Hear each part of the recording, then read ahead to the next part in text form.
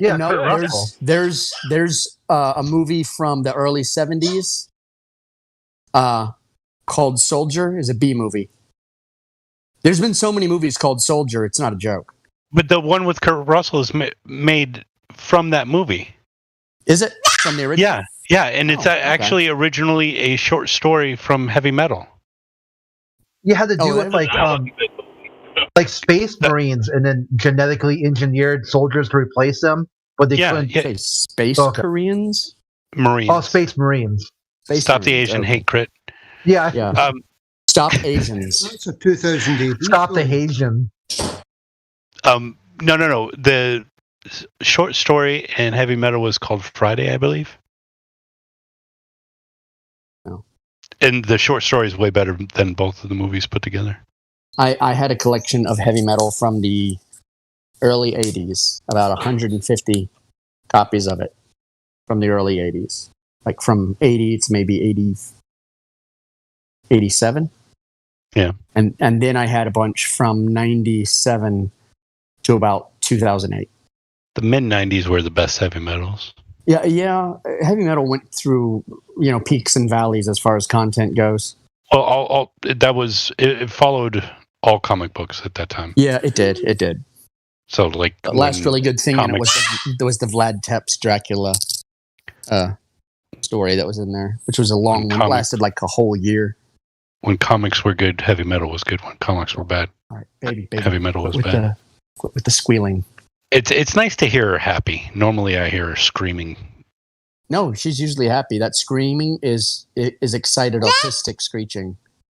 No, I know, but like usually I attribute it to being upset. Now I've only heard her squeal in happiness. So yeah, I went to a job site and somebody says, "Your ear okay?" I said, "What's wrong with it?" And I looked in the mirror. My whole ear is covered in blood. And what happened? From her. She bit you? She claws at your ears, and eventually you just give up. You give up. You stop trying to stop her. And I went back to like get her finger off my ear, and I'll feel wetness. I'll bring my hand back. There's blood on my ear. Little animal. You're just immune to the pain now? Yeah. That's what happens when you become a parent. You become stupid. No pain, no brain.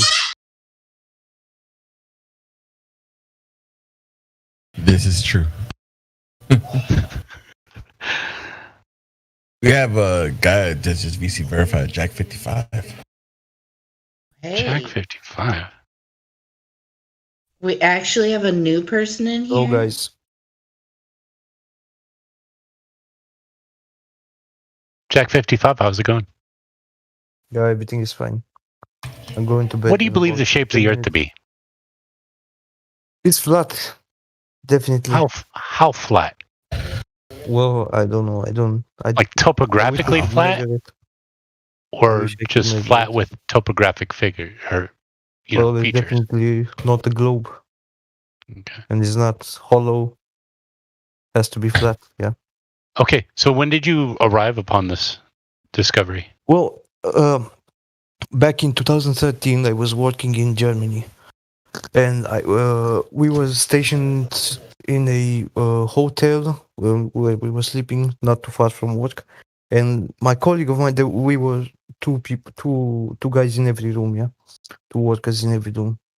So my colleague was a 30-year-old German guy, and we talked a little about aliens. We talked about Jacques Vallée, the author. I think you're familiar with him. So then the subject came with the moon landings, yeah.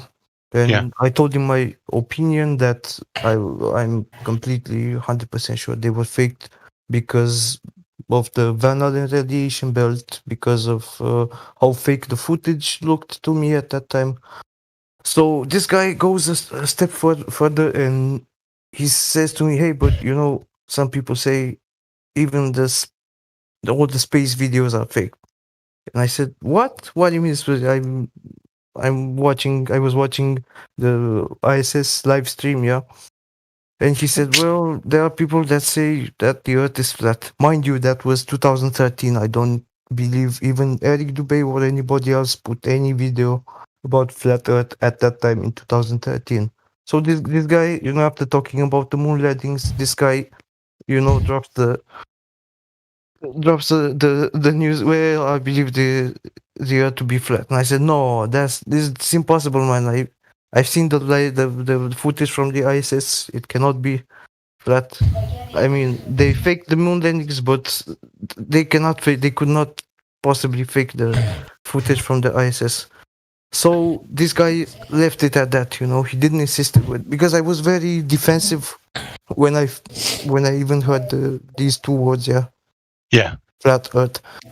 So fast forward 2.5 years later, about November or December 2015, then I found the flat Earth clues from Mark Sargent. Yeah. So by that time he already finished all the parts and he put them into a playlist. Bro, so I just clicked the first one, that intro, and then they played one after another. And then in the following days, I listened to the Flat Earth clues 2 more times because I couldn't believe my ears. What I was hearing.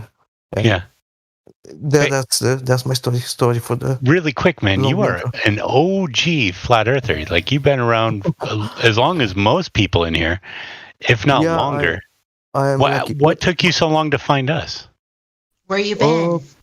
I think from I joined this channel, I don't know, maybe 1 year ago, but I had some personal issues and I wasn't able to attend too much to participate in the conversation and stuff. Okay. Well, welcome back, bud. Oh, thank you. And sorry for the long intro, but that's no. I'm still once in a while I'm still thinking about this former colleague of mine, who in 2013, mind you, nobody made videos of flat Earth at that time. So this guy was telling me back then in 2013 about the Earth being flat. And have you spoken to him since you discovered it was? No, last time I spoke with them when our contract finished, which was let's say 2016. Man, I bet you burn his ear off now, huh? And there's no way to contact him. I have no contact number. I lost the email address. There's no way. Was it just a random person? No, he was a colleague of mine. We had some construction work. We subcontracted some construction work and we worked together for 2.5 years about. That's crazy. Yeah, I wonder who told him about that. Where did he heard even the words, flat Earth at that time? Yeah, because we were all told that flat earthers were crazy when we were kids.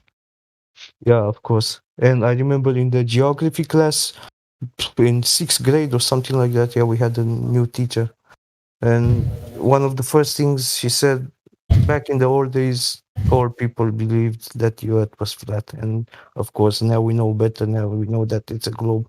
And I remember those words being, I don't know, her second or third sentence. My gosh! She entered the class, and those words, stuck up with me. So yeah, imagine that was in the, how do you say, in the school curriculum. Yeah. So the teachers were required to tell this like from the first time they entered the class. Yeah, that's interesting. Very interesting. Well, like I said, welcome back, man, and thank you for sharing. I think people's introduction story is far more interesting than most of the things we talk about. So I agree. Yeah, no doubt. Because everybody was defensive, when everybody who heard about the flat Earth for the first time, I think they had a angry mixed with doubt, mixed with I don't know what. I have a general question for the room. Hope you don't mind. Go ahead. Do you guys think it's possible for someone to know that the Earth is flat, but they don't believe in a creator? Yeah, I think that's like a form, like as your chrysalis breaks off from your stupidity of believing that it was a globe, you still hold on to the the old world that you used to believe in, and why when you're doing that, and I'm not saying we were all dumb in a way for believing what we were told without verification, but like holding on to that because you have no verifiable evidence is understandable. Well, actually, where the direction I was trying to go into was, you think flat earthers can be atheists? Oh my gosh! No. Come on. I don't think flat earthers can naturally be atheists. I think you would have to bend yourself into a pretzel to figure it out like that. Like, or to think that. I think flat Earth comes hand in hand with the fact that there is a creator. I don't know. You cannot exclude the creator from the flat Earth. Creation. In my opinion.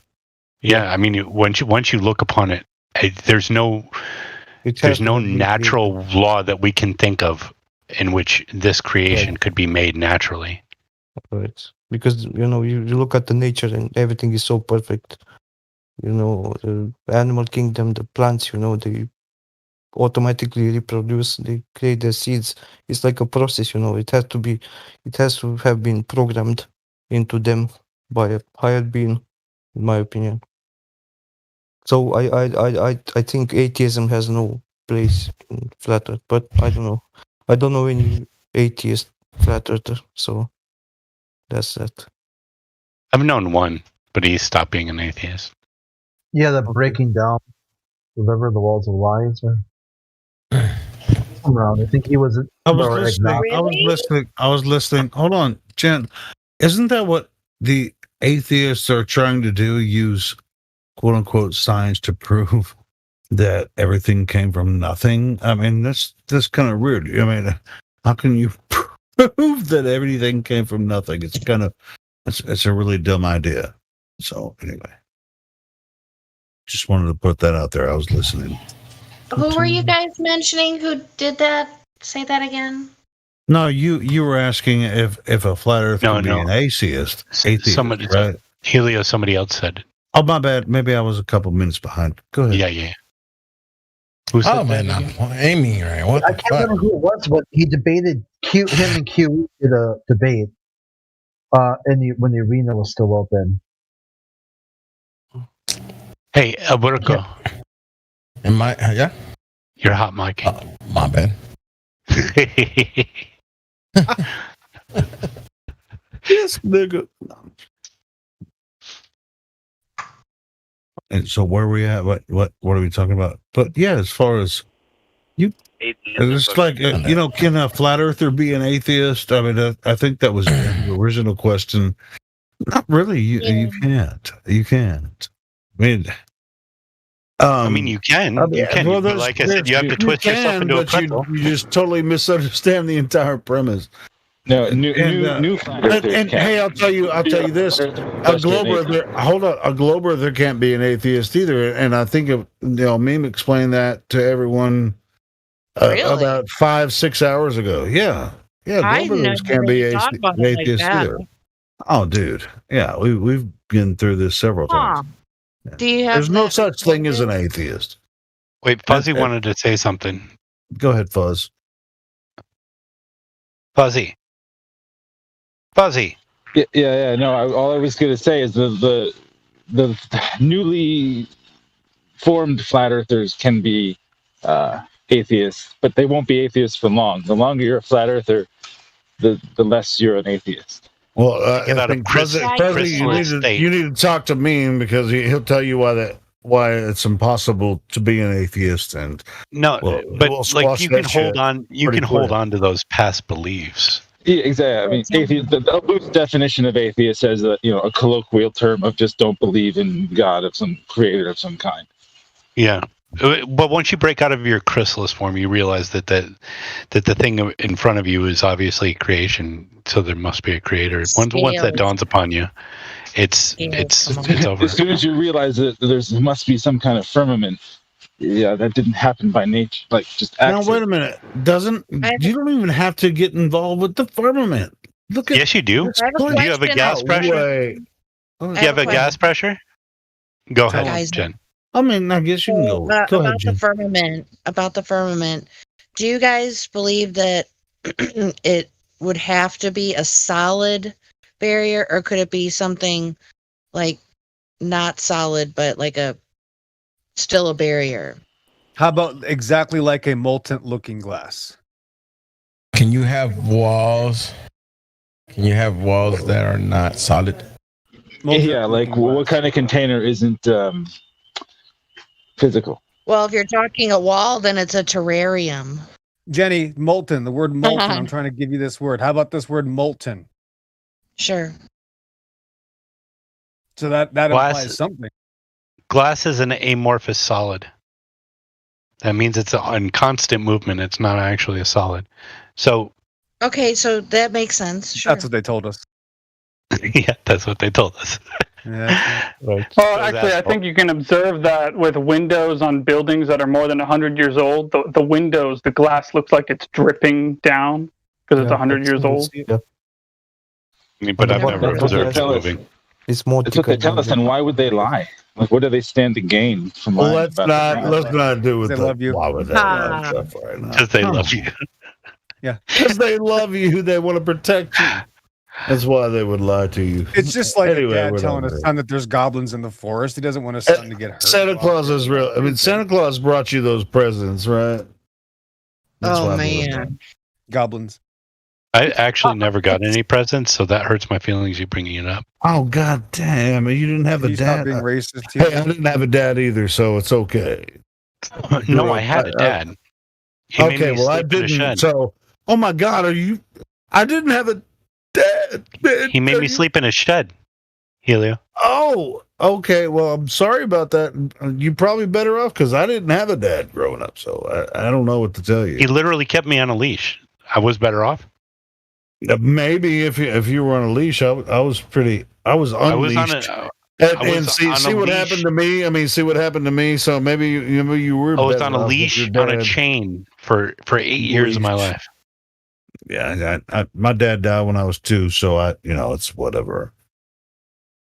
I thought we were just A making up stories golden about his dad. leash, a golden chain. I'm actually telling the truth, but we're still just joking a little bit. But whatever. It's just it's our life. We're just talking whatever.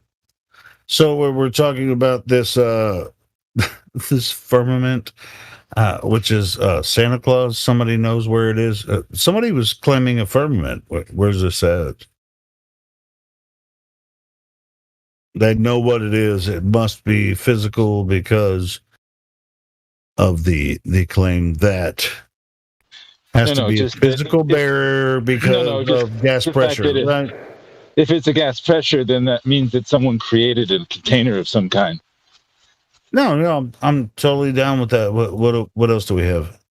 So firmament. It's separating the waters from the waters, which is beyond our understanding. We can't figure it Who out. knows what's on the other side of the firmament?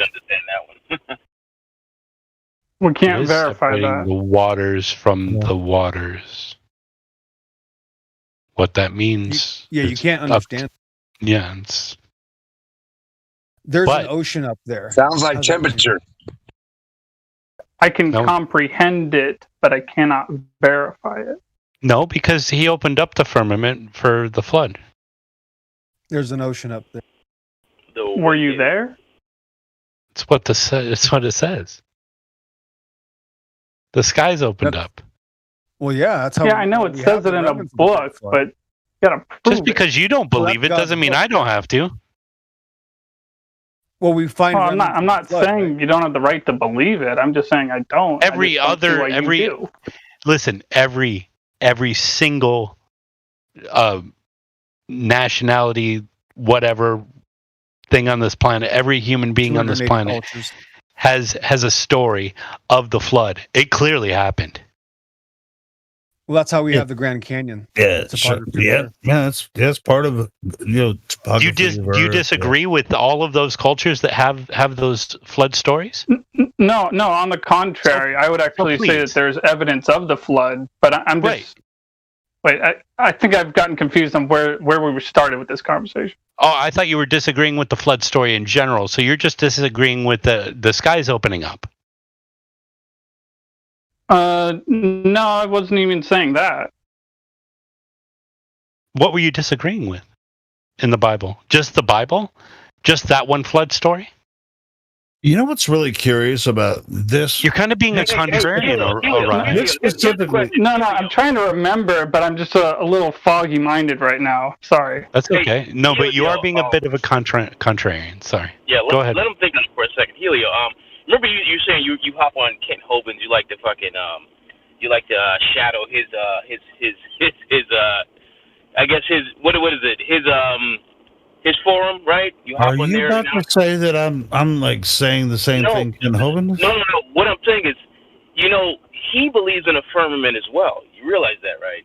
I was about to say that something about this flood story. Just something. Well, no, what I'm saying is, though, you like to hop on that. What I'm saying is, so Kent Hovind, obviously, if he believes in the Bible, in the flood, he has to believe in the firmament, right? He has to believe in that.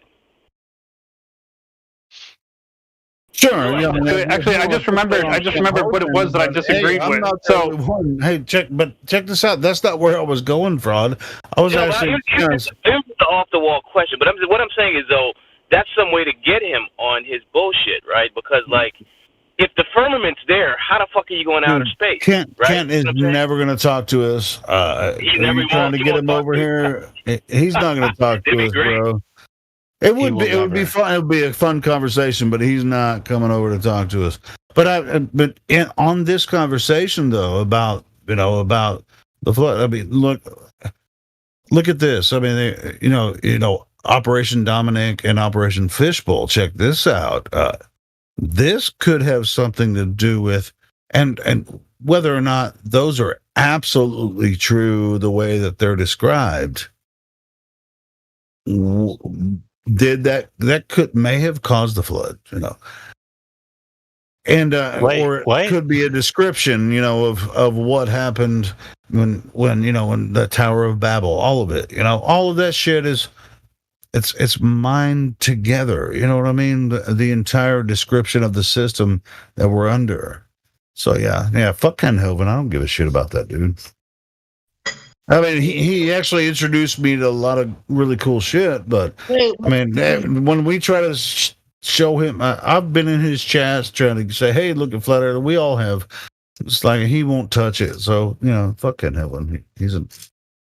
He won't touch it. Yeah, he sucks now. He's like Metallica. Remember, Healy? His old stuff is really good. New stuff sucks. Right. Like Metallica. I like that. So. Or Slayer or any other old metal band from the 90s. Yeah, actually, Slayer actually writes good stuff all the time. They're always consistent. It's just like, I'm gonna write the most death metal shit I can ever write every time. Dude, I respect. It's more Slayer, like punk metal. It's like punk. Yeah, but I mean, when they get older, they're just like they kind of get redundant. But yeah, old Metallica stuff is the shit. Hey, did you guys listen to the Deftones guitar player being interviewed on Mark Sarge's channel the other night? Dude, that dude is one of us, bro. He's a total flat earther, bro. Deftones guitar player, he's freaking makes sense. Yep, 7th string, total flat earth. Yeah. No, I'm just saying. I mean, as far as the interview went, I was listening to it. It was Karen and Mark talking to Deftones guitar player, and he was talking just like we're talking now, about flat earth. And yeah, I mean, I mirrored it on my channel, so you can go watch the interview. But yeah, he's total flat earther. Yeah, Deftones guitar player. That's a huge band. And he's like, I've been telling these motherfuckers for years. He's unadulterated, man. The dude he doesn't hold back, man. Just watch the interview. Doesn't hold back. Very, very popular metal band. I think Deuce left, but I just wanted to clarify. I was just pointing out that the idea of there being water on the other side of the container is something we can't verify at this moment. Well, I mean, in the Bible it says, in the beginning, it was water, and then there was the it separated the waters above from the waters below, right? So, yeah, exactly. But I mean, the whole reason why I'd even point that out, at least for maybe appearance sake or some other sake, if not logical sake at the least, is because it's like you don't want to say to someone on accident, "Oh, I know that there's water on the other side of the container," when you can't verify it. No, certainly we can't verify it, but do they have any evidence that there's not water on the outside? Or we Because can't. many people are asking. Well, aren't other water from the other religions side, similar? and it's hard to answer this. And that's what I was saying about different philosophies, throughout history. There's similar stories to what's happening with the story of creation in the Bible. It's verified through many different cultures. So it's not like in vastly distant cultures simultaneously. These people are doing this. Yeah, it's the same. It's not the exact same, but it's very similar. So yeah, and it's the parallels and differences. So there's plenty of parallels that we're pointing out right here, right now, and then we're also saying, there's also big differences. But it's like if those parallels that we can prove to be true, like the Earth being flat and stationary, if those are the only few. I know, but if those are the only few parts of the stories of these religions that we can prove, then who's to say that any one of them could be true and all the others false? Or they're all false, or they're all true. Well, that's where we get in. That's where we get into the religious idea. Now, people see these are historical records of creation stories, and we, in going through the path of different religions or whatever, we all have pretty much the same, ideas when it comes to the constellations and the path of the sun, moon. All of that is pretty accurate, across the centuries and millennia, all across the plane, right? From different cultures. Now, as far as why the stars, the sun, moon, and all that stuff moves in the same patterns and repeated patterns over and over, and what they are, the only people that have actually tried to say anything about that are these assholes from NASA or whatever. It's not just NASA. It's just like, sure, I mean, everyone has a question about it, but that answer was given to us, and it's like this, the movement, sun, moon, and stars were given to us. It's just, it's to actually show us or give us, a timeline for the path of the heavens. I don't know when it started, but it actually continues. And also inside the tomes, the Bible and other tomes, there's a timeline where it's going to end, or maybe restart, or I mean, these things actually happen for a reason. And if you try to describe it the way that these astrophysicists are trying to make sense of the heavens, it's just fallacious. It's really just stupid, really, the way that they do it. Yes, it's freaking awesome, but at the same time, they're totally misrepresenting what the creator made this place. You're better off watching Ancient Aliens. There you go. Yeah, exactly. Oh my gosh, I used to watch that show, like a lot of people. What if? That's all these fuckers used to say. Dude. Oh, you're right. You are right. They have like a top 10 of phrases they use like that all the time. Where it's not saying it is, but... Yeah, I'm not saying this, but I'm saying this. And I was like, well, what are you saying then? What's wrong with you? Might as well call it the What If show. Yeah, what if, well, it's just like freaking Michio Kaku saying, hey, astrophysicists are 10 to the 25 freaking whatever trillion times off on our measurements, and it's like, well, then why should I even have it listen to anything you say about astronomy?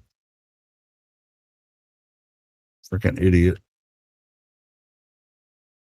It's like, oh, because I went to college and studied astrophysics. Well, that's your fault. You studied astrophysics.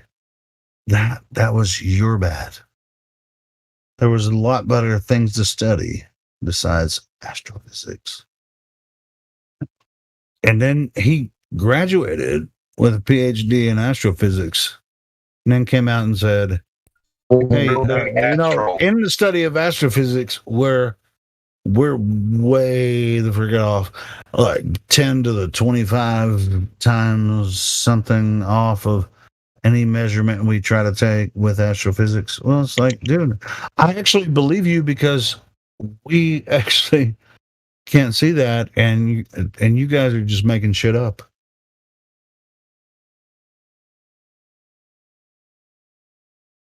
Yeah, so if you like Michio Kaku, believe what he said. Believe him. He said he pretty much told you that he's making that all the astrophysicists are making shit up. Believe him. Go ahead.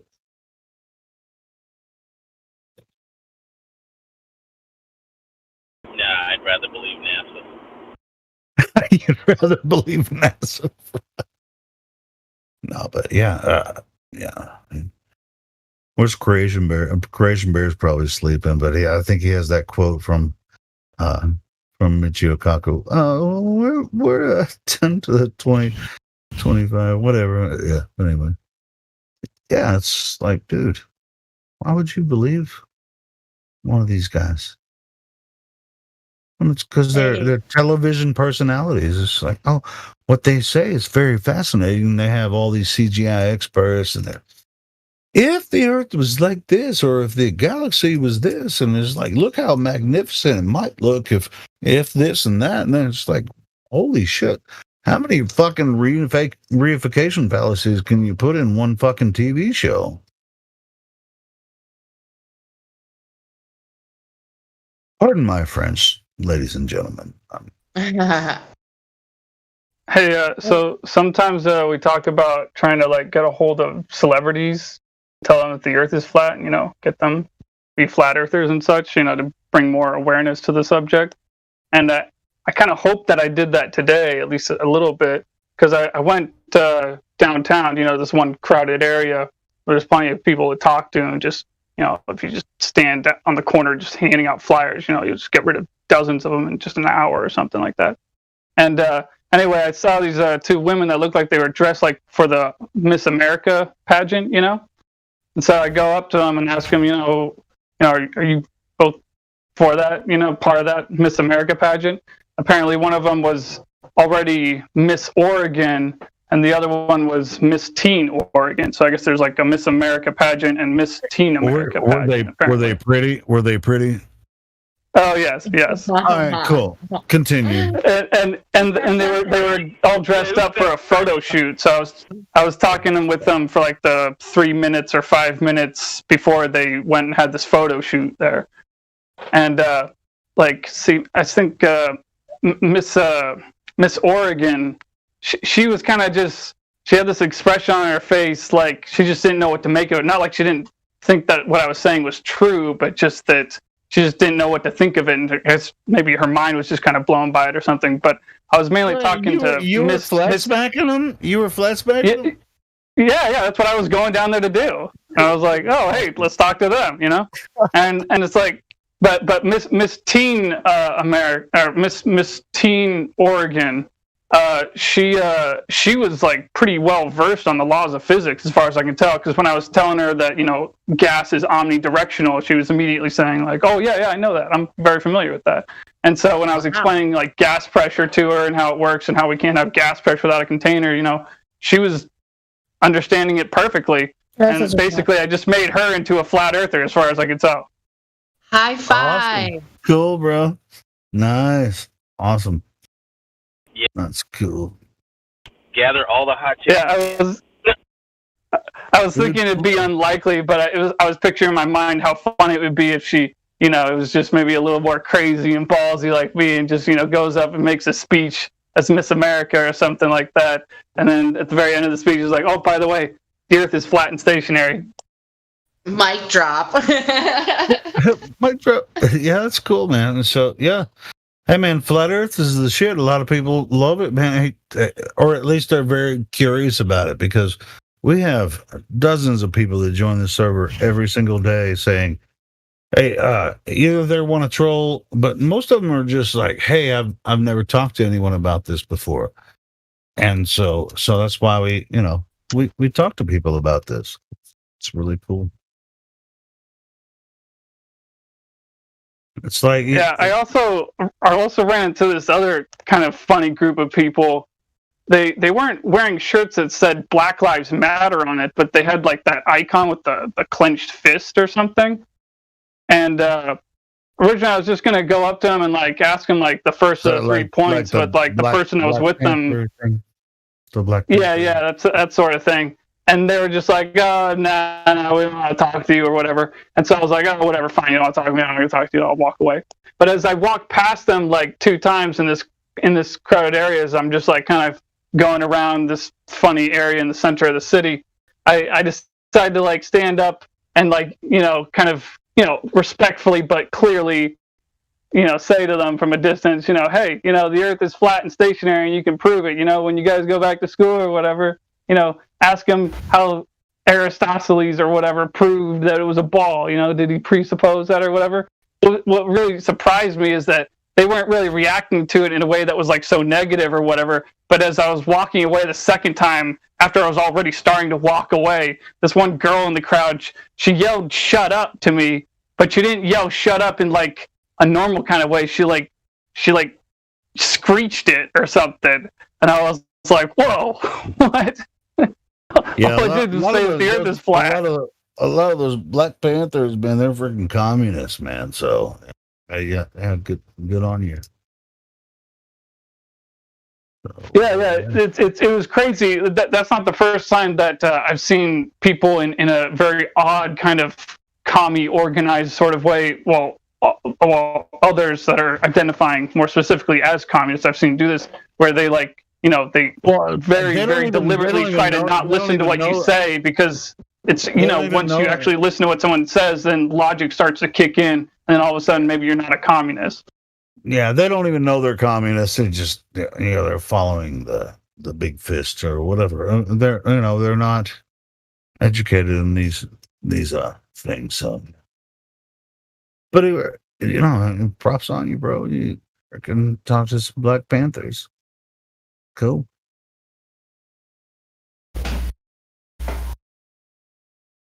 Yeah, meeting Miss Oregon and Miss Teen Oregon down there, though, I must say that's very encouraging. Because you never know who you're going to meet when you go to a crowded part of a city. You just start walking around. Oregon's freaking crazy. Yeah, I would never go there. Well, I've been there, but I would never actually live there for many reasons. People are very confused in Oregon, I think.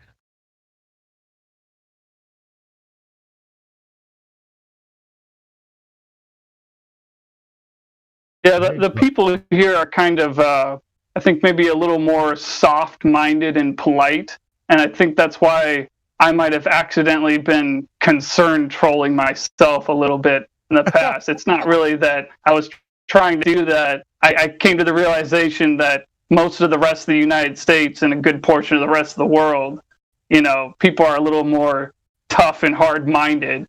And I realized that because of all the people that I've known who have moved here from other places, and they're like, people here are nice and friendly and polite. Dude, shit! Last year they freaking in Arkansas they put a statue of Satan on the steps of the Capitol in Little Rock, and spent a whole day, and there was people marching around, white people and black people. Well, and then when after that whatever shooting thing, yeah, we had the freaking Satan statue. It was actually Baphomet, not Satan. It was a Baphomet statue, which is a hermaphrodite kind of thing, But I think most of the people that actually put that statue up there, the people that were supporting it, don't even know that it's hermaphrodite. They don't even know that shit. You know, they're just like, it'd be fun to just be rebel Ike. It's like you fucking idiots. Isn't that one and the same? You know, the Baphomet is the fucking satanic thingy. No. I don't really want to get into it, but it's just weird that last year they actually put that statue, the Baphomet statue, in Little Rock, right on the steps, right in front of the Capitol building. Yeah. And had a big march and all that kind of shit, you know. And it's just like, hey, we can do this. It's like, yeah, you can, but you look dumb. In my opinion, they look dumb, but whatever. But you don't even know that you think it has something to do with Satan or whatever. Everybody's ignorant, you know. It's like, just don't be ignorant. And well, if I was out there, which I wasn't, you know, if I was there, I'd be like, hey, I'm not here as a Christian. I'm here to show you that statue is not Satan. That's Baphomet. Yeah, it's their image of it, isn't it, or whatever, him or something. Yeah, sort of. Yeah. But yeah, I had no desire to actually argue with these people. So whatever. They think they got away with something. It's like, hey, we can put a statue of Satan on the Capitol and walk around and make a bunch of noise. And it's like, okay. And then after that shit in, where was it? The black dude got, you know, with the knee on the neck. What was that guy's name? George something. Anyway, they had a big march in Little Rock there with that, and it's like all the white people are walking with the black people going, this motherfucker. He was, dude, that was not a good guy. The cops aren't good either, but I'm just saying, it's like, why the fuck do you watch the news? You're stupid if you watch the news. I mean, watch the news if you need to kind of figure out what's going on, but don't believe anything they say on the news. Yeah, it's a pile of horse buggy. Yeah. Yeah, I mean, it's like, I grew up in Arkansas, bro. There's no racism at all. I mean, there's racism. I mean, actually, I've been a victim of racism from black people a lot. So, I know what racism is, but I'm not racist against black people, but they are pretty racist sometimes when they're ignorant and they watch the news. But most black people that, you know, whatever, it's just, it is what it is. You know, whatever.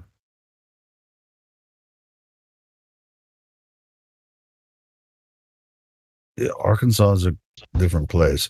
Like you were talking about Oregon. Holy shit, Oregon. I've been there one time, and I can imagine it's freaking weird. Fucking bunch of. I'm not gonna. It sounds like a bunch of liberals just running around acting stupid. And in the South, man, in Arkansas, man, we it's like, you know, if you're racist, everybody knows it. You know, and it's like we don't. But nobody's racist really in Arkansas. Nobody's really racist. Kind of weird. All that shit exists in the liberal colleges, and they show that shit on TV. Well, careful, Helio. Remember, it's not the liberals that are the problem. It's the leftists that are the problem. Yeah, okay. Technically, I'm a liberal. Leftist. Yeah, leftist. Yeah, you're right. Yeah, thanks for correcting it. Right, exactly. Leftists are the problem. Yeah. Liberals are the people that think they're liberal. They're not liberal. They're conflating the idea of liberalism with, like, they're really freaking, I guess, racist, or they have a very ardent leaning toward an ideology. And they'll call themselves liberal or liberal toward that ideology. It's So yeah, you're right. Leftists, that's where the communist idea comes from. It's like people on the right. Go ahead. Sure, I was just gonna say, I'm more lean towards libertarian, defend other people's freedoms as well as my own or whatever, rather than a liberal who's bleeding heart, like, don't kill them, everyone deserves a right to live. No, some people don't, like certain scumbags should not live. Like, well, it's like, I mean, that they're eventually going to die, as a liberal, because they're a dumbass. Because when you're on the right, we know what's right. I mean, it's like, hey, you're free to freaking be a dumbass. I can't help you if you can't see it, whatever. But I'm not, as far as politically, I don't lean towards anything. I guess political. If there was a political leaning, I guess I would be liberal in the fact that I think that right and left are full of shit. They just want to fight each other, and so yeah, I've been I used to actually I was involved in the Libertarian Party in the early 2000s, like before 9/11 and a little bit after 9/11, and there's some fucked up people that I was involved with. Oh, in that, like in the state party, and I was just like, I don't want to have anything to do with you guys. So whatever. So I just went on my own. Yeah, I mean, it's like these libertarians is like, hey, here's the Libertarian Party. You want to support Arkansas Libertarian Party? And like, after I met him, I'm like, fuck no. Yeah. Anyway. Yeah, I went to the Libertarian Conference for presidential election and stuff, and I actually voted for a Libertarian candidate, in one of the elections. But yeah, I just stopped after a certain point. But yeah, there's some weird freaking people in Libertarian Party, well, at least in Arkansas. I can't say that for every state, but Arkansas. I haven't voted for a while. I kind of started the power of my vote. Like I voted just because my mom did Liberal for so long, and then I went Green Party, and Green Party got a couple seats in our parliament, but nobody really wanted to listen to them. They weren't being invited to any debates or nothing, so I just stopped voting altogether. And the last time I was thinking of it, I might have voted People's Party of Canada or Green, but I didn't even bother going. Screw it. Yeah, did you meet some weird people when you were trying to talk to these? It's like, what the fuck is wrong with you guys? No, I don't want to get involved with you. Fucking they're everywhere. Yeah, it's like politics just turns people into fucking idiots. Yeah, and people take the personal stuff. I'm thinking for the betterment of all of us, not just some of us. Whatever. You got to step there you go. Truth avails. You're exactly right. Ticks and bloodsuckers. Politics is many bloodsuckers. Politics, right? She knows what's up. There. Many bloodsuckers. Yeah, fuck politics. Yeah, she's a smart. Yeah, she knows what's up. She has a. She's in Kentucky. Kentucky.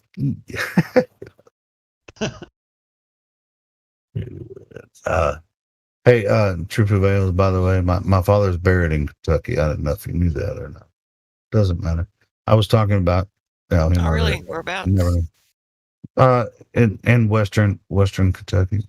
Oh, yeah. Yeah, it's near I think the Missouri border, I think, or what is it, or Illinois? That's somewhere far right from me, there. so Yeah, it's yeah. far from me, there, dear. I've only been to his grave a couple of times, so I don't know exactly where it is, but yeah. Hey, but I'm his namesake. I'm the same name as him, so Yeah, there's a huge like it's called Hensley's settlement. It's a huge settlement. I don't know why they call. Well, I guess it's a settlement, but I don't know why they call it settlement. Settlement, you think is like a community where people settle to live, but this is like where they bury. It's where they bury them. So I guess they're settled for good. But anyway, they call it Hensley settlement. And if you have family buried there, like in that one, it's like then you're guaranteed to be. If you have family buried there, then you're kin, like you're kin to someone. And just about Well, I mean, he's buried in a small cemetery next to a church and stuff. So it's not. I mean, they bought the plot or whatever. That's where he's at. His brother's buried there as well.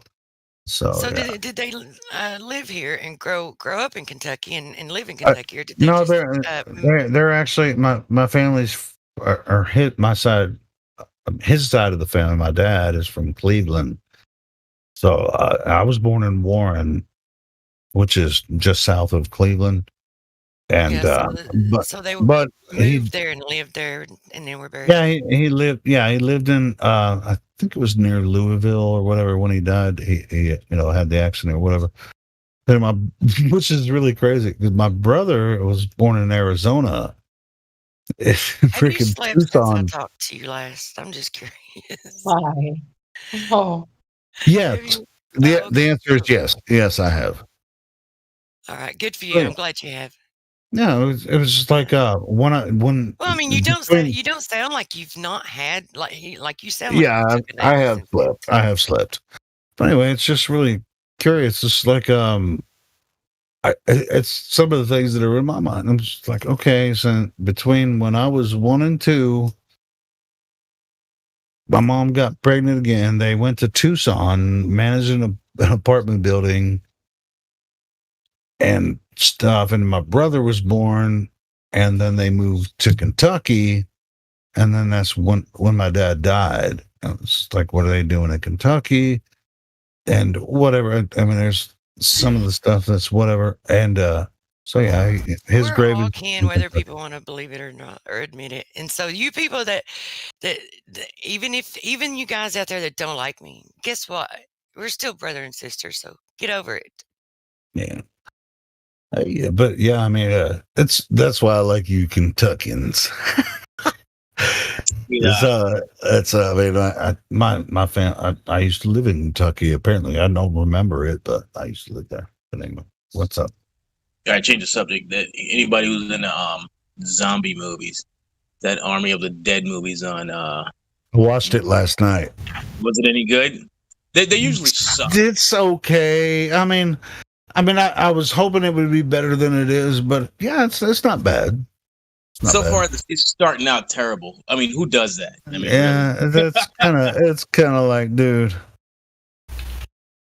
So is this some new one that they just came out? Yeah, it just came out a few days ago on Netflix. Yeah, it's okay. I just watched it last night. What's the name of it? Sorry, go. It's Army of the Dead. Okay. I got fireworks. I got fireworks going off all over. I'm on the 15th floor. It's awesome. May 2-4 up here in Canada. What are the fireworks? What is it for? Is it a celebration? What's the May 2-4 weekend? Sort of like the kind of like official first weekend of the summer, I guess. Wait, so you guys celebrate the first day of summer with fireworks? No, like first weekend, sort of like, so May 2-4 is like that weekend. It's the beginning of the summer. June's right there, and you'd get all your weed plants out right now. You know, they'd be 2-3 footers. They're safe. There's no more frost at night. Yeah. Wait. Like is that. So you not just you don't set off fireworks and you don't set off fireworks for just weed plants, or is that? Well, no, it's the beginning of the summer weekend, like weekends all summer long. You know. That's what I asked you. Are you guys celebrating the beginning of summer? It was like people are just shooting fireworks off because it's the beginning of summer. Yeah. From what I understood, it's like the first weekend after. First time I asked you, you said no. First time I asked him, you said no. Now he's saying Ariga, yeah. you don't have any roles, dude. If you want to hop up into the VC check-in, I'll follow you up there. No Or frost, someone no will. more. Ariga, if you would like to join in the conversation, just go up into VC check-in 1 or VC check-in 2. It doesn't matter. Either. Okay. Good. Yeah. Truth prevails is right. It's no more frost, so you can have your weed plants out now. At first weekend of the summer, like. After the boys of summer have gone.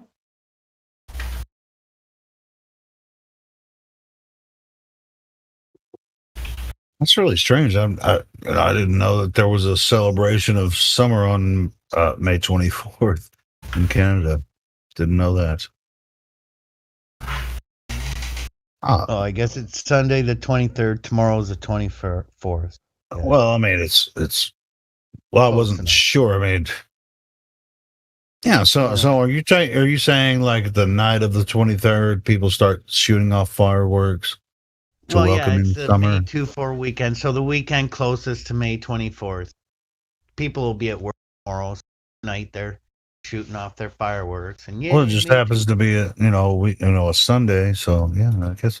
So, but that's a thing. I didn't know that was a thing in Canada. So May 24th is the beginning of summer, and people shoot off fireworks. Is that a thing?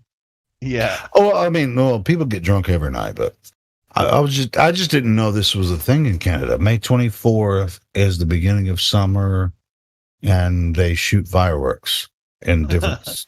Is this across the entire state, I believe country? so, yeah.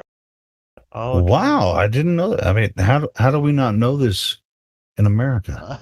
May 24th is like, hey, it's fucking summertime in Canada. Boom, we're gonna have and fireworks everywhere. It sounds like kind of like their way of marking the beginning and end of summer, the same as we do with Memorial Day and Labor Day weekend. That's kind of yeah. I guess so. I guess so. Yeah,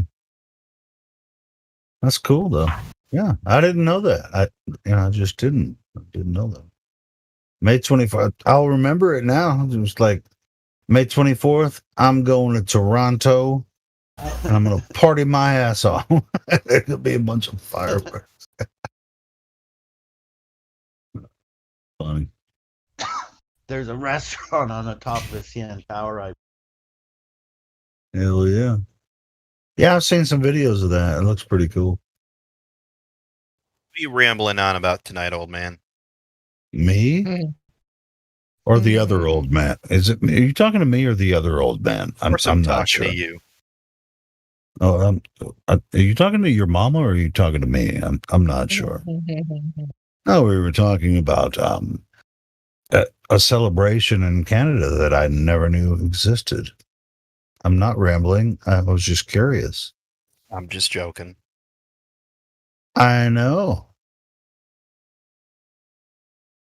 Is that platypus? Of course it is. What you been up to, man?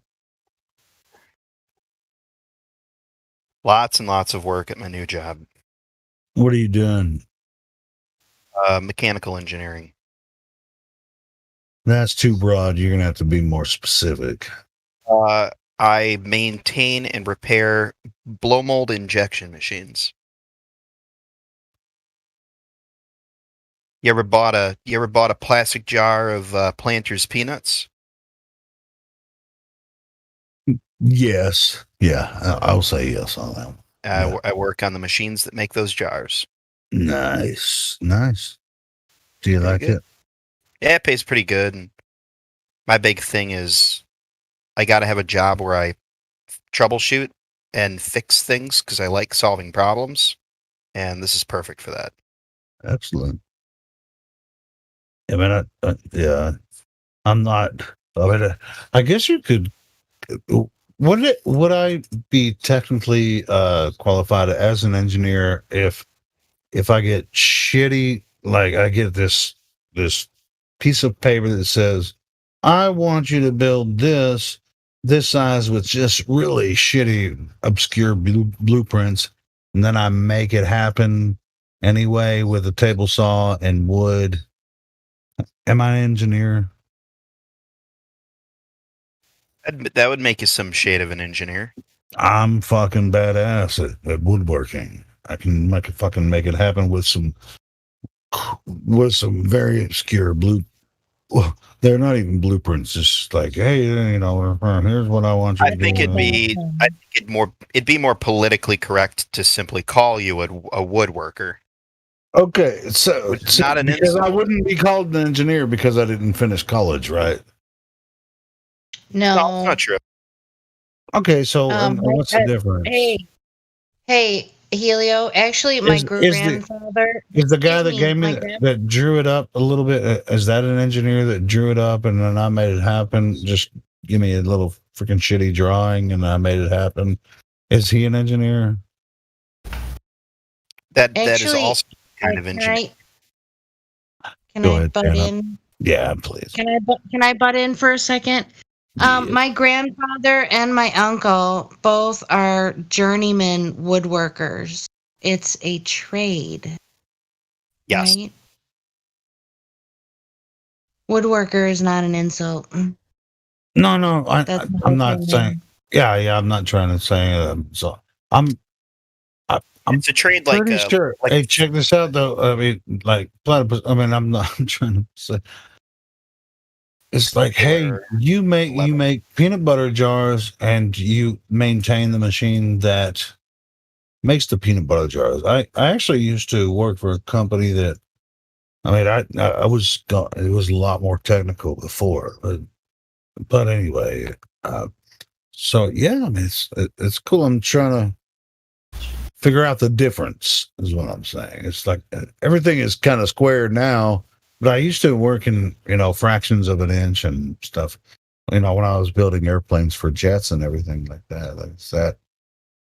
And I worked with the engineers and they designed shit. And then I would just go to them and say, hey, you fucked this up. I can't build this the way you said to build it. So can you fix it? Oh, no, I get what you mean. Yeah. No, it's so yeah, the difference, so technically, the part of the job that I've described to you is not the engineering part that I do. That's more of a technician job, which is another job. It's design. Yeah, where the engineering comes into play for the job, where they sit down in a meeting and they're like, "Hey, we need you to figure out how to process this jar 0.1 seconds faster, per cycle. Can you do that?"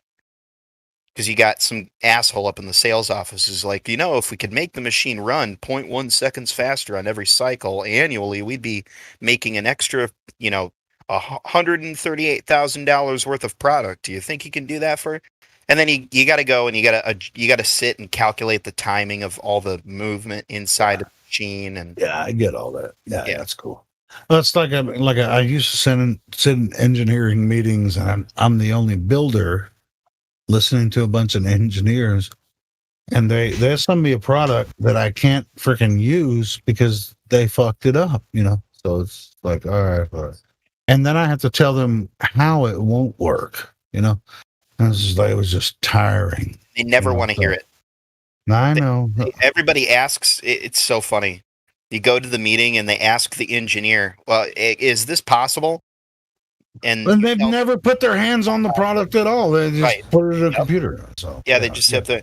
They're like, "Is that possible?" And you tell them, "No, it's not possible." And then they look at you like, "Well, isn't it your job to make it possible?" No, it's not my job to make it possible. It's my job to tell you whether it's possible or not. And you're not listening. Yeah, exactly. And so yeah, I mean, so it was my job to just make it work, basically. 9 years I worked for that company, and it was the most stressful job I ever had. So yeah, just to when I get those little drawings of mantles and stairs or cabinets that I make now, I'm like, thank God I'm not working at that fucking job anymore. Even though I'm like making half the money doing it, it's that job almost killed me because it was so stressful. Yeah, I'm just because I had to deal with the engineers that were so freaking pompous and didn't realize that they were fucking it up every time they tried to design it. But anyway, I'm right there with you. And these are corporate jets I was working on. I mean, friggin' $50 million jets. And I was trying to tell them, you can't do this way. And it was like, well, who the fuck are you? I was like, I'm the guy that's trying to build what you're telling me to build. And I'm telling you, this shit ain't going to work. Anyway, I'm done with that job. That was freaking like 6 years ago. I'm done with that shit. Peace of mind is sometimes more valuable than what you're making anyway.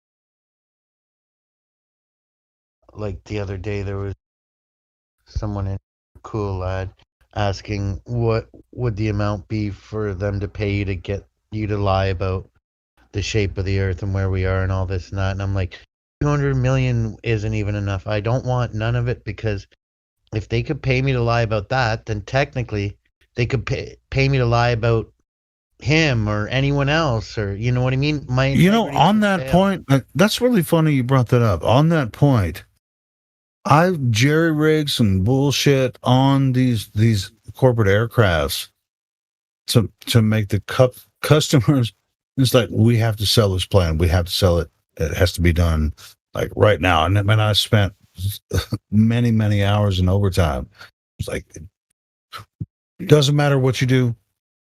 Make sure it works. And I had inspectors like follow me, and I had a rapport with the inspectors and everything. It's like, all right. That's why I argue with the engineers. It's like, dude, you fucked this up. It's not my deal. Yeah, but they were like, I don't care what it is. You spend all weekend fucking making it work, So it's like, okay, this is an aircraft, right? So it's like, okay. Okay, I mean, and it's like, I can make it function, but it's not. I promise you, after a couple months, it's going to work like shit. So it's just like, yeah, well, at least we sold it. It's like, you fucking assholes. No, but anyway. Yeah, I worked on $50 million aircraft, like interior. I know how to install interior freaking cabinets on aircraft and shit. It's a fucking pain in the ass, especially when the engineering teams are just like young kids coming in, and it's a total pain in the ass. And so I mean, as much as I made good money there, but yeah, it was a pain in the ass working there.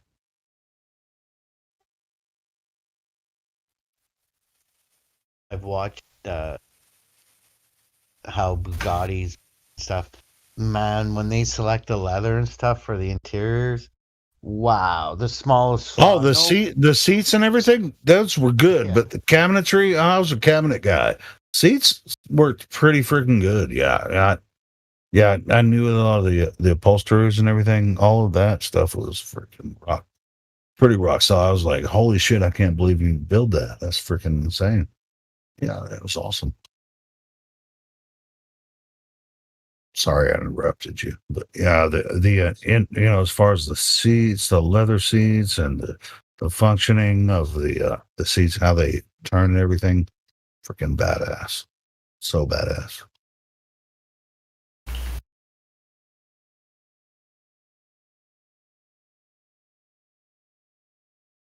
And I'd watch the upholsterers just freaking make all the leather, different, these fancy leathers, and make the seats and everything. It was just like, it was freaking awesome. Sorry, but Helio, I'm not making this up at all, but my mother's an upholsterer, like a journeyman upholsterer. I mean, she never did aircraft. Dude, does she need a job? She can get one at this place I'm talking about, because they're probably No, looking she's for someone. retired. Oh, okay. She makes purses now, though. Oh, She loves cool. doing them. Sorry to interrupt you. Go back to what you're saying. No, I was just rambling. I was waiting Oh. for someone to interrupt me. Yeah, we're just kind of having a general chin wag, nothing. I think the upholsterers, at this job are in a better place than the cabinet guys because it's a freaking nightmare. I remember my mom. My mom had what we would consider a meme now, but this was like 20 years ago. This is in her shop, and she's got this fucking huge. So it's they look like little. It's like a cartoon. It's like they look like little nerds, and they're all on the floor laughing their asses off. And at the top, the caption says, "You want it when?" So I always, I went hear to my the mom. I went to the farmers market in town yesterday morning, and there was this booth had one Asian lady, right, or whatever. I don't know how to say Asian. I don't know what I can't tell what they are with the face mask on or whatever. Right. I mean, she might have been Chinese, Korean. I don't know, but she had a bunch of little like sewn turtles. They're all filled with sand, right? So she had like turtles and freaking all kinds of different like animals sewn and everything. I was about to leave, and then I saw the dragons.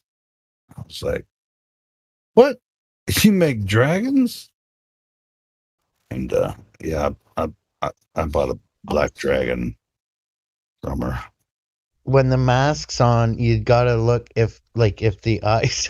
No, I know. I mean, yeah. Dude, come on! Don't even start.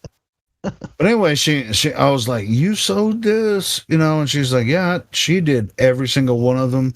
And there were hundreds of pieces that she had that she sewed and everything. And there was this huge freaking gold dragon. I was like, "This is beautiful." Oh. And I was like, that's a big ass dragon. I can't freaking put it anywhere. Do you have a smaller one? And then she was like, "Yeah, I think I have a small gold dragon." She brought it out, looked cool, but then I fell in love with the black one that I saw sitting there. It's got glitter on it. It's not glitter, but it's like, the glitter looks like scales. So yeah. So yeah, I'll send you a picture of it. Yeah, I bought it. It was like $10. It was $10. Dude, it's badass. And I was like, "You made all of these?" And she's like, "Yeah, that's what I do." I'm like, "How the fuck do you make this shit?" It's so cool. It's like, wow. And it's only $10 for this really cool dragon that I bought. I'll send you a pic. Freaking cool. I'm holding it now, and it's really cool. And I said, "What did you fill it up with?" She's like, "Sand." I'm like, hell yeah, it's sand. It's like the head, the neck, everything. It's all sand. And you can see the seams, the way she's got the whole thing. She had different colors, different variations of every single different animal or whatever. I was about to leave the booth, and I was like, "Wait, you got dragons?" Hell yeah. That's awesome. Dragons. Hell yeah. Is it one of a kind then? Is it one of a kind?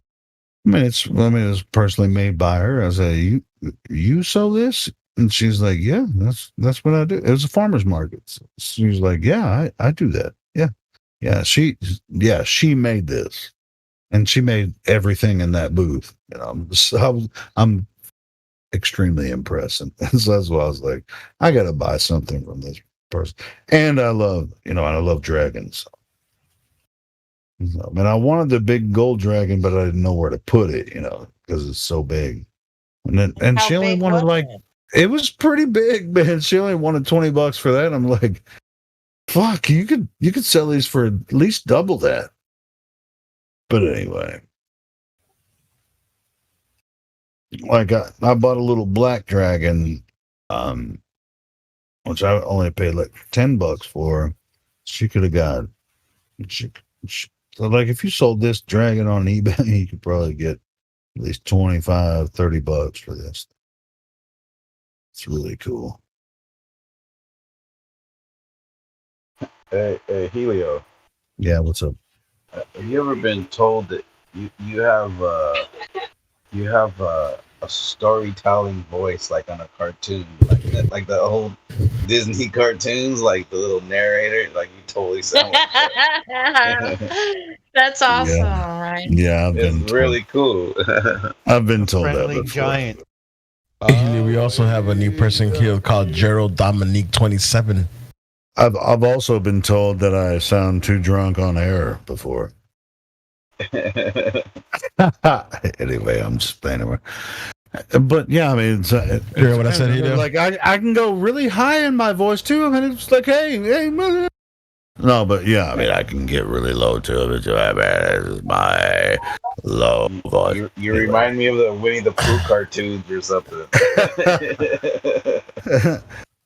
We're bringing back the flat Earth and not Helio. Helio, this is all about you. Yeah, I know. It's like people are just making it about me for some reason. I was just telling you about my new black dragon. I'm gonna say, all right, fuck it. I'm gonna take a picture of my black dragon that I bought yesterday at the farmer's market. Jarrell is here, man. I want to say hi to him, Helio. I'm gonna go out and smoke anyway. No, I'll say hi. You might need to I'm unmute him, gonna though. go smoke and get another beer. So you guys, Oh, you got handle some of this. that grass into a paper finally. Good man. Anyway, there's plenty of people to introduce new people and all that kind of shit. I'm gonna take a picture of my dragon and send it to you guys.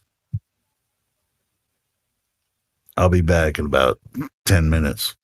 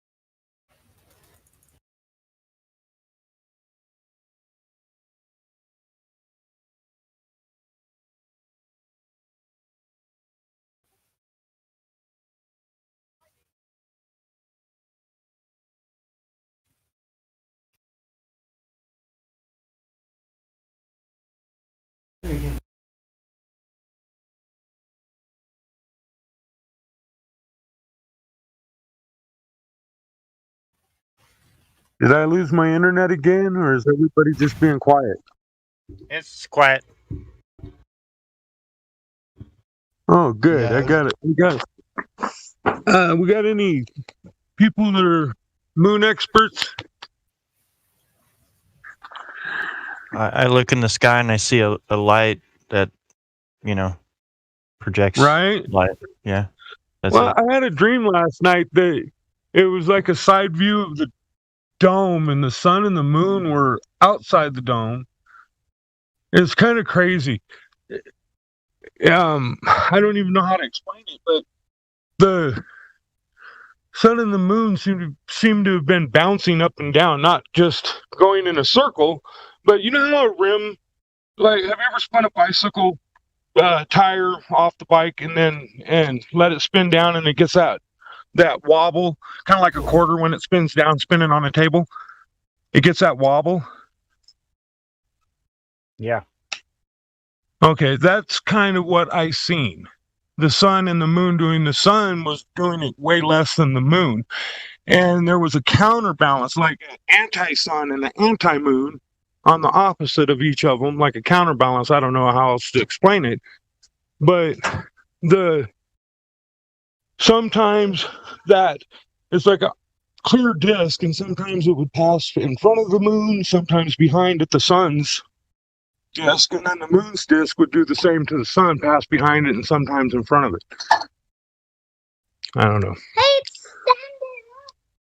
I don't know how to explain it other than that. So that's what I seen.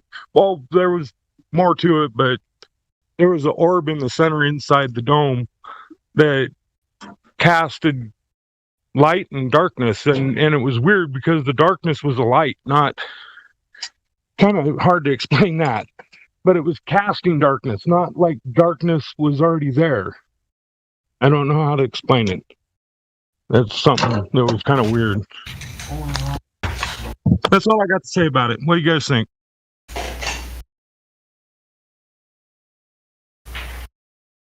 Concepts.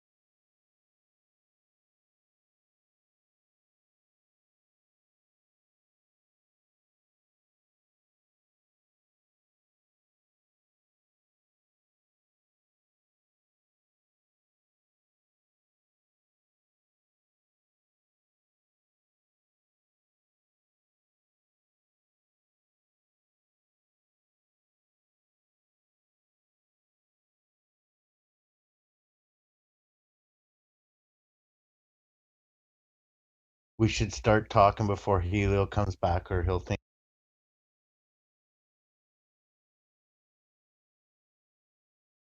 Just joking. I say, instead of talking, everybody should just sit and hit the key for their mic so that the circle around their name turns green, but don't actually say anything. And he will be convinced that he just can't hear us. Did I speak to Gerald?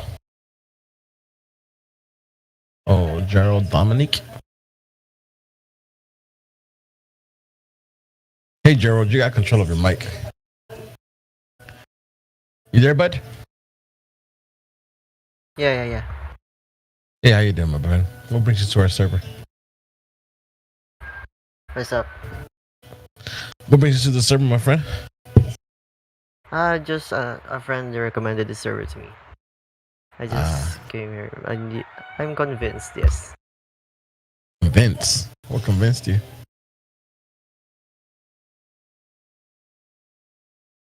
Just a sec. I'm just doing something urgent. Okay.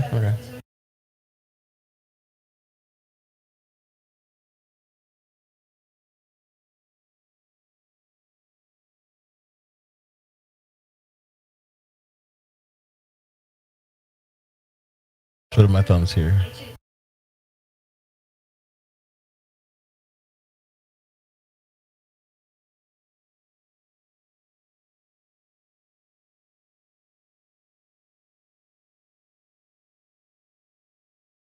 Twiddle-dee. Twiddle-da.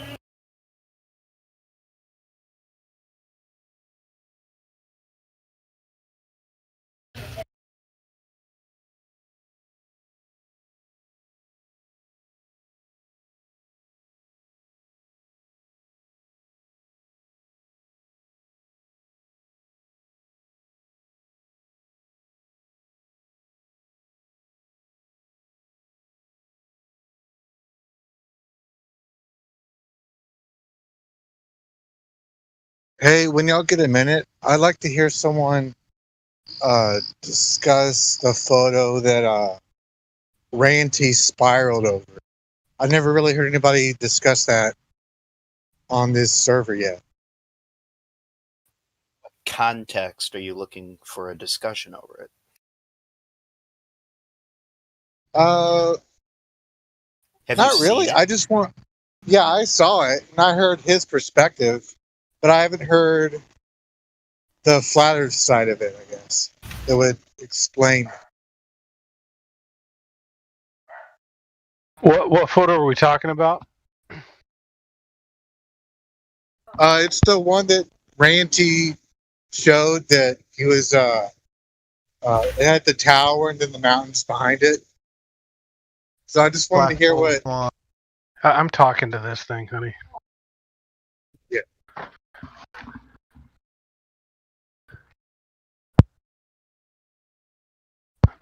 The tower.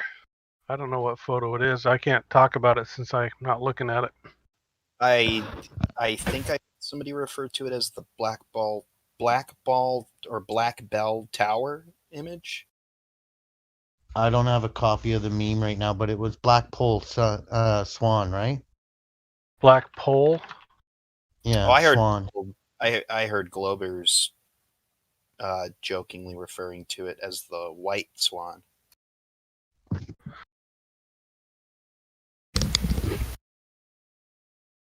So does anybody has this image?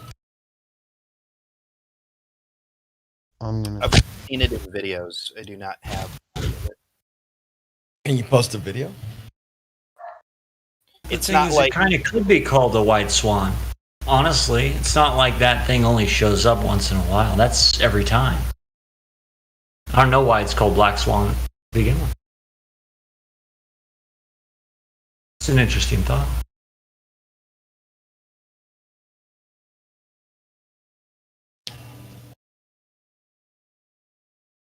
Has anybody gotten a still image of it?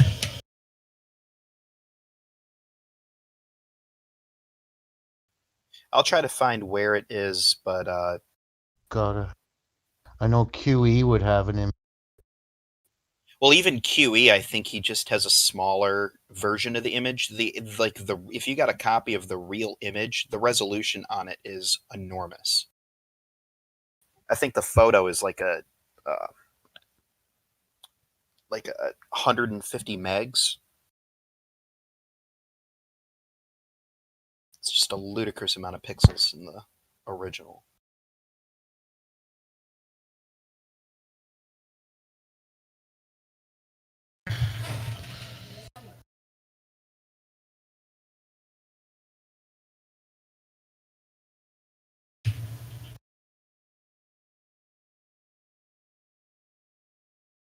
I googled it and it says it shows a building and a lighthouse, camera elevation. It's 20 meters or 65 feet, and the distance to the lighthouse is 50 kilometers. Does that sound right?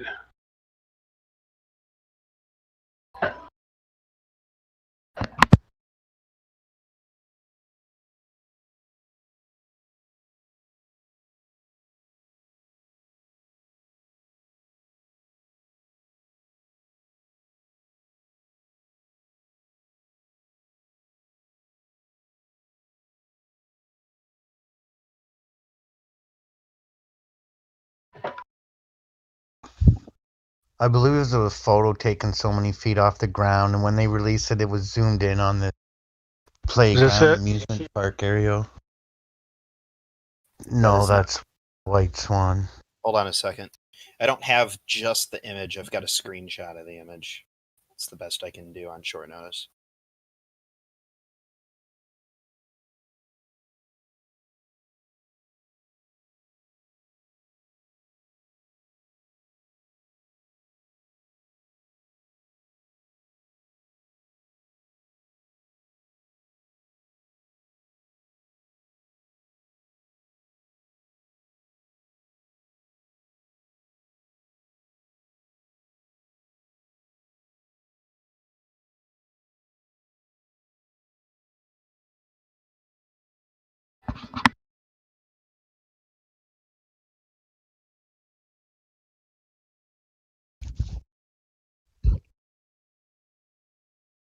Oh, yeah. GE has a sample of it. But there's more.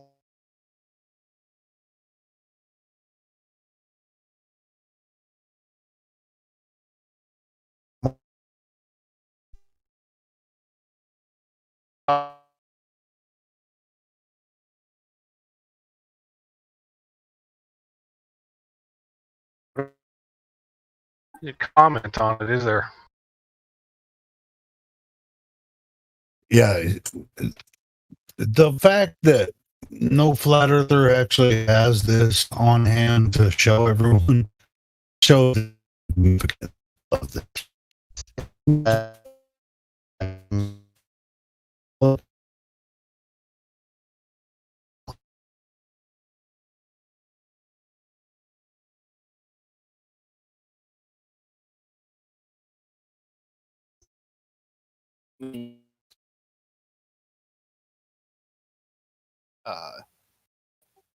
I mean, have you seen it? Have you seen it, Platypus? Have you seen? Yeah. I've seen it.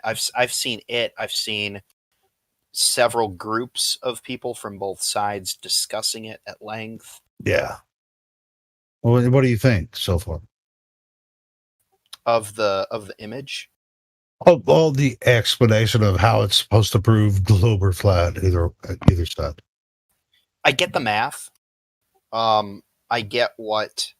See, it's funny. It's super easy to understand what's being verbalized by the Globers because it's just math. It's just simple math. It's stuff like that. Yeah, but then I go over to I tried to listen to Nathan because periodically I try to listen. Oh, you have a problem with that? Hold on. Don't start talking about personalities. Come on, Platypus. You're above that. Come on. Let's talk about the math. You said the math first. Let's talk about that. The math, you mean as it pertains to the image? Well, I mean, does it pertain to the image? That's what I'm talking about. So if you assumed that the Earth, I'm assuming we believe the Earth is, by when we say flat, we mean level. Like in the Oh, grand you know what we claim, and bodies of water are, present themselves as level. I mean, I don't know, there's man. no I'm still evidence getting- that bodies of water can display convexity. There's no evidence of that, as far as we know. But if you have any evidence for that fact, then we can say. But that really is kind of not what the major claim is about this black pool image. It's really talking about the mountains in the background. That's what their thing is, right? The mountains in the back shouldn't look the height that they look in the image with respect to the tower, Blackpool Tower. And that comes because the tower is taller in the image that when it's obviously not taller than the mountains in the background, right? Correct. All right. So this becomes a perspective argument, right? Or it depends where you go with it. The one looks. Where are you going to go with it? So Go ahead. we both know the mountain is significantly taller than the tower. Yes, of course. We all know that. But Yes. based on where you're standing and the distance that the objects are from you, one of them appears to be a lot shorter than it normally would be, and in particular looks shorter than Blackpool Tower. And So let me ask you this: Are you under the impression that even though that mountain is significantly farther away, it still should appear above Blackpool Tower in that image? Is that what that's what they're claiming, but I believe you should be able to. I believe you should be able to figure out how big it should look to, and if what matches what you should expect. So you're saying this is what made Ranty flip? Come on. Yeah, this is what made Randy flip. Yeah. So platypus, if you're asking me for my personal opinion, I don't think just that thing alone. Dude, Zanuck used to come in here all the time claiming the same kind of shit. I mean, seriously, bro. Yes, we all know that those mountains are taller than Blackpool, but the Blackpool Tower, from that position is much closer than let me ask the you, mountains behind. Do the mountains forget about the globe? Do the mountains look the way that they should on a flat Earth? And if the answer to that is yeah, how did you determine that? I wouldn't assume a globe. I don't come in assuming a globe, so they look like they should. I said forget the globe. I'm not talking about the globe. I'm talking about a flat Earth. Let's pretend the Earth is flat. Okay, well then they look like they should because the Earth is flat. We already know that. Okay, now the first big question is, how do you know that the mountains look the way that they should on a flat Earth? Just by looking at that photo. How are you capable What of the determining? fuck? Come on, platypus, man. You already know that where this is gonna go. Because you asked me the same question twice. I told you the answer. I mean, I'm not going to answer it again. Yeah, we don't know what's going on with the atmosphere, what kind of conditions are in it. So it could be a bunch of stuff happening that makes their Well, it makes perception look perfect sense different. that something if you're across the bay or whatever it is from Blackpool Tower, and you take a picture of it in the mountains. Of course, the top of the mountain, in elevation is much higher than that. But just because it appears lower than Blackpool Tower doesn't mean that the Earth is curving away from it, and the mountain is freaking just retreating behind the curvature or whatever you guys claim that it is. Give him a little. I understand. It's just smaller because it's farther away. It's smaller, Yeah, but you should be able to figure out how. You should be Don't able start understanding. The lighter you go, the lighter. It's like the horses. That's not the way perspective works. Come on, platypus, man. I know you're smart, dude. That's not the way it works. I mean, do you think? All right. Well, let me ask you this. Are you claiming that? Yeah, you have to go to school, right? Since those mountains in the background are definitely higher in elevation, they should appear above Blackpool Tower in that image. You should be able to figure it out in your math. No. I'm asking you because this is an image. Oh, we can't change the. Oh, you can change the image, but this is an image taken. It's actually a picture, on a website, and you pulled it in here. So I'm asking you about this picture you posted. Are you claiming that if the Earth was flat, that those mountains in the background should appear above Blackpool Tower, the top of those mountains? That's a yes or no question. I wouldn't know. I would have to go and look up the height of the mountain to figure that out. Okay, cool. I'm cool with no, because I don't think so either. He said he didn't know. Yeah, cool. See, platypus, you're starting to come around, bro. I didn't say no. I said I don't know. Yeah, well, that's as good as a no because I'll tell you what. This is what they're claiming. Are you going to stand on their side? They're saying, the reason the top of those mountains don't appear higher than the Blackpool Tower. That's why it's because the Earth's curving. That's bullshit. How high was the guy that was taking the picture?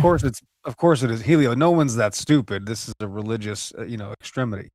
Yeah, that's why I said platypus. I mean, he's been here for a long time. He's starting to see it. It's just like, dude, don't be an idiot. Did you see the picture I posted for you, Helio, of Seattle with Mount Rainier, one of the mountains? Mount Rainier is gorgeous, by the way. I've been to Seattle. I mean, I've seen this in reality. I actually have a video I took of the city in front of the mountain, 60 miles away. The mountain's 80 miles out. And there they are, just right there, level, flat. And the mountain, as it's farther away, it appears to get smaller. So I don't think the top of the mountain would appear to be above the city, right? If the city's close to me. I mean, this is just basic, law of observation.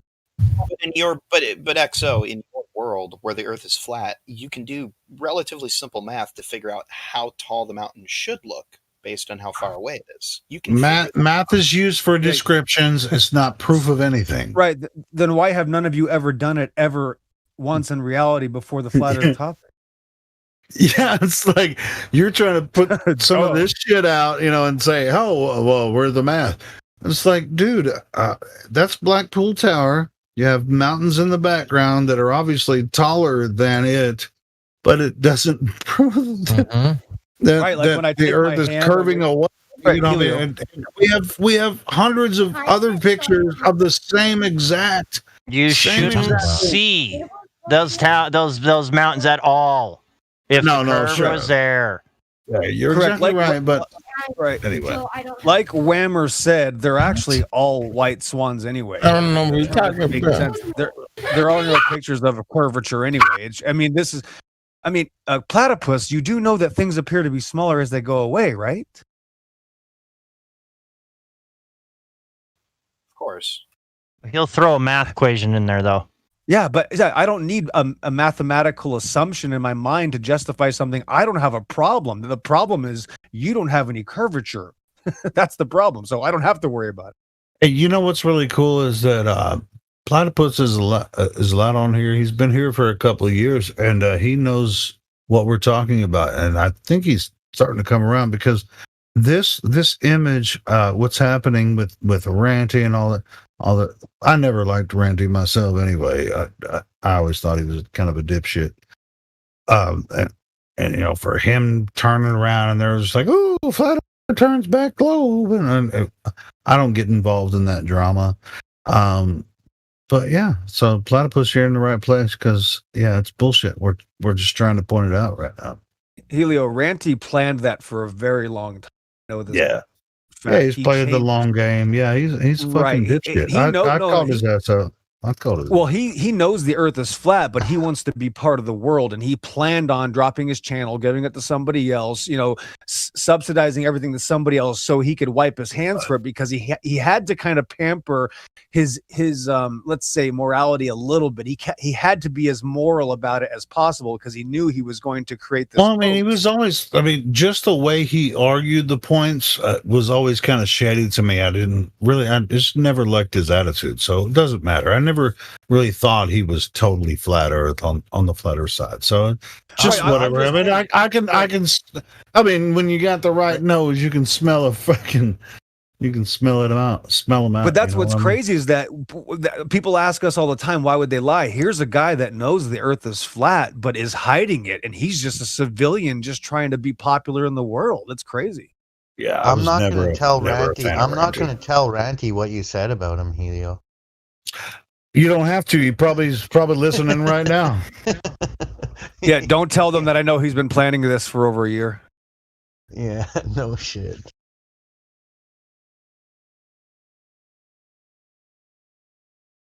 Yeah, but anyway, so that's what's up, Platypus. If you that question you asked, me and XO answered it. There is no other answer besides that. There's no more argument. Helio, you can accept it or not. You can accept it or not. I mean, it's like, who in their right mind has ever taken a picture of a mountain range and gone, just look at that globe? Like, who's ever done that? I mean, I just don't believe people can be this stupid. I think that they're just fooling themselves. It's really embarrassing. Hey, dude, there's a song from Styx. It's been stuck in my head. I posted it on my Facebook page. I posted it here a couple times. You're yourself, but you don't believe. You're killing yourself, but you don't believe it. Get up. Get back on your feet. You're the one they can't beat, and you know it. I was a little pitchy there, but come on, let's see what you got. Just take your best shot and don't blow it.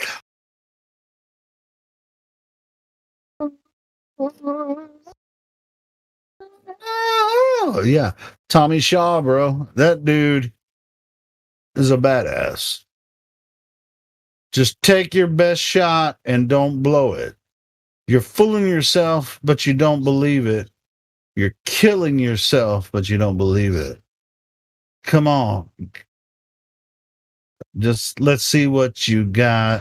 Just take your best shot and don't blow it. Yeah, get up.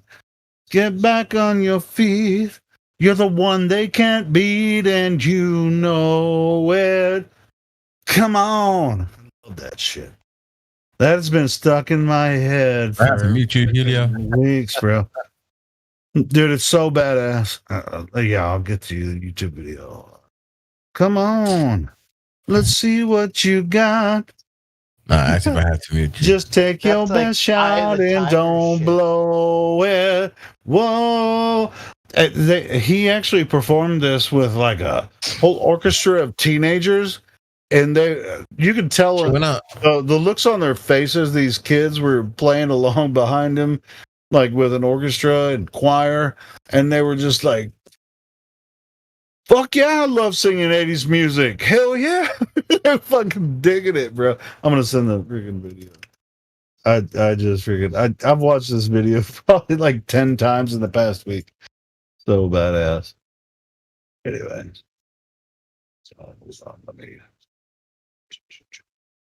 I'm sorry. What are those mountains?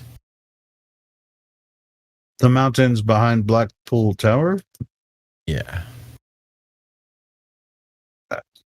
I'm not sure where they're taken from.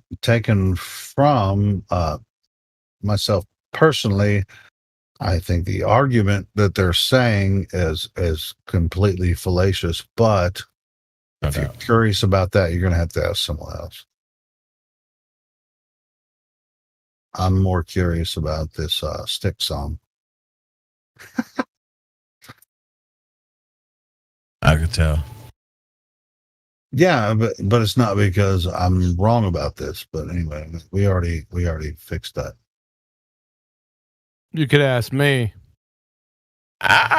Is that QE? Yep. Yeah. Go ahead. Tell him. Ask the question. What was the mountains? There What we was were. the mountains? There are mountains. We were discussing the Blackpool Swan, and we were looking for an image. Image. Yeah, a good image of that stupid picture that Ranty was on about and shit.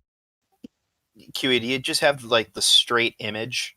Like I can't find just the image. It's like screenshots. Dude, Platypus actually put the entire image on here in the live stream voice. That's the full image.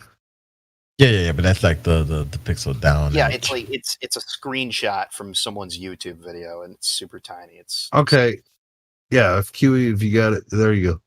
Anyway. Continue.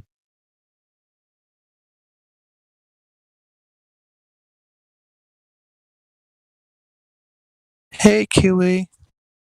What's up? All right, so since Quantum Eraser has put the full image now in the YouTube chat, in the live stream voice text, do you want to talk to him about this, Platypus? Because I already talked to you about it. Do you have any questions? Give me a for second. him? QE is here, which, if I'm going to converse with him, that requires the consumption of alcohol, which I am opening right now. QE's the best. But Hey, we're all the best. We're all the best, man. We're all the best. That's why I was looking for that stick song. I'm looking for that stick song because Feigned just take exasperation your best shot and don't blow it. QE's smarter than everyone. It's just feigned exasperations from a numpty dipshit. That's all. So just keep up with the feigned exasperations. You got a question or what?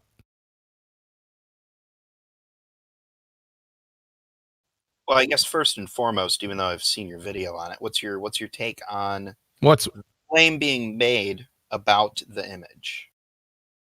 I can't. QE, mute him, QE. I can't even. No, hold the phone. Hey, I actually want QE to talk to Platypus about this because I already talked to him about it. I want to hear this conversation, please, guys. Yeah, that was cranky. I just beat him. What's the claim? Don't ask me to explain somebody else's photo. Not even theirs. Don't ask me to explain it. It's not my fucking claim. Whole video on it. I was just asking for like a synopsis of what you talked about in the video. What they talked, go find out. If you're claiming anything for it, you go find it. And then when you come back, I'll slaughter it. How about that? As usual. Right? And then you come back with your feigned exasperations. Right? Right. So I can just tattoo pretend to clown numpty dipshit on your forehead. And their foreheads because they're idiots. If you listen to them, you're dumber than they are. All right, cool. Okay, so Platypus, is there any claim about that image that you want to make?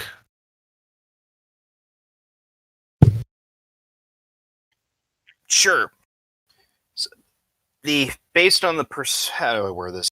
Based on the perspective being given to us by this observing position. The perspective given to us by this observing position. That's I knew as soon as I asked him, he was like, he's just shaking in his boots. But let him freaking try. Come on, stupid. Based on where the observer is, and where is the observer, by the way? What's that?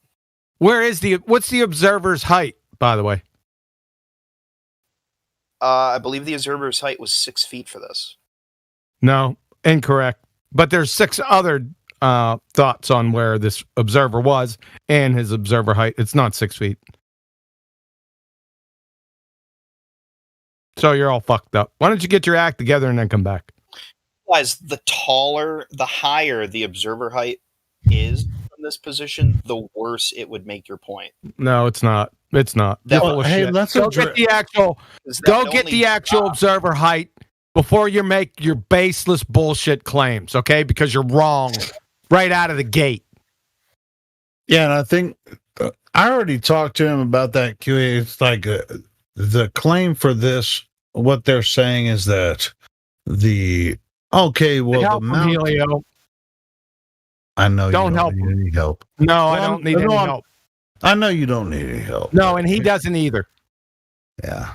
It's Okay. his claim. Let him come up with his claim. He hasn't even fucking claimed anything yet. That's what I was trying to get him to do. Well, let's go. Is there a claim or not? You're wasting my time and other people's time listening. Where the observer is, the tower and the mountain do not appear the way that they should appear on a flat Earth. Really? And who said that? You can figure it out doing math. You doing math. That's why I love you. Your meticulous attention to excruciating detail. Oh, fucking CD like. What a great claim that is. You want to get fucking specific at any time, any point in this discussion? You going to claim geometry or calculus or just math? It would be trigonometry in this case. Trigonometry, really? You talking about like triangles? Right, idiot. Yes, Helio, that's what trigonometry is. Okay, go ahead. Continue. Based That's on what? A Based on what? squared plus B squared equals C squared, right? We got. Yes, that would be the Pythagorean theorem. Yeah, Wow. I'm quite aware of it. What do you got? Which is based on a right triangle, which if you're assuming a flat, level, stationary Earth, objects going straight up from the surface, you could do math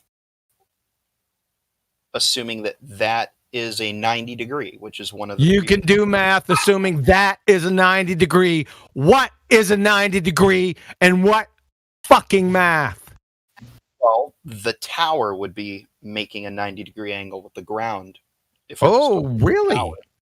Oh, okay. So what are we talking? So you got an angular size measurement of the tower? Really? Did you get that from paper or did you get that from an actual angle measurement? For me, it's with a triangle calculator, two different ones that I found on the internet. Triangle calculator. That's not what I asked you. Did you get an angular size measurement? Not you.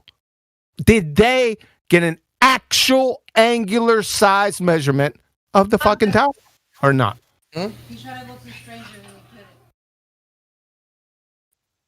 I believe they did. You believe they did. You're wrong again. They didn't. Elijah's the only one that wants to come He's back. making it up as usual. Don't be a believer. Come on, bro. Come on, They Platypus. You've been around here long enough. He made that claim earlier and said the same line. Yeah, he did. They didn't get an actual angular size measurement. They did a paper distance. Are we And approaching the part where I try to ask you a question and you refuse to answer it? Ask me a question. You're asking me a question. It's your fucking claim. Can I ask you a question about the image, QE? No, it's not my image. It's not even their image, by the way, and I already stated that. You don't answer any questions. No, I don't answer for fucking photos I didn't take, they didn't take. No, I don't answer fucking questions about that. No, I don't. Surprising, huh? So in your book, the only person who could speak to anything that this image Yeah, shows that- is just the person who took it, correct? Nope. That'd be really cool if he actually came in here and talked to us. That'd be No, I actually didn't say that. And Helio, shut the fuck up for a minute. I am the one speaking to him. My bad. You keep on over talking me. Do you want to do this or do you want me to do it? You pick. No, I want you to do it. Go ahead. If you want to do it, that's fine. I'll go on mute. I have no problem with it. Okay. So, no, straw man fallacy. I never fucking said that, platypus. You've got everything wrong so far. You've got the observer height wrong. You said that they got actual angular measurements of the tower. No, they didn't.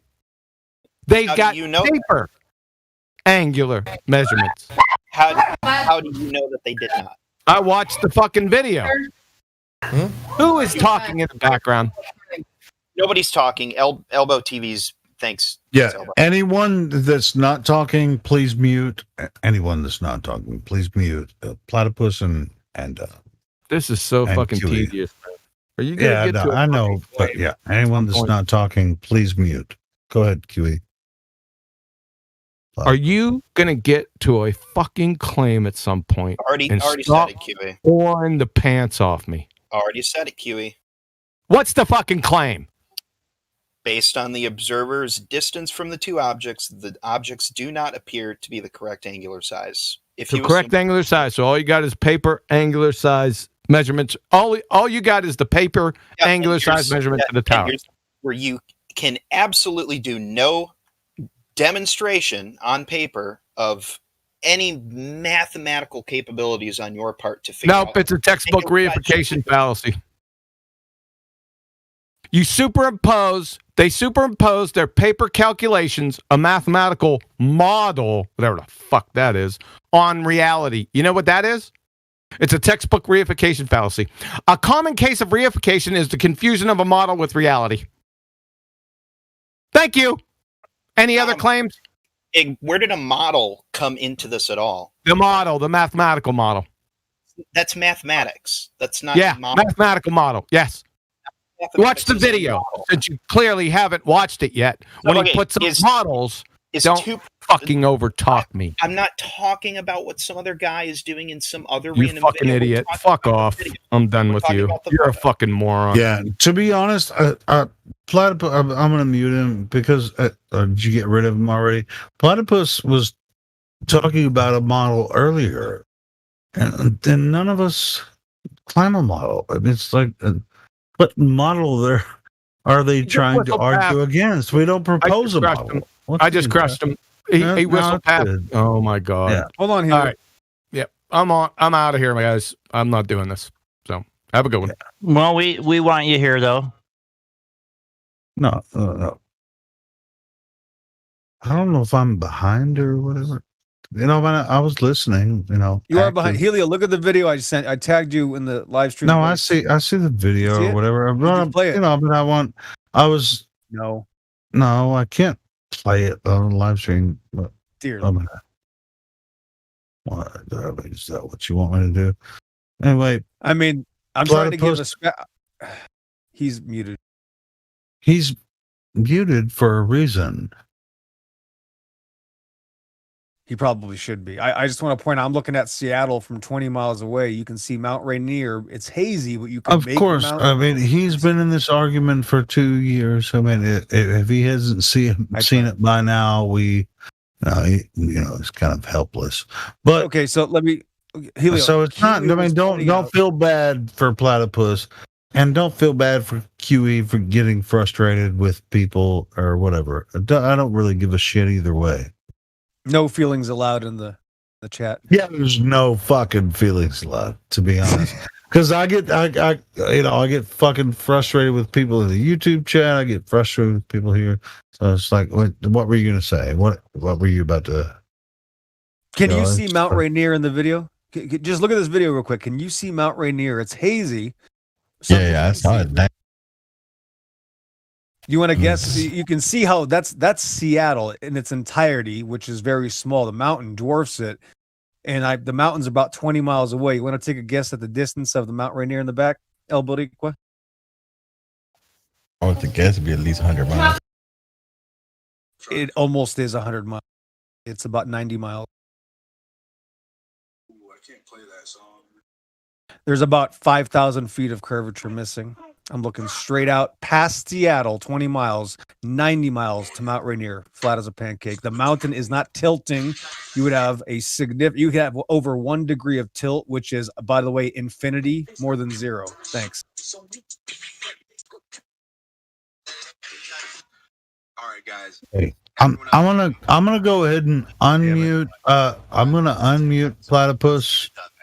So this is how you make money. Where is this fucking background noise coming from? Who is that? Justin, maybe? Oh, it's Justin. Justin. Oh, if sorry, you're man. not talking, go ahead and mute yourself. Thank you. I am very sorry. No, it's cool.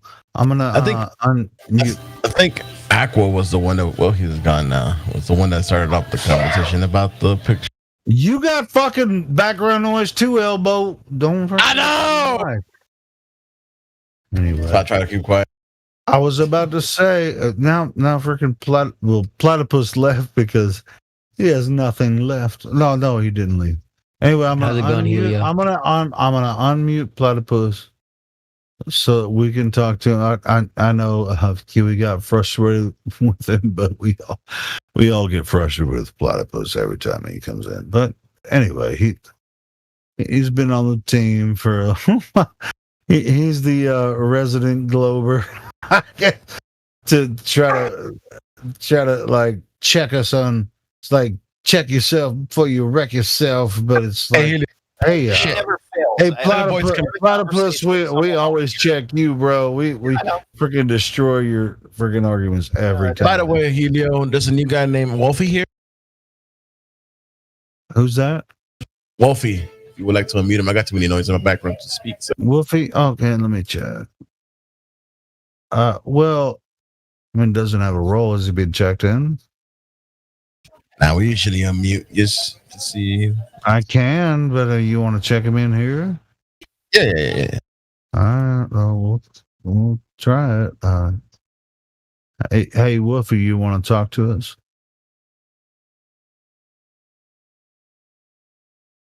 I only want to listen. Okay, Wolfie only wants to listen. This is a tough room, Wolfie. I mean, we're all cool, but it's a tough room. Hey, yeah, Wolfie, have you did speak though? Have you ever talked to anyone about this topic before? No. No. So how did you find us?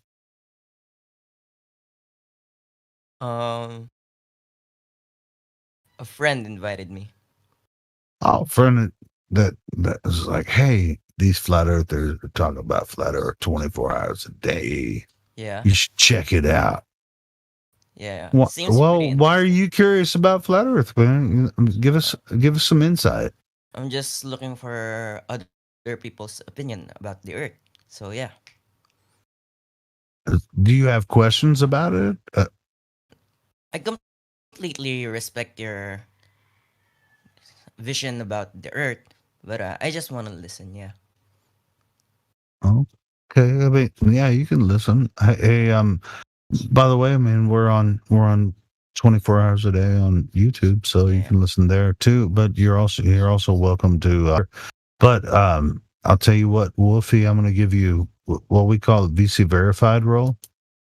Yeah. And which means that you can open your mic and ask any questions anytime you want to. So from this point forward, somebody already gave it to you. So yeah, Wolfie, man, welcome to the tribe, bro. Thank you. You know how they call somebody with a telescope that's looking in apartments or houses a peeping Tom or whatever, like a voyeur or a peeping Tom? What would you call someone that listens? Is there a word for that? Like that's like voyeur? Dude, if it would be every single friggin' globey, like these weird ass globe earthers that friggin' just troll the shit out of us, have been doing it for 5 years. What the fuck would you call those guys? I don't know. I mean, it's like if the Earth is a globe, go let it fucking be a globe. Why are you fucking with us?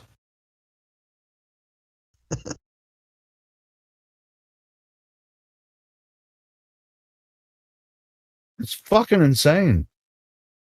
What the hell is wrong with you guys? It's like, oh, I can't let people think the earth is flat. I'm just going to have to fuck their chats up and just like make videos about them all day long. What the hell is wrong with you guys? Fucking crazy.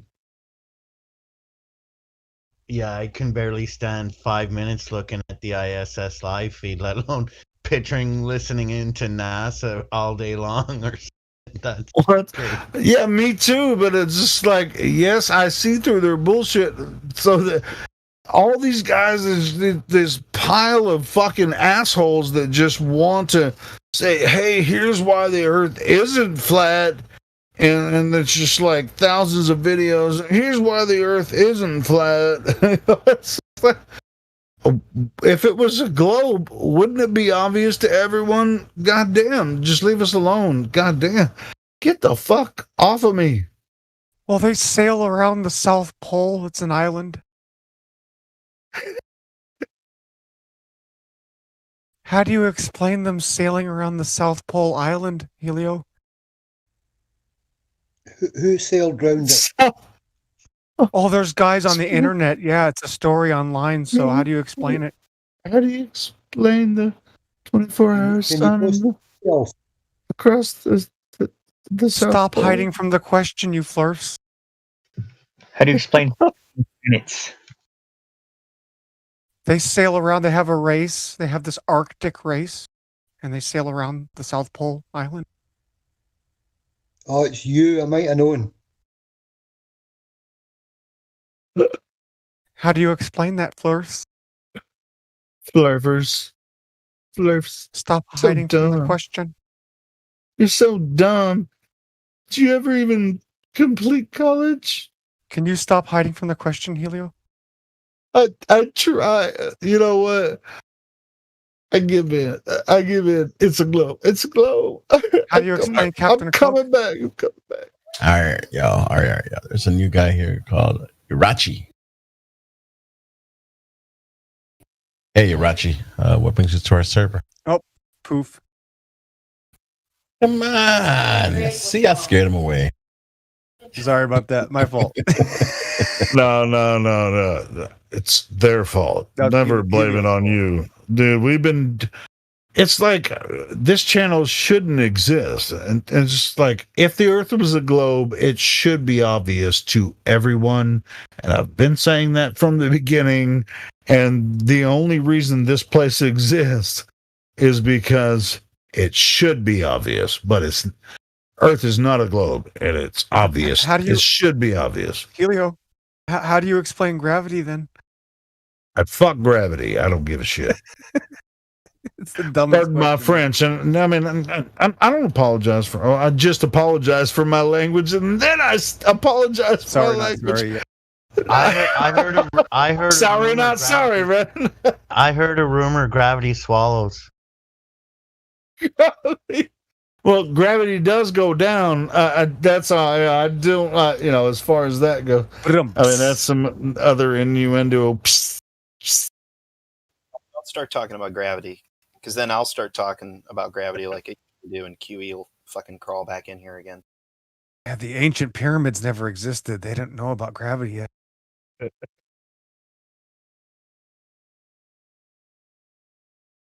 But yeah. Everybody. What? But Helio, don't don't you understand that everybody used to float around until Isaac Newton was hit in the head with an apple? Well, don't even try me on that. Isaac Newton's God, Don't even obviously. try me. Was he? Did he just happen to be sitting under the apple tree? Yeah, and then gravity was discovered, and everybody fell down. And then gravity, Fly anymore. the apple hit him on the head, and then he's like, "Oh, gravity! Gosh, we must be on a ball. We must be living on a ball. Gravity." I mean, the apple's kind of spherical. We must be No. on an apple too. No. A pear. Yeah, I mean, Well, who we didn't know came about up with those pear trees yet. Yeah, he hadn't met Neil deGrasse Tyson. He's the pear guy.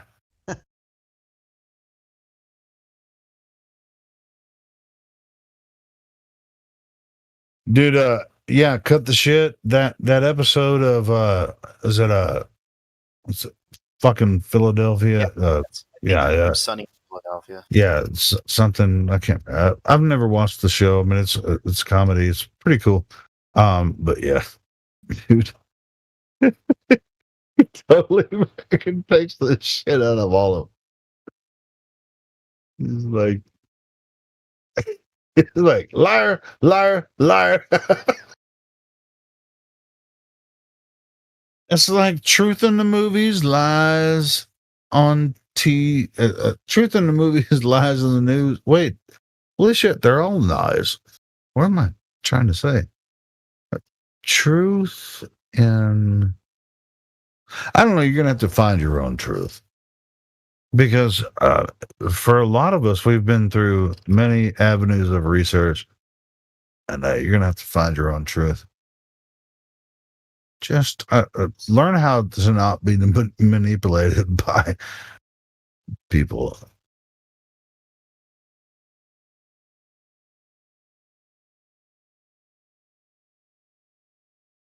I like to say, Yeah, it's like we say, truth in the movies, lies in the news, but at the same time, it's fucking, there's lies in the movies too. So it's like, fuck you. But it's really like the movies and TV are really to kind of program you to believe what the news says, right? And it's like they give you the extreme version of what they're programming you to do. So anyway, what were you about to say? I'm sorry to interrupt. Oh, fuck, I'm getting really stoned. I don't know. God.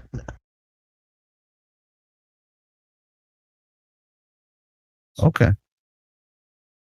Anyway, I'm tired of preaching. I need to go smoke a cigarette.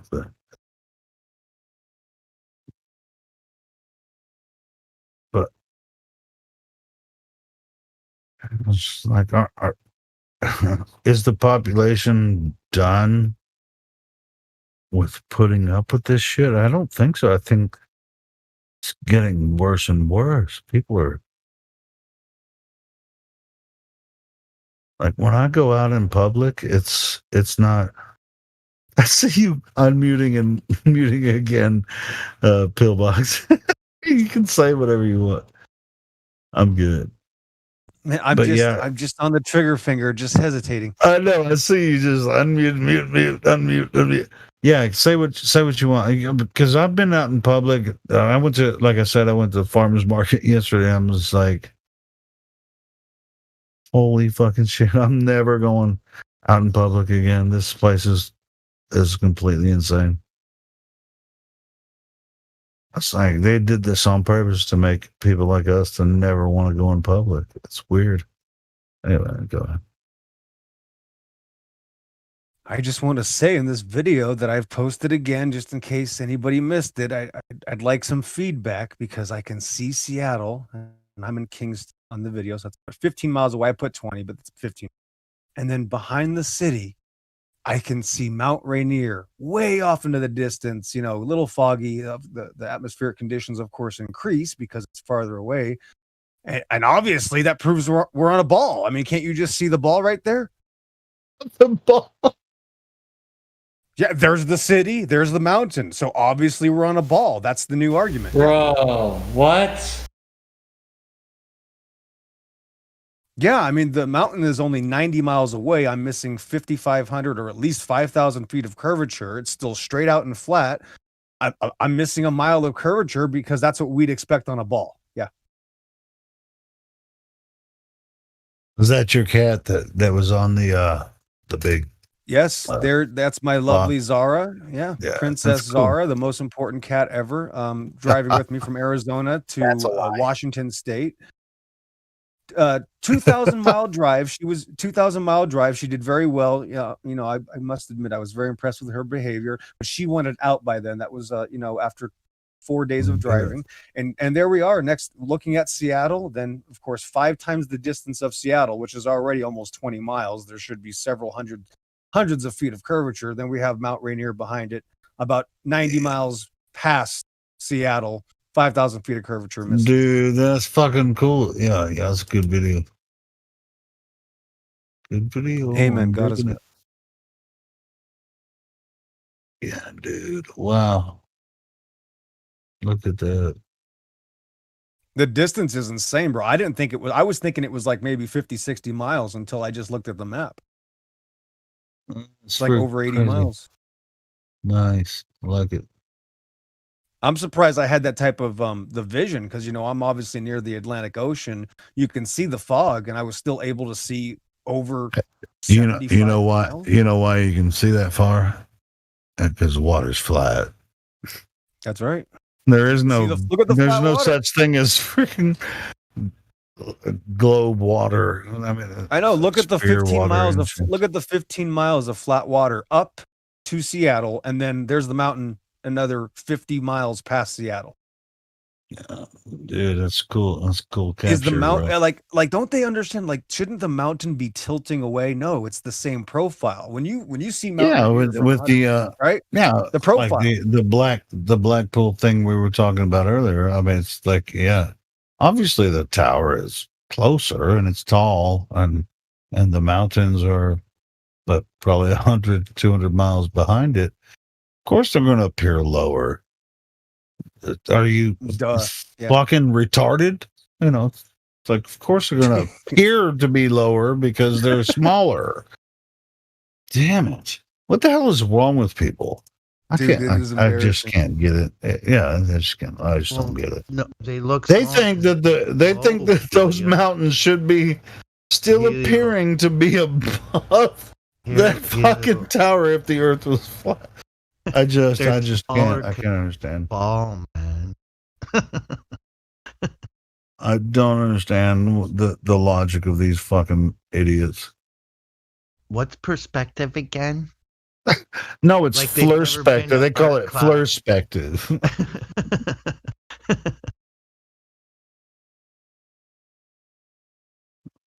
Sorry for swearing, everyone. It's just wow. The logic of these idiots, I just really can't get past it. I really just like, wow.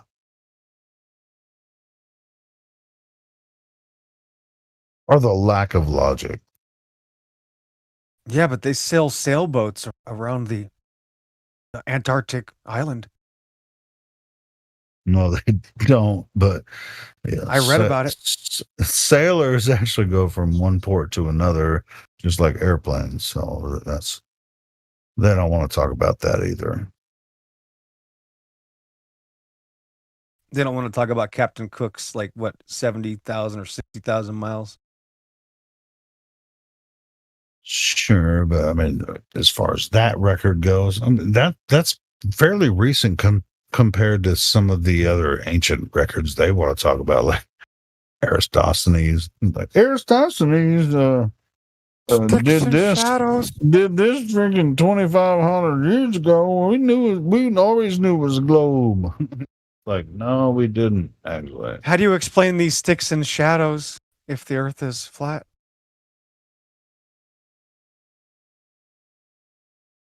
Obviously, the stick is making a shadow. Can you explain that, you flat earthers? And you know what? When we do explain it, they're like, that kind of makes sense, but what if it was a globe? No. No, watch this, Helio, watch this. As you're explaining sticks and shadows, here's what happened. Okay, I'm explaining sticks and shadows. So what about the sun? You can't even get the set. You're just trying to explain. Well, you see sticks. Can you explain the sun to me and the stars? I was okay. I guess we're moving on. Never mind. Yeah. It's like prove the Earth. You can just cut them off right there. Yeah, I mean that's where it is. I mean it's just like you say, prove Earth's curvature, and they immediately go to Aristophanes, and then, okay, well here's the sun. It's like, whoa, hold the phone. Is that what you're saying, or are you talking about something else? Pillbox. I'm saying that they have an automated reaction system built into their psyche because they felt, you know what I mean? So before you can even get, this happens almost every day, hundreds of times. Ask Crypto. How many times does Crypto, is he here? He's trying to give somebody an answer. He's halfway through the first sentence, 10 seconons in. Well, what about the moon? It's really? This is if we had 5 cents of cryptocurrency every time that we had to answer that dumbass question, we'd be getting rich right now. It really is built into their psyche. It's bad. It's bad. I mean, it's like, but hey, who has more patience about this than the people that are doing this Discord right now? Fucking nobody. Nobody has the patience to actually show people the truth in reality that you experience. They'll be like, hey, what about the path of the sun? Or how do you know the earth is curved? You'll be like, I once heard an experiment where they had a stick in a well or 2 sticks. It is like, here we go again. Here we go again. This is the Scorpions. I think it's all based off of fucking some sticks and shadows. It's like, give me a break. I think we were talking about Scorpions earlier too, right? Weren't we? Pillbox Scorpions has some good stuff. Sticks and Scorpions. I guess I must be a little bit. I'm Generation X. I don't know. I was born in '82, so I never did the type of that type of metal. I was obviously I started with Soundgarden as far as woke up to my childhood in 1994. Chris Cornell is number one. I was 12 years old. I was 12 years old, and Black Hole Sun came on, and I knew my life was changed forever. Dude, I was listening to him before. Yeah. Well, I was in Bad Motorfinger. Yeah, I joined college, and then Bad Motorfinger came out, and I was like, "Holy shit, this is the best singer that's ever lived." And I had a full tuition scholarship to college for vocals, and I was like, "This is the best metal singer that I've ever heard." And so, anyway, yeah. Yes. Hey, what's really funny is I'm going to send you a link to. I was listening. I'm not sure if she's necessarily genuine, but she's she does reviews on singers, and she's an opera singer, and so she does reviews on vocals and stuff. She's like, "This is my first."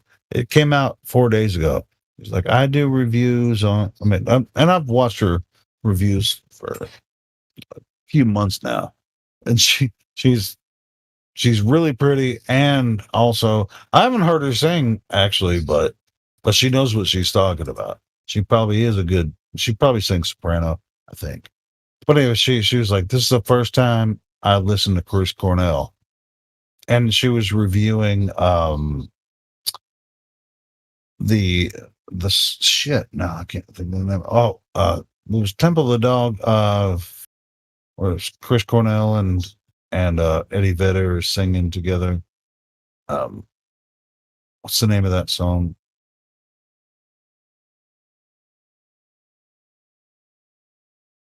Anyway, was this the side project? I kind of. When was this?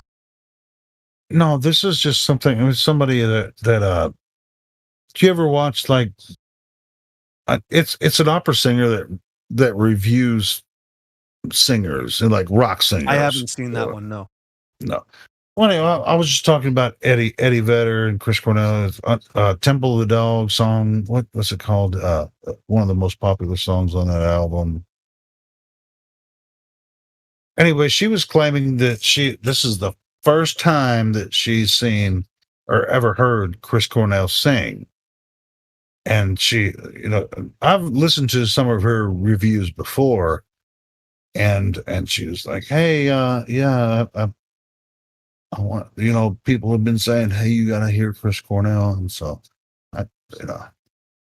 yeah, her reaction to Chris Cornell is like pretty cool. I mean, she's an opera singer, so pretty cool. Probably won't matter to a lot of people. I don't give a shit. Yep. No, that's right. We just passed the 4-year anniversary, May 18th, 2017. Yeah, I mean, CC, right? 3-3. Yes. Yep. Yeah, we know. I ain't gonna lie though. Motherfucking sing his ass off. It was the first time I had. Listen, Helio. It was the first time that I cried over a celebrity dying, ever. I'll tell you what. 2 weeks prior to him dying, I was going to You see were gonna see Soundgarden. him. Yeah. I was going to see him live for the first time. So I was gonna see him. Listen to this. I was gonna see him fucking live A. in It's 2000 yeah. I'm about to cry now. 2007. God damn. Yeah, I was gonna see him live in 2007. He got like he had a sore throat, canceled the show. 2007. 2 weeks prior, I was going to go to Rocklahoma and I was going to see Soundgarden. They were the headliners, and I was like, "You can still put it on the show. I'll go up there and do his songs." No. I could actually do it. I could actually pull it off mostly. I mean, I'm not Can you do, wait, listen, can you do Limo Wreck? Wait. Limo Wreck. I have to be in the right mood. Dude, Yeah, you gotta be like an I upper. can't freaking believe you said Limo Wreck. See, this is Yes, why. sir. Yeah, you already know. Everybody else doesn't know what we're talking about, but yeah, Limo Wreck. Bro, that song is sick. It's the death of you. Hell yes, brother. Bro. See, that's why we always get along. Bro, that album, I think, listen, I love Down on the Upside too. I honestly, that album, Down on the Upside and Bad Motorfinger are probably my three favorite of all time of all metal bands. Yeah. Soundgarden.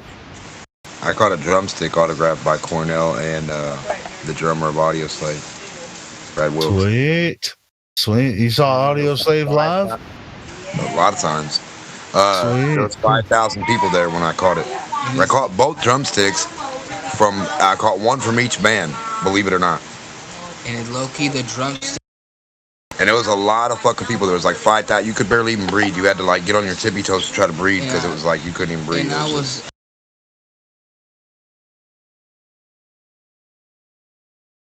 Somebody in the background with you trying to say I was there too. I heard that too. It sounded like I was like, yeah, I was there, dude. I was so excited. It was like, fuck yeah, I'm gonna see Soundgarden, and he fucking died. And I'm like, what? I'm gonna see Soundgarden for the first time, and one of the best fest. I went to this festival. It's called Rocklahoma. It's in Oklahoma. We go there for 6 days, and it's just redneck craziness. And it was like Soundgarden. I was like, that's the only thing I have. And then 2 weeks before we go, that supposed hanging himself, which I totally don't fucking buy that shit. But anyway, it is what it is. I mean, Chris Cornell's not even his real name, you guys know. I don't want to spoil it. Yes, Limo Wreck. I think that is my favorite Soundgarden song. Also, Head Down. Head Down is another one I can't get enough of. Yeah, and what's the last song on 4th of July? Fourth. Well, no, the last song of Bad Motorfinger. No, the last song of Bad Motorfinger. 1,000 Years Wide is unbelievable. Unbelievable. I might have 1,000 years. Anyway, I might have one of only like 2 sticks that he signed. 2 sticks that he signed. Awesome. I'll give you a chocolate bar if you trade me. Or some bullets. No, I got some chocolate milk right now. I'm good. Dude, I didn't know you were as big a fan of Chris Cornell as I was. Freaking hell yeah. I got autographed stuff. He got I think my daughter like a thing, got her on stage, I think. I don't know, all kinds of weird shit. Awesome. I ran out the next day. I was 12 years old. I went out and bought my first cassette tape. And, came home, played it, plugged it in. And of course, the first song is what is it? Let Me Drown. And boom, I was like, oh my God, these guys are the best ever. I'm a 12-year-old pillbox. Do you sing? Do you sing? No, I've just been a guitarist. But Listen, I used to sing death metal. Yeah, awesome. It's funny because I was an extreme death metal guitarist, and I would do all the gurgling voices, nothing melodic. And my main influence, yes, is Chris by far. Yeah, me too. I mean, well, he's not my main influence, but because Bro. you know sound. I mean, I'm I'm about 10 years older, I think, than you are. So my main influences were like mid 80s, you know, the stuff. And that's when most of the best rock singers came out. You know, it's fucking Ozzy and No, listen, you know, listen, freaking Dio and Helio. shit. You know, all that shit. But Chris Cornell was so good at singing. I was like, well, no point in me ever singing because I'll never touch any of that. I'm done. Nope, Well, just gonna it's go back. like I was the opposite. I was just like, I want to be like that motherfucker. I'm gonna sing my ass off, and actually worked. I mean, I was I actually got a scholarship to college, singing, and but I was intending to do freaking metal music, singing, you know, for the rest of my life. But you know, obviously, I'm not a huge metal celebrity or whatever. But I did record like 6 albums, so. Well, you know, whatever happens with that, if you guys have listened to them, listen to them if you want to. Have you listened to any of my stuff? Oh, I have many times. It reminds me of Soundgarden every time I listen. Yeah. Chris Cornell's my fave. I mean, I was a Nazi. Helio, I didn't even listen to Pearl Jam or any of the other bands, and I just didn't care about any other bands for like 5 years, and I actually ignored. Really, what, Soundgarden? No. Yeah, I ignored the rest of the entire genre of music on the radio, and I went from Soundgarden to death metal. I skipped all the other bands. Really, it was for me. It was like Soundgarden when they came out. I mean. When they came out is when I started college, right? My first year of college, when I had the scholarship, and I failed because I I'm not a scholar in that way, right? I was like, yeah, I can sing, and hey, the choir director was like, I'll give you a scholarship to come here and sing. And I was like, fuck yeah, I'll sing, and I had a lot of fun and learned a lot. I got to train under a freaking opera singer from Metropolitan Opera. Anyway, but that's when the Bad Motorfinger came out, and Alice in Chains, dude, and Nirvana, and all of that shit came out at the same time. Nevermind came out at the same time. Yeah, it was like, wow. And Metallica, the Black Album, came out right before I started college. So it was like pretty much all that right at the same time. It was wow, man. So we were all kind of stuck on that shit. Yeah, I went straight to death metal and was jamming out to Cannibal Corpse. By 1998, you know, I had already stage dived and lost my keys and wallet and at a Cannibal Corpse show, and then George Fisher came and found me and gave it back to me. I couldn't believe it. Found me in the crowd. Really? What, he looked at your ID? Yeah, he's like some punk little kid lost his wallet. Where is he?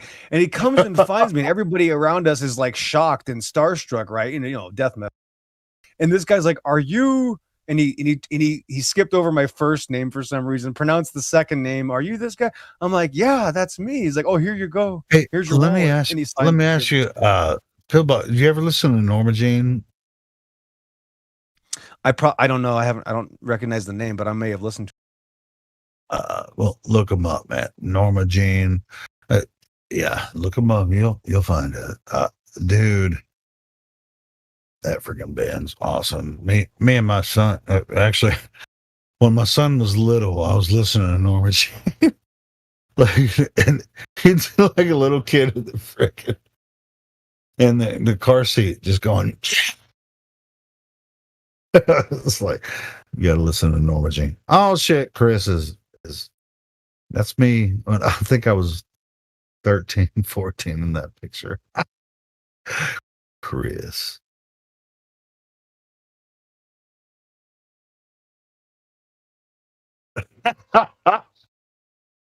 Shit. That's hilarious. I don't look like that anymore. That was when I had hair. I don't have any hair anymore. So, well, I have a lot of hair on my face, but I don't have any on my head.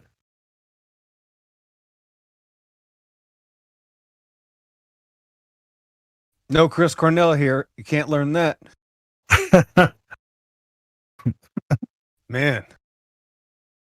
Did you see the picture? How about? Oh man, yeah, I'm looking at you right now. Let's look at Helioskeptic from 400 years ago. Look at that guy.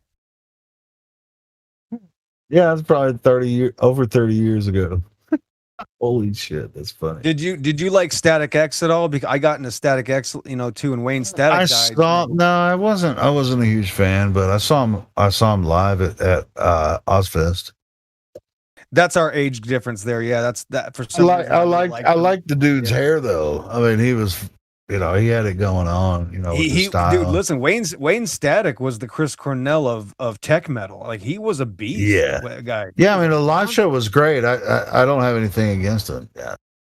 I just, it's always upbeat. If you're hyperactive like me, upbeat, that they had like a techno vibe. They would always do like digital inserts, and they were. Yeah, I went to Ozfest in Dallas. I think it was 99 and 2000. I went to Ozfest 2 years in a row. 99, 2000. It's totally badass. It was so fun. Do you remember when Slipknot first came out? Yeah, I saw Slipknot and Marilyn Manson, all that stuff at Ozfest. Did you hear Tattoo the Earth tour? I think it was.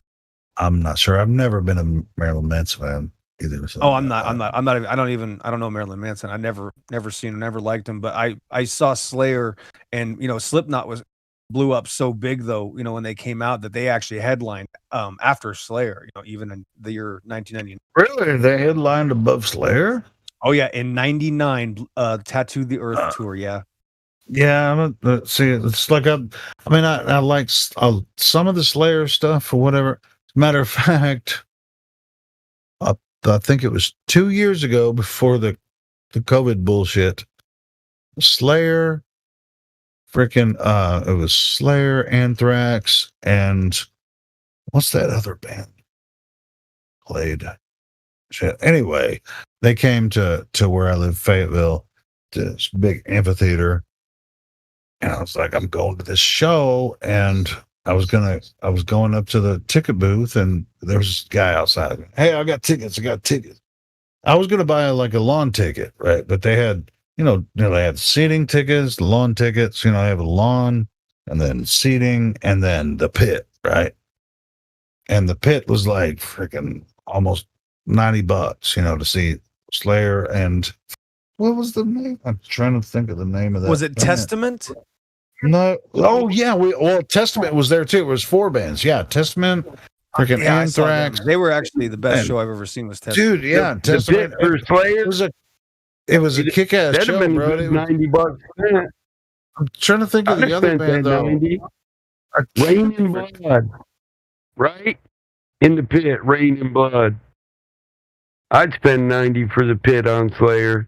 Dude, anyway, so I was walking up to go get a lawn ticket, and this dude there's a scalper outside. Go, hey man, I got a ticket right here. I'll give it $60, and he was like 50, and it was a pit ticket, and I was like, and I asked one of the guys outside. I was like, is this dude legit? He's like, yeah, he's legit, and so I freaking bought a pit ticket for $60, and I was in the fucking pit the whole time. It was Slayer, Anthrax, Testament, and what the hell is the name of it? Starts with an S.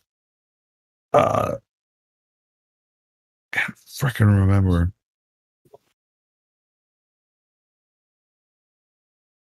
I'll think of it in a second. That was another band. They also made a tribute album for another.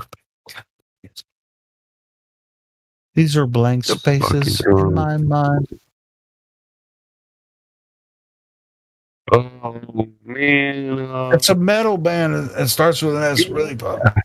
That toured last year. Sing anymore? I know who the hell you're talking about. Fucking hit me. Doesn't matter. But anyway, I was in the pit, and it was freaking awesome. That was the first time I ever saw Slayer live, a couple years ago. So yeah, it was pretty cool. And Anthrax. I think I'd seen actual Anthrax before, but I think it was the first time I saw Slayer and Testament, and yeah, it was badass. Was it Sepultura? Sepultura? No, it wasn't Sepultura. No. That's a Brazilian band. Yeah, that was. Well, that was the Clash of Titans. Megadeth, Slayer. You're thinking of Soulfly. Soulfly. Yeah, they sing that song he was singing, don't they? No, fucking A. I'm gonna have to look it up. Abyss, Souls of Black.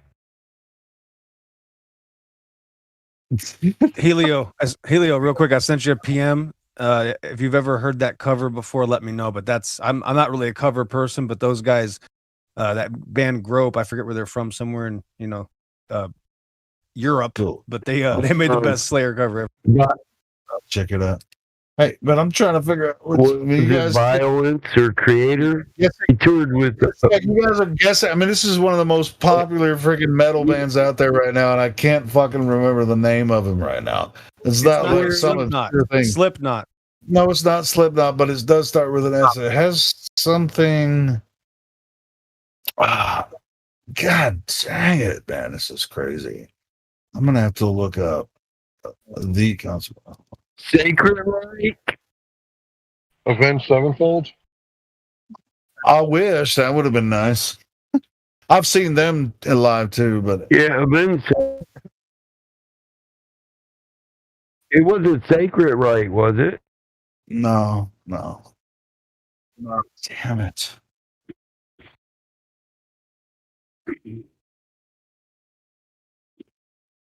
I love that.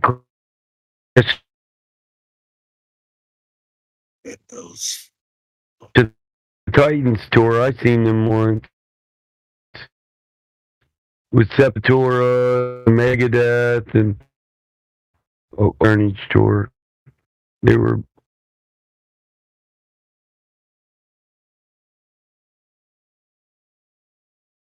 Sorry. So we halting the conversation until I think of the other band that I saw.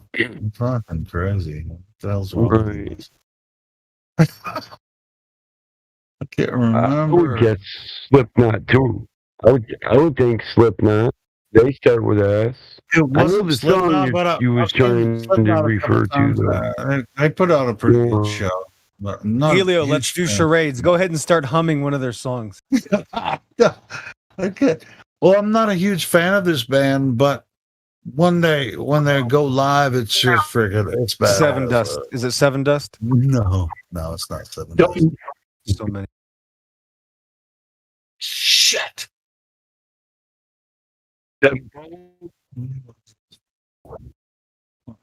Consoles. You're sure it starts with an S? I'm not positive, but I think it does.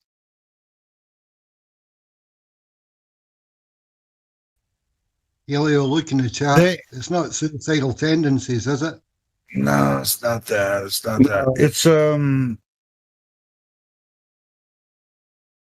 They made a whole cover album of freaking.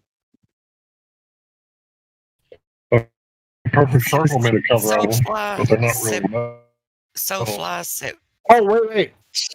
They made a cover. They made a cover album called "Burn the Priest." Have you ever heard that?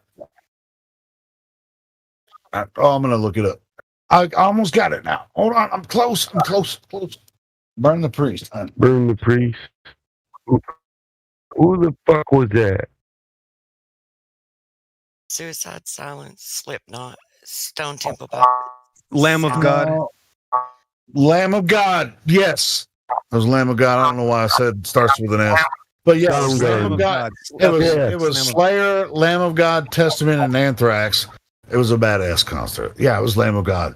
Never seen them before. But have you ever heard that? Dude. Yeah, Slayer, Lamb of God, and Anthrax. Pillbox, you gotta listen. You gotta listen to that Burn the Priest album. It's insane. You have to listen to it. That's actually that's the Behemoth tour. They did Carnage, Behemoth, and what Clash of the Titans. Slayer did. Yeah, they're getting ready to do their final tour. But yeah. Lamb of God's pretty freaking awesome live. But they wrote this album, Burn the Priest.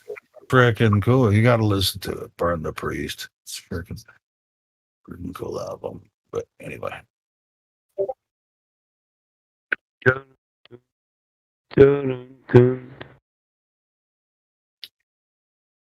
That's crazy. Hold on. Burn the Priest. Debut studio album by No, that's not.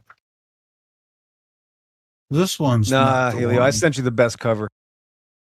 Yeah, this is the one I'm looking at is not the same thing. But yeah, it was Lamb of God that I saw.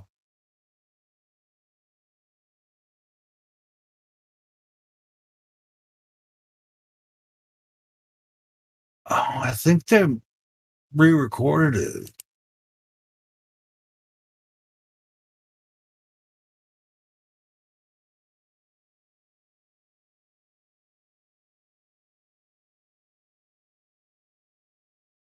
Yeah, it was a remaster a couple years ago. Either way, still sounds pretty cool.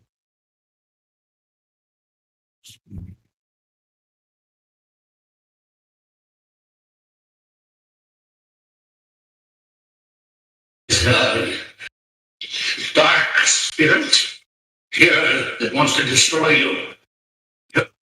Just kidding, I'm not going to play it. Constant. Constellation. That was we may or may not get a Skype. He's playing the Grope song.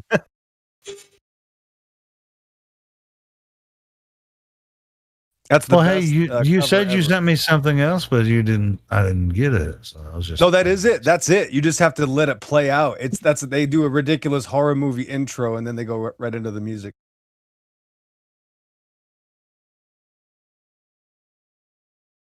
Blast from the past. It's like 20 years ago.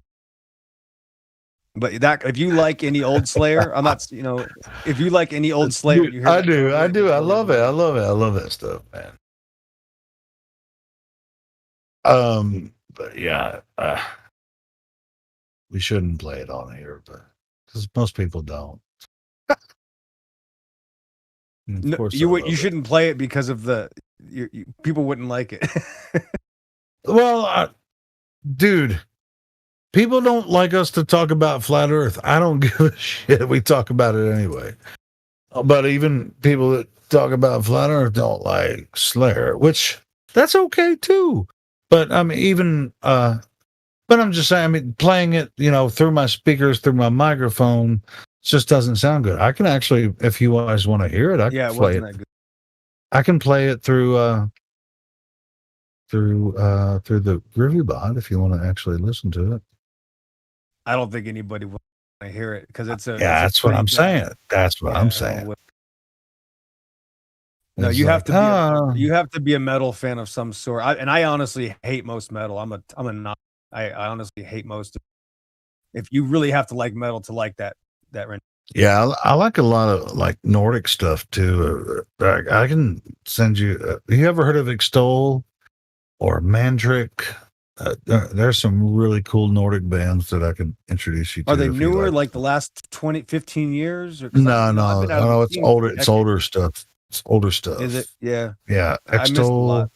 Yeah, these are quote unquote Christian metal from Norway. Dude, I'll send you some stuff. Honestly, Helio, now I listen to Soundgarden, a few of the classic metal bands, but mostly I just listen. Dude, I promise you'll like this, man. I'll send it to you. I mean, if you don't like it, just don't listen to it. But I'll send you some stuff. Some good stuff. Especially like the first, not the first Extol album, but the Extol. God, I can't think of the name of it. Anyway, Synergy, I think, is the name of the album I'm thinking of. Extol Synergy. You will love that thing.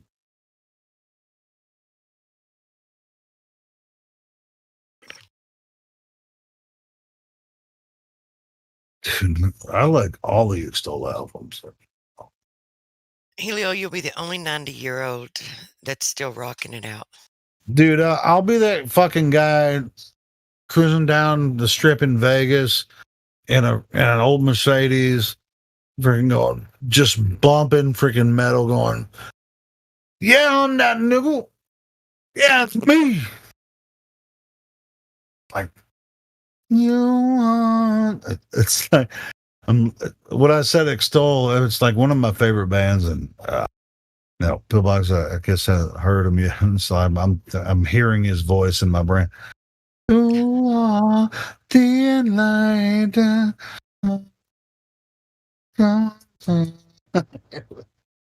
More of the independent, liberated from history.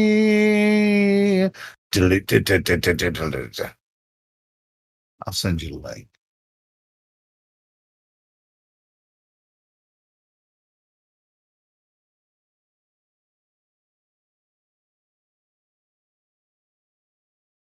Look, everybody was trying to guess. It was Lamb of God. I just led them astray by saying it started with an S. Oh well. And there's not even an S anywhere in it.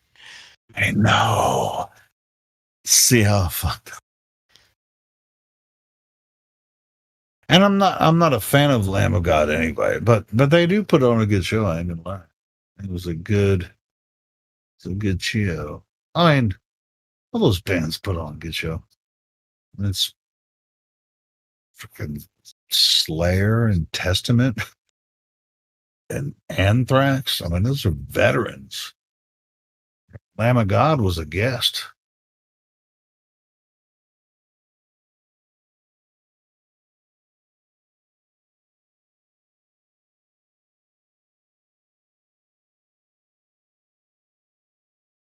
And I walked up to the ticket window to just, I was like, oh, I'm going to get a grass seating. This dude was outside, like, hey, man, you want to get a ticket? I was like, yeah, I want to get a ticket, but I don't want to get a ticket from you necessarily unless you got the ticket. He's like, no, I got a ticket. I got that. He was a scalper. Yeah, it was cool. It was cool. I got a freaking. I gave him $60, got a freaking $90 ticket. That was cool. And I was like, took that ticket in, walked straight down to the front of the stage, and watched the whole concert. It was cool.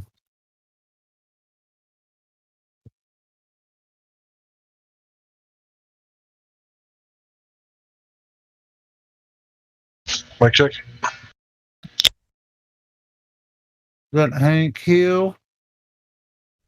Yeah, I probably said this before, but I got to say it again. I went and saw Perfect Circle in 2011, and it was amazing because they played a song off the remix CD. And if you know anything about making music, it's really almost impossible to make it the same way twice in a row, right? There's always tiny deviations.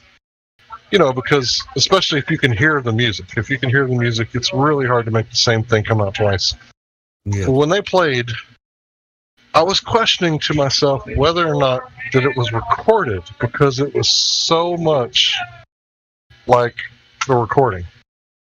And I was questioning, like, am I looking at live music or is this like pre-recorded? Because it was so darn good.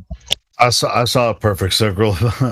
I think it was like 4 years ago I saw him. Yeah, it's totally, it was crazy. And then I saw Tool like 6 years ago in Little Rock. They put on like 3 shows. One of them was in Little Rock, one was in LA, and one was in freaking New York or something. But I don't know why they played Little Rock, but they were like, we're gonna play Little Rock, and I was like, holy shit, they're coming to Little Rock. So I bought a ticket for me and my brother and bought some really good seats. I mean, they were like $130 a piece. And we had some really good seats. Like freaking, we saw Tool like from right there. It was freaking incredible. Yeah, Maynard don't fuck around when it comes to. So I gotta say, I'm not very talented. I can't sing, but there's one thing that I can hear the music. I can hear it really well. And when I was like at that show live, I'm like, did I just pay for a recording? Like, this is too good. Like, but you know, I'm sure it was live. No, right? Because there was deviations. It was totally live. Dude, it was totally live. Yeah. So, Maynard doesn't fuck around when it comes to live shows, bro. He's all about that. Yeah. When you watch Tool or Perfect Circle live, it's gonna sound the way he wants it to sound every time. Anymore. As far as I know, he don't fuck around with that. Yeah, I'm not accusing him of, doing the Milli Vanilli.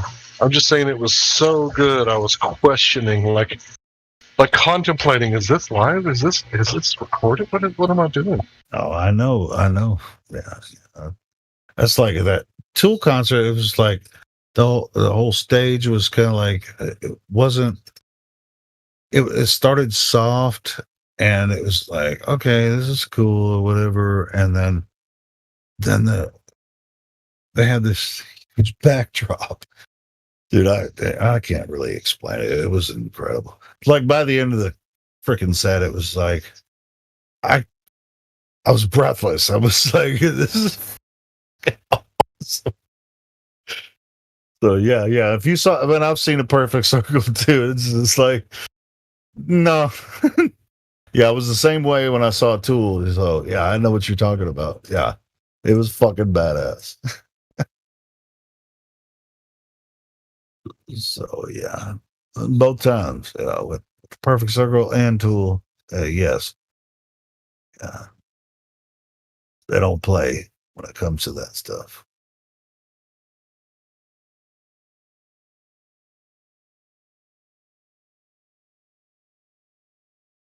Yeah.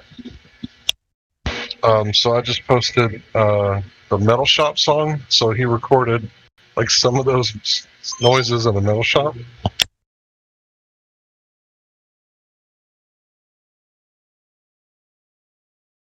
Which is kind of funny because they're a metal band, but like they went to a metal shop and recorded some of those things. And I think they did 3 songs like that.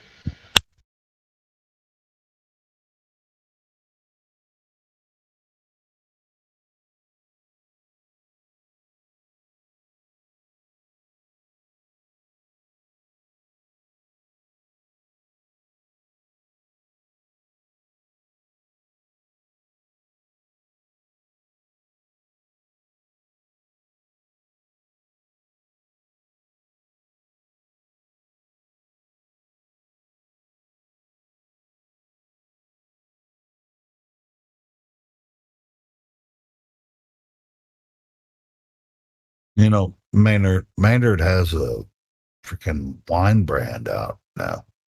He has a vineyard and he's making wine. I can't remember the name of it, but Yeah, he's a pretty interesting character, being in the metal band for all those years with epilepsy, and he just hides in the shadows. Yeah, he lives in Arizona, I think, and I think he's friends with Rob Halford out there in Arizona, and they freaking hang out, and he makes wine and stuff. He just does his thing.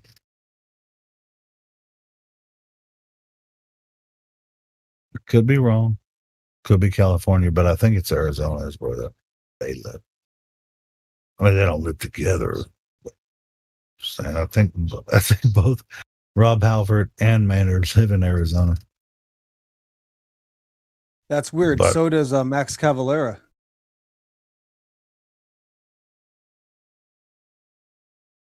Was that? Well, they're open carry states, right? Was that Pillbot? Arizona's open carry. Yes, it is. Yeah, you didn't know. I think that they lived there. Freaking two of the best singers of rock and roll ever. And Max Cavalera, the best Max Cavalera ever. The Max Cavalera. I recognize the name. What is it? He's a guitar player. Sepultura is that's Sepultura's writer, singer, member, then Soulfly. Yeah, but they're from Brazil though, right? Brazil, right? Yep. Well, yeah, it's funny. My wife actually met him. They were the neighbors next door a while back. 15 years ago. Yeah, I'm pretty sure that Rob Halford and at least he's in Arizona, and pretty sure that Maynard Kid is in Arizona as well. And for anyone who's never heard Soulfly, Back to the Primitive, such a good song. Yeah, that movie's okay. Yeah, you're right. It's like okay. It's like barely okay. Which one? Army of the Dead. It's like barely okay. That's what. You watched it? Yeah, it's like I just finished watching it. Yeah, it's like it was predictable. Toward the end, it was just like yeah. Yeah, exactly. It's like come on. It's like yeah. I mean, it's like you're gonna put that much money into it, and it's gonna be that predictable. But anyway, I know, right? It's like, come on, dude. Seriously, Zack Snyder for real. I mean, come on, dude. Yeah, I mean, it's like he made 300. Shit, I love that movie, bro. I watched that fucking movie. I watched that movie 300 times, and I love it every time. Right? I can't. Well, I'll probably never watch that movie again. Yeah, of course not. And he, and the new what? Justice League was awesome. Like the Zack Snyder cut, So it's like, yeah, I watched that. I was like, yeah, it's better. And he made this bullshit. Yeah. Oh well. The one movie that I'm actually wanting to watch, the new Carnage movie with Woody Harrelson. Yeah, because it's Woody Harrelson. That's why. Yeah. Woody Harrelson's dad was one of the shooters at Dealey Plaza. What shooter at Dealey Plaza? I'm not familiar with that. One of the people that shot Kennedy. Oh. Shit, I thought there was only one. I'm just playing. Go ahead. Yeah. Hey, do tell. I mean, I studied the Kennedy assassination my whole life practically. That was one of the theories, one of the accusations is that one of the shooters is Woody Harrelson's father. There's a lot of evidence behind it. I'm not claiming I know that for sure, but it was interesting.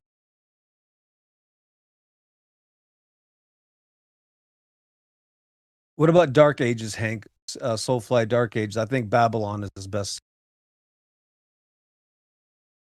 I'm not really familiar with the other albums. I know that I listened to that Soulfly, I think it was 3.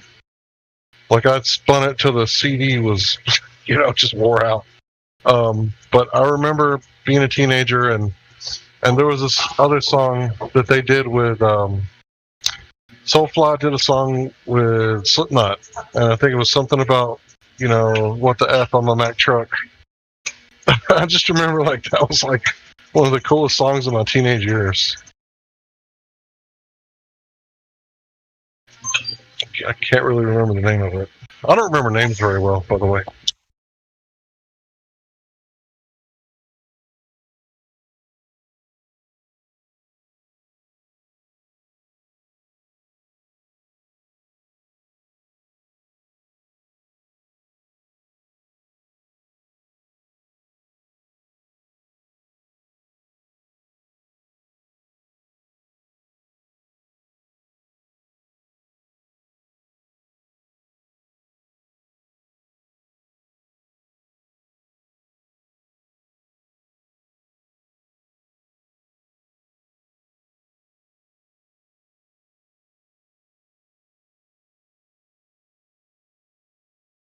Another band I was into in my teenage years was Deftones.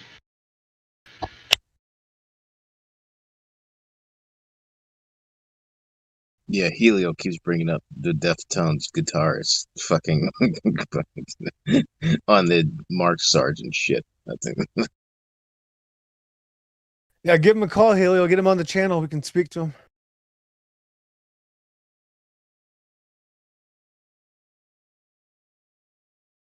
So the Deftones guitarist went on Mark Sargent?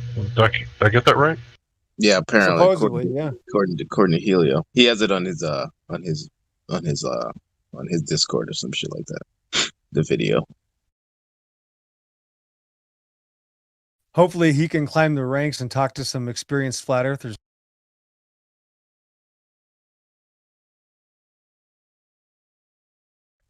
We need to get that. We need to get that Blink 182 guy because he's all down with the alien stuff. So we need to bring him over here to Flat Earth.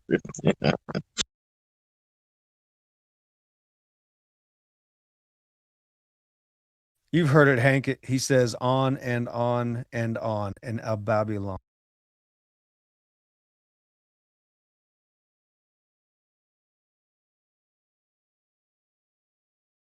I don't know, man. I don't remember. My bad. Hey, yes, I was talking about the guitar player for Deftones because he actually went on Mark Sargent's show and was talking about that, which is, it's really interesting. I'm not sure if any of you guys have listened to it yet. No, I'm no. Send a link. Some more all right, I'll experienced send a link. flat earther, Helio. Dude, this dude has been from. He gives his whole testimony. He's like, I've been telling people for years and Flat Earth. And he's like almost like us giving our testimony. It's like, fuck yeah, I've been trying to tell people about this shit for years. I mean, are you saying that Mark Sargent's not a experienced flat earther? No, I'm talking about the guitar player for Deftones. Not Mark Sargent. No, I was talking to Pillbox. Oh man, my jokes go over like a lead balloon, and then eventually Hank's gears started turning, and he got what I said. Yeah. Well, I heard it. Helio was talking. yeah. I tend to interrupt.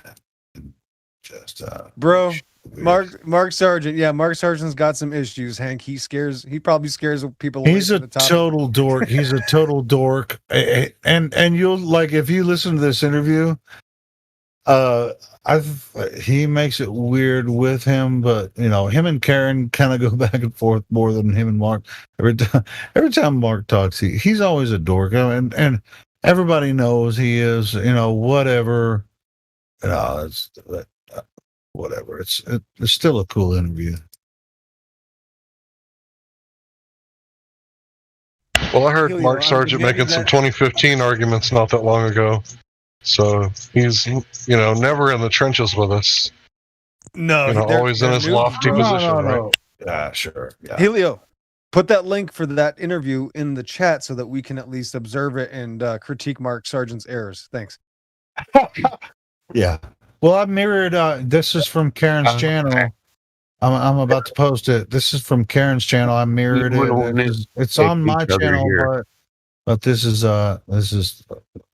the original video from Karen's. Anyway, here we go. We don't take pet peeves and pet projects against fellow flat earthers. You either like them or you don't.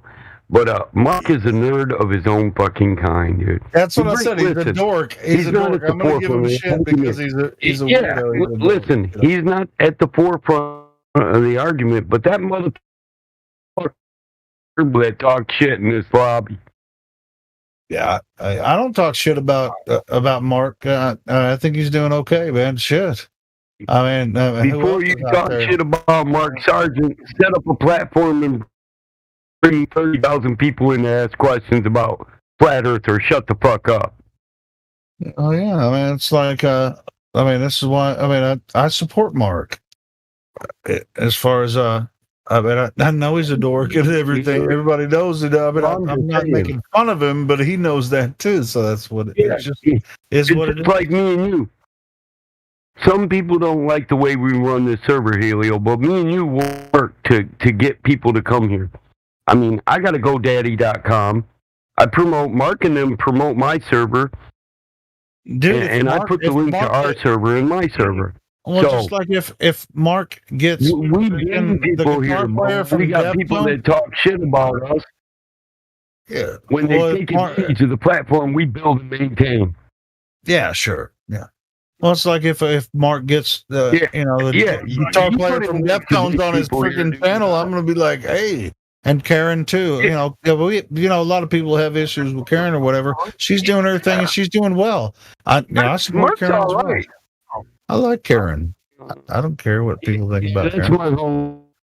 Karen's my homie. I don't give a fuck who's got what to say about it. I was talking to Karen the whole time this live show was going on. We were talking while she was interviewing Stefan. So whatever, you guys think what you want. That's my homie. Mark's And cool I told too. her I told her I was going to mirror this video because I'm a huge fan of Deftones, man. I supported them both. You know what I mean?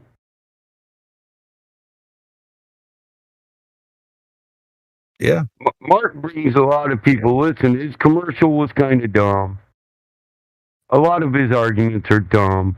But, he has faith in this, even though he's not the smartest guy, which he will tell you. He's not going to argue he's the smartest guy. You say, Mark, you argue the dumbest flat earth arguments. He says, I do. But there's beautiful platforms like 24/7 where you got to crack the shit out of people's heads. He's not dumb. He's very focused. He's very focused. Mark's not dumb. He's very focused on certain things that he will talk about and won't talk about. Very focused. He's not dumb at all. Yeah. No, he's not dumb. He just is not at the forefront of the argument or on the scientific debate of it. But he wants to bring people into it so we can gain momentum. And he does that. He's popular.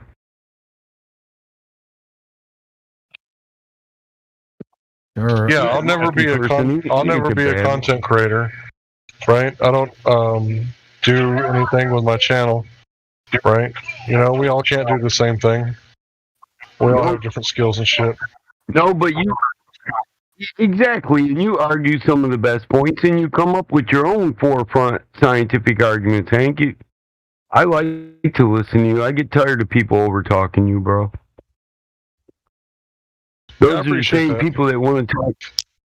Hey, those are the same people that want to point fingers and talk shit about people, though, too. Call them a shill.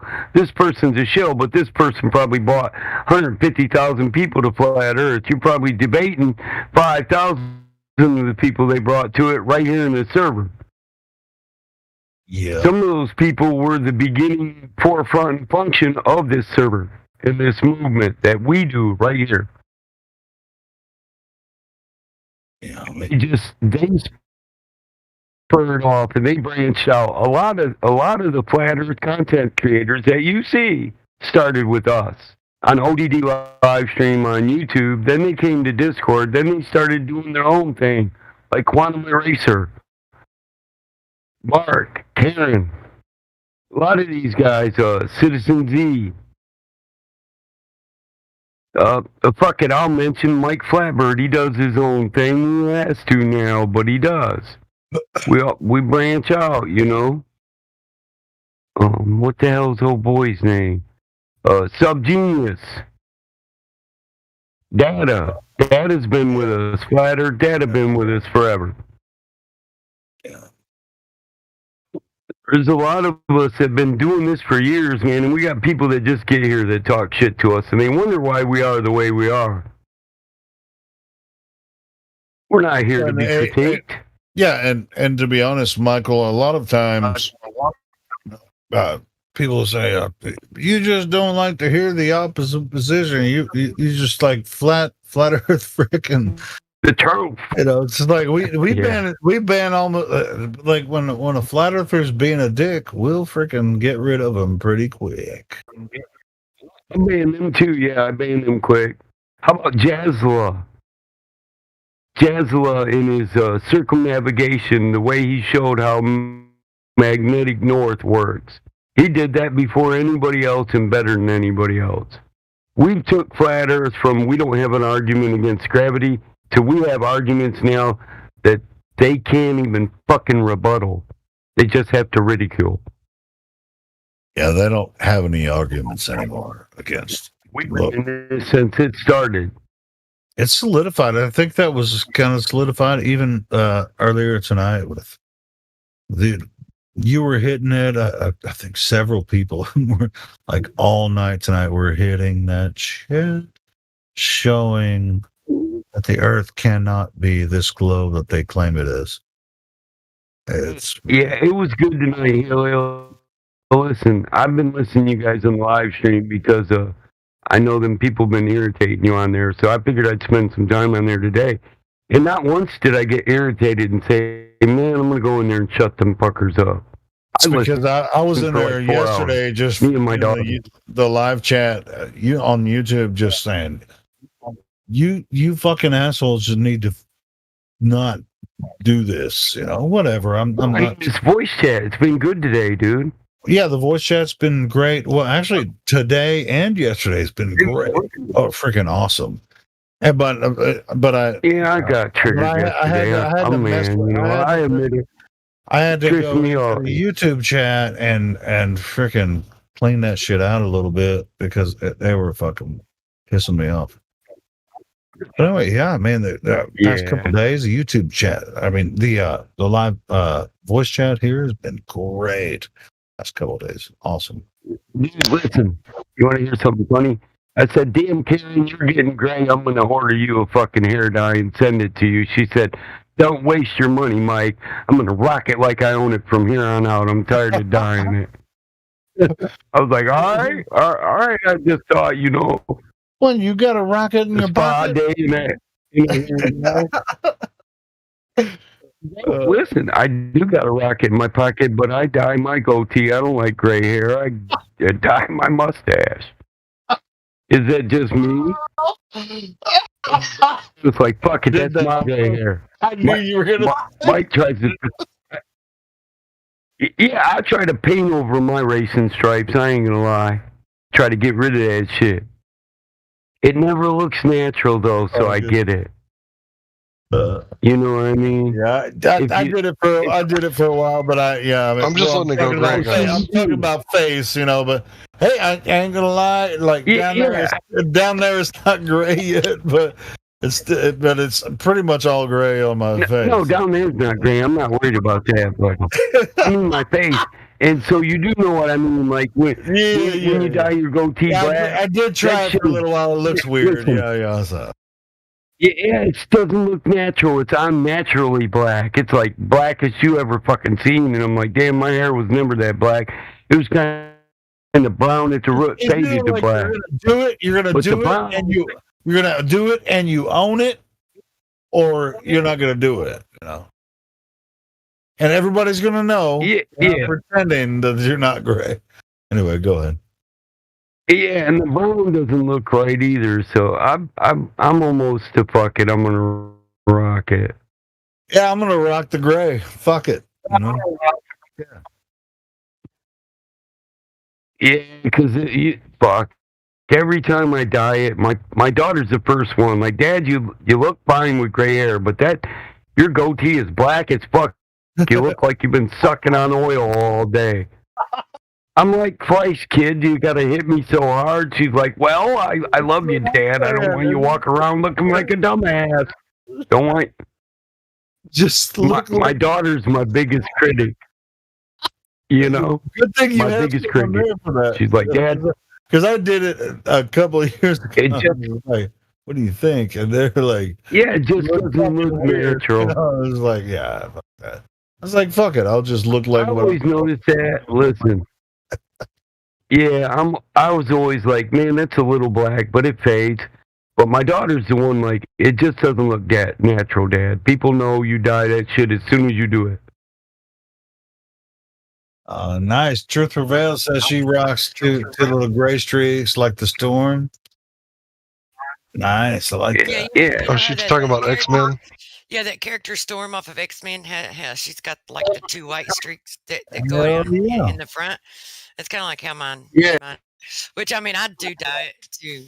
Are you blonde or blend it all together? But, so like strawberry. I mean, which?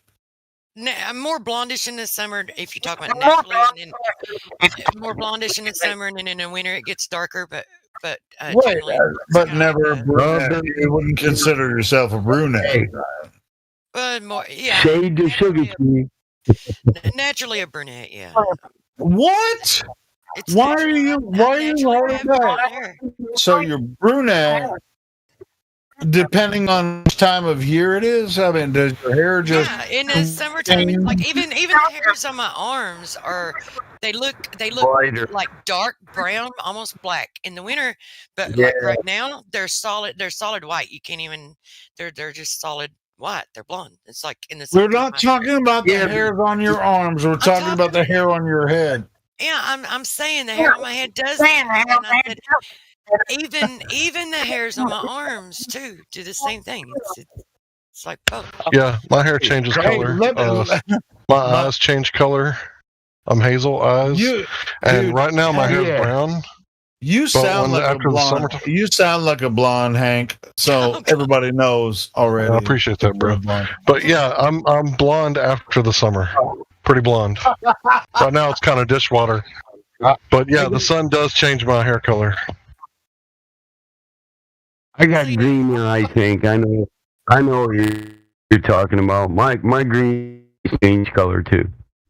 Yeah, my greens sometimes they look really. Yep, that's exactly right. Yep. So it's like a dirty blonde. Depends on how angry.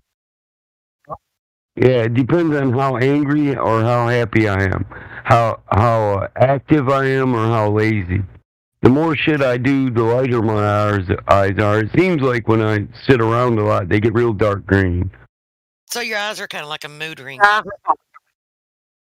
Kinda, yeah. Green eyes. I notice it about people, man.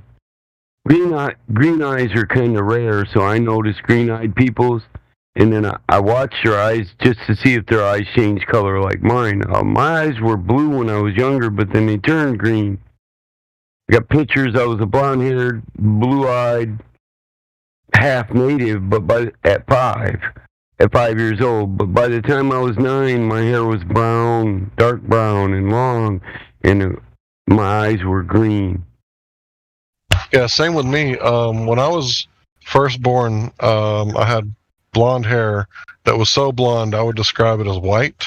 And my eyes were blue and they turned green. Hank is a blonde. I told her. I could tell by his voice. I think listen, I think the shit we eat actually affects our eye color and hair color. I'll take a picture of my hair right now. It's kind of wet, so. But it's brown right now. By my voice, can you tell what color my hair was when I was growing up? And my eyes? But my eyebrows are see-through. They're so blonde. But my hair is dark brown right now. Well, dark dishwater blonde. Yeah, I know already, but anyway, we got thick, dark eyebrows and thick, dark eyelashes. My eyelashes and eyebrows ain't never match my hair color. Dude, I've always been like brown, dark brown hair, dark brown eyes the entire time that I ever grew up. Dark brown hair growing all over my body. Until now, it's all on my head. It started to increase, and now that's what he just said. So, Michael, like Clapton says, you need someone to make your green eyes green and not make your green eyes brown. Don't it make your brown eyes blue? No, got that wrong though. But don't it make your brown eyes? Don't it make your brown eyes? That's not the one I was thinking of. Don't it make your brown eyes blue? Oh gosh, I'll find it. Because now I can't even think of it. You've got that tune in my head. Damn you. I did that on purpose because you guys. I took a selfie. I never ever take selfies. So wait, don't delete it. Wait, I want to see it. I'll sit. Hank's gonna hold on. Hank's gonna send a selfie. I sent the video. Nobody else can. Oh no! Yeah, I won't share it. I won't share it. All right. Thanks, Helio. All I got to do is go to my message history with some girls, and I can give you a bunch of selfies. Thanks for sharing it with me, Helio. Hey, I'll send a selfie for all the ladies if you want to friggin' hook up. You know what I'm saying? I got you a selfie. You want one? Damn, Helio's a plumber now. Helio's been playing too much Mario Brothers. Yeah, you're robot and bad, Hank. I know, but he's not just a plumber. He also cleans out attics. Lay the pipe. Attics and chimneys. He also cleans out attics and chimneys.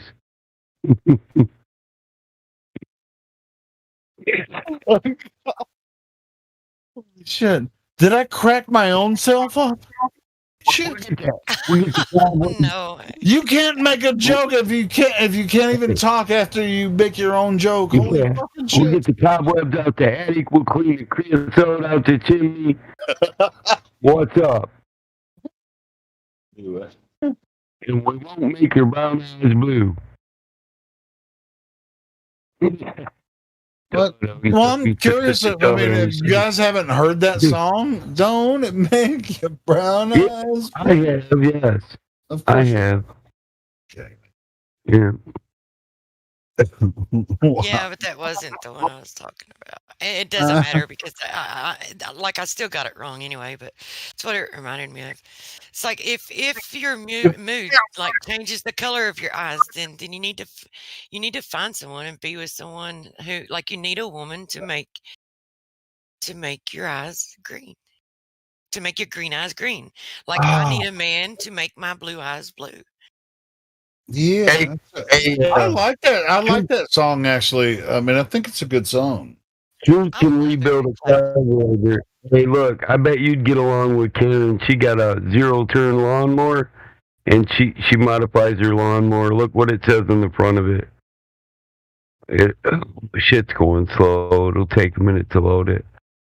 But she got this zero-turn lawnmower, and she was all proud of it. Check out my lawnmower.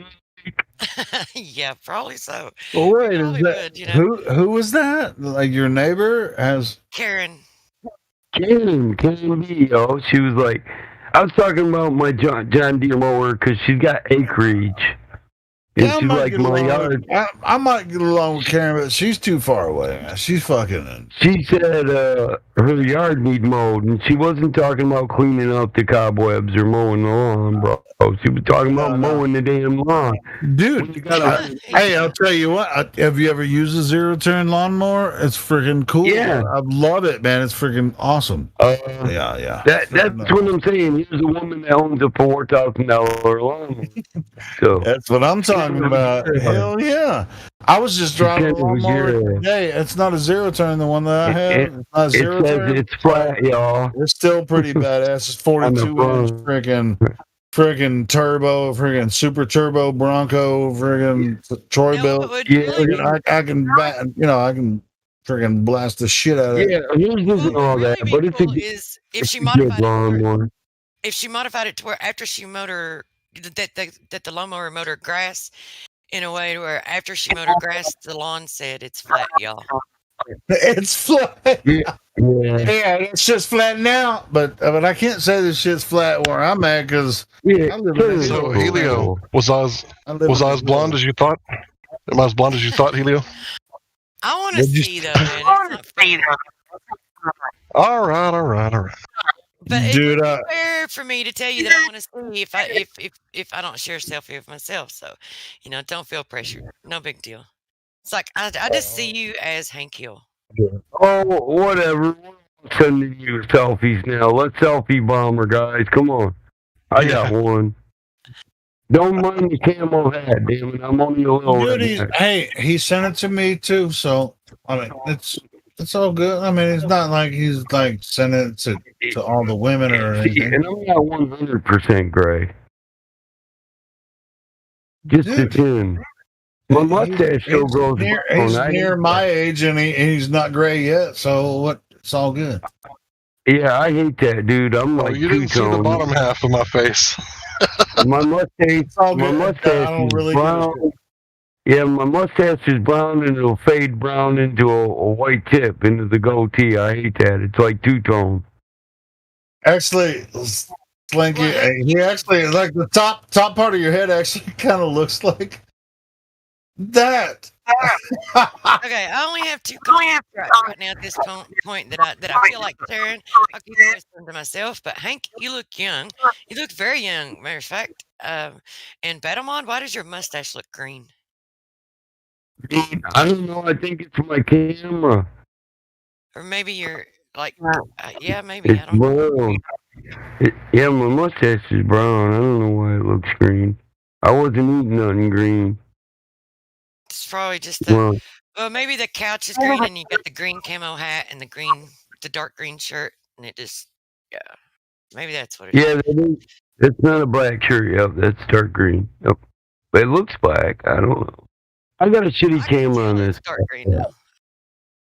Yeah, it's a shitty camera on this laptop. It really is.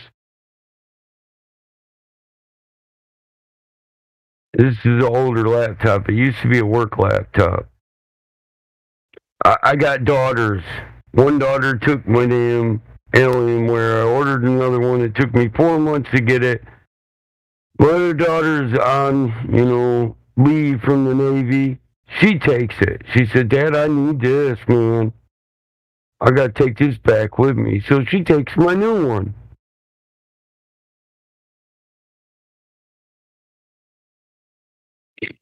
But they're girls and they know they can work, Dad. So. All right, fuck it. I just sent one of my latest selfies. It is what it is. This is my freaking unsexy self.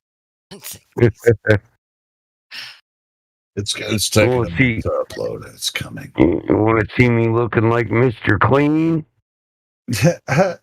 No, it's just me and I don't take selfie. I mean, who the fuck takes pictures of themselves? I don't know what the fuck that means. But I got one where I look all I mean, pissed I off guess on you that. have to if other I people are. It's have like, hey, I want to know what you look like. Here's what I look like. Check this All right, out. Truth. Do I still look young? Yeah, you do. I just didn't expect. I didn't expect that much hair on the face. To be honest, that it surprised me. But I yeah, you can't- still look young. I can't believe Yeah, no one can ever guess my age. I can't believe it's taking this long for this 7 megabyte fucking picture to upload. Holy shit. That's Mr. Clean. What's up? Mr. Clean, Mr. Clean. I shave that shit with a razor once a month.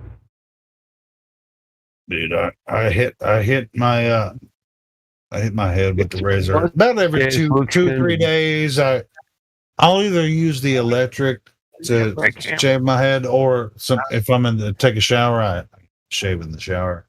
Yes, it does look kind of green tint. That's fucked up. Now you got me looking at my damn mustache like it looks green.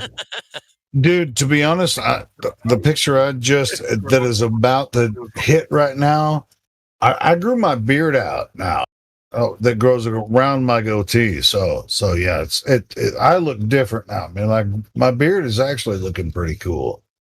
So Hank, I will say that your smile. you're looking pretty cool. You're looking pretty cool, Mike. Man, I like that, man. When people smile, you can tell they're smiling for the camera. But I'm going to say that with your smile, you can tell that you are genuinely happy. That smile is genuine and it comes from within. And damn it, Helio, you look like that one off of what is it? Off of Dragon Ball Z. Is that the one which? Is it? It's not Goku. What's his name? Damn it! It would always be right there unless I was trying to say it. Yeah, my inner peace radiates from the inside. I took that picture a couple weeks ago before I really get my beard kind of going, and so yeah. Hey, you see what I mean now when I say you look like you could be my brother Helio? Yeah. You could be my older brother. Shit, if we all three stood together, we'd look like 3 different age brothers. I'm telling you. I got one I did with a fat effect where I call it Thanos Mike. I look like Thanos. Hey, you guys like that T-shirt? My niece bought me that for Christmas. Yeah, that's straight. I'm not sharing it with everybody. Don't share this, bro. My kid took it. I look like Thanos.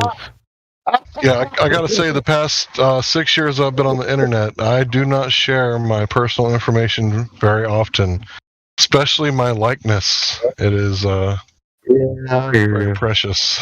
My private information. I ain't scared. I was like, you can't dox me because I dox myself almost every time I fucking come on here. So whatever. I do the same shit. When I knock a motherfucker out, you know what I say? I'm gonna dox you. It's like, motherfucker, I'll give you my fucking address and come over here. I promise you, if you come over here, you'll regret it. You know. I knock a motherfucker out, and the last thing they hear is Mike Smith. Bitch, you better remain that name. No, not that Mike one. Smith.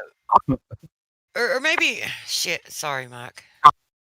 You're all right. I got an original one of those concert T-shirts from Pink Floyd, bro. Yeah, this was my niece just picked it up. She works in some of the T-shirt shops and stuff. I don't think she's probably ever listened to a Pink Floyd song in her life, but she bought me a Pink Floyd T-shirt, and I'm like, that's a really cool T-shirt so much. Listen, I like old concert T-shirts so much. Every town I go to, when I'm working and doing parking lots in Lansing, Grand Rapids, Battle Creek, I'll go to their St. Vincent or Goodwill or their secondhand shop and look for old concert T-shirts. I like to collect concert T-shirts. Yeah, that was freaking awesome. Yeah. I mean, but it's really cool. I mean, it's like she doesn't like Pink Floyd necessarily. She listens to whatever. Yeah, we got a place called Last Chance, bro. She knows I like Pink Floyd, so that's. It's a clothing shop. It's called Last Chance, but they sell used clothes or clothes somebody never wore. I've got more concert T-shirts from there than anywhere. Nope. Like, I got an original Jailbreak AC/DC concert T-shirt from this place, and when I got it home and looked it up, it's like a $200 T-shirt. You know, I was like, "Fuck yeah!" It's got that used look to it too, so I like that. Most people with money walk around in Perry Ellis silks and shit. I'd rather have a T-shirt and blue jeans. I'm not a blue collar motherfucker. Yeah, me neither. I hate collars. I'm wearing one right now. Hate that shit. Yeah, I think that's why people like to do business with me, because they know when I promise that they don't pay until they're satisfied, I'm actually going to be on their job site making sure with years of experience that they're fucking satisfied. You know, it's not my formula. If I'm on a $500,000 contract, I'm out there. I'm telling people what to do. I might even be running equipment. If I don't like the way you're driving my equipment, that shit ain't cheap. But I'm not an ass about it. I won't say, "Hey, bitch, you can't drive this right." I'll say, "Here, let the old man show you, bro. Take a break." You know what I mean?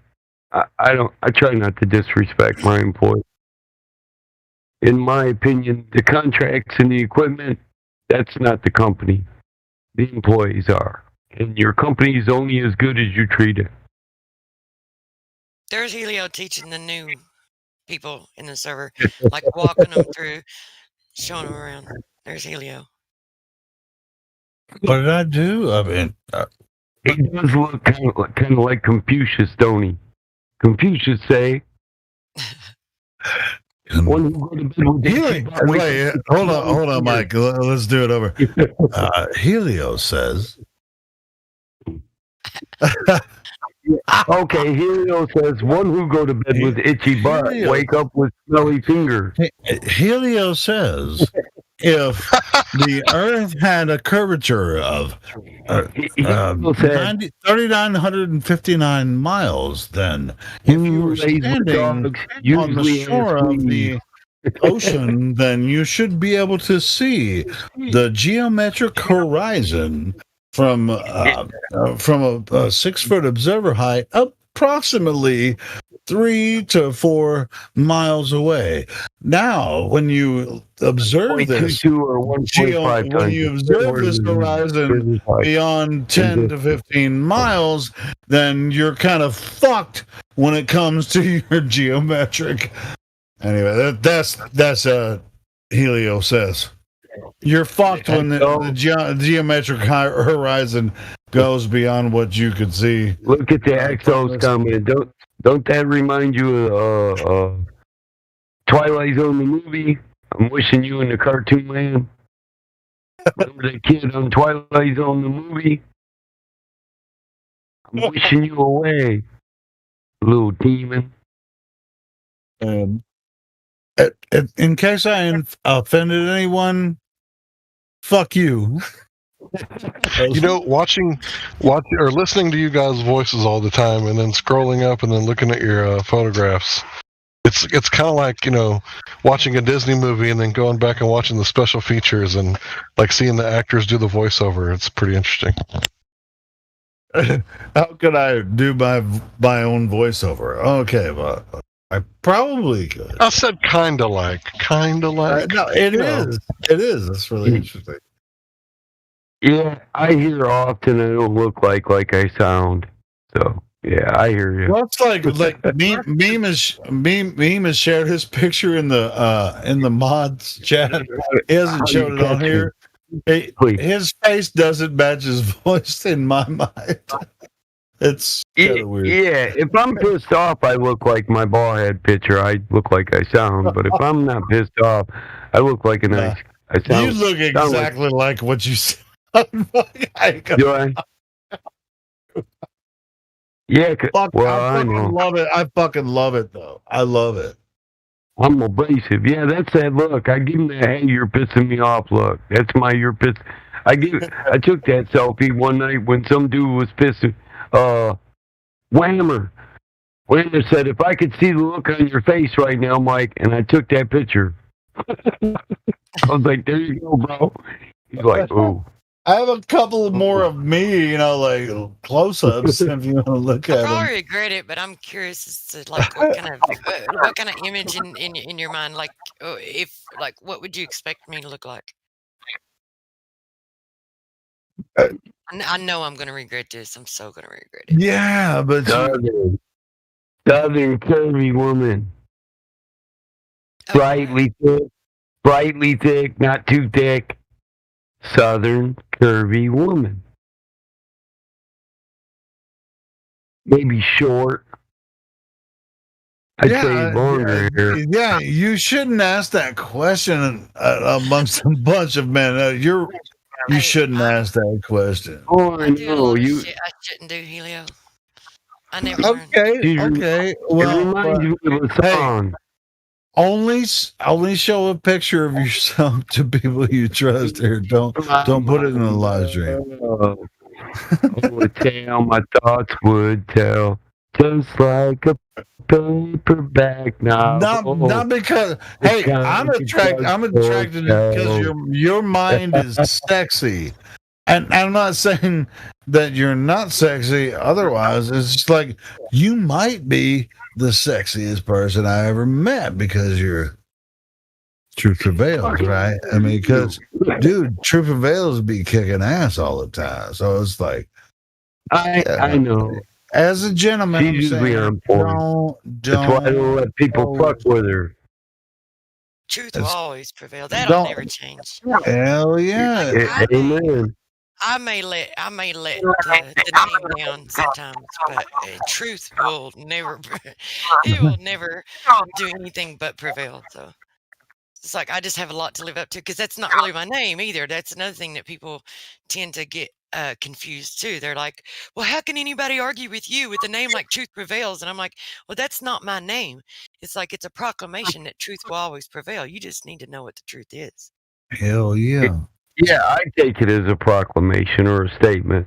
Yeah. See, this is I'm gonna post the way that I usually think of myself. In the live stream too. And so That's truth, so hilarious. truth does prevail, but I'm just kind of like Battle mods like that too. If you step to me, you'll be up shit creek without a motherfucking paddle because they call me Battle. Yeah, we love you. So if you want to share your picture with us, personally, don't want to put it on live stream, you can actually share your picture with us. I will share my picture with people, but I don't really give a shit what people think about I don't give a fuck. I'm an asshole and I look the part. I know it. If you catch me, I've been around for enough years. I think I could. It's about time to with maybe a few, but like right now, I don't think like right now. I'm telling you, my hair is like all bunched up. It's like I've been doing shit work around the house, and it's not like it's like one of those. It's up. It's partially. Okay, truth. Okay, truth. Look at the humidity in East Texas right now. You've already made this too much of a thing. This is like OMG. Like, I think I'm. It's like, dude. dig this here. I didn't prepare my picture when I took it. In my mind, women think they're most beautiful when they put all that makeup and doll themselves up. But in their natural state is when a woman looks the best. And nothing sexier than a lazy Here. Now. Do it now. I want to get this out. Nothing sexier than a lazy fat woman that sat around the house pregnant and ain't did it in a week. There's nothing sexier than that. Nothing. Oh, dude, we already love you. We already love it. We already love you, True Prevail. Just snap it. Boom. I wished I had one of those. I'd for sure be on it. Believe that. My girl used to sit on the couch with her hand in her pants, fat and pregnant, but button undid at the top, and I never thought she looked sexier than that. I was like,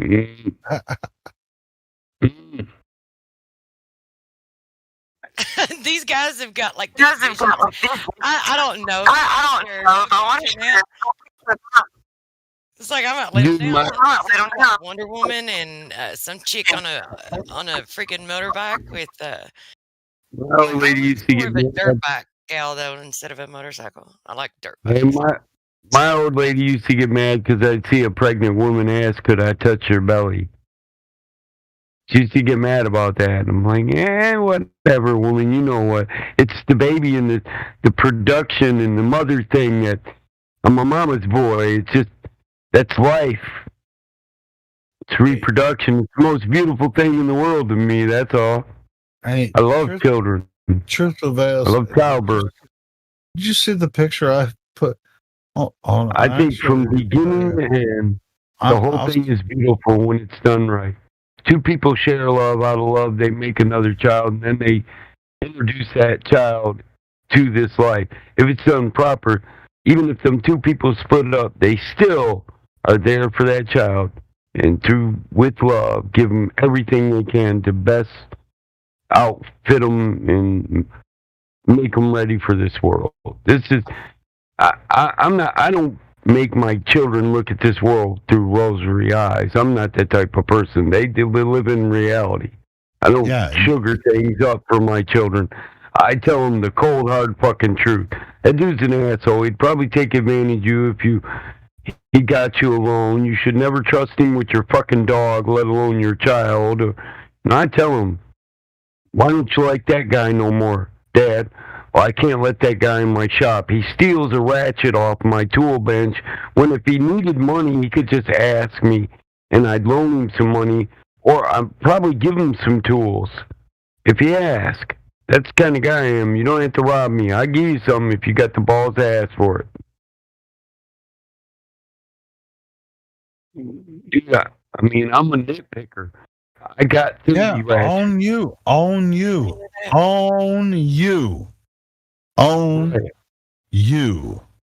Exactly. Own you. And if you think you're my boy, you shouldn't be robbing me. You should be like, hey, homie, you got 30 Snap-on ratchets. Can I have one? Anyone that doesn't own themselves should be scared to their fucking wits of you. I love that cat picture. I love that. What does that mean, own you? it means own up and be accept you for who you are. Be honest with yourself is how I take it. Live your life like you only got one. Make the best of it. And the way I see it is, if someone feels like they need to be dishonest and they need to lie or hide anything about themselves, then they're not happy with that part of themselves, and they should work on changing that part of themselves until they're happy with who they are. It's instead of lying about it. Yeah, that's the funny thing. That's what he's saying about the thief. The funny thing is about a thief is they think I could get away with robbing you. When the truth be told, most thieves wouldn't have to steal most of the shit they steal. They do it because they like to. You know what I mean? But most of the people, a common thief will rob, be their family and friends, somebody who would give them something if they really needed it and asked for it. They would be called cons, right? Yeah. In the general kind of cons, describe it. What? So you have something, someone else is trying to get what you have, or is jealous of you. I don't know if we're going through personal history of any kind of thing, but yes, Anyway, continue, Michael. I'm sorry for this. Yeah, my brother-in-law figured out one day. Look, I love Corvettes. I collect Corvettes and Trans Ams. I'm not gonna lie. My brother-in-law said, "Hey, you got 4 of them Corvettes. I married your sister. Take care of her so you don't have to worry about her, man. I can't get a Corvette because I'm always paying for her and the kids." I said, "You could pick from these 3. I didn't even make him finish asking. I said, "Yeah, I got 6 of those 72 Stingrays. You want one of these? Pick from these 3. And he took one home. He just figured it out one day. He said, "Mike, you're too fucking nice. Can I have a vet? I love your sister. I take care of her." I was like, yeah. Because I love him. Triggering Mike to do something. Fucking hilarious. Keep going, brother. I mean, it's obvious. Yes. I mean, I was impressed that he had the balls to ask because, well, he knew me. That means he knows me. Other people don't know me. They would be afraid to ask, as if the car means more to me than the people I love, which isn't true if you know me. I just love to build them.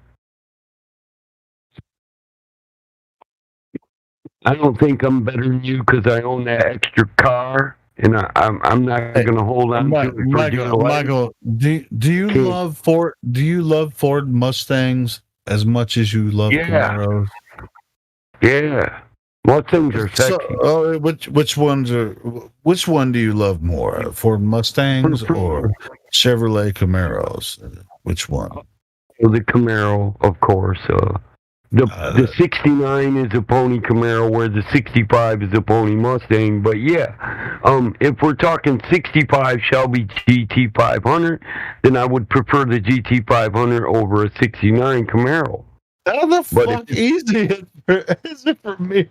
I don't even know those fucking numbers, but how is it easy is it for me to fucking tree to say whether you like a Mustang Camaro? I'm just fucking with you, but at the same time. Dude, I fucking love it. If we were to ask you about guitars, it's fascinating. What would you rather have? Hold on, Helio. What would you rather have, an Ibanez guitar or a Stratocaster? I'd take the Fender, bro. Yeah, an Ibanez, of course. But yeah. Really, you like Ibanez? The action is great on those guitars. I'll tell you. I mean, it depends on the guitar. Depends on which. Dude, my boy says they're built to play every day. It's a work guitar. That's what he says. The difference. Mike knows a little bit about guitars too, but not as much. But yeah, but like a singer, you can't actually say, "Can you? Who do you like best with singer?" It's like the instrument is just built in your body. You can't actually. But I'm a guitar player too. I do love guitars. An Ibanez is great. But I'm not. Well, that's what I love Les Paul models, but I won't get as detailed. I like the Fender. I like the Fender. It's famous. and it looks good sitting in the corner, but I don't play every day. That's why I said that. My boy, he plays shows and does it all the time, and he says his Ibanez is more sturdy than a Fender. He has too much fine tuning. I would agree. Even though I have a good Les Paul, but I don't play it very much. But I think over time I would prefer an Ibanez. To be honest. See, I knew the answer before I ever asked you. Yeah, you can beat the hell out of an Ibanez. That's what I've heard from guitar players. I'm not a guitar player. I just wanted one so I fit in. I am, so now you just confirmed it. I did some research, so now I can tell my boys, look, I have a freaking $1,500 Les Paul, and if you beat the shit out of it, it will not be able to. You won't be able to use it. You have to freaking babysit the motherfucker all the time. But if you play an Ibanez, that's what my boy said, or Charvel, which is like. It's the it's the what's it called, the what's the baby of the Gibson Epiphone. It's the Epiphone of the Ibanez. Yeah, if you play a Charvel, yeah, that's what my boy Dennis said. He's a guitar player, Charvel, bro. And I bought a Fender. My Fender's worth some loot. And I said, look at this Fender I got. It's a badass Fender.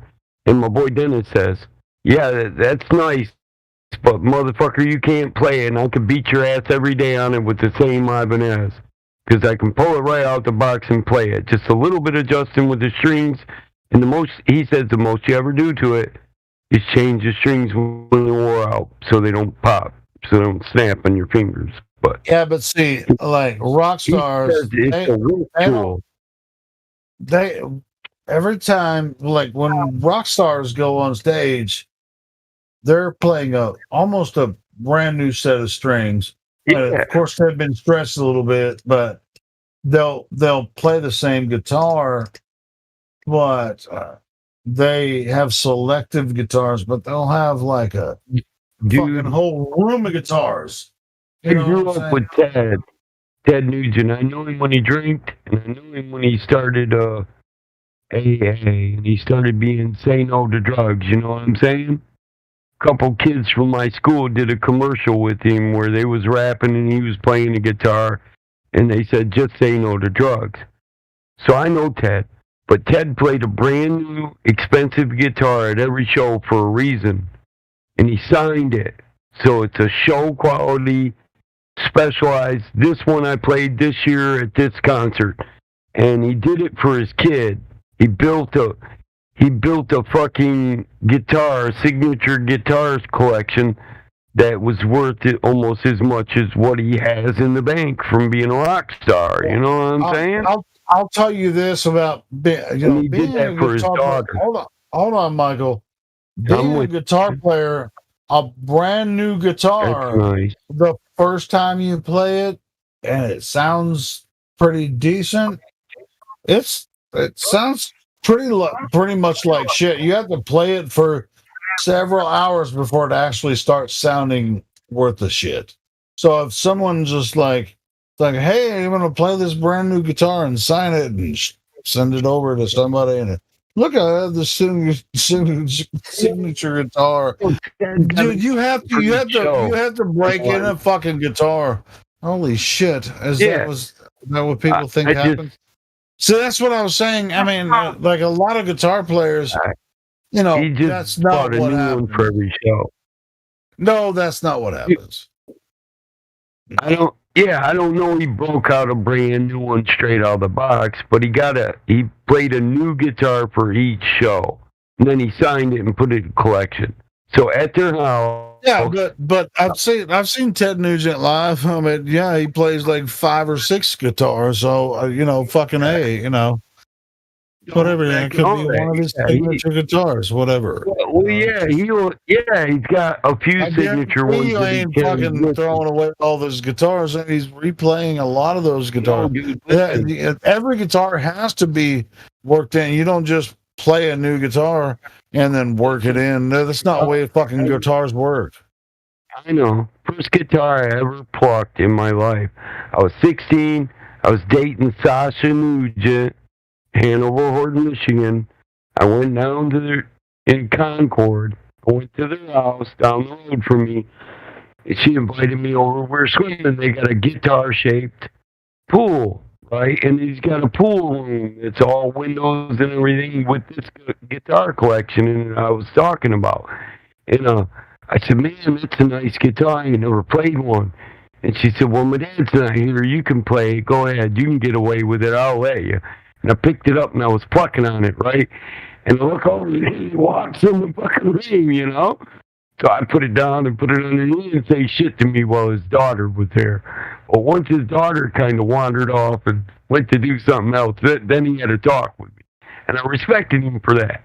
You know, he didn't want to affect the way she looked at me because he was pissed off at me. So he just talked to me man to man, and I respected that. And he's like, look, I let my daughter get away with whatever, and she told you could touch it. So I'm not going to be mad about it. But I'm mad about it. Don't ever touch my fucking guitars again. Those are mine, and they're not mine. They're hers. It's like, you can touch my daughter, but you can't touch my guitar. Yeah, he was more like, I built that collection for her. It's hers. I'm just not yours. You know what I mean? Like, you might marry my daughter one day, I don't know, but I want you to know damn well those are her guitars. I do. And I get that now that I'm a father, and my daughter can go out here and key my Trans Am, and I don't even get mad about it because it's her Trans Am. I get it. But what I'm thinking about, you know, I was thinking about you were talking, I was just like when you get used to a guitar, I mean, guitar players that love their guitars, like just like you love your cars and stuff, you don't go on stage. You don't play a brand new fucking guitar every day when you go on stage. This is your fucking instrument. No, he was saying every year. He said every year, bro. Oh, every year? Oh, actually, let me be specific. So he'd add a new guitar to the collection every year, and then he'd play one at his annual Hash Bash. Not Whiplash Flash. Ted Nugent's Whiplash Bash. It's a New Year's Eve concert. He quit drinking. He quit going out partying on New Year's Eve, and he'd have a concert. My bad if I took you wrong. Yeah, exactly. Yeah, he'd play so he had a collection of them that he played at every concert, but he'd add a new one to the collection every year and then sign it, play it at the concert, and say this is 1995 year Whiplash Bash, and then he put it in the collection. Hell yeah! Guitar to the collection, and next year when he played Whiplash Bash, he'd sign it. And you know, people will pay $40,000 for one because you already know that you're gonna get another one specifically designed for you for free from the company. You don't even have to buy one. Yeah, Ted didn't pay for any of them, dude. Yeah, I get it. I get what you're saying. Actually, gave me the Fender I got when I was 19. He said, I got this one. Somebody dropped it and broke the neck. I had it reworked, got a new neck, and we just never put it back together. It was in his garage, and he broke it out and showed me how to put it together. That's how I know how to do knobs and pickups. I know how to maintain an electric guitar better than I do play it. Because that's my thing. I'm a mechanical guy. I can build shit, anything. Right. If I got instructions, you know. So I could actually build you a guitar that you could do something with, but I'm not the greatest at playing. I play a few songs. I play rhythm, a lot of different shit. So I used to have a 6-string Ibanez bass, and I would play that damn guitar so much, I would fall asleep with it and wake up with it still plugged in and just kind of pick up where I left off. I mean, everywhere I went, that thing went with me. Wait, let me ask you this, Hank. So you played bass guitar, which is one note, right? Boom, boom, boom, boom, boom, boom. And you'd fall asleep playing a single note? No. Listen to what I'm saying. I had a 6-string Ibanez bass. Oh, okay. Right? And I was trying to get good. Yeah, a 6-string bass. And I was trying to get good, right? Because my guitar player was like years ahead of me, right? So I was trying to catch up with them because they were obviously better than I was. And everywhere I went, I took it with me. I would fall asleep with it, like in the bed, and like wake up and like keep playing because I was trying to get good like really quick, right? Because I'd already started a band and without even knowing how to play, or I was invited to a band without knowing how to play, and I was playing metal, right? But I never want to be like mediocre at things. I don't try to half-ass things. So I was trying to learn to play lead bass like Les Claypool or the dude from Red Hot Chili Peppers, Flea, right? So I was not just playing one note at a time. I was actually trying to break off from the guitar and the drums and do my own independent thing separate from those, but in a melody type of way. Let me ask you this. That being the case, you had a 6-string bass. Did you get anywhere with them while you practiced with them? Was there anything? So yeah. You were playing with. I did a lot of filler, right? Go ahead. I'm sorry. With a guitar player and a drummer. 2 guitar players and a drummer and a vocalist. Right. So you got somewhere a little bit, and you thought about it. You thought about it, afterwards, and you had the 6 strings and everything being because bass is a rhythm instrument, so you play along with the drums. Yeah, I played rhythm, but we would take turns doing fillers, right? Because it's a metal band. So we would do like pausing and fillers and stuff like that. So it was really fun. You were making it sound like you just totally fucked it all up, but it sounds like you did. No, we did all right. We just couldn't keep a drummer. That was our problem. We couldn't keep drummers. Okay. Drummers are flaky. You slap the bass. The 6-string is really hard to slap, but I can slap a 4 or 5-string. But when you say slap, okay, hold on. So when you say slap, I did slap the bass like in a punk slap, like pop, pop, pop, pop, pop, pop, pop, pop, or slap, slap, slap, slap, slap, slap, slap. But I didn't play a whole lot of funk, so I didn't do a lot of popping. Now with the 4-string, I can slap and pop it pretty decently, I guess. Might be a little out of practice. I'm a big Primus kind of guy, so yeah, Primus, dude, he's just wicked good. Like he's like otherworldly. He's ridiculous. He was one of my major influencers, though. Yeah. That Primus. It's like the guitar player was basically the rhythm. It's like in Primus. It's the bass player and the singer. The bass player's the lead. Yeah, he's the lead. The rhythm guitar is only rhythm. Yeah, it's only rhythm. So it's like the most unusual band on earth. Yeah, it's like yeah. Actually, Larry Lalonde has one of my favorite guitar solos on Herald of the Rocks. That fucking guitar solo is legendary. Listen to it. Herald of the Rocks by Primus. Send it to me, please. I pull it up on YouTube and I'll send it in chat. Did you say Herald of the Rocks? HERALD? Yeah, like Herald of the Rocks. It was on their album called Frizzle Fry. Oh, I remember that album. Yeah, check it out. I'm probably heard so. I was also influenced by the bass player for Mudvayne. And obviously Rage Against the Machine. Like, I had some pretty good influences. I was a huge fan of Stevie Ray Vaughan, obviously.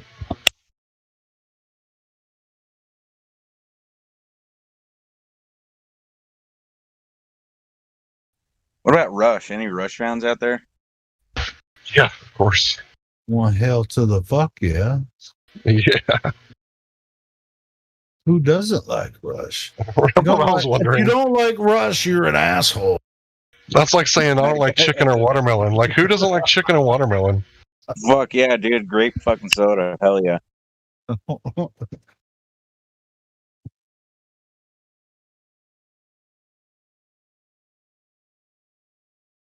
Dude, I was watching. Somehow it popped up. I think on my Facebook feed. This little 6-year-old kid was playing Neil Peart's drums on a Rush song. Freaking, I think he was 6 or 8, maybe.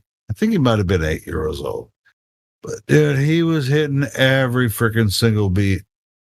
On one of the Rush songs. Let me see if I can find it. Well, I mean, that's impressive. It's hard. It's hard to freaking share Facebook stuff in here with people because a lot of you guys don't use Facebook for obvious reasons. But holy shit, I still. Yeah, I won't even click on the links. Yeah, I don't like Facebook. Yeah, well, I don't like it either, but I kind of like it because they haven't kicked me off of there yet. So I stopped using it after my password got stolen, and then I changed it to a new password that I haven't ever used ever before. It was totally unique to Facebook, and it got stolen again. I was like, all right, yeah. I think I remember the name of the kid. Let me see if I can find him on YouTube. Caleb. His name was Caleb, which is my son's name. So, and he's a drummer too. Yeah, I got to be honest. Music saved me after I tore my quadricep. I was never ever the same, and music totally took me out of the depression that I was in and kind of gave me a reason to train again. So music saved me for sure. Yeah, here's the kid. I'm gonna share it. But hey, man, it's like I'm here in the future. My son is already he's got some deals going on with his band.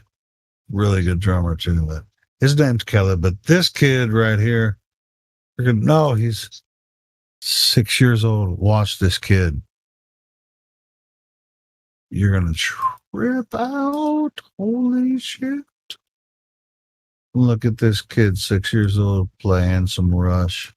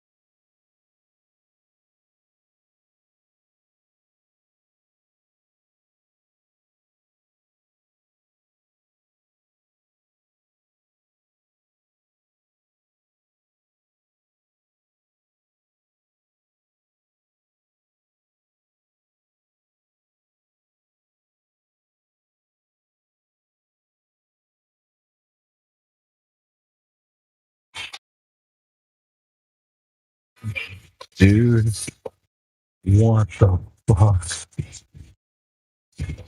Where did this alien come from?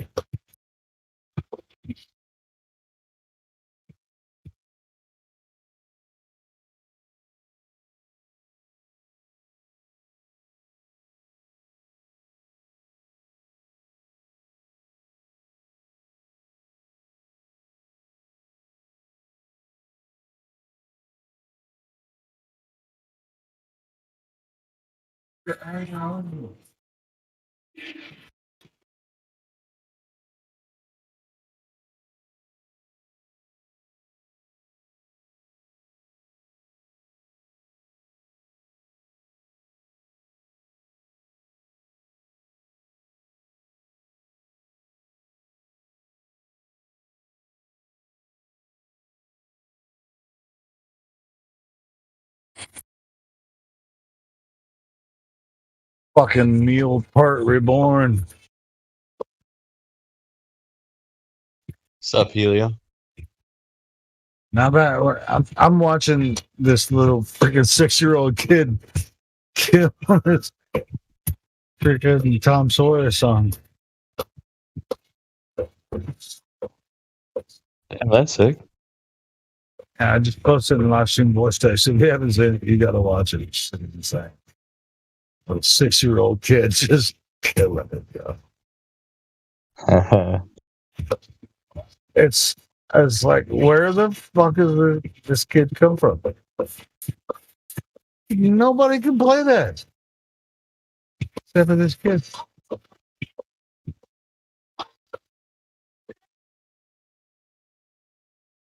Oh, bro, you don't see it. You don't see Dude, a he's got shirt lifting chops. up? He's got chops, and he's like 6. There's obviously harnesses. No, dude, the kid's got chops, man. That's fucking crazy, actually. Helio.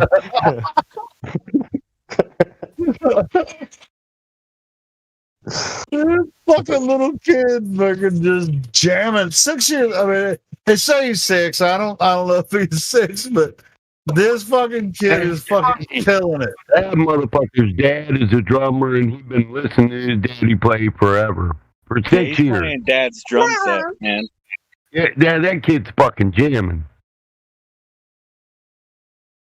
Dude, I'm playing with a lot of drummers, and that fucking kid will. My best friend is a drummer. Dude, a lot of people wish they could play that like Neil Peart. This fucking little kid, he's got it. My best friend got so many drums. His set makes a complete circle, and he can spin in the circle playing the motherfuckers and never miss a beat. He's a bad motherfucker.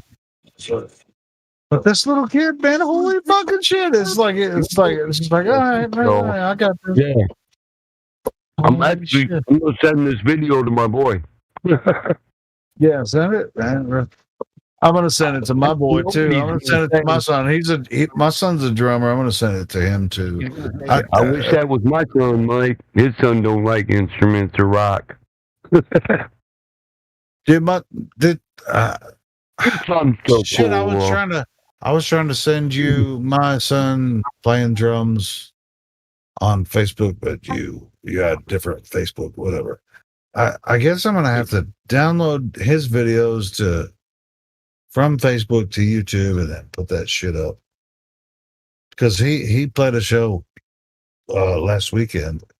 Freaking pretty cool. His son's a pretty badass drummer too. But anyway. I'm jealous of drummers because I suck playing drums. I got a drum set too, bro. I'm better at drums than I am guitar. Yeah, as a boxer, that makes sense.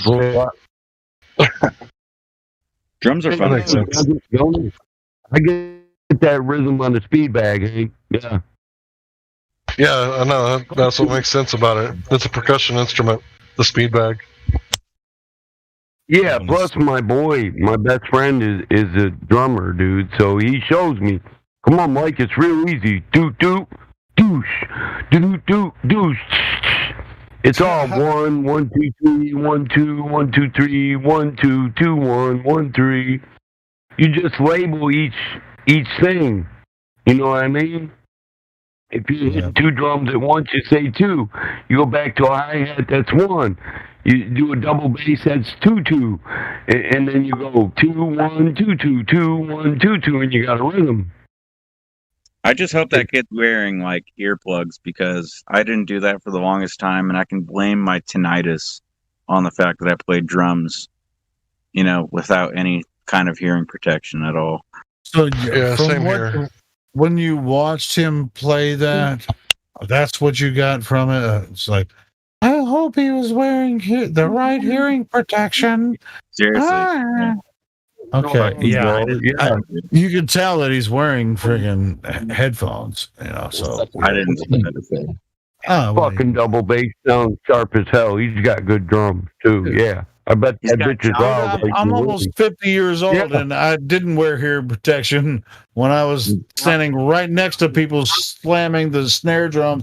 hitting it as hard as they can for years and years, and so I'm okay. I can still hear. It's a double bubble blow and double baby. I was only in a garage band. Bubble, blibbity, blibbity, blip, blah. Say it. I was only in a garage band for 2.5 years, so my hearing sucks.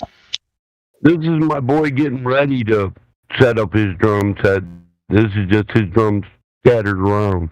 Yeah. He always sends me shit when he does a show. Yeah.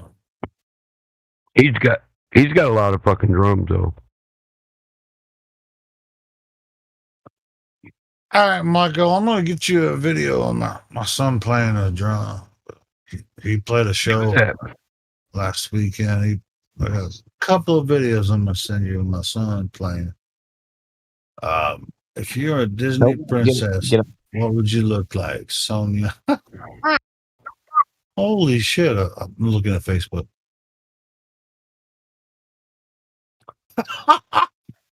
That is fucking hilarious. Oh. If I was a Disney princess, I would look like the Hunchback of Notre Dame in a dress. Did you say that?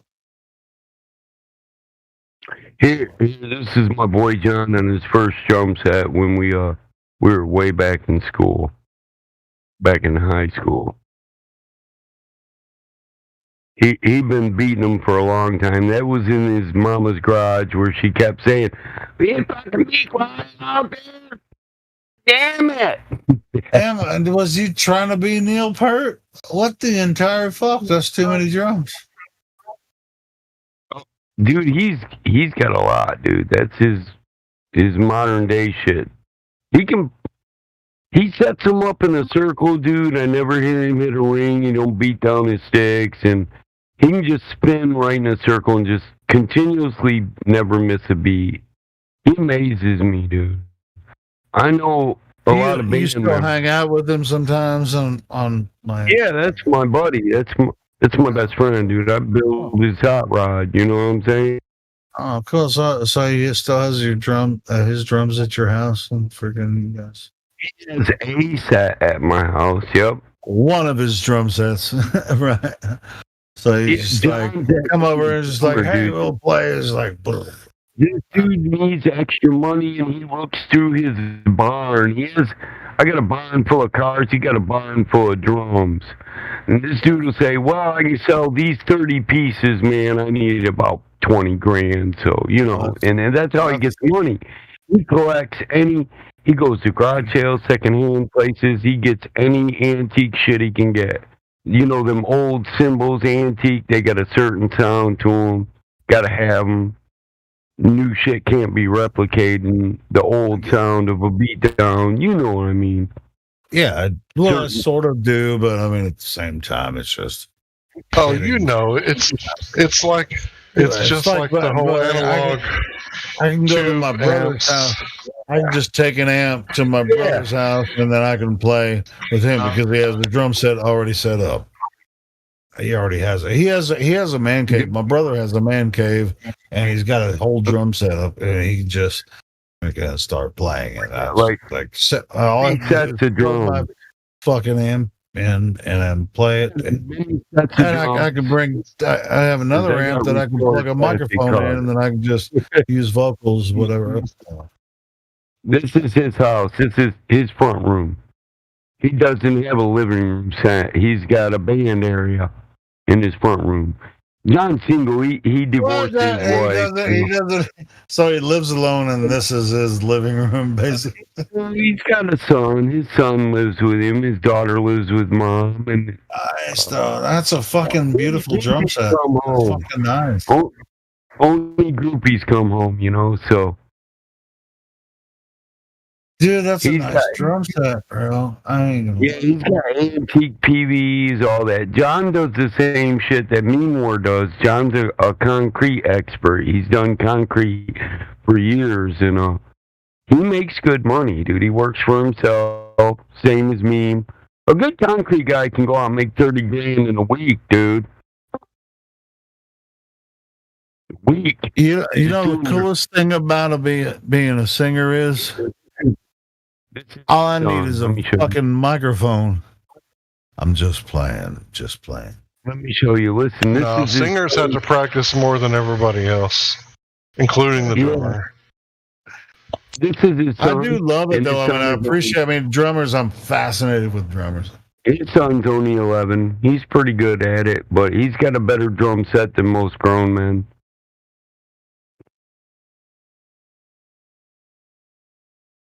It's John Jr. That's a cool kid. Nice. His dad spends all the money on drums, and I'm like, man, kid, you need to get out the house every now and then and just do something besides beat on drums. Come to the house and ride a quad. He says, I don't have a quad. Well, every quad I see in a farm field, I stop and say, hey, you want to sell that? And I'll buy it for cheap and rebuild it. So I give him a quad.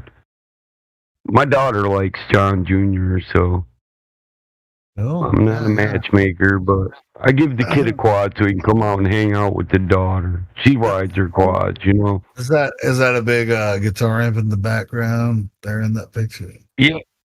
Yes, that's what John spends all his concrete money on. There you go. He did my barn, dude, my heated floors in my pool. John is. And, he's my best friend, so I asked for a bid. I told him, give me your normal bid, and I got bids from 3 different people, and I still had him do it because he's done it. His dad did concrete. See, he's teaching his kids drums. He learned drums from his uncle, and his daddy taught him concrete. John was doing concrete when he was like 8. Like, I was raising livestock at 8. John was pouring concrete, So, he's good at concrete. That's like I thought my son could, sing. Like I thought he would be a singer, but he went to drums, and he's a pretty badass drummer. He's a freaking pretty badass drummer, bro. And that's where it's like when he first started playing, I was like, but then after a couple years, it's like, oh shit, he's really good. Yeah, the first year as a drummer. I was actually playing guitar with him, and I was like, playing guitar with him. I was like, hey, let's play together. And I was like, oh, you're kind of fucking this up. But then at the same time, it was me playing with him. He might have been nervous or whatever. But after I heard him play with his friends, and they had songs written and shit, I'm like, you like that bass, Hank? Fuck yeah, I mean, I'm just dude. Fuck yeah. It took me no time. I'm a fan of my son's band, I mean the one I posted a picture of. That's John. That's my boy. I didn't see it, but I was saying learning the bass, like Smoke on the Water. Oh, nice. I bet that is something to look at. But yeah, like learning like Smoke on the Water or some Aussie songs. Really easy to learn bass. Anybody can learn bass. Yeah, that's one of them I can play rhythm for. Smoke, dum, dum, dum, dum, dum, dum. I can play that on guitar. I think I started out with Smoke on the Water and like Crazy Train and stuff like that. I'll tell you this. I learned to play the bass with 70 rhythms. Like music from the 70s. I love 70s music. This is John's hot rod I built. He loved this fucking car too. It's a 67 RS.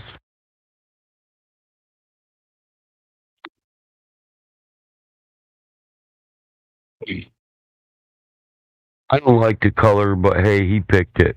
It's his shit. A lot of people don't let you pick the color. Like, if I'll do a build for you, I would like to. I prefer to pick your color. I'm really good at this. I've done a lot of cars, you know. But a lot of people have a specific car that they've seen in their life, and they want to recreate it. You know what I mean? They want the car they see in their mind, not the one you would do that's going to be worth the most money or the rarest paint job. They want the one that they see in their mind. That's not a bad color. No, It matches his dad's. It also matches my my Impala. I don't know. I don't know how you want to call it. I'd call it like raspberry. That's what I'd call it. Yeah, it matches my Chevelle. I got a Chevelle Super 4. Look here, you'll see. It also matches my 76 GMC. I got a GMC 4-wheel drive truck. Just my Chevelle's a little darker than his. That's my Chevelle. That's my grandson sitting there at a car show. He likes to do the car shows because he wants to be grandpa, you know.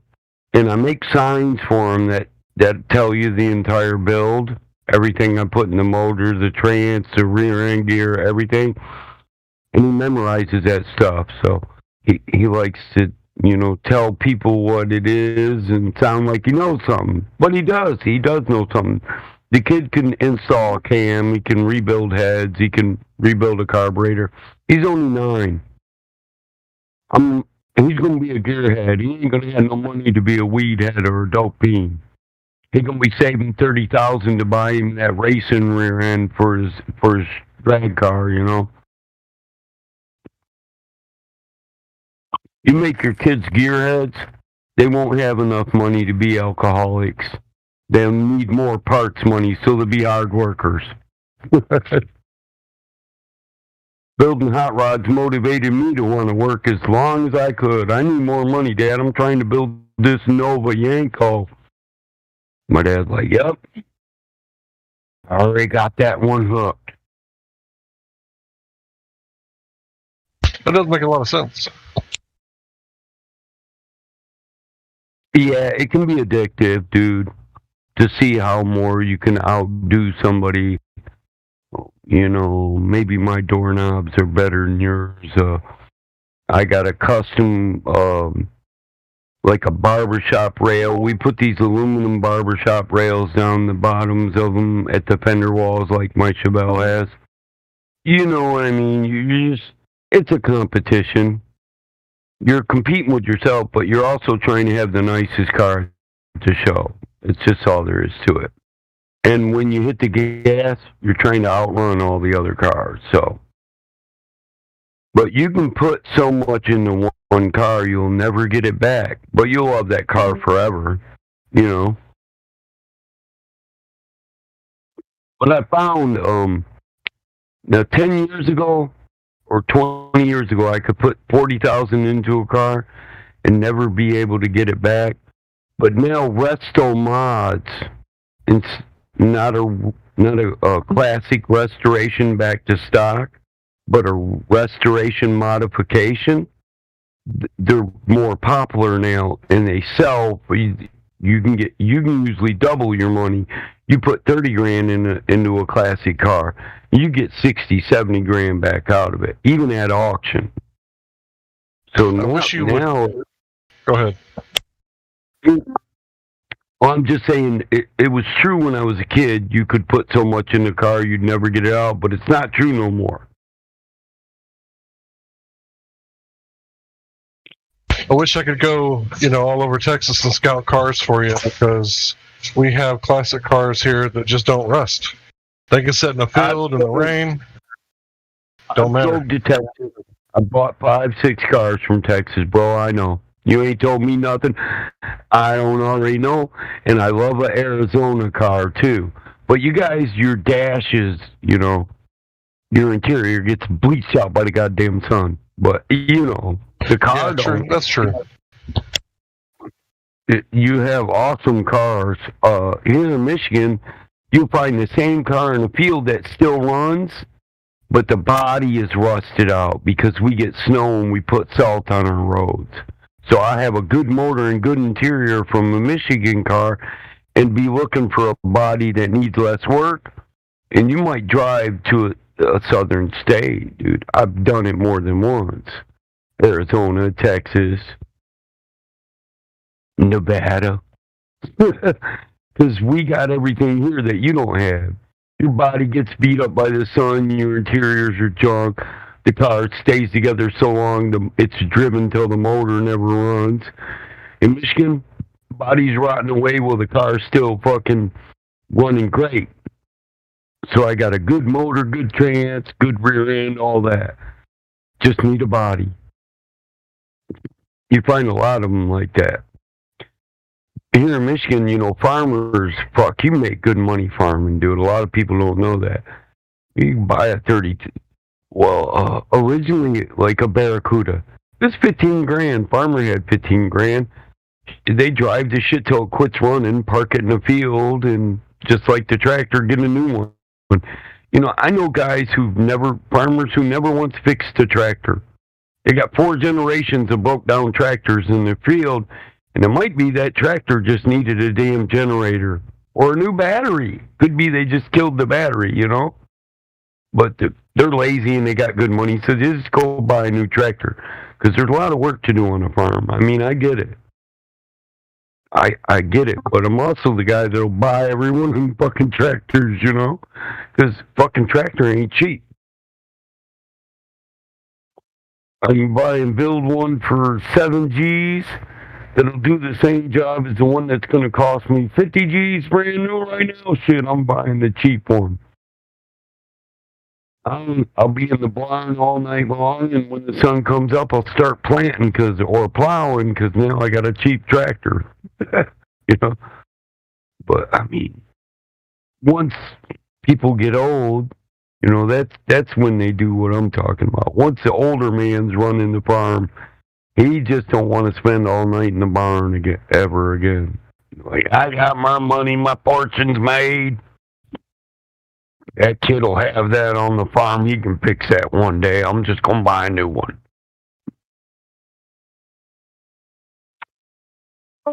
Dude, here people just throw away cars like crazy. It's like they want bank loans and they want to be in debt.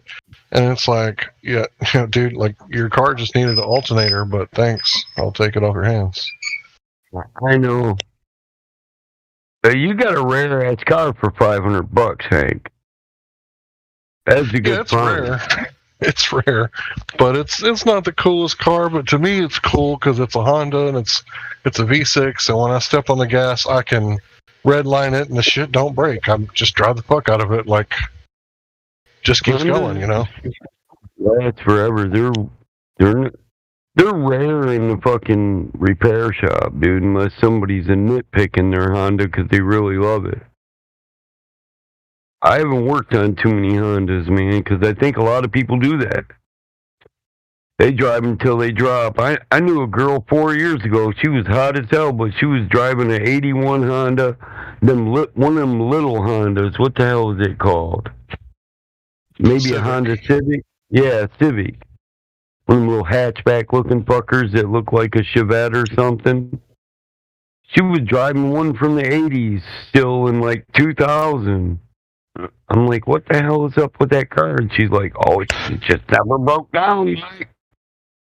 Yeah, I've seen them Toyota Corollas. So in Texas, Toyota Corolla is the #1 car that still has a sticker on it, like a registration sticker. So it's the #1 car on the road because they just don't break down. Now, Toyotas are not like Hondas.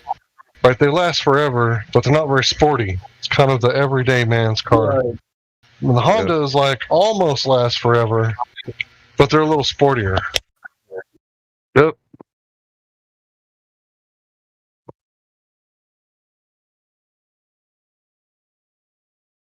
So I'm delivering pizza.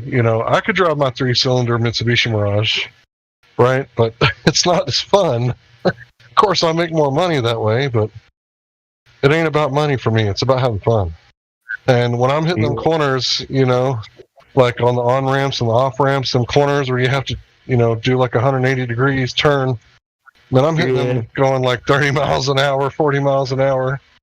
Just no speed limit on those little roads. So I want to make sure you know what I'm talking about. Look, this girl was a titty dancer, and she drove a Honda Civic, almost looked just like this right here. But she said that motherfucker got gas mileage like it was like driving a moped. Gas lasts forever. That's a 80 Civic, like a 81 Civic. I love those. Those are beautiful cars. He said she grew up on a farm. She was a farm girl, and her dad worked on it all the time. She bought it brand new and was still driving it in 2000. Like a 20-year-old, a 19 or 20-year-old Civic, dude. I was like, get the fuck out of here. And she loved it. She said, if it ever breaks, if the motor goes out, I think I'm just going to buy a new motor instead of a new car. It's lasted too long, Mike. And this girl was so sexy, I would have put her in a turbo Cadillac if she'd asked for it. I ain't going to lie. I don't think she would have drove it. She was a practical woman, you know what I mean?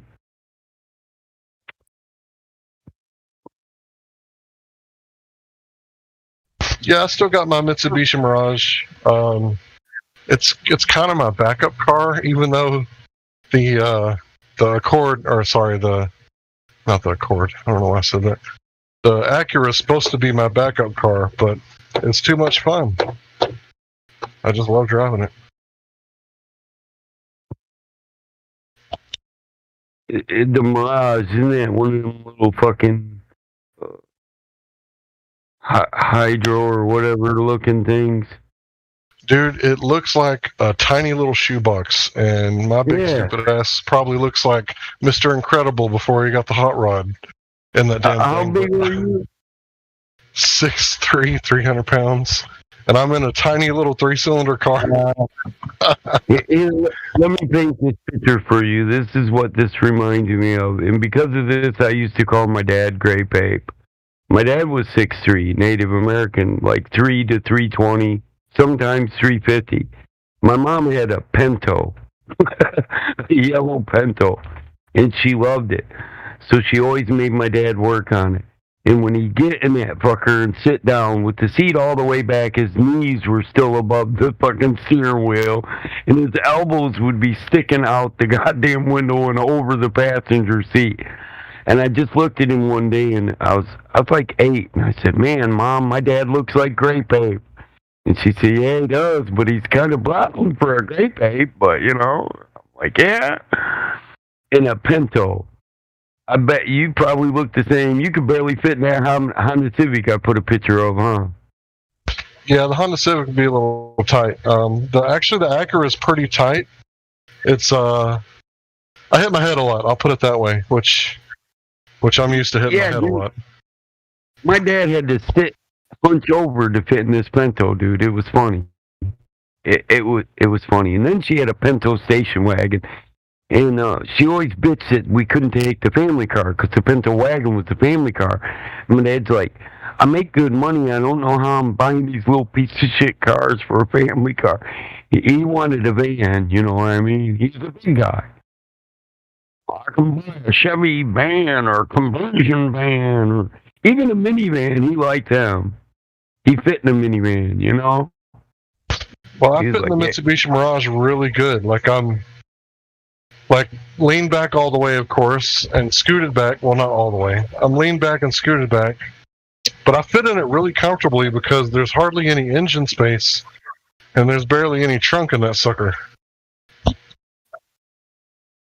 Right. I bet. There's more passenger, more cabin room. Yeah. When I was doing Lyft and Uber, I had to turn down a few people because they had too much luggage. You were born in the 90s? Do you even know what a Pinto is?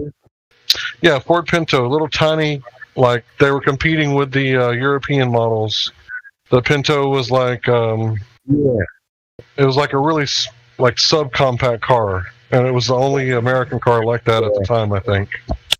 Yeah, they were a fire hazard too because of where the gas tank was. But my mom loved hers. My mom's looked a lot like this one right here. But I was born in 82. Yeah. Oh, 82. I thought you said 92. Okay. So you're 39. In September, I'll be 39. Yeah, my dad, dude, it was like packing a suitcase to get his big ass in this fucking car, dude. It cracked me up. And then when I got old enough, my mom had a Pinto wagon, so my dad had to do the brakes on it and stuff like that. he'd be like, "Well, boy, this is where you're supposed to get your little ass in that car and pump the brakes." Then he'd say, at 12, he's like, "Drive it around and see if it breaks." I'm like, "Dad, I don't know how to drive a stick shift." He's like, "You drive the damn tractor, put it in gear, and make it go, boy. If it breaks, I'll push it back in the garage and fix it." My dad didn't even need a tow truck for the damn thing. He just put it in neutral. He'd just push your ass into the garage, you know. My dad was so big, I thought he was Superman when I was younger, but my mom was little, you know, so I'm shorter and slimmer like my mom, not tall and big like my dad. Me and my brother look like twins, except for my brother's just a little taller than me and a little thicker. Got a little more of my dad's height and shit. But the Pinto wagon wasn't much bigger. I used to. I asked my mom when I got older. I was like, "You don't like Dad riding with you, do you?" And she says, "No, he's not a good passenger. He bitches. He's got to be a driver. He won't fit in my car." So she said, "I don't mind riding with him, but if you put him in the passenger seat, all he does is bitch." When I ride with my wife, I'm used to being the driver, right? When I ride with my wife, I lean the seat back. I just tell her that I'm resting, but the truth is, I'm a backseat driver. That's same way my dad was so big in the passenger seat, it would be all the way back. He'd pretty much be in the back seat. Same way. "Slow down, woman. Speed up. Take that lane. Why are you letting him do that?" That was my dad. Me, I just, fuck it. We're in the era of the phone, you know. When I had to let my old lady drive, I'd just get on my phone and start doing shit and just try not to pay attention. Otherwise, I'd be the same way. It used to bug me when my dad bitched, so I tried not to do it. You know what I mean? I didn't want to annoy my kids like my dad annoyed me. We'd all end up being like, "Hey, Dad, will you just shut up?" I mean, my mom drove her Pinto like it was a damn NASCAR anyway. That made it bad enough. She bitched about my dad driving sometimes because he went fast.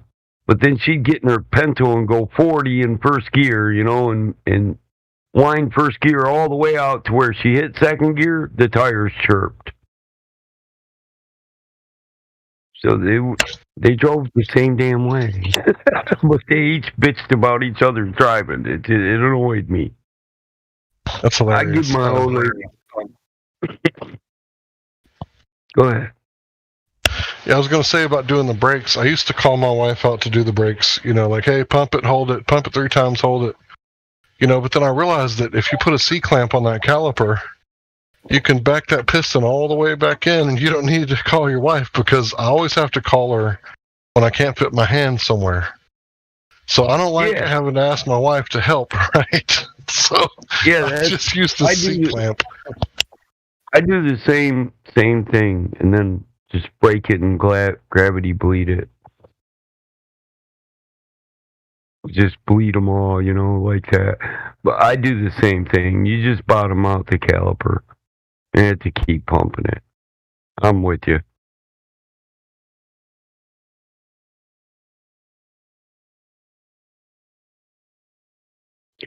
I built a drag car out of one of them Pintos, but I fit in a Pinto all right.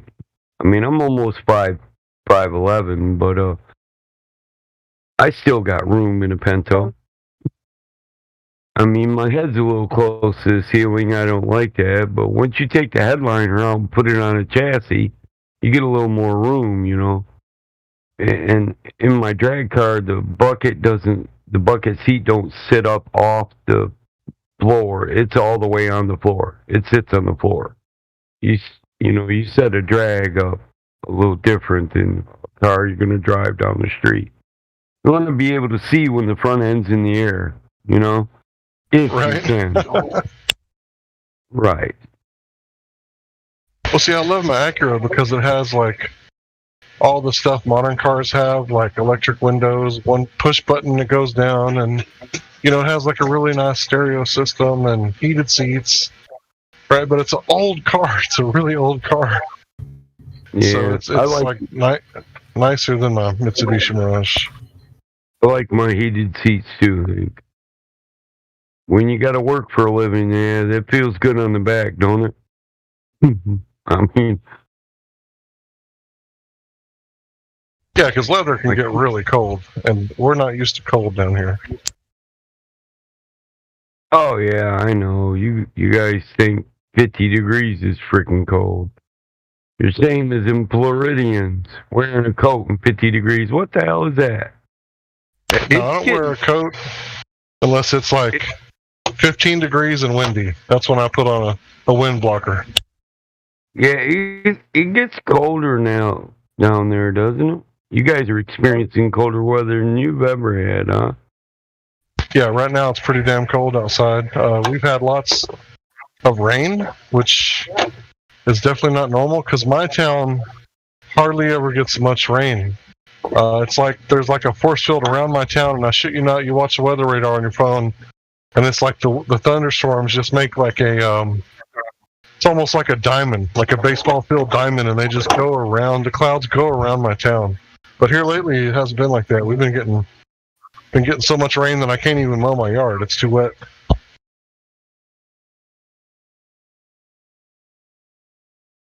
No, whatever. I don't know what the hell you was worried about, Truth Prevails. You was sweating something you shouldn't be sweating. No, who said I was? Who said I was sweating it? I wasn't sweating it. I wasn't worried. It's just I just don't share with my like. I mean, sweating the bad hair day. Listen, you could frizz that hair all up just like you woke up with pillows. Yeah, that was quick. That was a quick one, but yeah, if you'd seen it before, yeah, it was pretty. Oh, whatever. You'd look good with pillow head hair. Probably look better. Most women do. Hey, what man don't like the way a woman looks when she just wakes up? Come on.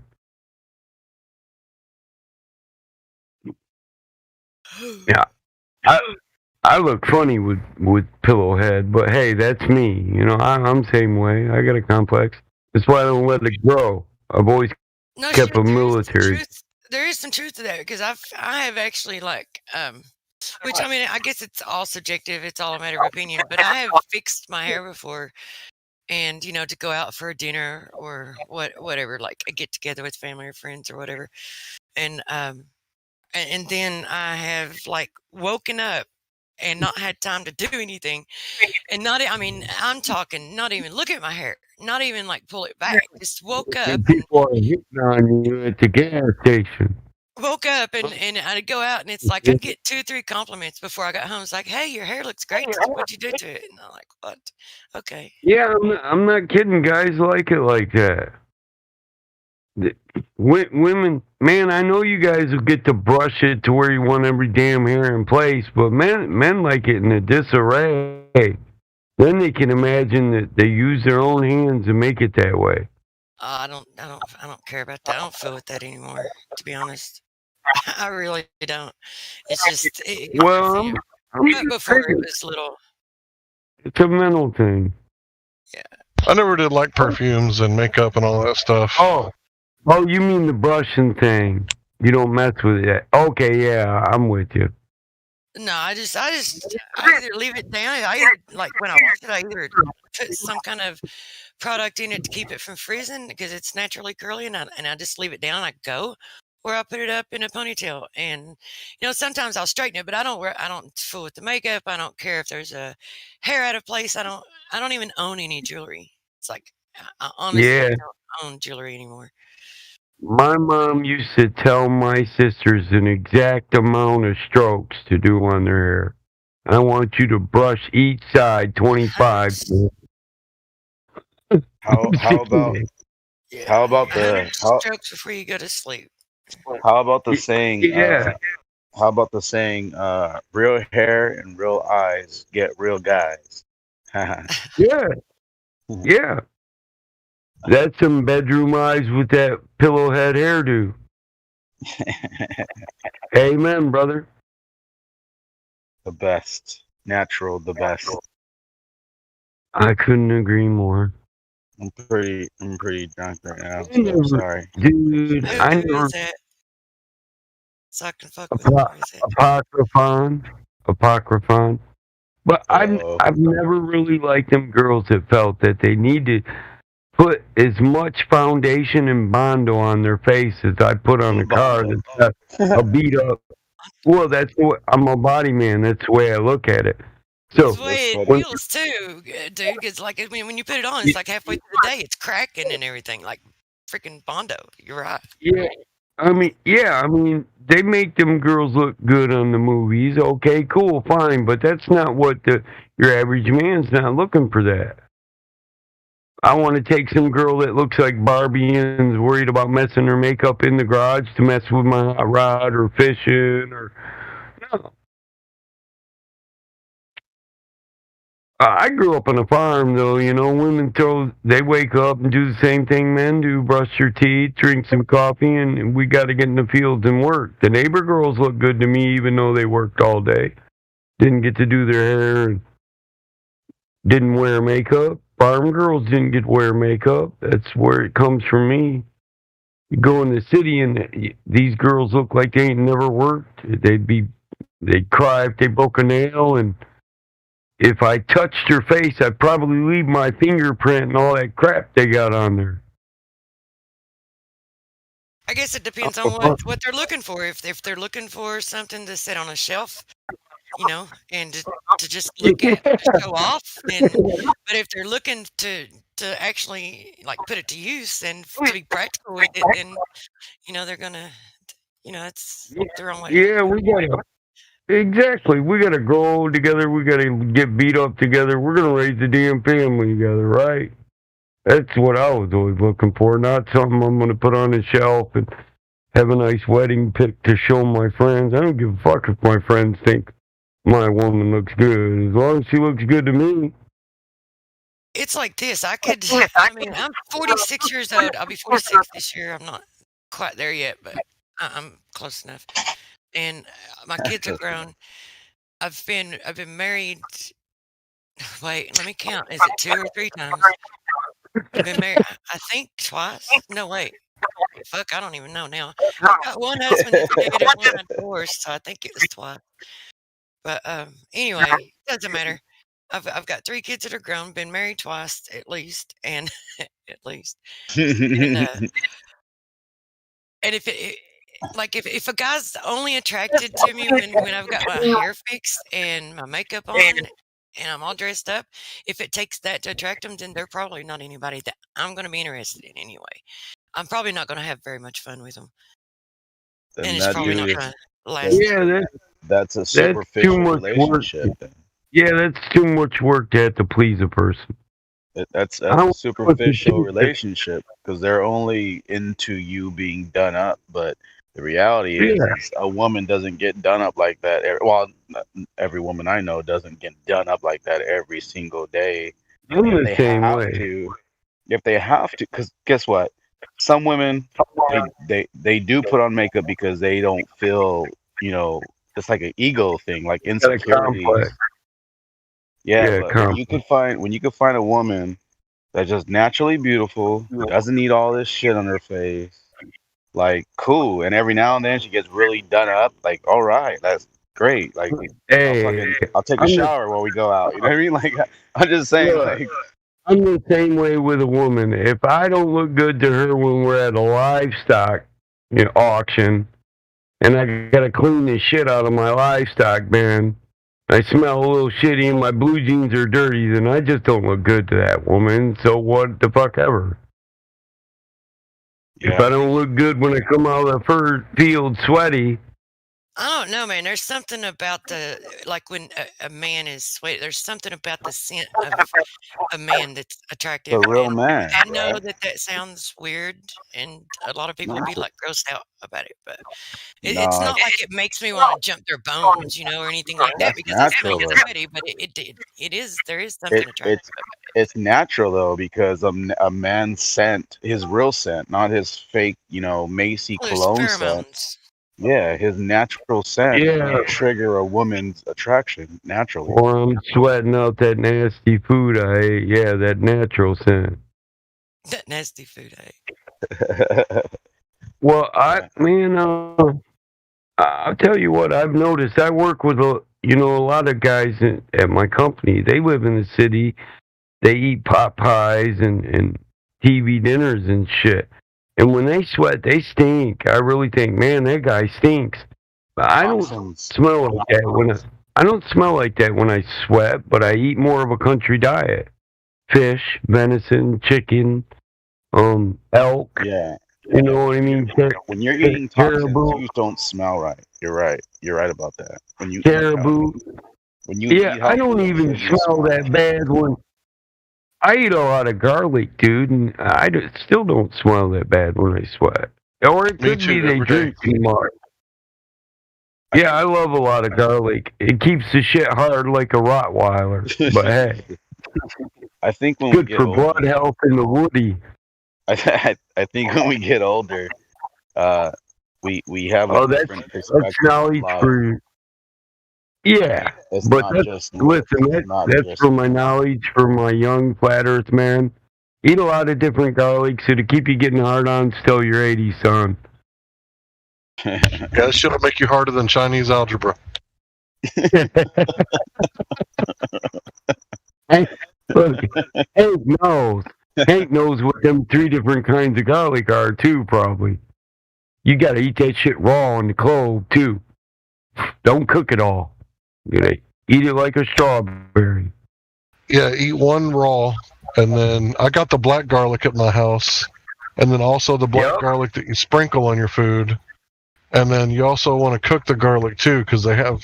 What you want to do is you want to cook it in olive oil and then store it in your fridge. That way you got both, right? You got cooked garlic and fresh garlic at the same time. Exactly. Don't use those saturated fats or those vegetable oils. Yeah, it's olive oil is the best. Yep. It's heart healthy also. And onions are good for it too. They help. But it promotes good blood health. Healthy blood promotes healthy cells, So. Also, cayenne pepper is really good.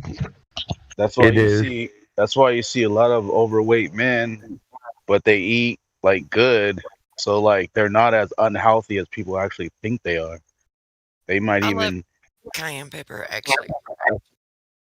Yep, I like. Yeah, anytime you're eating some kind of soup or a stew or something, something that's real liquidy, lots and lots of cayenne pepper. Like you want to burn.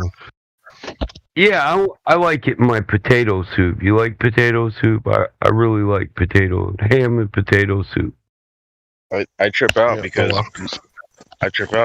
one of my buddies, he's pretty big guy. Like he should probably watch his weight, for health reasons. But his wife cooks him really healthy, a lot of onions and bell peppers and tomatoes and all of his dishes. And he's probably healthier than me because I eat fast food all the time. But yet he's twice my size. So he's probably healthier than me.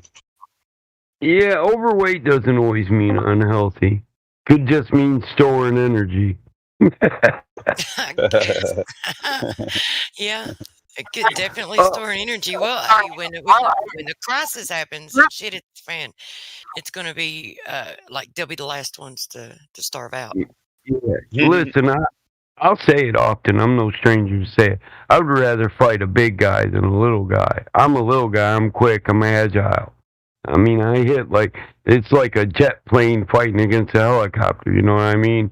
I don't swing and miss because I'm a little guy and I'm efficient. But I have met big guys in my life that are still athletic, and they change my mind about that. There are some big guys that are pretty fucking quick and pretty damn agile. My buddy, one of my other buddies, he's probably pushing like 325, but put him on a track, he could outrun a bunch of people because he's fast. He's like that's the way my dad was. Listen, my dad was 6'3", and if I didn't get him in the first 3 steps, I was caught. You know what I'm saying? Because he covers more distance, but I start to move quicker. You know what I mean? But he covers more distance in 1 step, and he learned to take them long steps on me. But he knew me. he knew when I was going to start running, so he could I was his son, you know what I mean? He knew me. Oh, this little bitch is going to run. I better start stepping now. Because I'd run and go hide. They called me Squirrel, right? My dad was big when he wanted to beat my ass.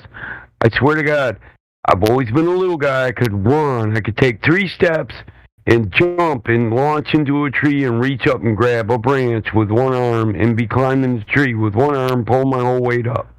I've always been, 140, 150 pounds. And I can climb tree one arm at a time. Do a one-arm chin-up on one branch, reach up, get the next branch, and do the same thing again. So they called me Squirrel. That's my nickname was Squirrel. I could climb a tree quicker than a squirrel. Because I could pull my whole body weight up with one arm. But my dad got tired of having to go get a ladder, so he bought a bucket truck. And then he just started watching me for that trigger. Or he'd be smart enough to not let me know he was mad until he put his hand on my shoulder. Well, my granny used to get after me with a switch. That's what I always did. I'd always run up the trees. Yeah, my grandma would just tell me to run. She'd say, "Look, you'll come home when you're hungry or when I'm cooking your favorite meal, and you'll take that ass whooping, boy." And grandma was right. Well, you'd rather have it when they're first ready to give it to you than have to, make them wait and wait and chase after you. Trust me, you want it when it's like when you want it, then you don't want to wait. It's always worse because Yeah, and my a grand. little extra for making them wait or chasing. Look, if I ran after dinner, I'd be home before breakfast because my grandma always cooked breakfast. My mom cooked dinner, and grandma would cook like a 5-course breakfast. So I didn't miss breakfast. So she was right. I'd run away and I'd be like, well, wait a minute. Grandma's making pancakes and French toast tomorrow and sausage. Man, I better go back and just take my ass whooping. My brother do the same thing. Well, you want to eat breakfast tomorrow, don't you, boy? Yeah. You better, when Grandma's, you better just take Grandma's whooping. Fried eggs, fried taters, and gravy and Yep. biscuits and sausage. And, Yeah, and Grandma would make it. Grandma, baby, she'd make it all the way you wanted. See, that's what my grandma would do. She'd do everything exactly the way you wanted it, but she expected the same in return. And if she didn't get it, you was getting a switching. Oh, you want poached eggs? Oh, your brother want eggs over easy? Oh, he wants scrambled eggs? Okay, the kitchen's open, but I want my strawberry patch done this way. I want my melon patch done that way. You're going to mow the yard a certain way in a certain pattern. You're going to clean up after yourself. I lived in a house where you couldn't take your coat off and put it in any of the living areas. You couldn't take your shoes off. There was a proper place for everything in the house, and the place for your stuff when you took it off was in your room. And literally, if in my room wasn't good enough, so like I couldn't take my shoes off, go open my door, and just throw them in there. They went under my bed, at the foot of my bed, halfway under the bed, or I might get an ass whooping. My grandma was picky. Yeah, we try to take our shoes off at the door. We don't have carpet in our house. We don't like carpet because you can clean the fuck out of a wooden floor, but carpet, can you ever really clean it? Does it ever really get clean? Yeah, my floors are 100-year-old wood floors. I'm with you. I got rugs, but all the walkways are just wood.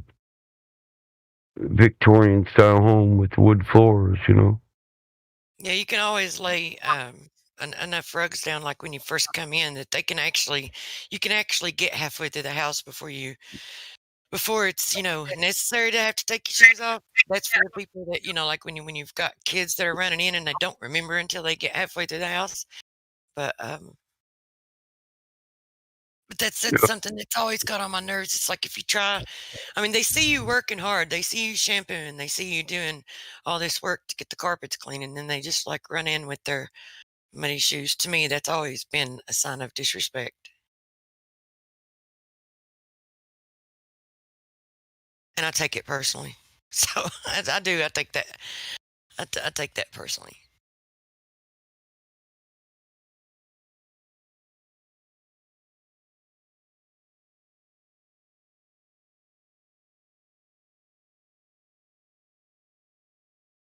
Am I still connected? Yeah, I hear you. Oh, okay. Morning, Roger. Morning. Ready for work, Roger? It's a free day today. Well, I guess you got some time on your Yeah, Helio's fun. He jams his drum set. That motherfucker's jamming, yo. See, that's my kind of music too. That's Deadhead music. I love that. Gank. That's the name of their band, Gank? Or is it the name of the song? Yeah, it's White Monday. They call it in America. I was gonna say. What, White Monday? Yeah, that's an official free day in the Netherlands. Monday. I've never heard of a White Monday. Me neither. On Monday. A with Monday.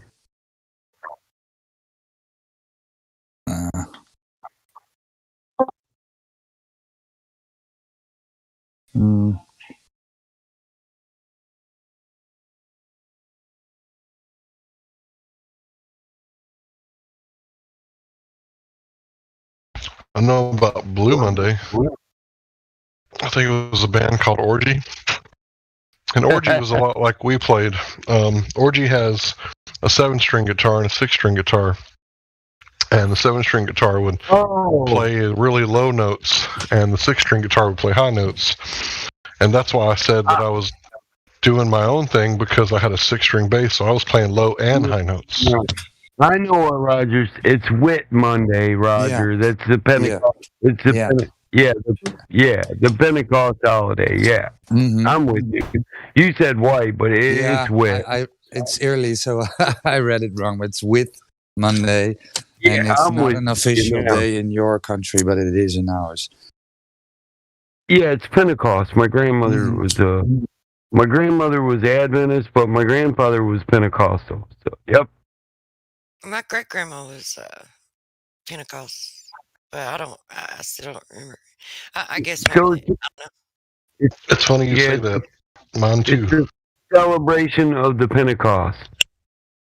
Whit Monday. Monday of the Holy Spirit. It's Holy Spirit Monday.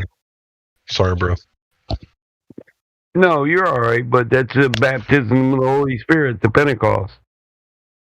Right. So my great grandmother was a Scottish woman, and she was Pentecostal, and I never met her, of course, but I did meet my great grandmother Sunday, and I was raised Pentecostal, not more like Pentecostal light. And we have snakes, and the women could wear makeup and dresses. I mean, they didn't have to wear dresses. But now that I'm older, if I were to align with any denomination, it probably would be the what'd you say you were, Mike? The Seventh-day Adventist. Yeah, Seventh-day Adventist. I don't know if I believe everything the prophetess says, but some of the stuff I probably would agree with. We're not a Davidian, so yeah, let's be specific about our prophet. But yeah, I don't agree with the entire doctrine of the prophet either, but I'm an opinionated person. So. Hey, yeah, Roger. So it's Whit Monday, Whit Sunday. Yeah. And so are you going to be swinging the Holy Ghost or what? I'm gonna enjoy my free day off. So. Grandpa used to hang that dove, and that's how I actually learned about it. I was like, well, what's that? He's like, celebrate all the new baptisms. And it's Whit Sunday.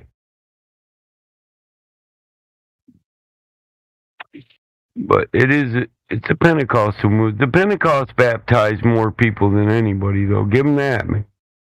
we call them holy roller churches in America, because the Pentecostals adhere to the certain verses, lift praise to heaven in all types and manners, with all instruments, and all glory be to God. Right? Yeah, laying on the hands, prophesying, speaking in tongues. People fall out of the spirit, and the women always get blankets when they fall out. I like the Pentecostal. They do a lot of singing. And my grandpa used to always do, "Oh Lord, help me." He'd sing that, the hymn, "Oh Lord, help me." I'm singing, "Oh Lord, help me." And I like that song. I like a lot the singing. Pentecostal do a lot of singing. Doing the singing, you can feel the movement. You know what I mean? I believe. But the Adventist in me says you got to adhere to the Torah. If you're not following the law, then you're not on the path. That was the way that Yeshua Messiah taught.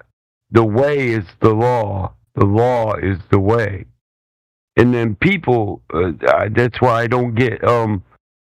He was the preacher of the way. The way is the law. The Torah is the law. You can't throw out the Old Testament. Period. But then these people who believe in the way, Yeshua Messiah, they rename him and say they're no longer under the law. They're under a new law. But he taught the way. And the way was the Torah. The law of God. So that's a confliction for me, and I don't understand it. And it conflicts with the Ten Commandments. Anything to me that goes against the Ten Commandments, well, it's just not holy and divine origin. Period. Yeah, I've been struggling a lot because I work Saturdays. And there's just not enough workforce for me to tell my boss that, hey, I want Saturdays off. Like, if I told my boss that, like, she'd probably be, delivering pizza. Because there's just nobody to replace me. Nobody wants to work. Yeah, my grandma, you know what my grandma used to say? Well, it's a Roman calendar, boy, so Saturday really, that's just a null and void argument. She would tell me it should be on a lunar Enochian calendar, and it would go by a lunar cycle. Because I was like, well, when I get older, Grandma, and I run the company, my people work all week long. I'm going to have to work with them. And you know what she said? Well, that would be godly and righteous. If you're going to make your people work that day, then you got to work too.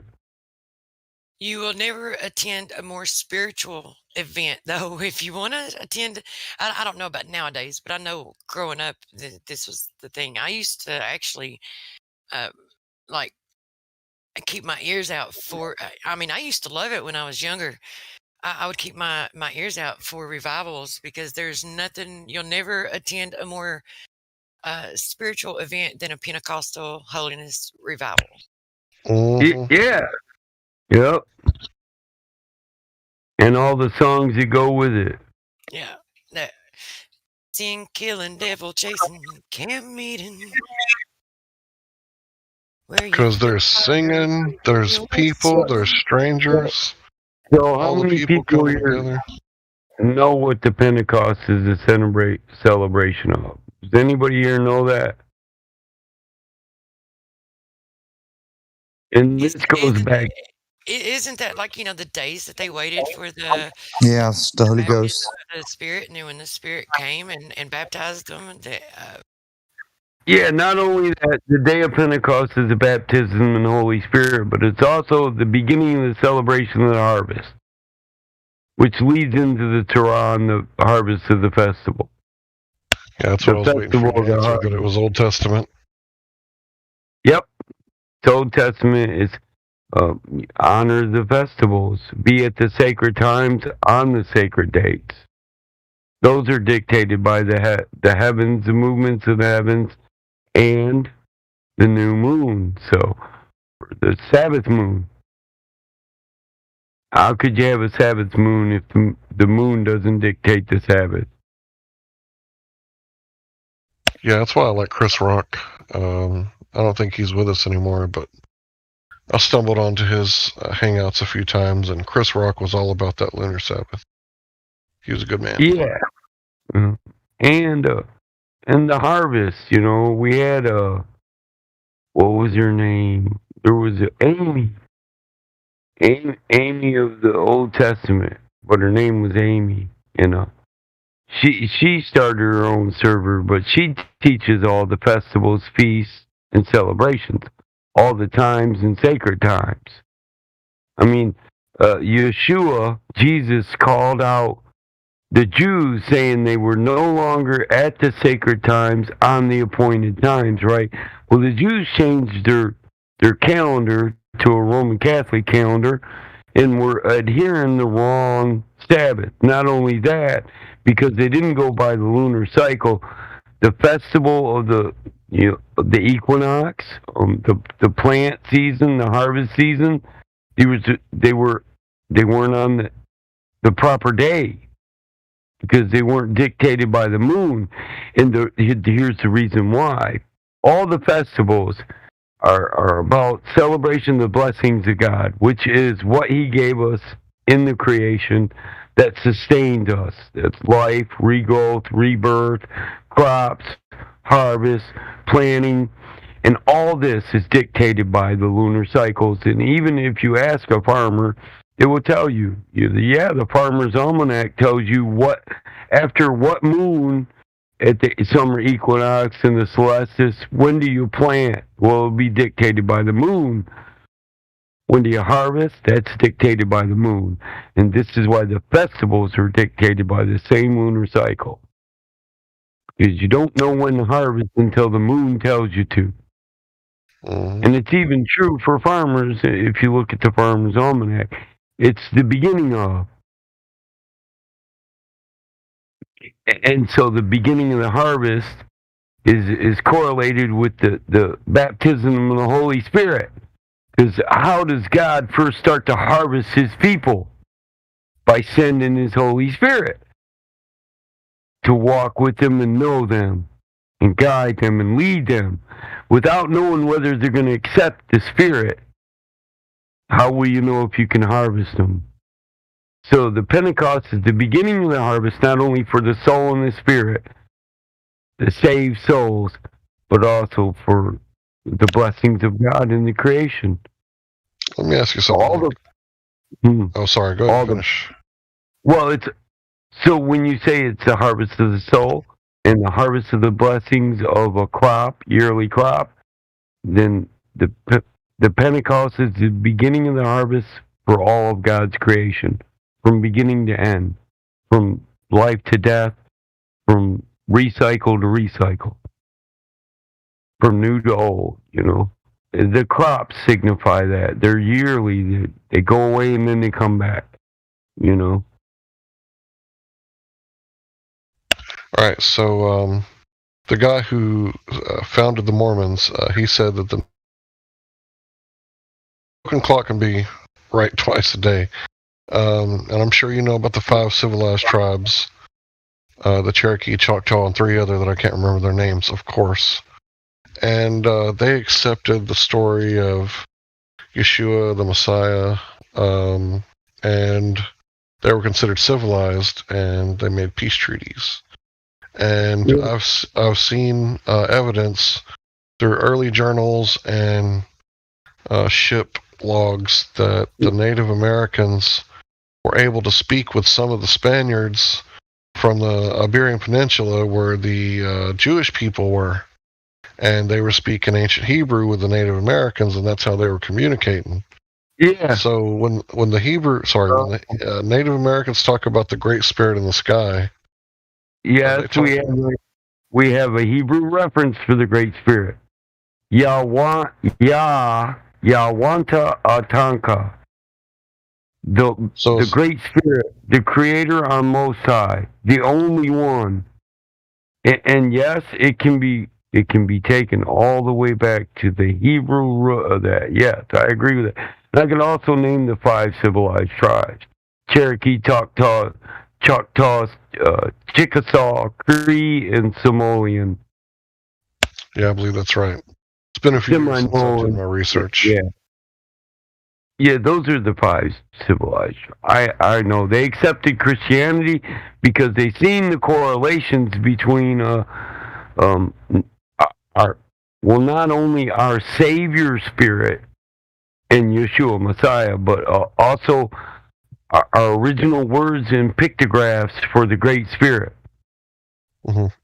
There's only one thing that we disagree with, and that's a Trinity. For us, a Trinity would be the 3 parts of God. Well, the test. We have Nana Bajol, who is a trickster god, and another one who's a tester god. He's not trying to trick you. He's trying to test you. And then you have the Most High God. So there would be 3 in there, but they're not the same person. And they're not separate sides of the same spirit. And they're not living physical beings. They're spiritual beings. They live in a spiritual realm. They're not of this realm. They just gave birth to it. They're outside of this. You know what I mean? So they never physically come here, and they're not 3 different sides of one coin, but they're three separate entities, and you could consider that to be, you would call it a Godhead, we'd say the group of the gods. And we have another word for group, and that can even be taken back to the Hebrew. And they translate that word to 3 separate faces of God, when it's actually 3 separate gods that face. In other words, they all 3 stand in a circle like Native Americans and look at each other. And they make their judgments based on each other's actions. So you got the Most High, the ruler, the trickster, and the tester. Well, the trickster and the tester, they do their part to make the Most High can make his decision before he harvests. Because we're just seeds planted on the earth. The earth, what it does is takes seeds from the Great Spirit and gives physical life to them over and over again. And it's up to the Great Spirit what seeds fall on this earth. So I've been doing... Go ahead. No, go ahead. I like to hear I've been doing a lot of research on, I guess it would be subverted history and the Caucasian people. And from what I could tell, like, there's always been the struggle between Trinitarians and Arians.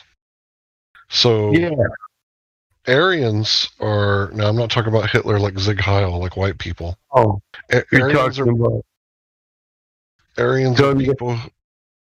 Sons of Adam who worship the Most High. Is that? Yeah. That's not exactly what I'm talking about, but yeah, in a way, yeah, because they worshipped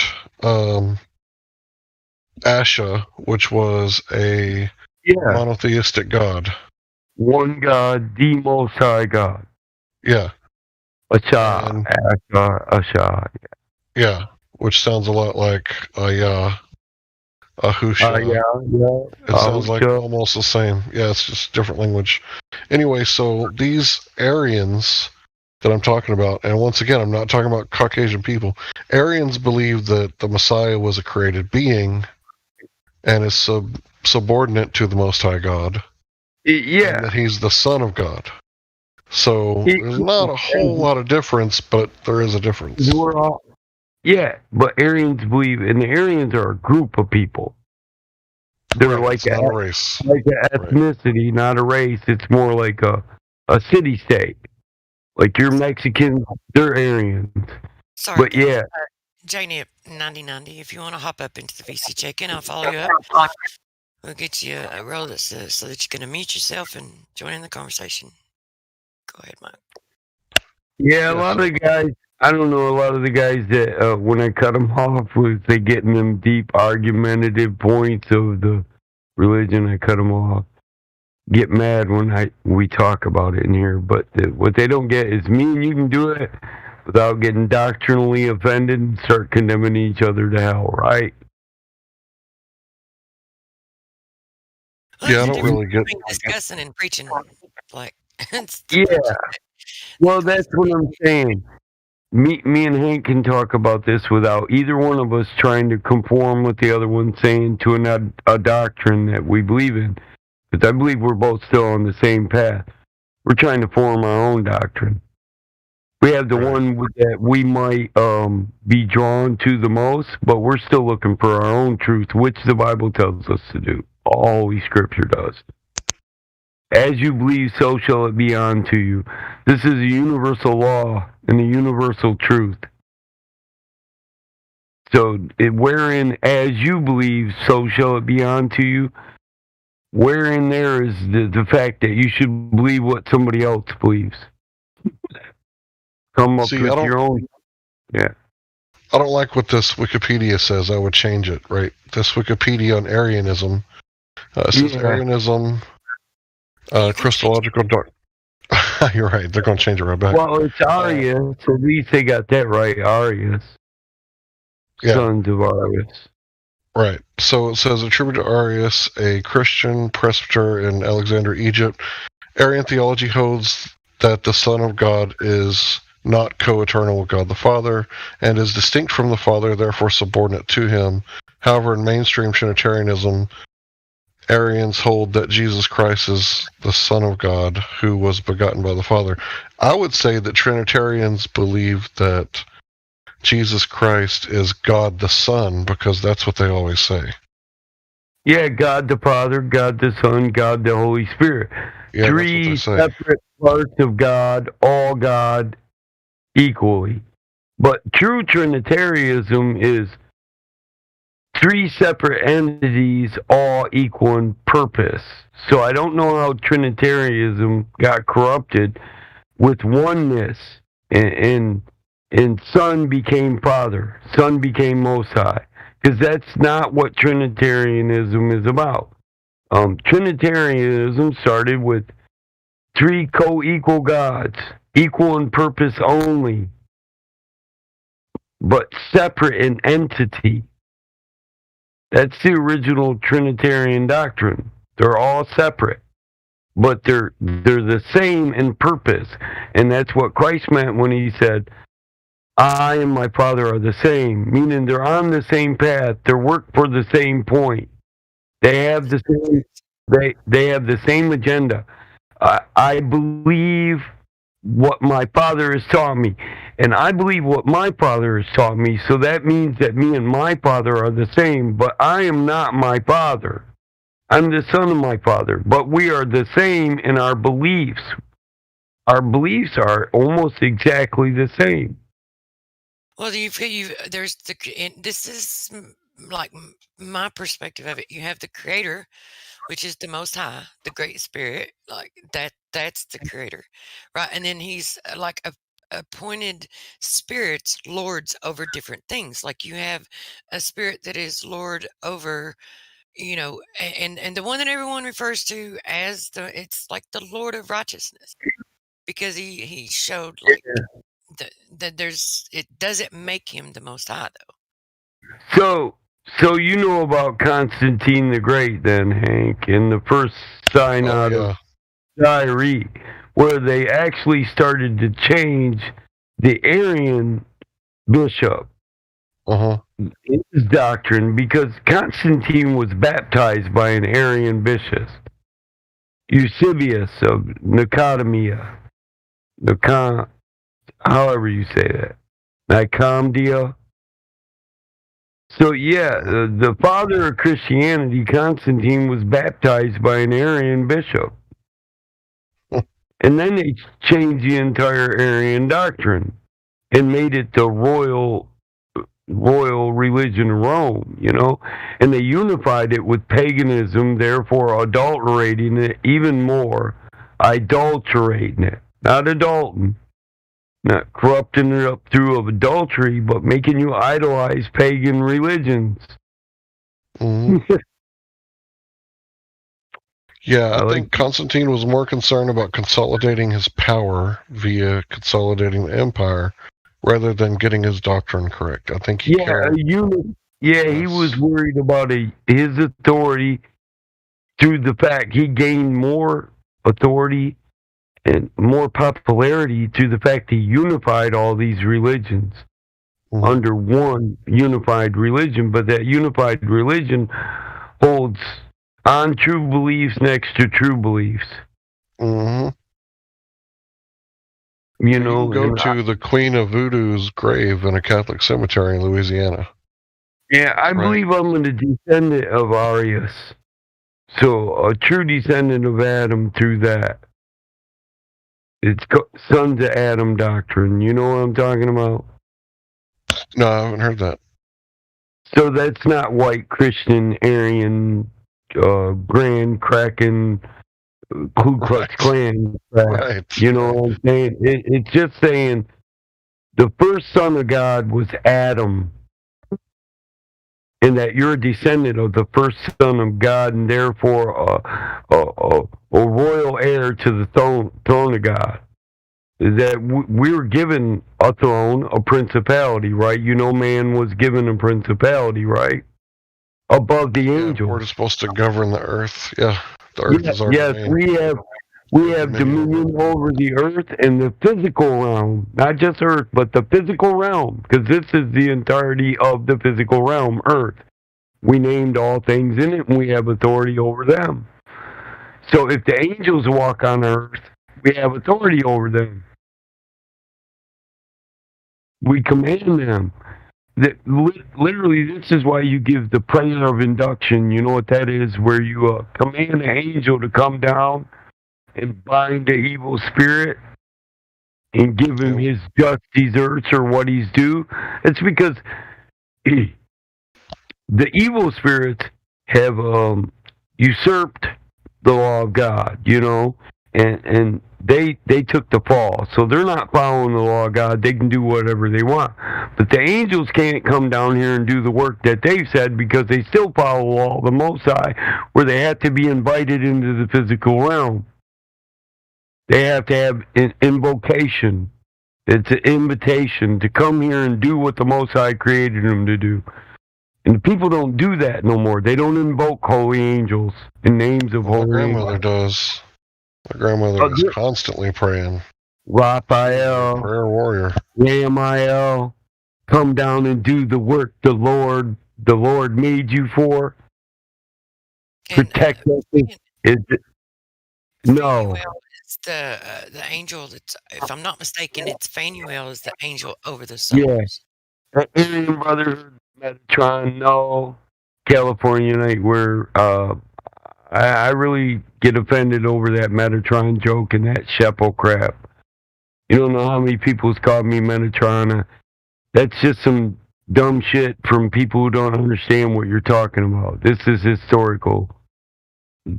So, Aryan Brotherhood is not a son of Adam. That's what I was being specific about when I said not Aryan Christianity. So, Aryan Christianity is the Aryan Brotherhood, but that's not what Aryans are. They're sons of Arius. And through that, sons, original descendants of Adam, God's first son.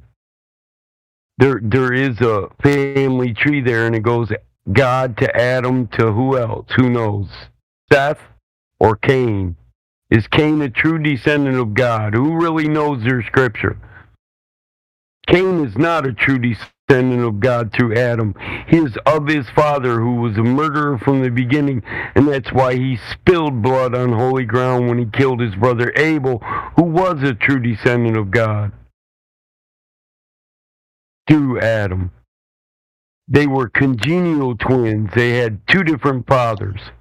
See, and I don't care what people say about this, but the serpent, you know, he corrupted Eve. They partook of the tree of life, the fruit of tree of life. What is your tree of life? What is your tree of life? It's your family fucking tree.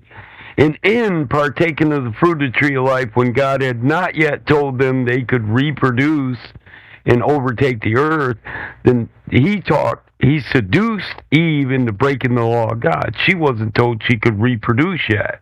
And she liked it so much, she went back and told Adam, let's do this. So they partook of the fruit of the tree of life, and there in that act lied the knowledge of good and evil that has been so corrupted. So what they did is they had sex, they made a baby, and then Eve lied to Adam and told him it was his child.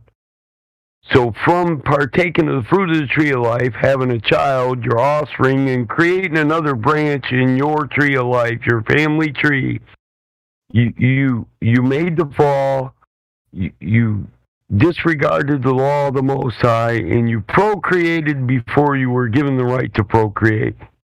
In all that act, you found the knowledge of good and evil, because you now committed evil. You broke the law of the Most High.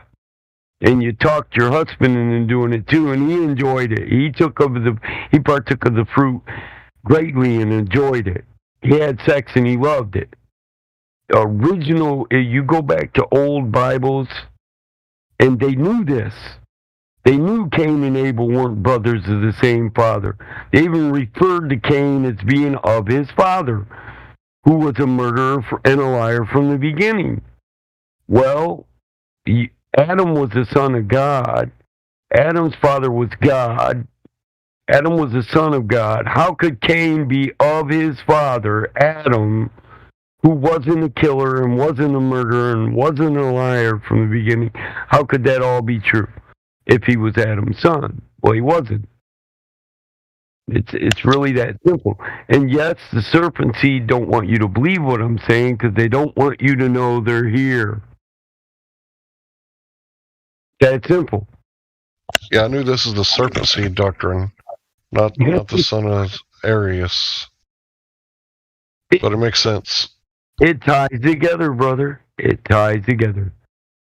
Only if you have a corrupted bloodline that's not a true descendant to God and the throne of dominion over the earth. So you have a bloodline that was given dominion over the earth and a bloodline that wasn't given dominion over the earth, who says they were given dominion over earth and they were given it to by God, and their authority comes from God. Divine authority. Who says that? The kings and queens of this world. It's called the divine right of kings. They were chosen to rule by God. No, they weren't. All men were given dominion over earth. No man was chosen to rule over all men.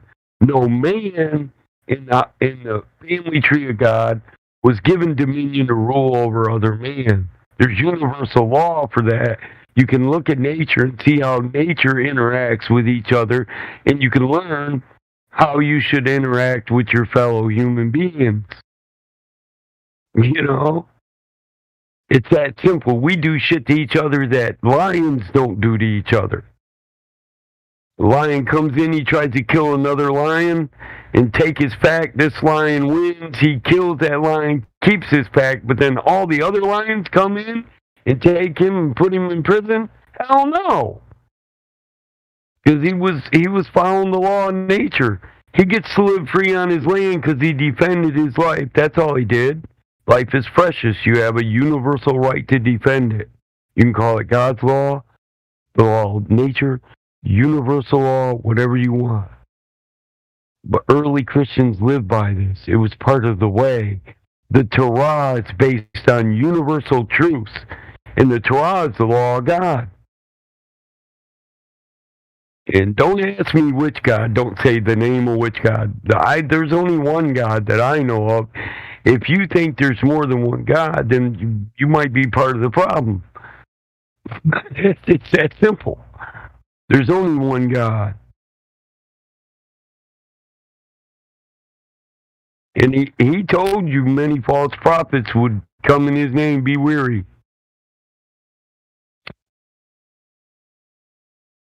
Hell, I don't think a false prophet took you away from the law of God and put you under a new law, because he told you, our prophet told you, I come not to destroy the works. I come not to destroy the law, but to fulfill it. He fulfilled the law by following the law of God, treating men with love like he was supposed to do, letting people live free, judging not people, condemning not people. He fulfilled the law, proving that you should follow the law. And when he followed the law, he followed the entire law of his God. When he died, he was resurrected.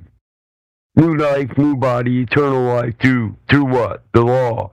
But then you got Paul, who was a corrupted man sitting in prison, saying, if the law was the way to heaven, then surely Christ died for nothing. No, Christ didn't die. He was resurrected and given eternal life because he followed the law. It's pretty damn simple. You got to deny. Paul confuses people, for real.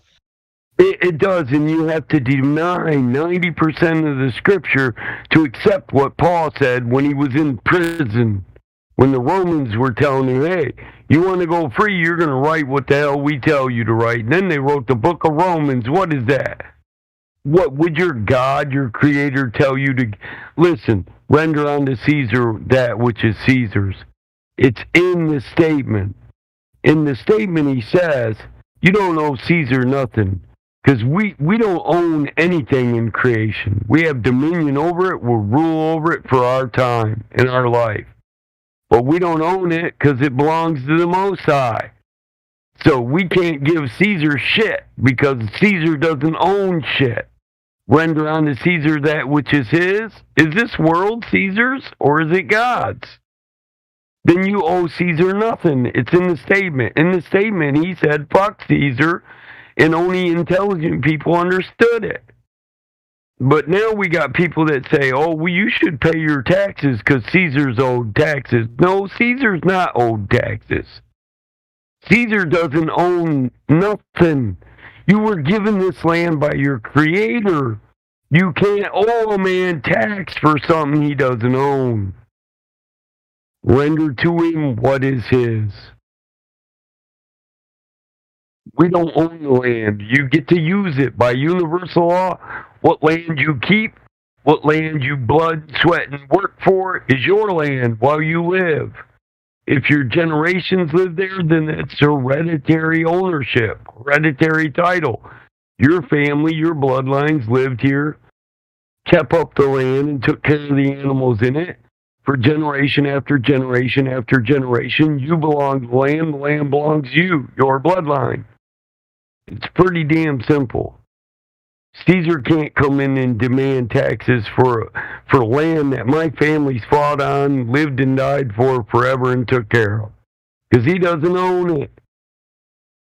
God didn't give anybody the divine right to rule over man. That's nowhere in Scripture. But he did give all men dominion over earth. If we all own this earth co-equal, do I owe you anything for where I live, what I take from where I live? No. Do I have to pay for a hunting license? No. God already gave me everything here. It's my resource. Creation provides for me. Mother Earth provides for us when we take care of her. And there was a practice, an ancient practice that they had. It was like once every 7 years they would, everything would return to the Mother Earth. Or something like that. They would move. It's like they never lived in one place.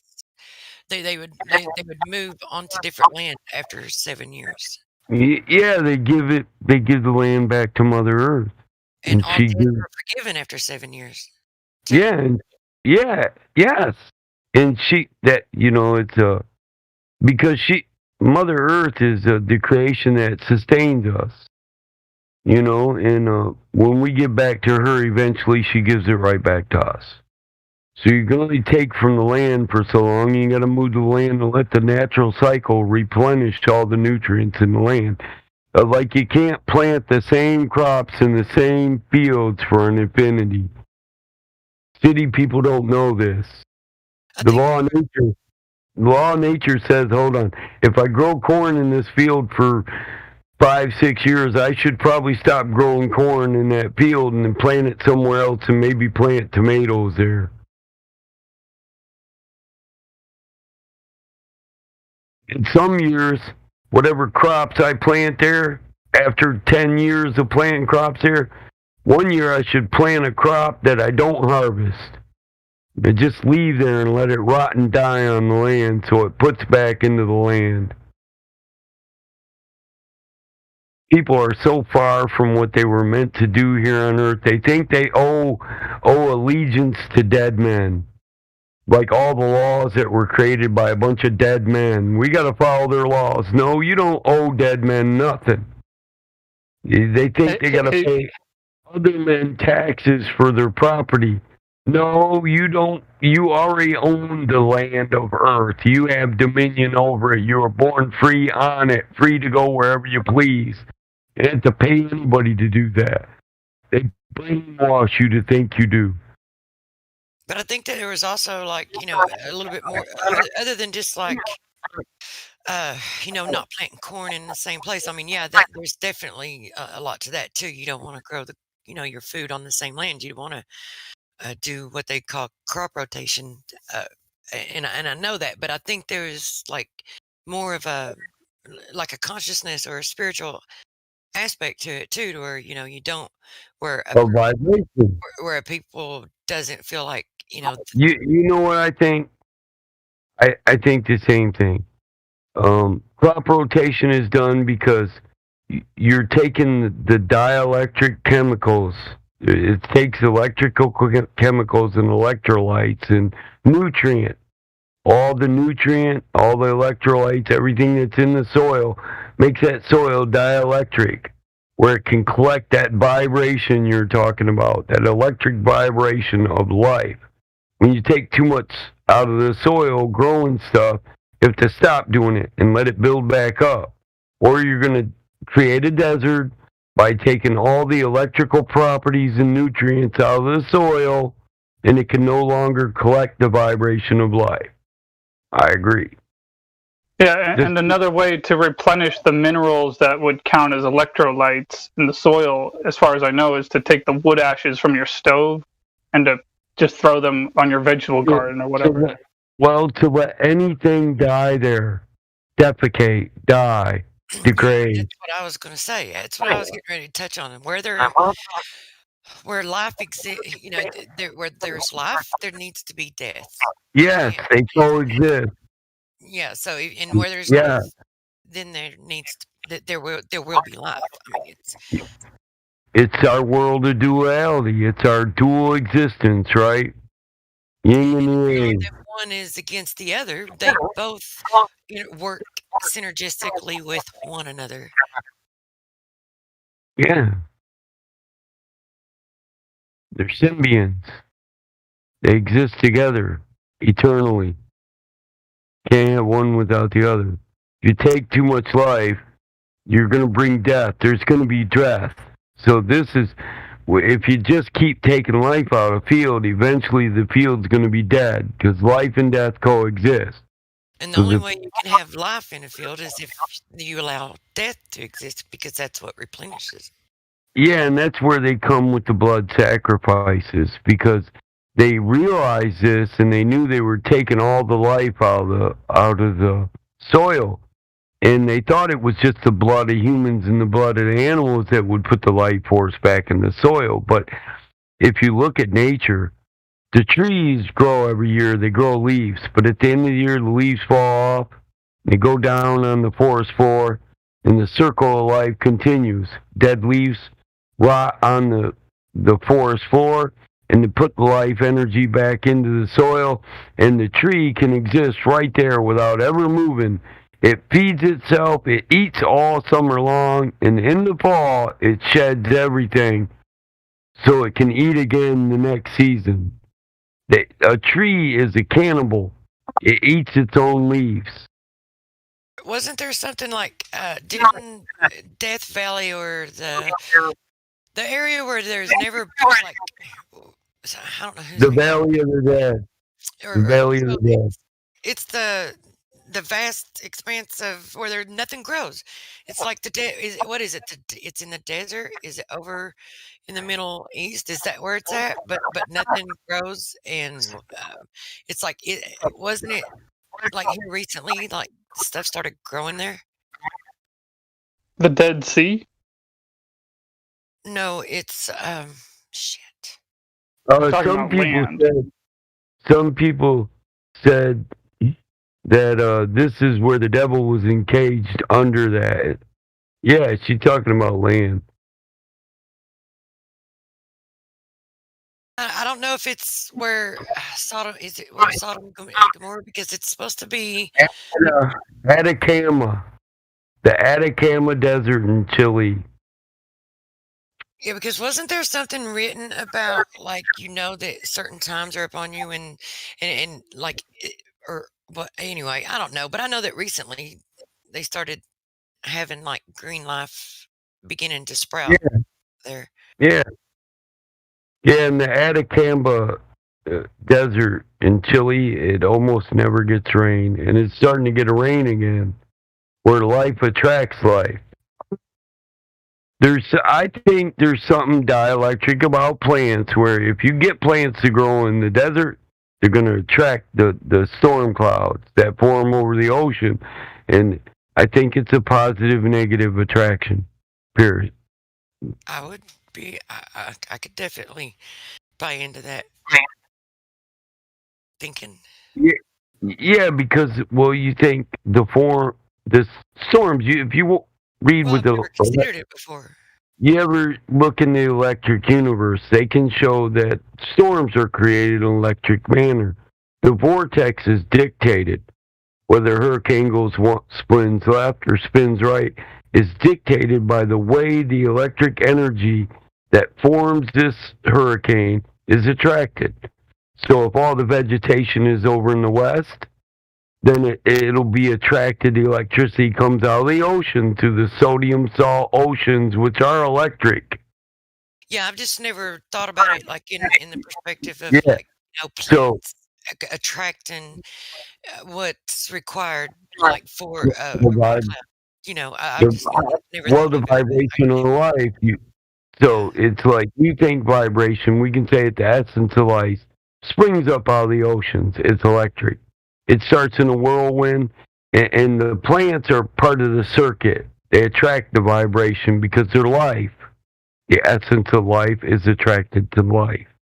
If there's no life in the desert, then it's not going to go that way because there's not the negative attraction of the acidic plant life. Everything's dielectric in nature, meaning it can conduct electricity, but it's either a negatron or a positron. So electrons bring life, but they're attracted towards negatrons, which is an acidic form of life. I think plants are what people realize too about sound, the words we speak, how they've changed our language, and how he was talking, earlier about the old-fashioned, the old-timing revivals. It's like the reason, because I was thinking about that after I said it. It reminds me of. It makes me think a lot, and this is just by firsthand experience and firsthand knowledge. It didn't seem to really get spiritual until the singing began, and the singing and the songs and the frequency of the songs, just the different tones, the keys they sung it, all of it, and the wording was all different in those days than what it is now. And a lot of those old songs are not even remembered. They're not even known, and they're replacing them with this new vibrational music. And I believe that, and even in a lot of the ancient stories that you read about, whether it's in the Bible or whatever text, it's in many different texts, right? But the stories of when of the singing, and then when you read about the smoky god when he went to I'm not saying that the story's true. I'm just saying that there's it goes right along with it. It's like that was the main thing that they taught music. That was the only thing that they needed to learn. Yeah. And the Hebrew language that like Hank was talking about, the Native Americans, so we would be like the Lehite tribe. That's some suggestions are that our language is close to Lehite Hebrew. Grandpa studies that. My There's grandpa, a group of Cherokee that believe that they are. I think they say the lost Jewish or tribe of Israelite. Israel. Yeah. Yeah, lost tribe of Israel. Lehite. Lehite, Lehite. So a Lehite is one of the one of the 12 lost tribes of Israel. They left, and these are supposed to be the original. What do you call a Hebrew priest? I thought it had been established that, or maybe it's the Tites. Levite. Tite, but all the ones and all the civilizations that were named Levite, in Tite. The original 12 tribes of Israel are supposed to be or 13. So one tribe took over.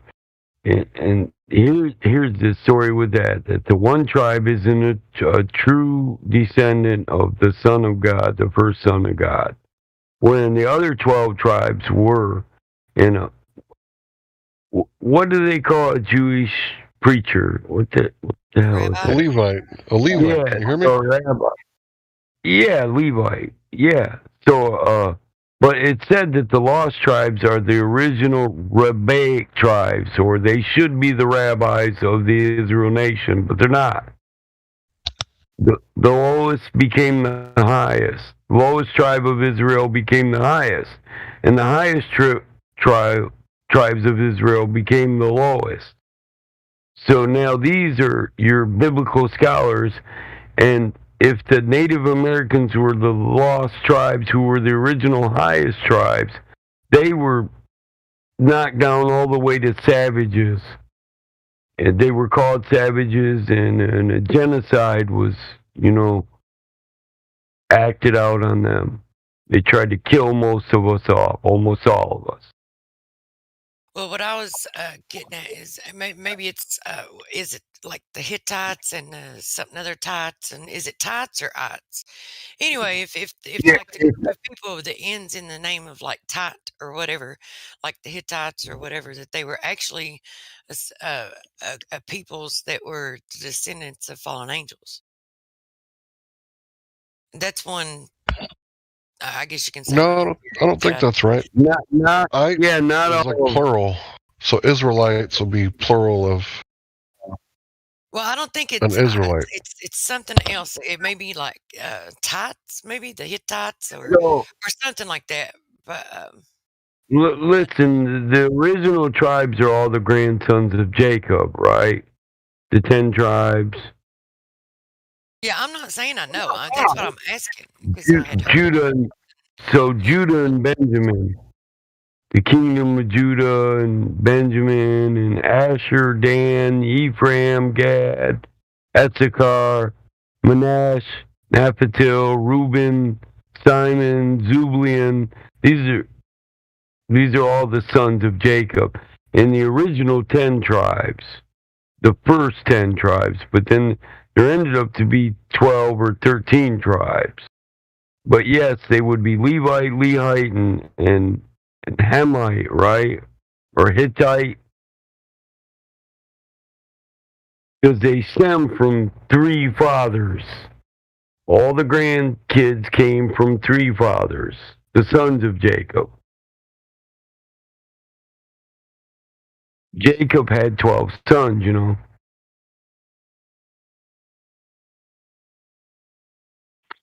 Reuben, Shimon, Levi, Yehuda.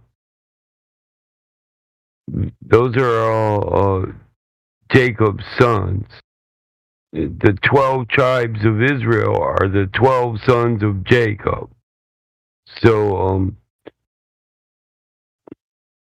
that stems back to Abram, Isaac, Jacob, and the covenant of God, right? Yep. So who inherited the covenant? And don't forget about is it Ishmael? Isaac or Ishmael, right? So Jacob was the son of Isaac, right? I think so.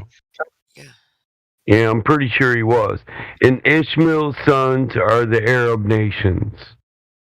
Right. And So I've heard 2 theories. So the sons of Ishmael were said to, they will bring great glory to the name of the Most High. even though Ishmael wasn't given a, you know, the covenant. He couldn't see the fire like.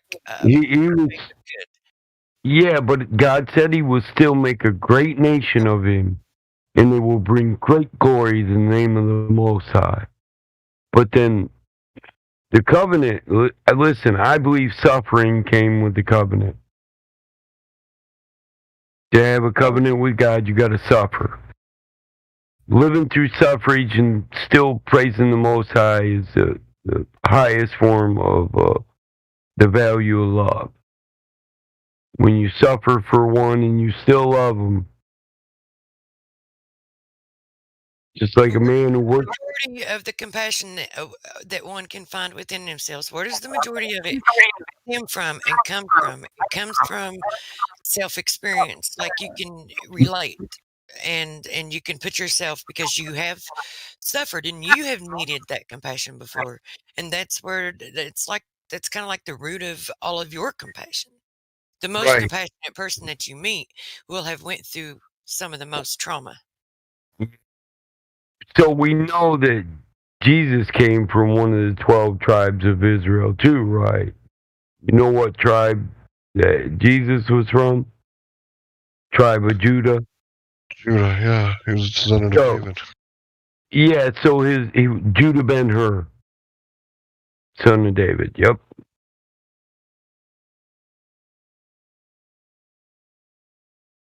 But now now that's where isn't there like some kind of okay, so they follow the lineage through the fathers, right? Through the males. Yeah, so a lot of their names just is like in the original tribes, your first four names would denote your bloodline. Just like the Arabs still do. So, huh? If you go by the father, if you go by the male, how does that fit him into that tribe? The tribe of Judah. So what you're saying is he wasn't a true son of Mary. Mary is not like from that tribe. It's Joseph, right? And Joseph wasn't. They both were royals. Mary and Joseph were both royalty. If you read the book of John, it talks about how John was born first, and he was a royal baby, and that was his cousin. And Yeshua was born 6 months later. And when you line it up on the feast days, and 6 months after John was born, then we'd come up with September. Some people say September 11th. And yeah, because John was born on a feast. Yeah. So now you're talking about that tribe. Yeah, his mother was royalty. Yeah. Well, yeah, royalty. But I'm saying of that Abram, a son of it. Yeah. Does I didn't of the line of Judah. More So, just asking questions, but so I was understanding that her lineage didn't like her. That wasn't her lineage. No, she's of the line of Judah, but you just don't keep track of it by the mother. That's the implication. But if you go to the mother, she's a descendant of Abram, which is royalty of the line of Judah. Are you with us? Yeah, I'm following. But that's why I'm asking. It said that lineage can't be passed through the mother. It has to go through the father. And this wasn't his real father because it was immaculate conception, right? Yeah, according to the story. Right, well, so immaculate conception. We can follow Abram all the way back to Adam, so we're still at the same bloodline, are we not? Yeah, well, I mean, yeah, of course. I mean, yeah, it's all going back to the same bloodline and to the beginning. Well, no, not all of it. Some will go. Listen, some of the bloodlines are going to go back to the Shining One, the serpent who was in the garden, and he's not a son of God. He's a creation. If it's Immaculate Conception, then it's a Son of God, and it goes all the way back, same bloodline as Adam. It leads all the way back to the Most High, through both Mary and the Father. I mean, are you with me on that line of thinking? Yeah, sure. Yeah, all right. So, but if there was a bloodline in there that was from the Rahaim or the Nephilim, the great men of old, or the renowned great men of renown, because most people think the Nephilim were the first giants, but they weren't the first giants. The Rahaim were. So the Nephilim were the union of the sons of God and the daughters of men, right? So do you know who the Rahaim are? No. They're the great men of old. It's actually the first time I've heard the term, to be honest. So the Rahaim are the great men of old, the renowned. That's not the Nephilim. Most people think that's a reference to the Nephilim. It's not. It's a reference to the Rahaim. And they were the sons of God who Enoch walked with and took laments up to heaven to the Most High for them, and was told that it's not you that should transgress for them, but them that should transgress for you, because you're in the fallen state because of them. That's the Rahaim. They are the fallen angels. The Nephilim aren't the fallen angels. They're the sons of the fallen angels in the union of women. Right. So the Rahaim are the fallen angels living here in the fallen state with man, trapped in earth, under man's dominion. And they don't want you to know that. They want you to think they're sons of God and given divine authority and right to rule. That's why they tell you they're the kings and they rule by the divine right of authority. The divine right of kings. Are you with me? It's the same lie, always. The same lie is that some man, some bloodline was given the right to rule over you. But you search the scripture and find where God said one man will rule over another. Search the scripture. I've got to jump out. Yeah, search the scripture and show me where God said there was an elite bloodline that would rule just over men. It was never said, because dominion of earth was given to all men, mankind. So the Rahaim was the ones. See, yeah, that's the thing. The Nephilim. That's how I always understood it, and that's how it's always been presented. That the Nephilim were the angels that laid with the sons of men and produced up, but they were the actual offspring of when the Rahim laid with the sons of men. It's like the Nephilim are the children of Rahim. Yes, Rahaim. So Ra'el and Israel and yeah. So the Nephilim are the sons of the Rahaim with the union of man or woman. I'm gonna go grab his guy and check it. So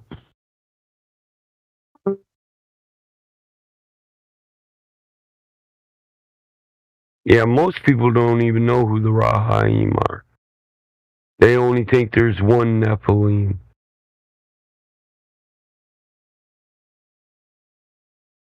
Nowadays, the disembodied spirits of the giants would be considered the demons, right?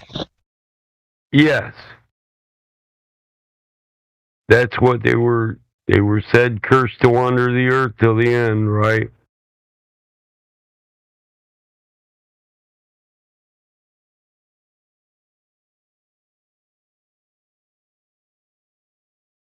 And people literally invite them, into like this plane, and then they draw a pentagram around themselves to protect themselves, but not everyone else. Yeah.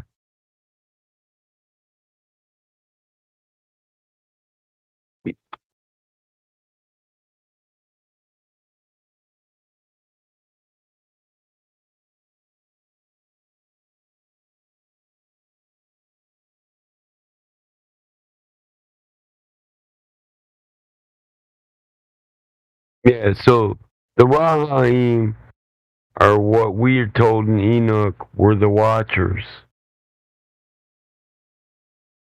and it's from their Haim, Nephilim, Rahilim. It's the same thing. That's how the Raphaim gave birth to the Nephilim. I mean, most people don't even know the names of the fallen angels, but if you look at their names, you'll see where the names come from and where Nephilim comes from. Because certain syllables, pronouns, and pronouns were given on each name to denote their lineage. You know what I mean? Yeah, it makes sense. So, if you had a Ra, then you were part of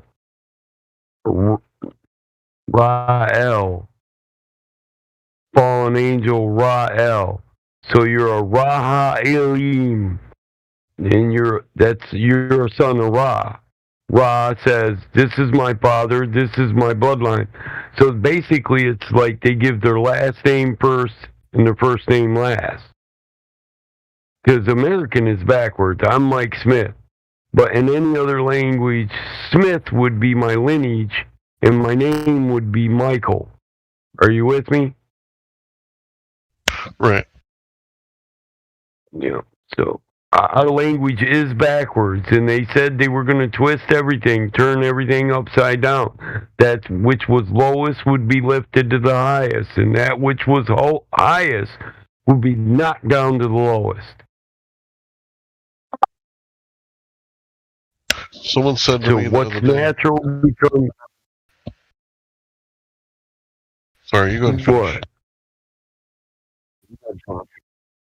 What? No, I was just going to further reiterate that. Like, the natural becomes unnatural, the unnatural becomes natural. They're twisting all of God's creation, all of the natural law. They're just making it backwards and upside down, just like your cross. They don't like Jesus because he's a true son of God through a royal bloodline. Go through Adam all the way back to God. And they said, "Come, let us make man in our image." So if you read the Bible in its original text, it would say, Yahweh created man in the spirit, in his image, like him. Then the Elohim were the Rahim before the fall. The Elohim were all the hosts of heaven, all the sons of God. The Elohim is not God, but the sons of God. But they twisted all the words so you don't get the context of the story. There's two creations in Genesis. First, you're created in the image of God, and then Elohim says, "Come, let us." Elohim is plural. Yahweh is never plural. Yahweh created you in his image. Then Elohim said, "Come, let us form man in our image." So we were created in the spirit of God, in the image of God, then recreated in the flesh to the image of the sons of God, or all the hosts of heaven. The hosts of heavens were the watchers who came down and were meant to watch over man. But when they seen women, they lusted over women, and they made a pact to say, screw God's law and do what they want to do. And they basically say, come inside women and marry women and take them for themselves. Take them against their own will. That's seduction. The shining one, the serpent, seduced Eve. That was the beginning of it. He seduced her. It means the same thing, to take her against her will and make her his own. How do people not know the words that are, even the English words that it's, when they translate it to English, it still holds the same story. What's seduction? Take something from another person against their will, but through seduction.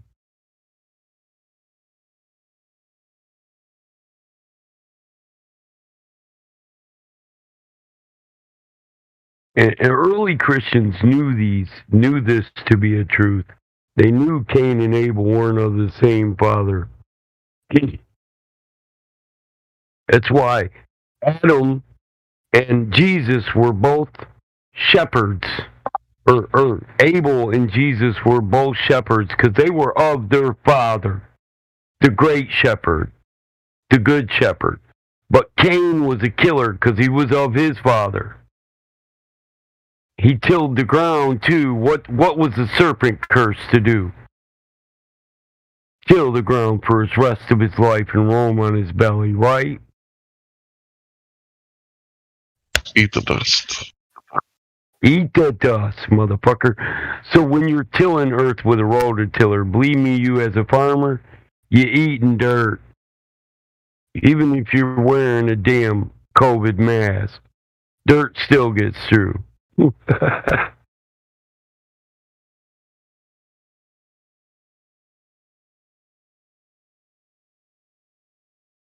But, I mean, it's right there in the story. You just have to look at it from that perspective.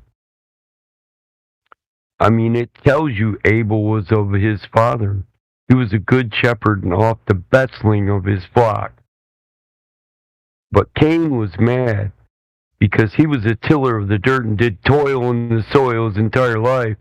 But he felt God wasn't happy with what his offering was. And God was pleased with both offerings.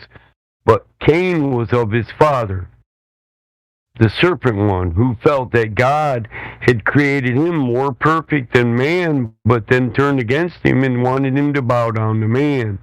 They did the same things. Cain and the serpent, they did the same thing. They rebelled against it. What is sin? They sinned, okay? They went against the law of God. That's what sin is.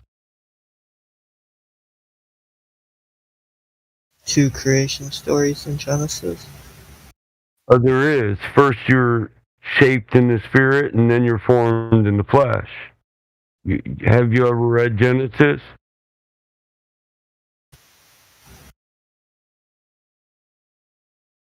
Does it say God created man first in his image? And then Elohim says, come, let us create man in our image. Yeah, I get it. Yeah, first God created Adam. Then he created Eve for Adam. Then he created he and she in his image for each other. Then, in the next paragraph, Elohim comes along and says, come, let us make man in our image. The trick is, from the trickster, that Elohim and Yahweh mean the same thing. That Elohim is the royal plural of Yahweh. And it means when God speaks, he speaks for all of us. No, when God speaks, God speaks. When God speaks, things happen. Things are created. Things come into life, form, grow, die, all that. God doesn't have to say, come, let us. He doesn't include all the host of heaven in what he does. What he does is his alone. He says, for I am Yahweh. I am your Lord. Besides me, there is no Savior. I am the creation, the Alpha, Omega, and the first and last. I am Yahweh. What does he need to use a royal plural for? Who is he talking to? He has no court. He has no royal court. He don't have advisors. You use the royal we when a king's talking to his court. God's the Most High. He's not a king. He's a creator. He doesn't have to consult a court before he creates. So to say he said, come let us do anything is just ludicrous. Elohim, and I got a Bible that my church gave to me. And in this Bible, it's old. It's like a 1635 version. In its version of Genesis, it says Yahweh came upon the face of the deep. And then Yahweh inscribed on the face of the deep. Oh, okay, am I? I got a Bible my grandma got. 1630 was the last thing I heard. Yeah, well, the 1630 Bible says, when Yahweh came upon the face of the deep, the Elohim came with him.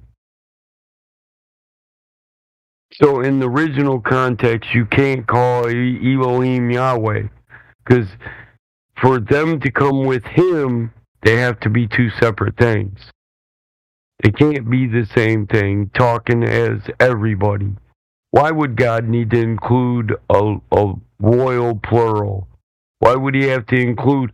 He hadn't yet created. Why would he say, come let us? Yep, totally agree. It doesn't make sense. Elohim, and my grandmother knew this just one generation ago, and her mother before him.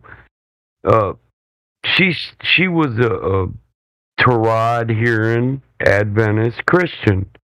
She believed in the God, in one true God, just like Abram. She believed we live in an Abrahamic religion. We worship an Abrahamic God, and the God of Abraham is but one. That's what monotheistic means. So Abram worshiped the one true God. One. He didn't worship multiple gods. That came after Abram, after Moses, after Noah. And afterwards, they tried to tell you, all these people were telling you about the God to come later, when they were just talking about the one true God.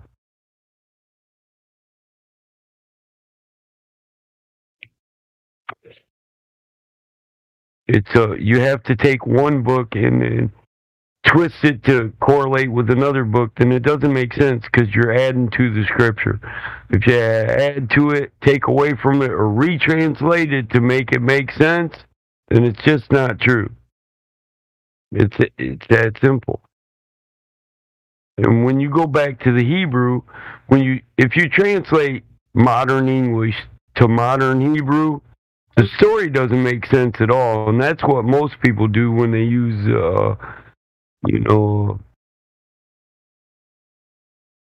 when they use the modern translation tables. They get a modern Hebrew word. Most people, when they translate back to Hebrew, they don't go to the Hebrew of antiquity, because Hebrew's changed too. So to keep it in context, if you're going to go back to the Hebrew, you got to go back to the Hebrew of the time when the book was written. And a lot of books were written in Aramaic or Paleonistic Hebrew, which isn't modern Hebrew. So when you use that, you get different definitions of the word. I think there's one scripture that pretty much sums it up, right? If you have the eyes to see, right? So it says, he that denies Christ as the Son of God is Antichrist, right? It doesn't say he that denies that Jesus is God, right? So They hate that verse. They hate that verse. You know they do, brother. But John 1, bro, right? You know what I'm saying. I agree with you 100%. I agree with you 100%. But they would scream, but the book of John 1. Well, you know the book of John wasn't written by John, right? It was written by a group of people that were called Johannians, who were scribes who studied all the writings of John and then wrote a book and called it John. The book of John wasn't written by John. Most people don't know that. And we don't have a full copy. There's 30-some verses that were missing that the Johannians filled in, right, from earlier shit, like the Aramaic text or the Dead Sea Scrolls, the books of idioms, the books of parables, the book of life, the book of death. These were books of parables and idioms that had wise sayings that led to either life or death. That's why it was called the book of life and the book of death. It could give you wisdom in 3 words that would tell you, don't do this because it leads to death. You know? But they filled in these verses, and it's really funny that most of the verses that they filled in from other books are the ones that absolutely say, in the beginning was the Word, and the Word was with God, and the Word was God. The book should read that in the beginning was the Word, and the Word was God's, as in ownership, not as in personal being. Like God owned the Word. Because guess what? God created everything. He didn't need help doing it. He didn't have a cosigner. He created everything, so he created every word we speak. So he owned the Word, right? Yeah. And it's that simple. But the Johannians had a doctrine. Now, there were 3 royal families back in this time, and they were all arguing over what the scriptures truly believed and what Messiah was saying. And if Messiah was telling everybody to follow the law of the Torah, and they'll go to heaven, and they'll get eternal life through this, and they'll even be reincarnated. Get out again? I may have. 10-1, Mike. 10-1. Can you hear me? I hear you. It might be you're cutting out, Hank. Yeah, so there were 3 royal families with 3 different doctrines that all fought over what the true doctrine of Yeshua Messiah was. What was the way? Is it this Christianity, or is it the law, or is it some other thing? And the one with the most money, the Johannians, they were the richest people and backed by kings and rulers who were telling you the original lie.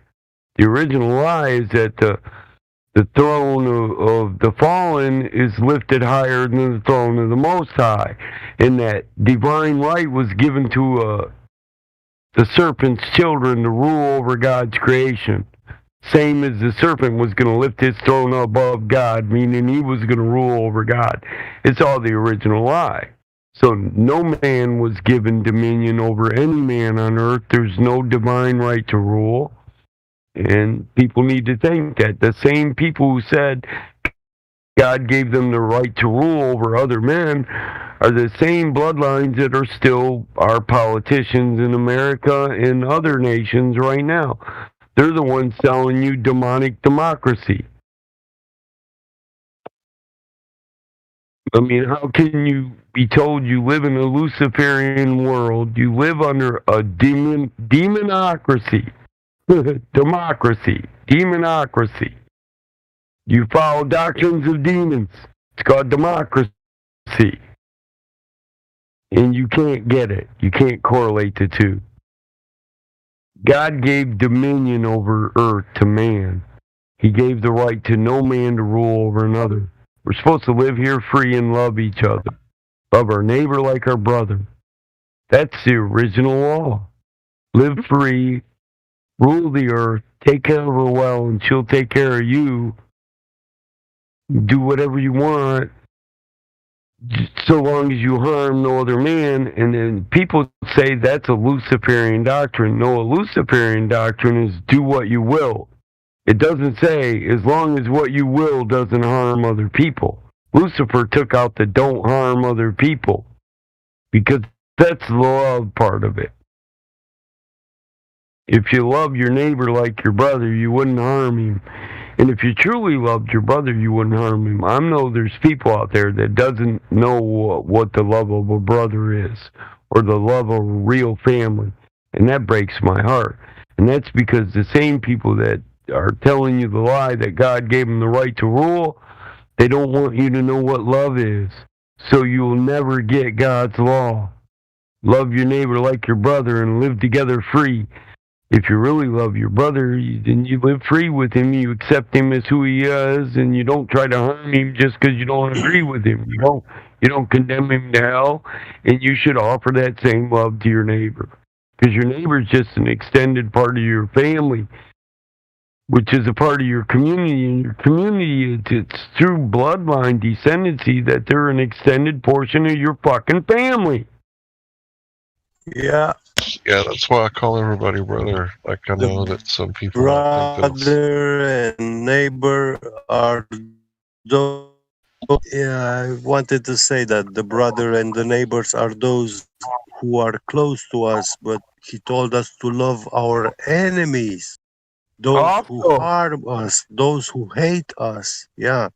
Well, Those that we would have be also that would to love. Yeah. listen. In my belief, that would be the serpent seed. We gotta love them like our brother too, bro. Yeah, yeah. But he say that because they And a are lot of people who have been lied and deceived to and misled. And if we love them, yeah, then they stand a chance to be saved. Yeah. yeah, because God's an all-loving God, and my Yeah. Father would It's a, forgive everybody. He just wants all of his children to get along. And there it's a are God of life. Yes. yes, there are pre-Adamic bloodlines or creations that were before Adam, and they were also Elohim. In my opinion, aren't just all the hosts of heavens. They're the sons of God. Come on, you're told the sons of God. We're sons of God. They're sons of God. We're all part of the God family. Yeah. And so if he's our father and we're all brothers, he just wants us all to get along.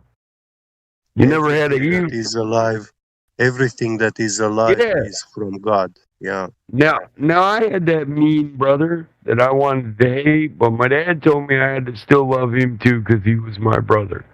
And if you've been from a family like that, then you could understand the entirety of the biblical scripture through that perception of the real family, the godly family unit, where you all respect your parents and listen to your father, not where Obama tells you at 10 years old you're smarter than your father who lived 50 fucking years and you should drag him with you into the future and teach him to accept all these 500 new genders when God only gave you 2. That never gonna happen. When the son will be higher than the father. Yeah, I know me, you, and Hank all live in the same reality. I know it. Yeah, I know Battle Mod. Hey. And I like listening. Hey, Gabby, how are you? Good Hey, morning. Truth. Good, good. Thank you. Good morning. I was going to introduce Kentro to the room. He just got verified, and Hello, guys. I think he said he may have already went to CogDis once and got out, but he seems like he's ready to have. I mean, he seems like he's wanting to have a productive conversation. So, Yeah, I hope he better himself because last night but you know how the lobby is. contributed- I mean, when you get in the lobby, you're in there with a bunch of other trolls, and a lot of times it's easy to get sent to CogDis just because you're having the conversation is being had in the lobby. So, Well, Chemtrail had a contradiction with Mimus Aurelius last night, so that's why probably he lost his. oh no, that's not Chemtrail. It's Oh. Kentro. Oh, Kentro. okay. Yeah. Okay. Yeah, different story then. Yeah. So, My bad. welcome to the room, Kentro. Hello, guys. Welcome. How Hello, are you doing? welcome. Good, good. Thank you. How about yourself? I'm doing fine. I woke up really early, so I'm kind of tired. It's about it's morning here. Yeah. Did you get a coffee? I usually don't drink actually coffee. I manage Okay, better but without it. I hope you're ready to talk about the shape of the world Sure. you live in. Yeah. Sure. So, what Yeah, do I you was gonna. think? Yeah, you can. Sorry, I didn't realize you was getting Go ready to ahead, ask my Drew. question. Well, I mean, you asked him something similar to what I was going to, but I mean, he had mentioned something about having a conversation about gas pressure, so I thought maybe it would be easier for him to talk about it than to text about it. So, Yeah, that's what the convo were about in lobby when I get muted and stuff. So that's what we were talking about: gas pressure, really, and how gravity is not really gravity, but the gas pressure pushing us down.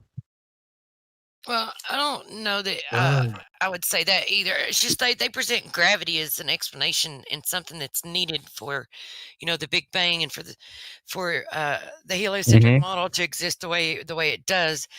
But there's never been any to prove a cause of something. You would need to be able to do a scientific experiment on it, right? You'd need to be able to manipulate it and have a control variable, an independent and a dependent variable, and observe a natural phenomenon and make a hypothesis about it, and then perform your experiment and be able to manipulate your independent variable to prove and establish that it is indeed the cause of the effect that you're observing. So Yeah, this is what, yeah. yeah. So to determine gravity and to establish gravity, that would first need to be done, wouldn't it? Yes, exactly. Has it ever been done? Well, I always like to point to the Cavendish experiment, but I usually, yes. So that's not really an experiment. It doesn't have a natural phenomena. How did you validate that, the Cavendish? Validated it? Yes. So I would need to redo it myself as well? No. Or what do you mean by that? The point is you haven't determined the cause, right? And what did Cavendish try to do?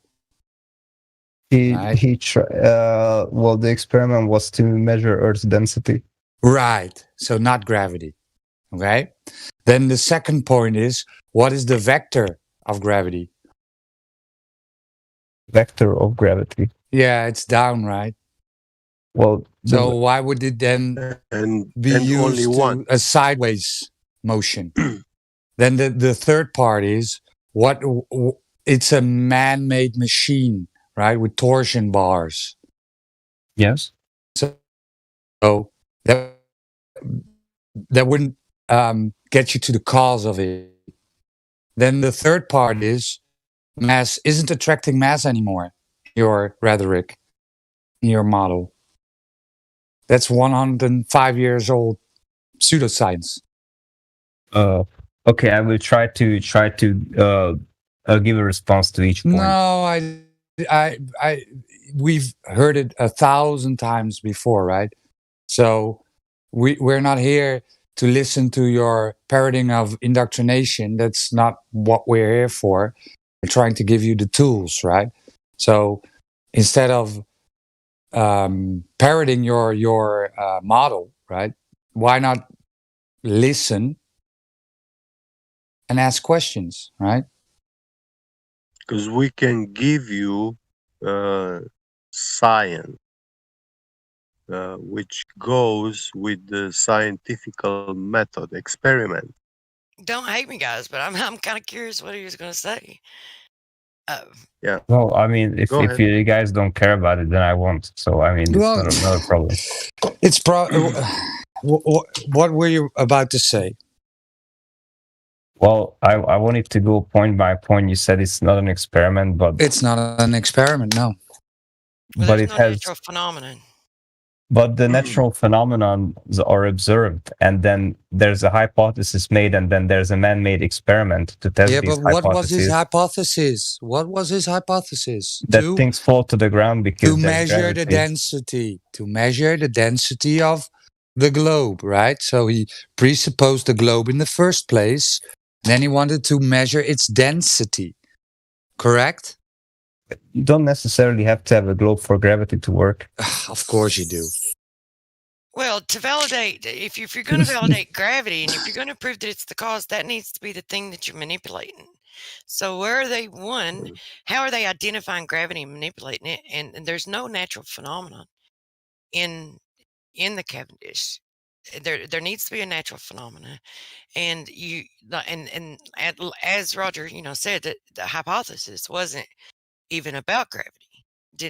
That wasn't even what the hypothesis was. Yeah, I get what you're saying. Yes. Yeah, and gravity wasn't manipulated to prove or establish it being the cause of anything. And Newtonian gravity was superseded by Einstein, making it not a force anymore. Okay. Yes, that's so true. it's Yes. not a force. Masses are not attracting to masses. Yes, they Okay. everything travels in a straight line. Yes, but because the geometry is not Euclidean in my model, right? Mm. That's why they change directions. They the objects go in a of course a straight line for themselves, but the space time is bent, so that's why they turn, right? So But then it listen, means please, when I walk in my neighborhood, I can only go in a straight line. I cannot take any turns. Well, Where do you find Yes, straight what, lines? I don't know what that's supposed to mean. Of course, Where you do can you take find turns. straight lines? There are no linear lines in nature. Yeah. My Sorry, point- but there aren't. My point is that in the space-time explanation, still the curvature of space-time is created by mass. So it's still the mass and the momentum of That's an what object is the. That's what Einstein said. But yeah, it's just an explanation. It's just an explanation. It's not a factor of truth. Space-time isn't even It's a physical absolutely thing. junk. It's just a lot of junk. Space-time is a concept. Junk English. That's what it is. Junk English. Yeah. It's a lot of Do you words know? put together. Yeah. You can't prove anything. Hello, Gene. I want to Hello, how you ask doing, him a guys? question. Very Yes. simple. Yeah, go on. According to this mass bending space-time, does that mean that if I hold a rock into my hand, everything in this world will be sticking to this rock? Will be falling towards it and be attracted to it, so everything Yes. will stick to it. Yes, everything Is attracts that what you everything. mean? Yes. Well, there'd be a uneven distribution. Bloody fool. Due What to a time fool. What a fool. dilation. What an insult to the creator. Hey, Jen, please, can you hear Battlemod? Sorry, yeah, my mistake. Okay, that's Well, a crazy claim. even First of all, relativity said there would be an uneven distribution of matter on the fabric of space-time, causing time dilation. So it wouldn't all be attracted towards the center of mass because it'd be an uneven distribution. Nothing's symmetrically perfect in nature. yeah. And Exactly. the It problem would- with it your would be. gravity. Can It I would tell be- you the problem with your gravity? Yes, please.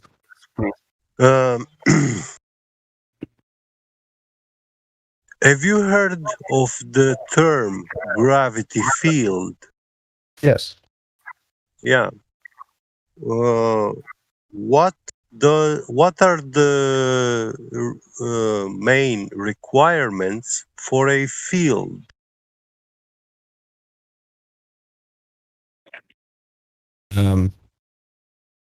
Propagation. Sorry? Propagation of electric nature. Yeah, well, actually, you're close, Battle Mod. I know, I have no idea about the definition. I never looked into it really. E is C square is electric anyway. E is a joule. Yeah. You need polarity, poles, opposite poles, or the opposite charges. Polarity Only is this way you can have a field. Yeah, that's the propagation gravity of an electric is a field. unidirectional force. That's not a So- measuring joule or yeah. propagation. Exactly. Yeah, yeah. So It's you can't have impossible a to field. exist. Yeah, You yeah, can't have a field because it's not an energy or a force. yeah, Can't be propagated. yeah. How can you propagate a warping of space-time? Yeah. That causes the uneven distribution of matter. Yeah. And through that uneven distribution of matter, it causes a curvature, and that things would follow that curvature all the way to the center of the mass. But this wouldn't even be true, because the mass wouldn't totally warp in the space, so it wouldn't be evenly sitting in the warp space-time, so the time dilation wouldn't be symmetrical. It's what you don't understand. your attraction wouldn't all be to the center. It'd be to the lowest point of the warping of space-time. That's where everything would be attracted to. Yes, that's true. Yes, exactly. You're right. Yeah, you've now created a dip, a divot, a valley, and all things would roll down space-time to the bottom of the valley. Because they have momentum. That Sorry to means interrupt. anything. Yeah, so that means if you were sitting on a rotating axis on a sphere, and the northern sphere pole was up of that axis, everything on the north would roll down to the south and go to the bottom part of the space-time, the hole. It wouldn't be attracted towards the center. It'd be attracted towards the bottom of the sphere. I don't think it's lucky to visualize space-time as two-dimensional because of this. Because it kind of explains gravity with gravity in that regard. What do you mean lucky? Do you mean logical? You say it's illogical? So I should say that a three-dimensional sphere warps a three-dimensional space-time, and I'd still have uneven distribution, just like I'm talking about. I'd still be in the same paradox. There's no way. Listen, so what you're talking about is the entanglement of the mass in a four-dimensional space-time. Yeah. That's not what relativity says, though. It doesn't get entangled in space-time. Sorry, your mic is getting really bad, and I don't quite understand the whole thing. I'm sorry. Yeah, battle mode, we barely hear you. That's a mouthful of cheese crackers, bro. You're better now. Listen, bro, quantum entanglement requires a field too. You got problems with every explanation you have of that crap, and you can't demonstrate any of it. So it's just a story from where I sit. It's not even a scientific theory, because none of it's backed by experiment. Yeah. You mean space-time curvature? What part of space-time curvature? When have you seen someone go into the past? What none? Don't you understand? None of it. Yeah. What does gravitational lensing that are observed? Time is a concept for us to understand motion and velocity. And that light wraps all the way around the globe. Let's cover that. So the gravity of a field, warping space-time or a mass or a matter, causes light to lens around an entire sphere. How come that doesn't happen on Earth? Because it's not heavy enough. No, it is heavy enough. What the hell are you talking about? We're saying that, listen, where was gravitational lensing first viewed? Was it the moon? Yes. It was during a solar eclipse, and we could see a star, a visual in the sky, that was supposed to be behind the sun. Yeah, well, you're supposed How to do be you know able to that wasn't refracted around the heliosphere? Yes. It's supposed to be able to be witnessed with the moon, too, where stars are lensed around the moon to the front of the moon. I'm sorry, it's really bad battle mod. I don't know if it's because you're getting louder, Michael, but I think it's like washing out or something. I really would love to hear, but it's really hard right now. I'm really sorry. I don't understand something. Well, answer my question. How do you know Yes, the thank you. star light didn't refract around the heliosphere? Because according to your model, the sun has an atmosphere called the heliosphere. And we know that light can bend under different densities. Well, the So reason... wouldn't light... Yeah, sorry. Go ahead. The reason why it didn't bend in the atmosphere is because we know for a fact in my model that it was behind the sun. So No, the you sun don't. would have blocked it either way. You are not behind the sun, right? So you The wouldn't star is, know. yes. No, you didn't listen, right? You haven't been behind the Observe it sun. to be a fact. You Right? can't state it to be a fact that it was behind the sun. You haven't been behind the sun to validate it was behind the sun. Yes, we were because we spin around the No, sun you in my no. model. You say No, the listen. royal we. You haven't done it, right? Hold on, bro. This is what I want to point out. He keeps saying in my model. So yes, by your model, and if your model is true, that's where it would be behind your sun. But you haven't proven your model yet to make that for a fact. Are you with me? Yeah, it's very hard to prove it because you guys don't accept a lot of evidence that I Yes. accept. Don't say we know for a fact by our model. No. Your model's an assertion that hasn't been proved. And in your model, one star is behind the sun. That's if your model is true, but you haven't proven it's true. So you haven't proven that it's factual, that the star is behind the sun, and the sun lends anything through gravity. You haven't proven anything yet. And you haven't proved that gravity lenses anything because you haven't proven gravity in your model. Mm-hmm. But in your science, fuck your Yes. model. You have no science that proves gravity. Well, I would like to come back to that with the same thing that other people proved it for me, right? But the thing is that I They accept didn't. that, and you guys don't. Other people didn't prove it for you, dude. To prove a cause, you need to manipulate it. How are you gonna how would you ever? How could you ever proved your validate that? model. Listen, nobody proved your model. That's why you're not just citing the science they used or the experiment that proved it. Other people created your fucking model, and you accepted it as a reality. That's the only fact here. You live in a belief system. Prove somebody else proved your model. If they proved it, then the science would still be there that proved it. The experiment. The science and experiment go together, bro. It's how we validate things. Well, I'm sure I could If probably look up gravity is something right real- now. I'm to say. Wait. If gravity is real, I know you believe it Yeah. is. Yes. But if gravity is real, then why do the professors, Ratio. physics professors at MIT University in the USA, which is one of the most prominent universities in USA and also in the world, Yeah, what do they do? they do not teach gravity for the down vector in physics classes, and the physics teacher, explains to the students that gravity exclusively belongs to astrophysics only. Yeah, they teach you that in engineering and MSU too.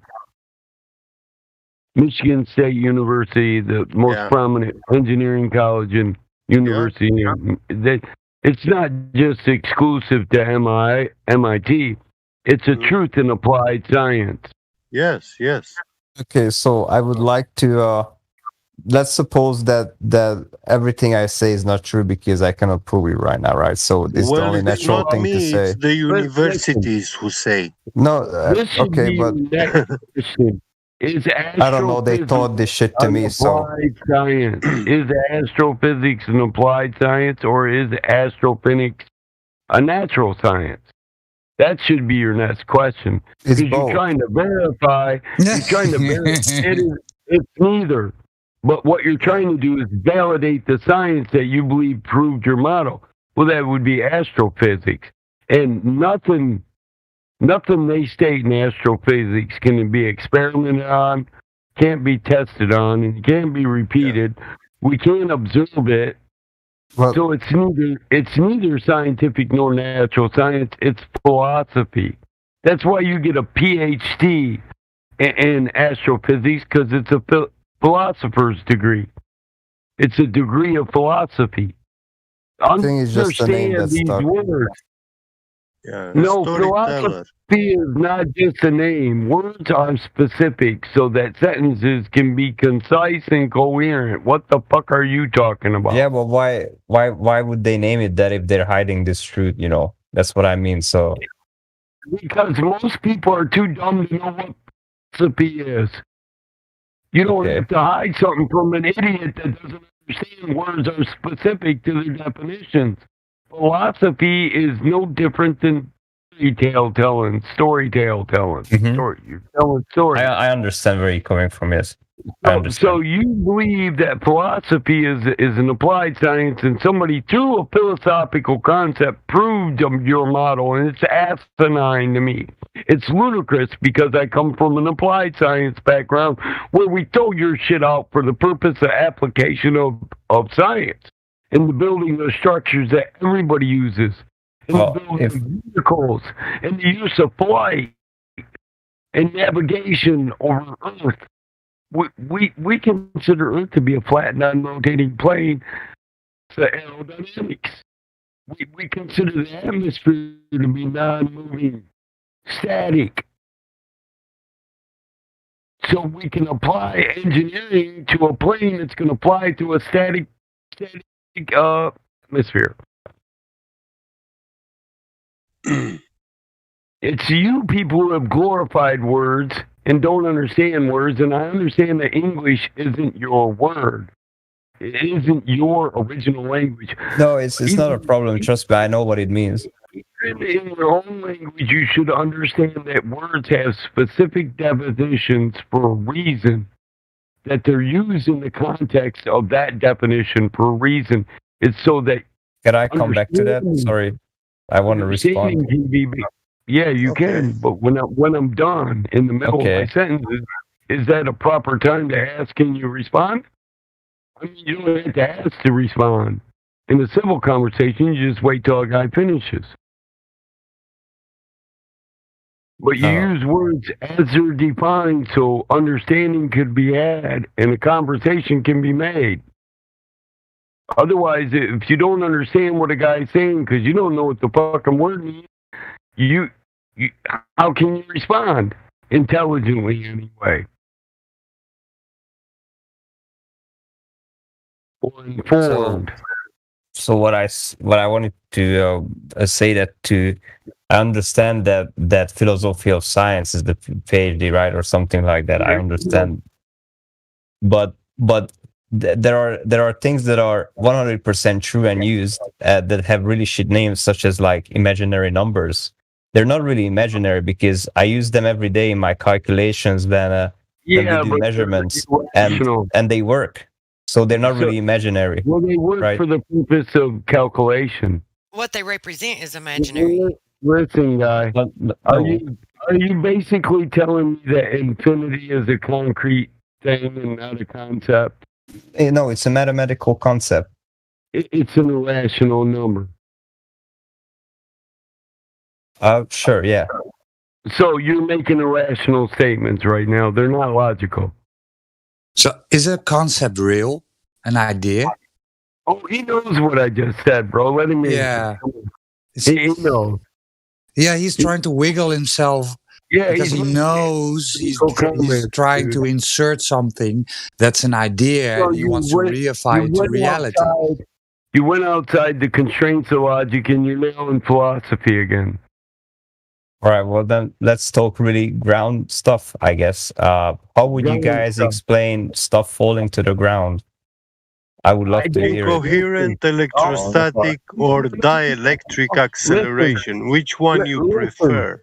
We don't have the positive claim. We don't have the positive claim that we know 100% through philosophy what gravitas is or what makes things fall. We observe things fall, but we're not the ones that saying we got the truth. Follow us. We're your priest. You are. I don't have to replace gravity. Yeah, I understand that. I don't have to replace gravity to say it's unproven. Why do you people always go to replacement? We basically destroyed gravity. Now you're like, okay, so if you're so smart, replace it. No, I'm just smart enough to know what they're feeding you is bullshit. I didn't say I could replace it, and I have no requirement to do that. I made no positive claim about it. Well, I would like to mention though that there are variables that that people have manipulated and changed where an object finds its equilibrium. And I will also say the only thing that you are observing are things finding its place of equilibrium. Yeah, we can speculate on it all day, but we're under no requirement when we falsify your supposed science to replace it. But none of those things are gravity. Battle mode. Can I tell him? You can speculate all day long, bro, if you want. No, not speculations. I want to give him something about his gravity. Speculation, but if you're talking specific gravity, the field or medium which it exists in, the density of the object, the flow, yeah. But you can demonstrate all this. The problem is, what I want to point him is the parallel between the equation for calculating the gravitational force and between the incoherent electrostatic acceleration. These two equations, formulas, are one and the same, and actually gravity just hijacked the formula of incoherent electrostatic acceleration, which is a vectorial force. So it has two ways. It has attraction and repulsion. But gravity is actually using, instead of electron charges, it uses mass 1 and mass 2. Mm-hmm. Yeah. They took Coulomb's laws and all his equations and wrapped around their assertion of gravity. Yeah. Yeah. And not Coulomb's law. Yeah. It I don't want to get smacked when you over use it, when you use this gravity force formula with that magic acceleration number of 9.8 meters per second square, it almost describes, it matches reality, almost. But we have a problem. We have done experiments in a vacuum chamber where these scientists have dropped a nail and a feather together. And guess what happens? The nail lands first, but that's because you can't have a perfect vacuum. No, no, that's not the reason. It's a very good vacuum, high vacuum. Yeah. So you have negligible air friction. So what happens when you drop a feather and a nail? I don't know. Show me the video. They fall together at the same time. Yeah. They reach the bottom at the same time. Well, that's how it's supposed to be. Yeah, hang on a second. No, can I interject here just a second? That vacuum chamber was too small. Too small. It's not supposed to be true, though. Because if gravity's true, the nail has more mass than the feather. Yes. Yeah. But so you had a actually, it's a matter of. Yeah, Gene. Okay. Sorry. Yeah. I mean, I haven't said a word for a while here. Look. All I'm saying is that if you had the big enough vacuum chamber, the size of a skyscraper, and you drop the feather and the nail in a perfect vacuum, that nail is going to hit the dust. Obvious. Okay? So no matter what you think, things don't land at the same time in a perfect vacuum. The heavier object is always going to land first. Always land first in a vacuum. Fact, it's been proven anyway. There's lots of videos by Pete and Pete. And the other thing with this gentleman that's talking, we're talking about gravity, and we haven't even established that the Earth is actually a spherical ball of 24,901 spinning at the equator at 137 miles per hour. These things haven't been proven yet in the vacuum of space. So to talk about gravity is just premature. You're wasting time. You're dreaming. You're delusional. Not necessarily, because on a flat infinite plane you can have gravity the same way. No, we don't need gravity. We don't need gravity. We do not need Listen, gravity because we're you motionless. haven't proven gravity, so you can't assert that our model has to be confined to your law of gravity, dude, because you haven't proven your gravity. You can't even prove your gravity in reality. So what Jen said, listen, is you don't have a fucking center of mass. You didn't prove a spherical mass. Yeah. And you said, but on a flat plane, my gravity wouldn't work the same. Your gravity's been destroyed. It's not the truth. So it can't be applied to a sphere or a flat plane. And Yeah, but as how the things? As Sorry. I started this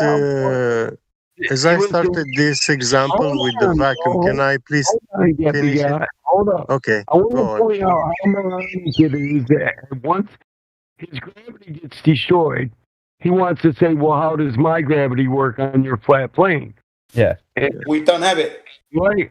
And then what's his next thing?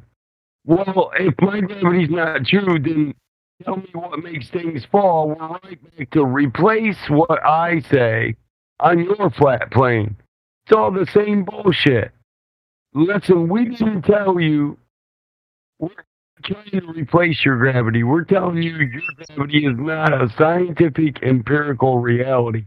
So, first off, we don't have to attribute it to any model we make because it hasn't been proven. Second off, we're not attempting to prove why things fall. That's not why we're here.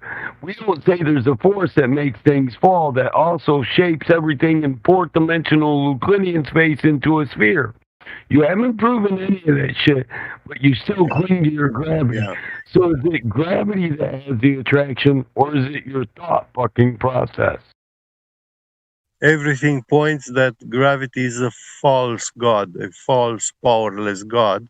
And I just want to end my point with the vacuum chamber.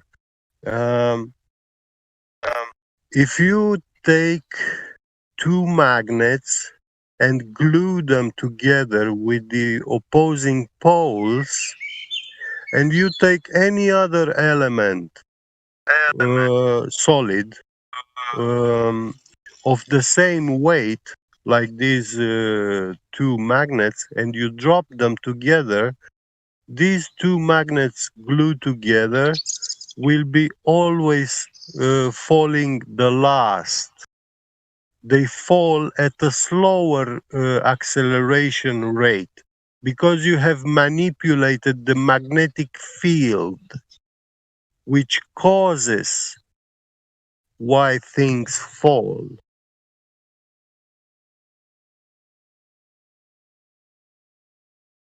What you reversed the poles? Did you do? Yeah, if you glue them together with the poles, they repel each other, like north to north. Yeah. And then if you drop them, yeah.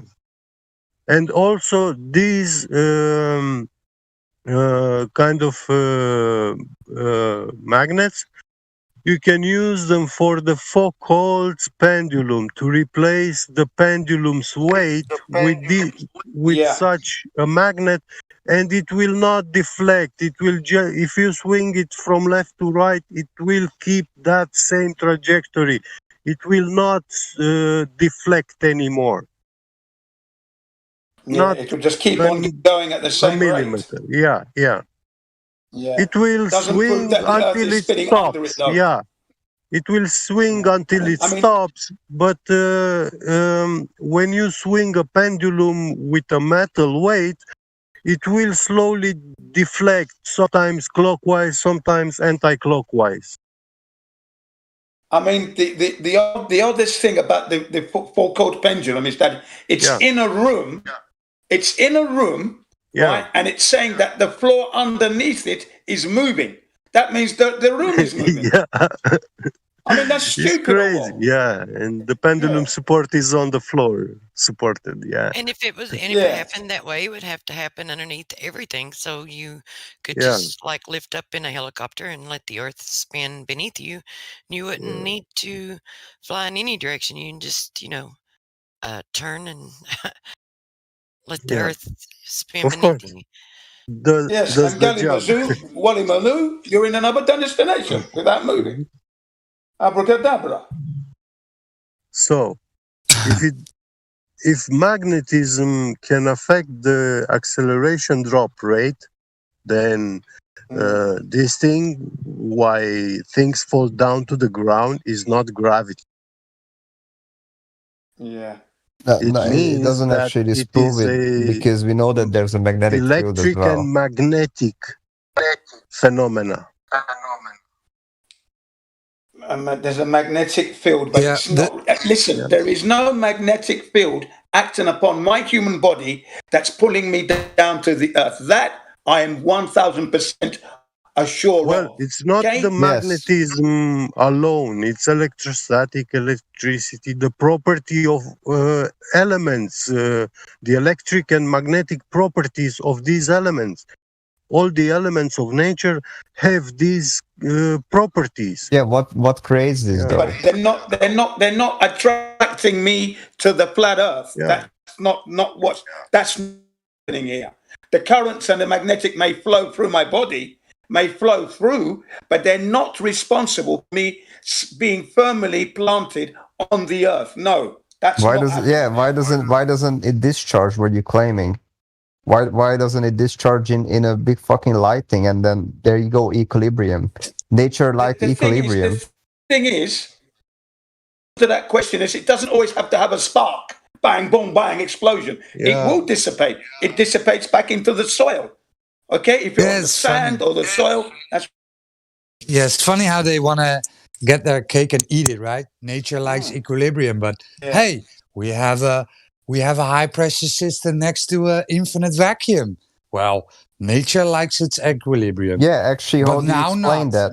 Yeah, you didn't, because you invoked gravity, right? Then we told you. I'm not invoking anything right now. Yeah, you did. I'm We listening told to you. Yeah, we did. You invoked gravity, right? Then you said, well, mass attracting mass. We told you that's the wrong pseudoscience. Gravity isn't a force anymore, so nothing is pulling, right? Am I correct? Yes. So what creates the pressure gradient is my question, because we can measure it. You can send up a balloon right now, verify that's all it. cool, right? What creates a pressure gradient? The container. What? Yeah. What container? Yeah. The container gas needs to be contained. Yeah. Where's the do you container? have- Gas pressure. Yeah, you made a requires- positive claim this time. You said there's a container. Yeah. I told you. There is. I told you. Gas pressure needs containment. Yes. Can you tell me where we have a demonstration where it is where we have gas pressure without a container? Well, I can explain, but how can you explain it? No, you can't, because you haven't validated gravity. So you just make baseless assertions, telling a story without showing how you validated this gravity you constantly claim. Do you disagree with? Do you disagree with the fact that you need a container in order to have air pressure? Well, then let's have a container. All right. I'm not validating it in my model whatsoever because you disproved it. Okay. So where's the container? So when I give you a steak, right? A steak. I give you a steak. Does that mean the cow doesn't exist? You can grow it in a lab if you want to be really metaphoric, you know. Come on, answer the question, man. Does the cow not exist? The cow doesn't have to exist. No. Okay. What he means is. Then we're done. Yeah, what he means is if you've got a piece of steak on your plate. If you want to strawman it, I'm going to strawman back. That's how he works. It's not a straw You're man. strawmanning us. It's not a straw man. It's asking a question. I give you a steak, right? Yeah. The necessary antecedent for a steak is a cow, right? You need the cow to make the steak. Okay, sure. I Okay, agree. Yes, sure. we need a cow. Okay. Yes, I Awesome. agree. So we need a container for gas pressure. Okay. Obviously. Then how do you have a pressure gradient in a container? Because of the container.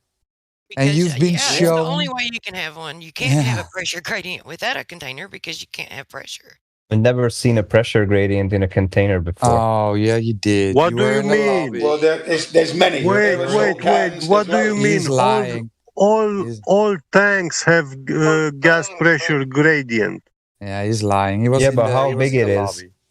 lobby. But you say that. Okay, wait. You say that. doesn't I've matter. never We seen still have one. it. I've never seen a pressure gradient like in a container. You say that as if you've seen one without a container.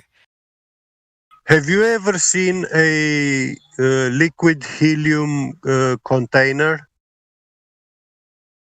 Do you know what is required to store liquid helium in a container? No, what required? Cold, right? Do you need think you cold. just bottle it and you keep it like that? I'm not sure what you're getting at. Do you know how liquid helium can be stored? It's stored. Yeah, you need to cool it down. Cool it down, yeah. You cool it down, you put it in a bottle, and then are you And done? seal it. Seal it. Seal it. Yeah. That's all? That's Yeah. all you need? It's gonna stay like that? It's not gonna make a big boom? Well, I assume that we keep it cold, but yeah, sure, you need to keep it cold. Yeah, have you ever heard of a condenser? Actually, not necessarily have to keep it that cold. Some you can store at room temperature, but they're not going to be liquid. When It's you going to be high store pressure. when you store liquid helium, you cannot store it without a condenser. Do you know what a condenser is? Sure, I guess it's the cooling.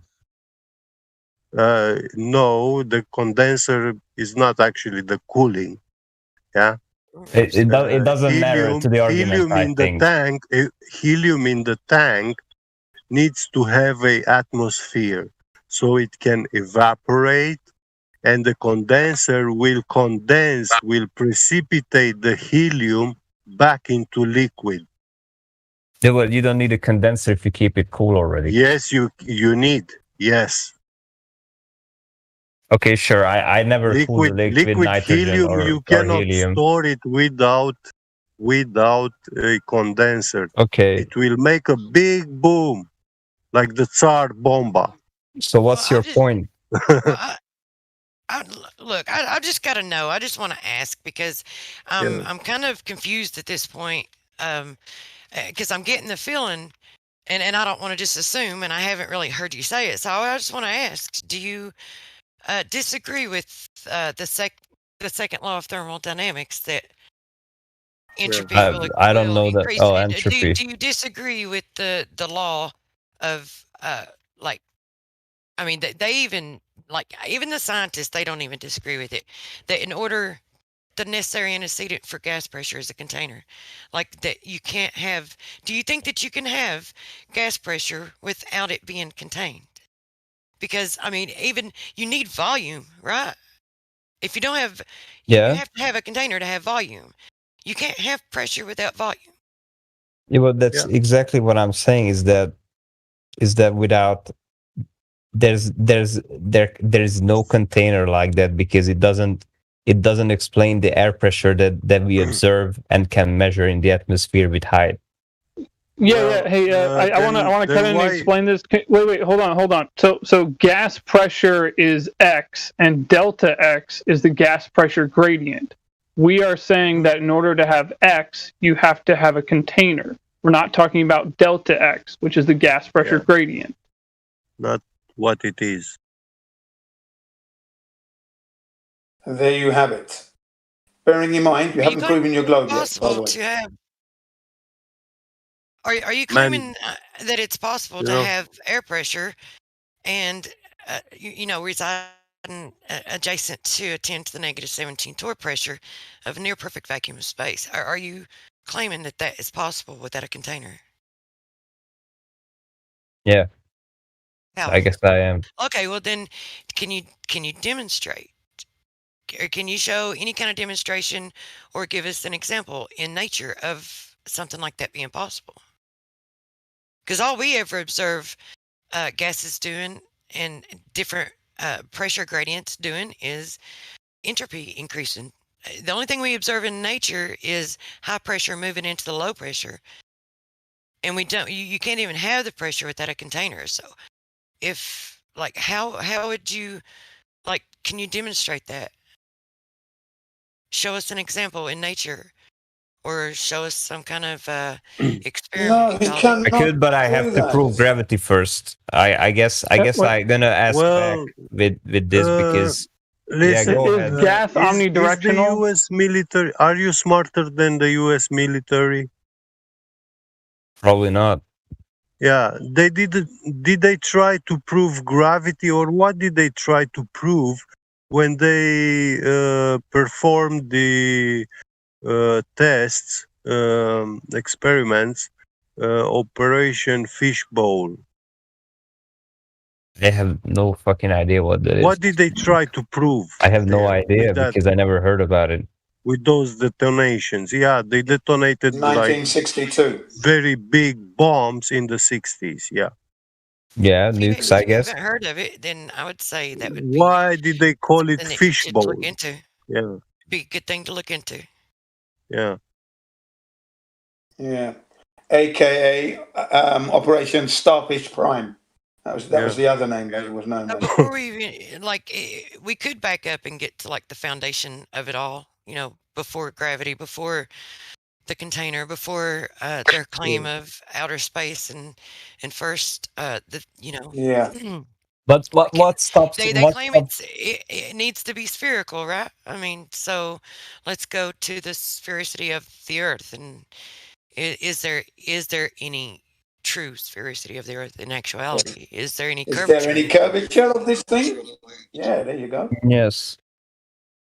You do realize Where? that the Earth has been measured by many people trying to prove that the Earth is a globe, the globe that they present, trying to prove it and trying to debunk flat Earth, right?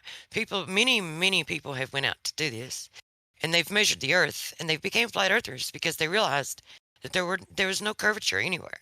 So you do realize that the Earth has been measured 100 times over, and no curvature has been found.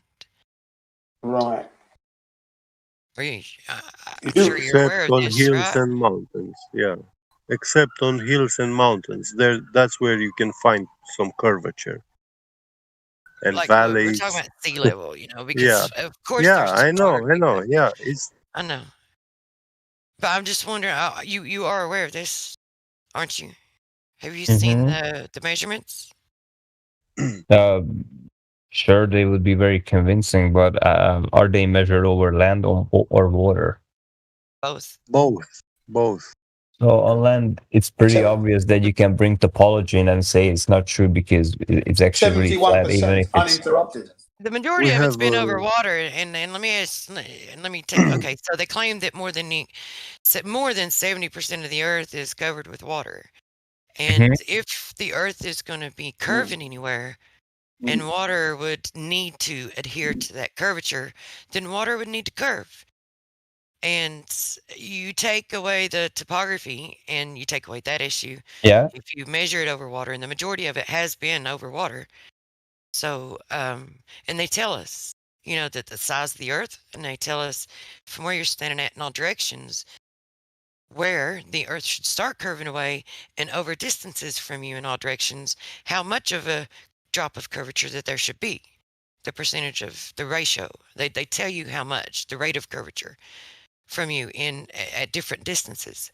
So what would you say if they're claiming that the Earth should have dropped away like so many hundreds of feet or hundreds of miles or thousands of feet actually, and then you know it's measured and there's no curvature, there's no drop. And when people measure it, and there's even been people that's not been trying to, you know, measure the Earth, and they've just done long distance observations and photography, who are not flat earthers. And they have actually, there's one photo that's like 270 some miles away, and it was entered into the Guinness Book of World Records of the world's longest distance photograph, where there should have been like nearly 2,700, if I'm not mistaken, or 27,000 feet of curvature of drop. So, and then the laser test that people have performed over water, over distances there should be a drop, and a significant drop, not just a little bit of a drop. And they're able to hit their target. So, what would you say? Where would you say the curvature is? How can you continue to say or think that the Earth is curving or being spherical if no one can ever measure any curvature anywhere? If it's measuring flat and level everywhere.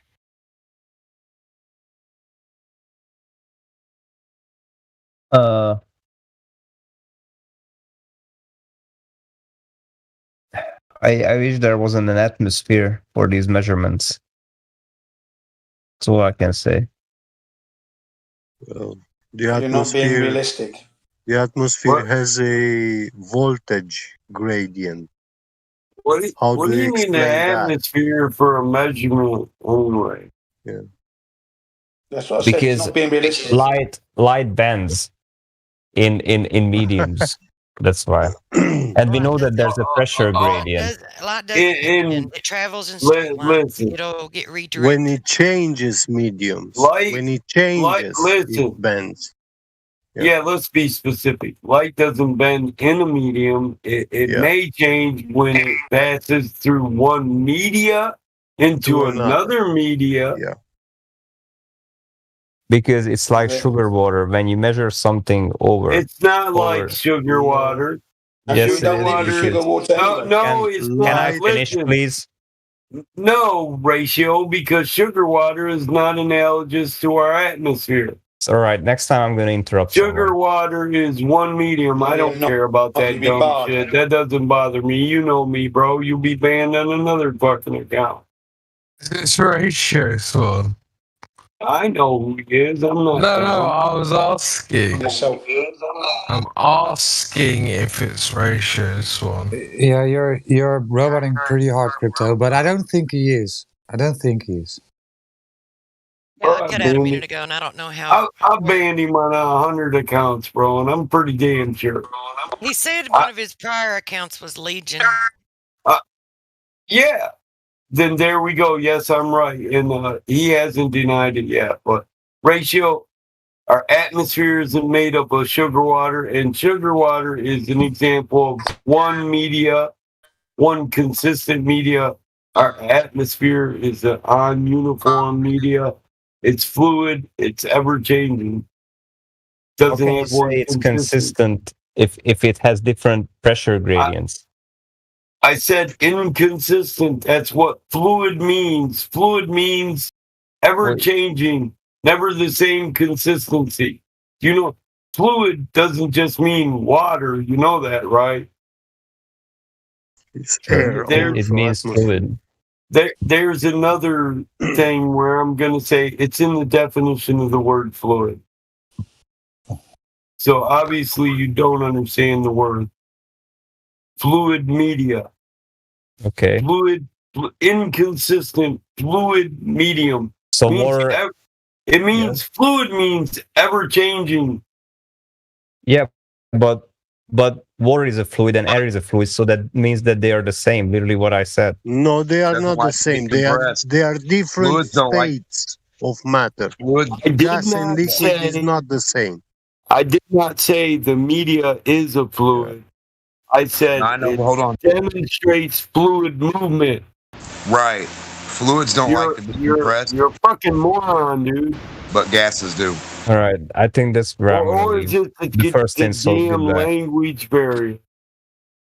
Here, I'll give you a definition of fluid. Why don't we start there?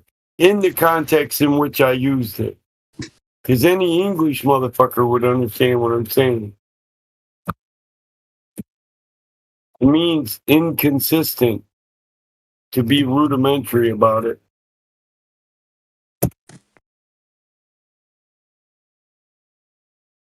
So fluid, a substance that has no fixed shape or yields easily to external pressure or gas, especially a liquid. So a fluid can describe a movement of a liquid, but a liquid isn't a fluid. You understand this? Fluid movement is easy flowing, inconsistent movement, non-uniform. Yeah. I'm Romanian. I'm not English, and I understand it. The funny thing. Like you're probably sexually fluid, but we won't cover that. I'm sorry, I'm kind of over these guys who you say the atmosphere is a fluid medium, and they think you mean liquid, and they know damn well. The truth is, they know you're not. They're trying to ridicule. You're too stupid to understand the definition of the word you use. I don't use words I don't know, and I don't talk about things I don't know about. That makes you sound like a fool. I've known this since I was 5 years old. Why would I defy my own logic? Air's not a liquid, though, just so you know. Right. Am I coming through now? Who are we talking with? You're good, Truth.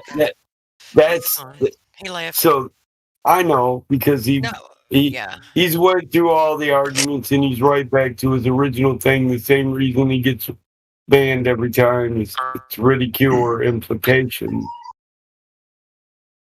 But gas and liquid, those are two different states of matter.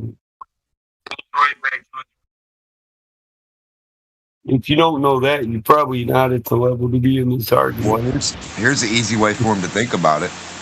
The liquid.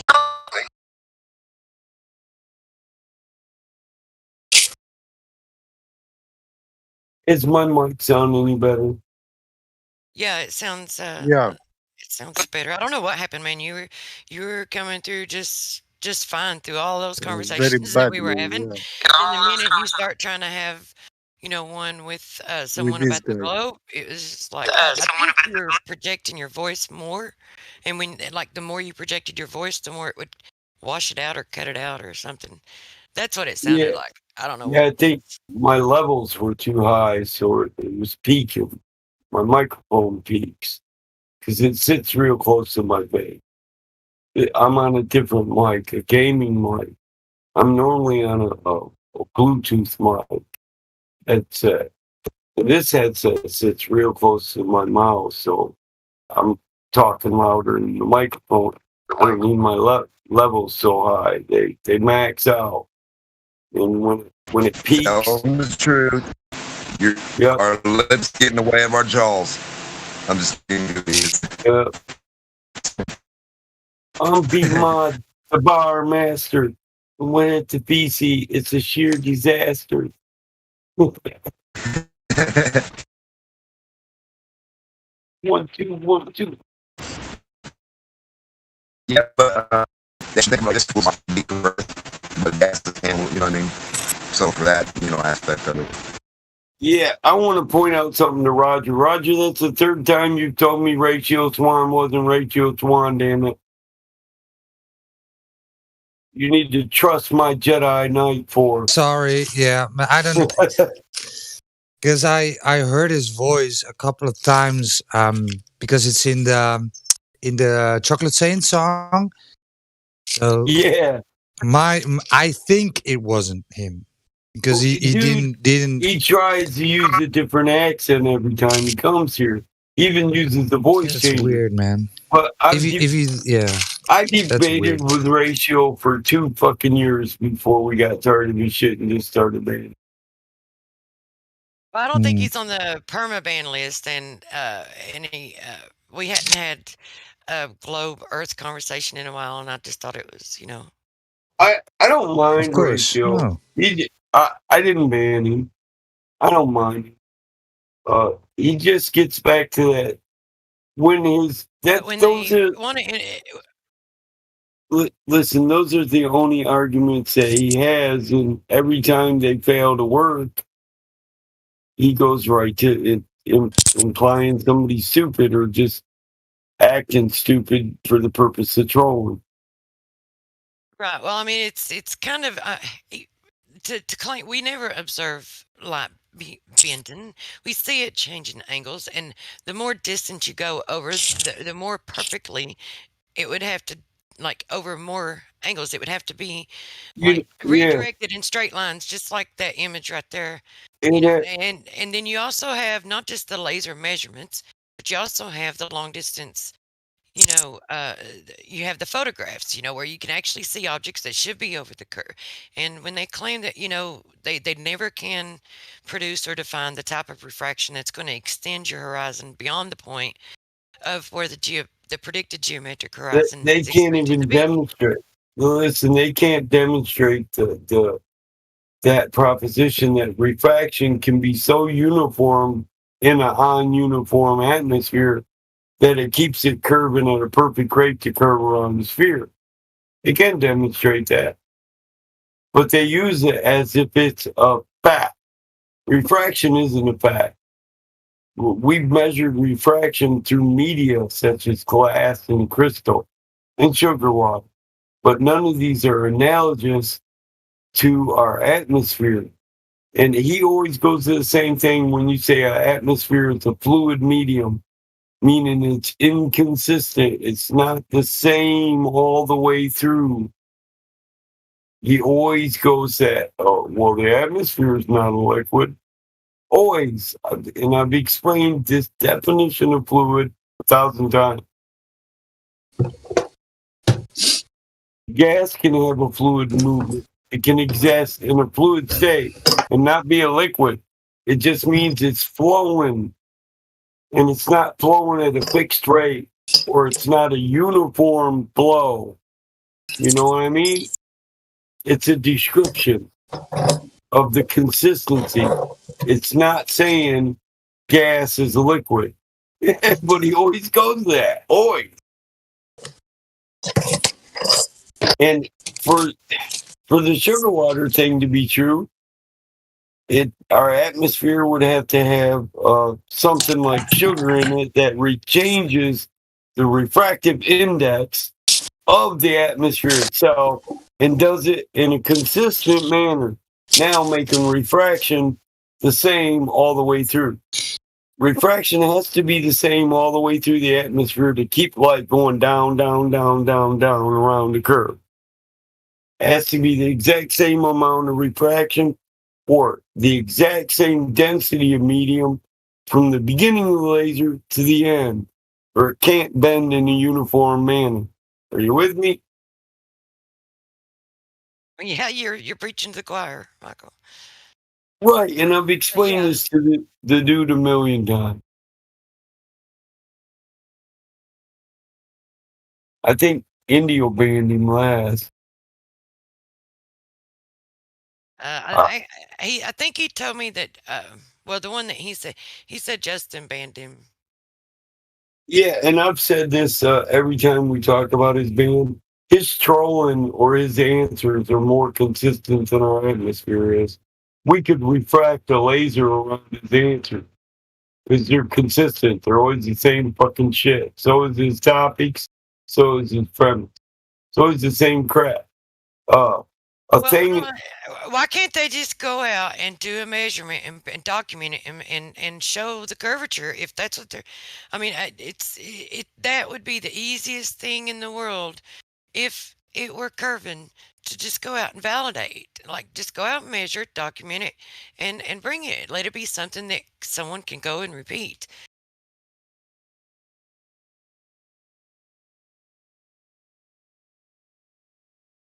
Am I cutting out?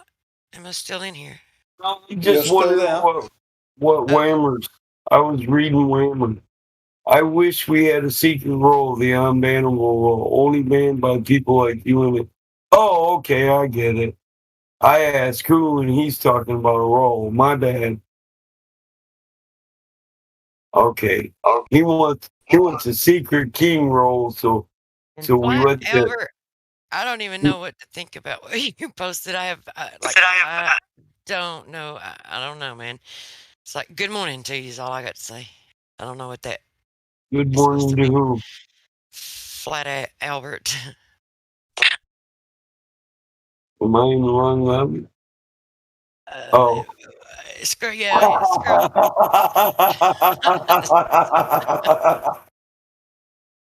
No, I'm in the right lobby. Yeah. So I don't know how to respond to that. I don't even know what that's about. I'd say, listen, I'd say that sausage link is spoiled. Throw it out. It should be firm. But good morning anyway, dude. It's got too much elasticity. It won't cook up right. That's funny as shit. You know it is. This caveman looking guy with a limp sausage. And what he says, he's like, "Oh, there is drop." Yeah, it's called the shrivel factor. It got cold in the rooms from the sausage. That's probably a uniform temperature, though. Well, Michiganders, we know about the shrivel flag. It gets cold up here, then.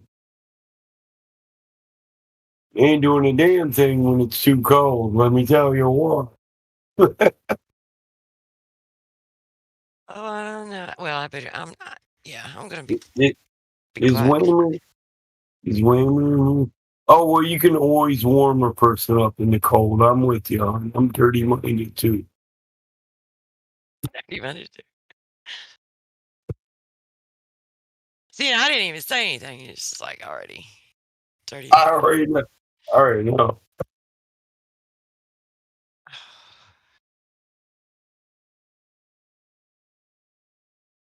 Well, definitely not virgins, man.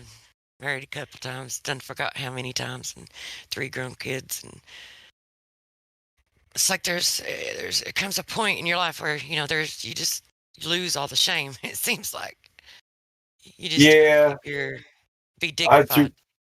I threw my filter away on my chain. I just cling to my pride. Yup. I mean, I'm not going to deny who I am. But I'm going to keep it respectful.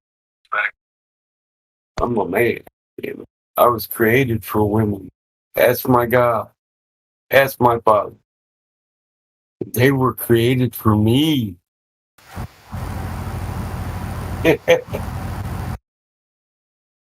This is creation, right? Created man for woman and woman for man. Each for one another. Yes.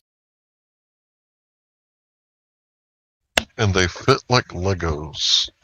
Yeah, I was digging that when my grandma read that when I was a kid. She's like, "You like that one too much." I said, "I like women, Grandma." Good morning, Mr. Shkreli. Even my grandma, listen, she wasn't bummed out to hear that. She was happy. Good, Mike. I mean, grandma'd love you no matter what you love, but they're happy to hear you got a natural love.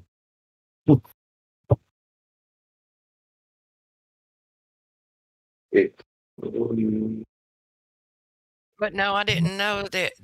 That's one that I didn't recognize.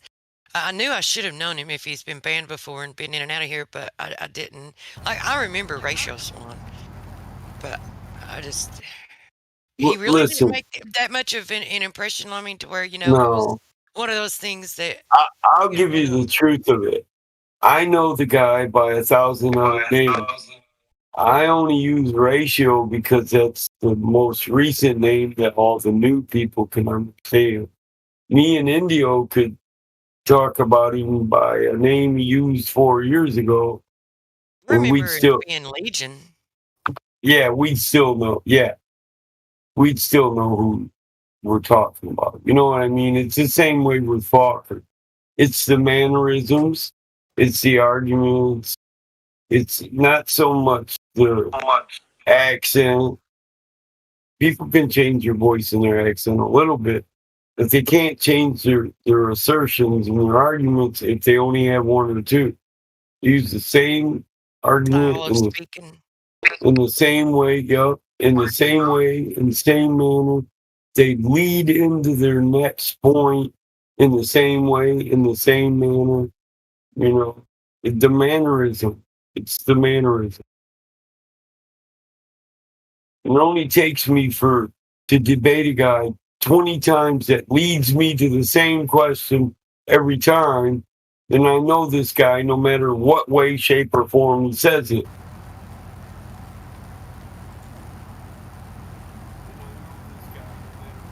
We needed a good flat versus globe conversation. But I mean, I was hoping that it would go. I don't know. I was hoping that there would be, some good arguments or good questions or some realization or awareness or maybe some concession or something. I knew who he was right away, but I'm not like the other guys. I don't ban them on sight because I love y'all, and I know you just like a good debate, and he'll usually debate for a while, even if it's going to be the same old debate I'm tired of. You guys might enjoy it. I shut up and let people take the mic. I don't always try to hog it. Some days I do, but you know what I mean? Some days I'll say, well, you cover this truth, or I'll ask Hank to do it, or somebody else. Because I know there's times when other people won't let you speak, like Jin. And, but when an asshole like Battlemod says, I want to hear Jin speak, less people interrupt him, or Hank, or Truth. You guys know what I mean. That's why I'm the asshole for all of us, okay? So you guys don't have to be seen as an asshole. Yeah, just let them. They can blame it on Mike. They've been doing it since the first time I crushed them in the debate 6 years ago. I don't give a fuck.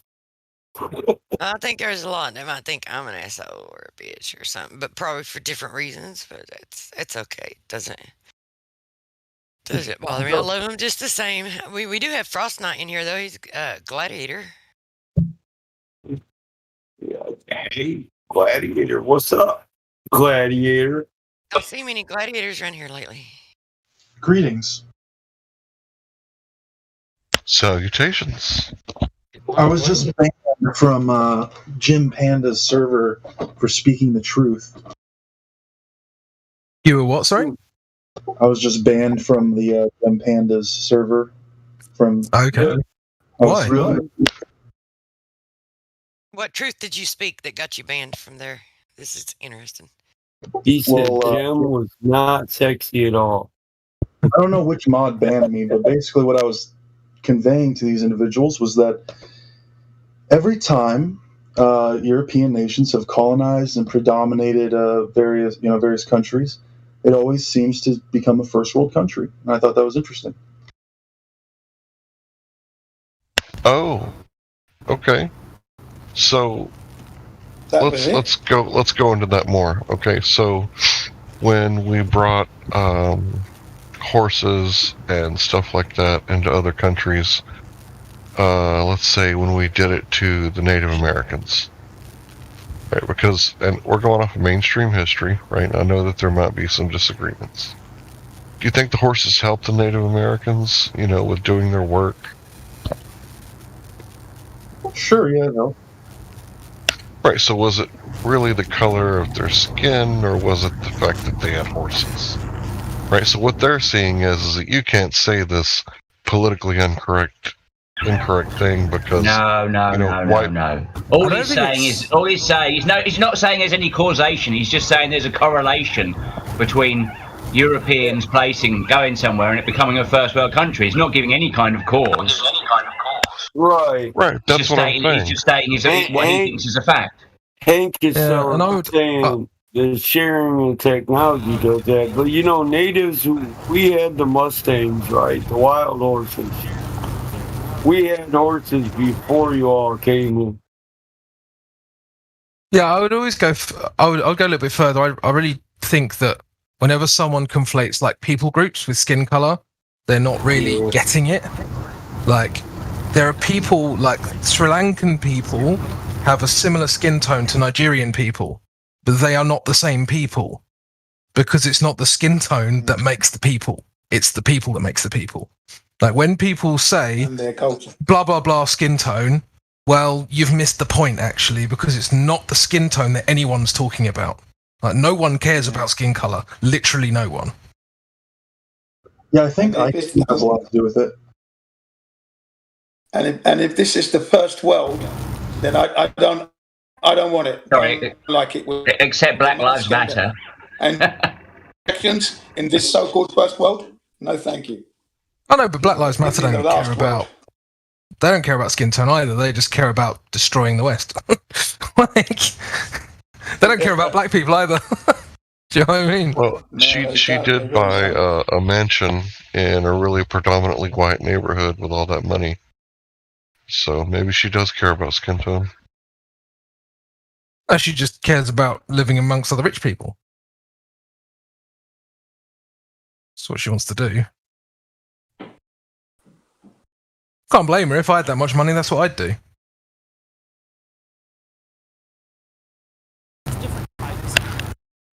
I would go to the hood, like coming, like what's that Eddie Murphy film?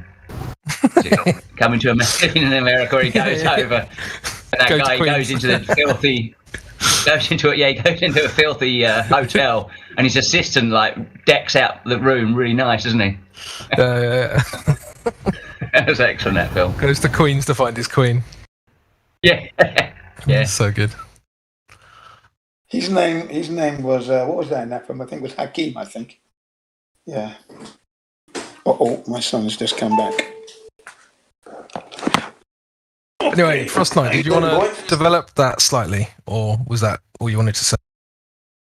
Well, I just think that IQ is probably the predominant factor in terms of nation building, how successful and prosperous they become. Yeah, it could be. I would say as well, though, that... Would you like to go to China? Yeah, that's exactly what I was going to say. Like, yeah, go on, Chad. Like, Frost Knight, That's do you all think you need to say about the correlations of IQ and nice nations. Look at China. Yeah, exactly. I mean, I'm What a quite hellhole well that read is. on. Yeah, Frost Knight, I'm quite well read on IQ studies, and I can tell you I'd much rather live in Europe or America than in China. Yeah, well, if you look at like Japan and South Korea, they're doing pretty well, and China and North Korea, they're certainly doing better than a lot of other third world countries. Okay, maybe not North Korea, but anyway, China. It's similar to like Russia, right? Russia is in Europe. They're doing a little worse than a lot of other European countries. So probably communism, or at least the varieties that they've tried, have probably helped to impoverish them. But The world is in a you would otherwise, mess, my friend. The world is in a mess. Yeah, I would say It doesn't matter what you think. Like when you talk about genetics at a really high level, what those people who discuss it say, like, you don't have this kind of some traits are nature and some traits are nurture. Like, everything is both always, and the only meaningful statement you can make is about the variation that you find when you change a specific variable, right? So you can't really make causality statements within genetics. But a good example of this would be sort of South Korea and North Korea, genetically virtually identical, and yet you can see the variation between the populations based on the political system, right? So yeah, that's all I'd say on that. Yeah, but I just don't think it's realistic to say that, like, okay, we're going to transplant our, democratic ideals in, the Congo or something, and then all of a sudden overnight they, spring forth to become a world superpower. I mean, yeah, I agree. I also think it's completely unnecessary. Like, if those people like living how they live, what's it got to do with anyone else? But I just feel like, the land kind of goes to waste if it's not being put to its most productive use with the most productive people on it. But why would you care? Yeah, but that's your opinion. Yeah. Yeah. Somebody else might have the opinion that they want to just live in a desert. For example, South Africa. South Africa under apartheid was a beautiful country. It was a first world nation, very prosperous. And then some crazy people took over, and now it's not so nice. I agree with all of that, but why does that matter to you?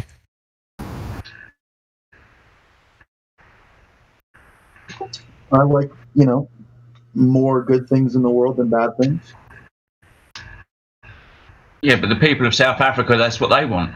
Don't you believe in self-determination? Well, I'm more selfish. I just kind of want the world to be in the state of the image that I would prefer it to be in, if I had any say so. Yeah, everybody wants to rule the world, don't they? And also, you mind your own business and get on your own stuff. You can't have your cake and eat it too, bro. That's exactly where I was going to go. Let me ask this. So, whenever there's like a communist revolution, right, like there was in Uganda, and they kill all the farmers, don't you think they should be served what they deserve? If they kill all the farmers, don't you think they should starve to death afterwards? Well, they don't kill all the farmers because most of them end up in another country in Africa, as you saw with Zimbabwe, and neighbouring Mozambique. They chased all the farmers out. They fucked off to Mozambique, and Mozambique ended up being one of the most prosperous countries in the region. So, I guess you do get what you deserve. I'm asking the other guy because he says he likes it all to be good. Don't you think it's good that they starve after they run off with the farmers? Well, to be honest, I don't really have any kind of vengeful feeling about it. I don't really care about. Oh, it's not vengeful. It's just cause and effect. I don't want to starve. Ideally, I would want that country to just have people like me in it, and just nice, happy first world people that are just productive and work and aren't murdering each other and being crazy. We'll go there and make babies and raise them right and make sure that they're Yeah, but he won't be allowed to do that, will he? If I can maybe add a 2 cents here, seeing as I'm in South Africa. What I find very fascinating is that since the 70s, they've always said South Africa's on the knife edge. Since the Sharpeville uprising, since the overthrow of the apartheid government through the early 90s, mid-90s, early 2000s, every year they've said, okay, this is it. South Africa, that's it. We're turning into Zimbabwe. And every year there's been a resilience, but there's also been a lot of really chaotic stuff because we speak 11 official languages in the country. So we've created what they call the Rainbow Nation. And what we're starting to find out now is that this multicultural, everyone blend together, it creates a lot more infighting than, say, for example, like a Greek nation where everyone speaks Greek, or a Spanish nation where everyone speaks Spanish, and there's uniformity. But now with the rest of the world, with this whole Black Lives Matter movement, and especially in the States, how we're starting to see rising unemployment, we're starting to see food shortages, we're starting to see a massive black-white divide. Those are the things that started occurring in South Africa in the 70s and 80s.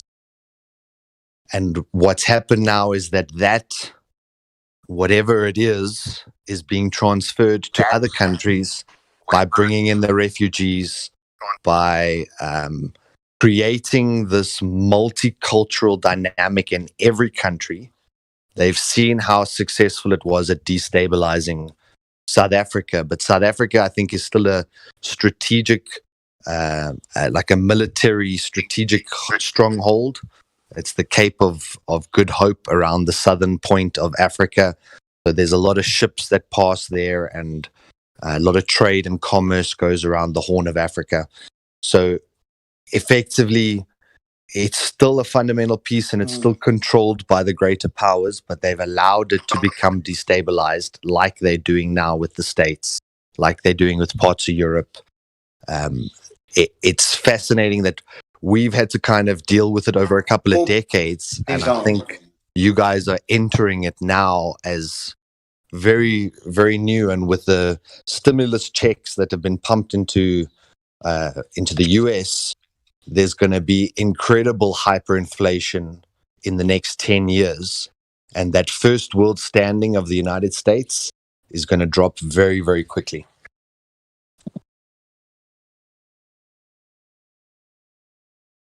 First world standing is because it's come at the expense of other people around the world, right? It's come at the expense of other people around the world. So I wouldn't be walking around thinking I'm from the first world and be proud of that, because it's nothing to be proud of. Your country is an abomination on this earth, the United States of America, followed by Britain and any of its allies. Okay, All government. Hold on. It's not our country, it's our government. Look at where we are today with your first world. I wouldn't go as so far don't go around thinking singling you come out from one. the first world, because All you'll have me are corrupt. on your back every day of the week. Can't blanket statement it like that. You cannot blanket statement it like that. At all. And that is not the way a flat earther should even be considering to thinking. Really. Okay? I think what you just said is no way a flat earther should be thinking about anything. We know all governments are corrupt. But to wag your finger at the United States as though you're blameless or sinless yourself is not necessarily a great starting point to create discussion and not argument.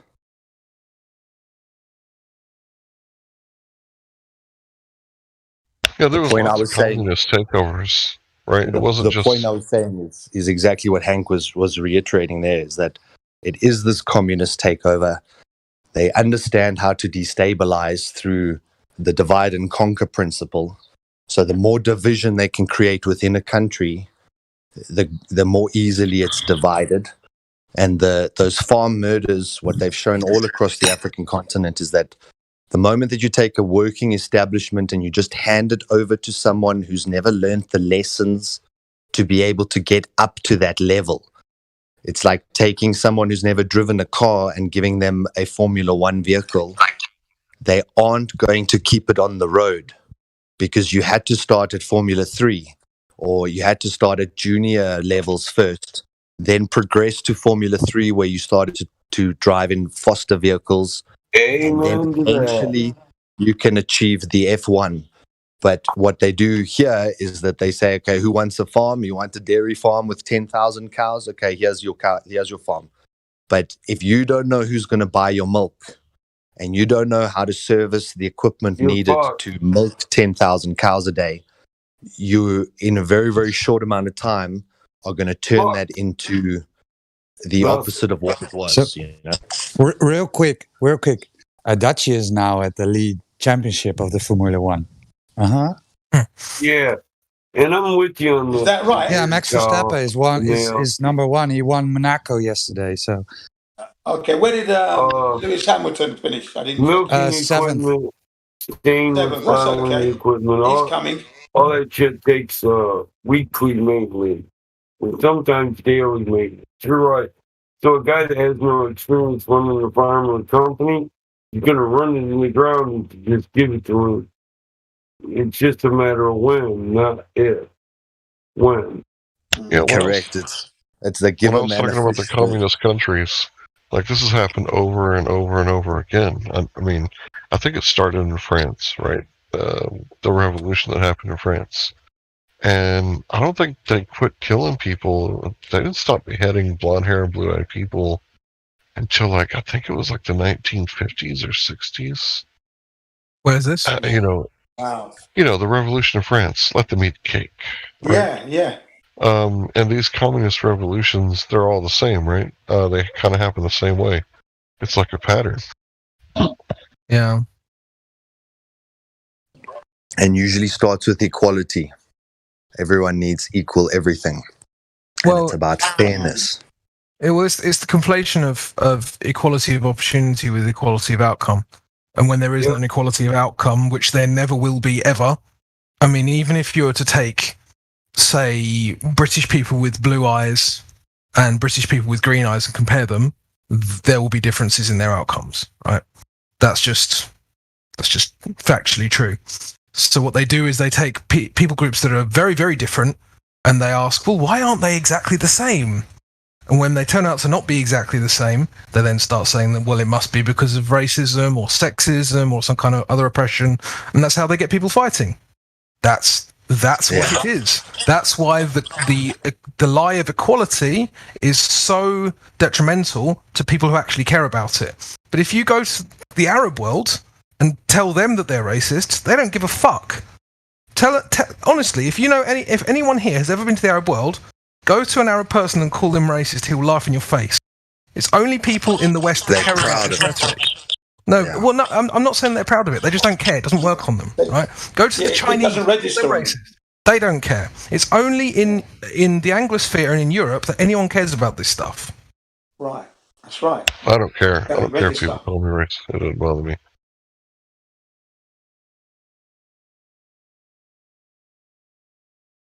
I grew up as like the only white guy on my bus, you know? I understand the whole racist thing. But you're spot on, Crypto, with the whole equality of outcome. It's this, you know, it's so illogical. If I planted 100 seeds, do I think I would get exactly the same outcome on every seed that I planted? No. Of course not. If I started 100 businesses, do I think I would get exactly the same outcome on 100 businesses? No. If I was looking at a sporting event, why is it that some people can run faster than others? No, equality of outcome. We all need to get first place and we all need to run the same speed. No, people would understand that that's completely illogical, and they'll even defend genetics at that point and say, well, they just got good genetics. But when it comes to this, it's like holding two opposing thoughts at the same time. We've got to have equality of outcome, but yet there's also certain instances where, okay, no, it's just logical that there's a winner and a loser. And in all life, there has to be the winner and the loser because it sparks, like, look at Verstappen. You know, how many years has he come?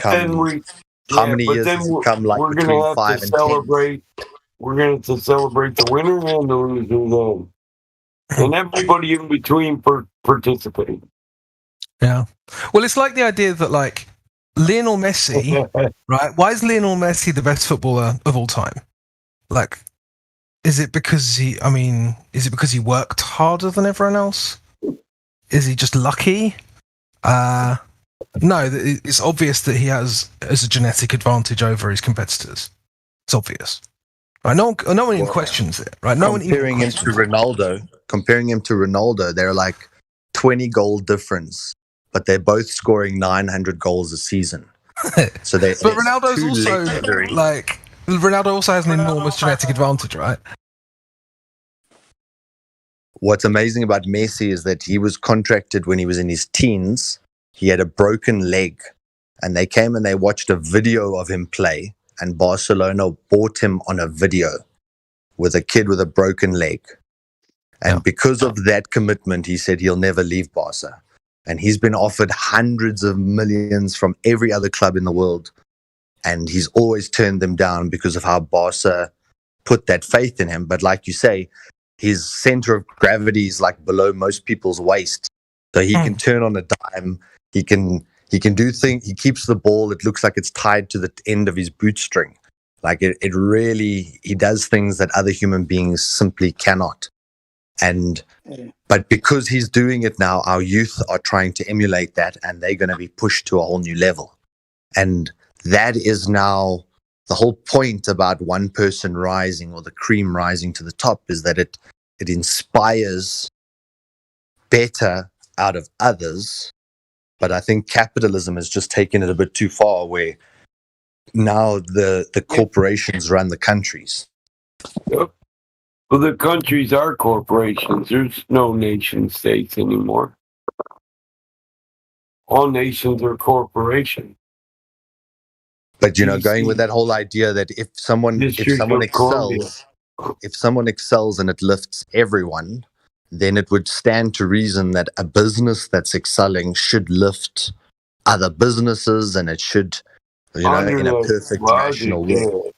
In a rational world, economics shouldn't control ethics or morals or civil or city standards. There should be no civic commitment or attribute to a corporation. And civic is any manners of the city or state. Civil, city, civic, they all mean matters in the state or the city-state.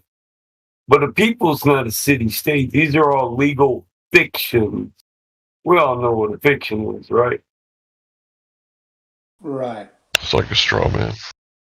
Yeah, so A people is a people. A city-state is a people paying allegiance to dead men who set standards for them through many processes, and one of them being the one who's gave us.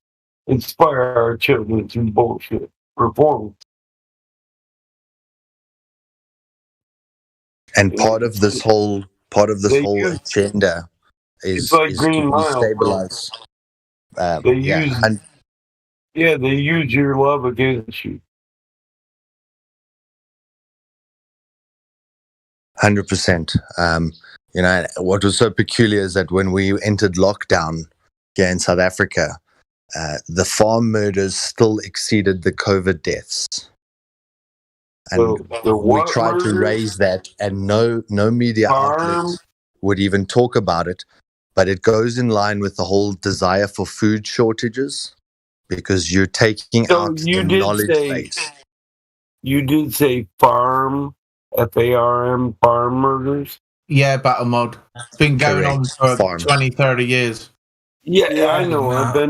I was sent to South Africa. I was deployed there once, not deployed there, if you know what I mean. I was deployed to South Africa before, but not so much that they would claim me if I got caught. If I got caught, I was there on my own, not as a entity of the military congression. Yeah, so we have this monument, Voortrekker Monument, and it's got a stone wall with all the farm names. They find all the names of the farmers that get murdered on this Voortrekker Monument, and they've had to add slabs. They've had to add massive amounts of space because of the sheer volume that's happening. And most of these guys are 5th or 6th generation farmers.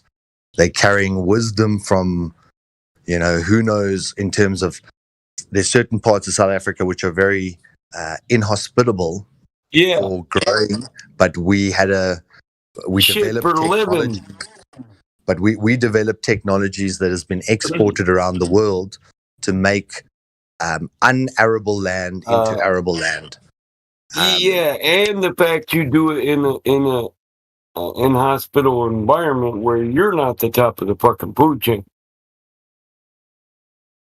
They don't let that go. Are we talking about white farmers or black farmers here? We're talking about white farmers who inherited their property and carried family knowledge and family business, and now laws say that, if I'm a black nationalist, I can just come take yours if I need it. If I'm in need. What happened So the U.S. used to send sanctioned troops and unsanctioned troops. If you're with me, we used to back. We used to back you guys, even if it was in a manner in which it could get us in a violation of UN treaties and send us to war.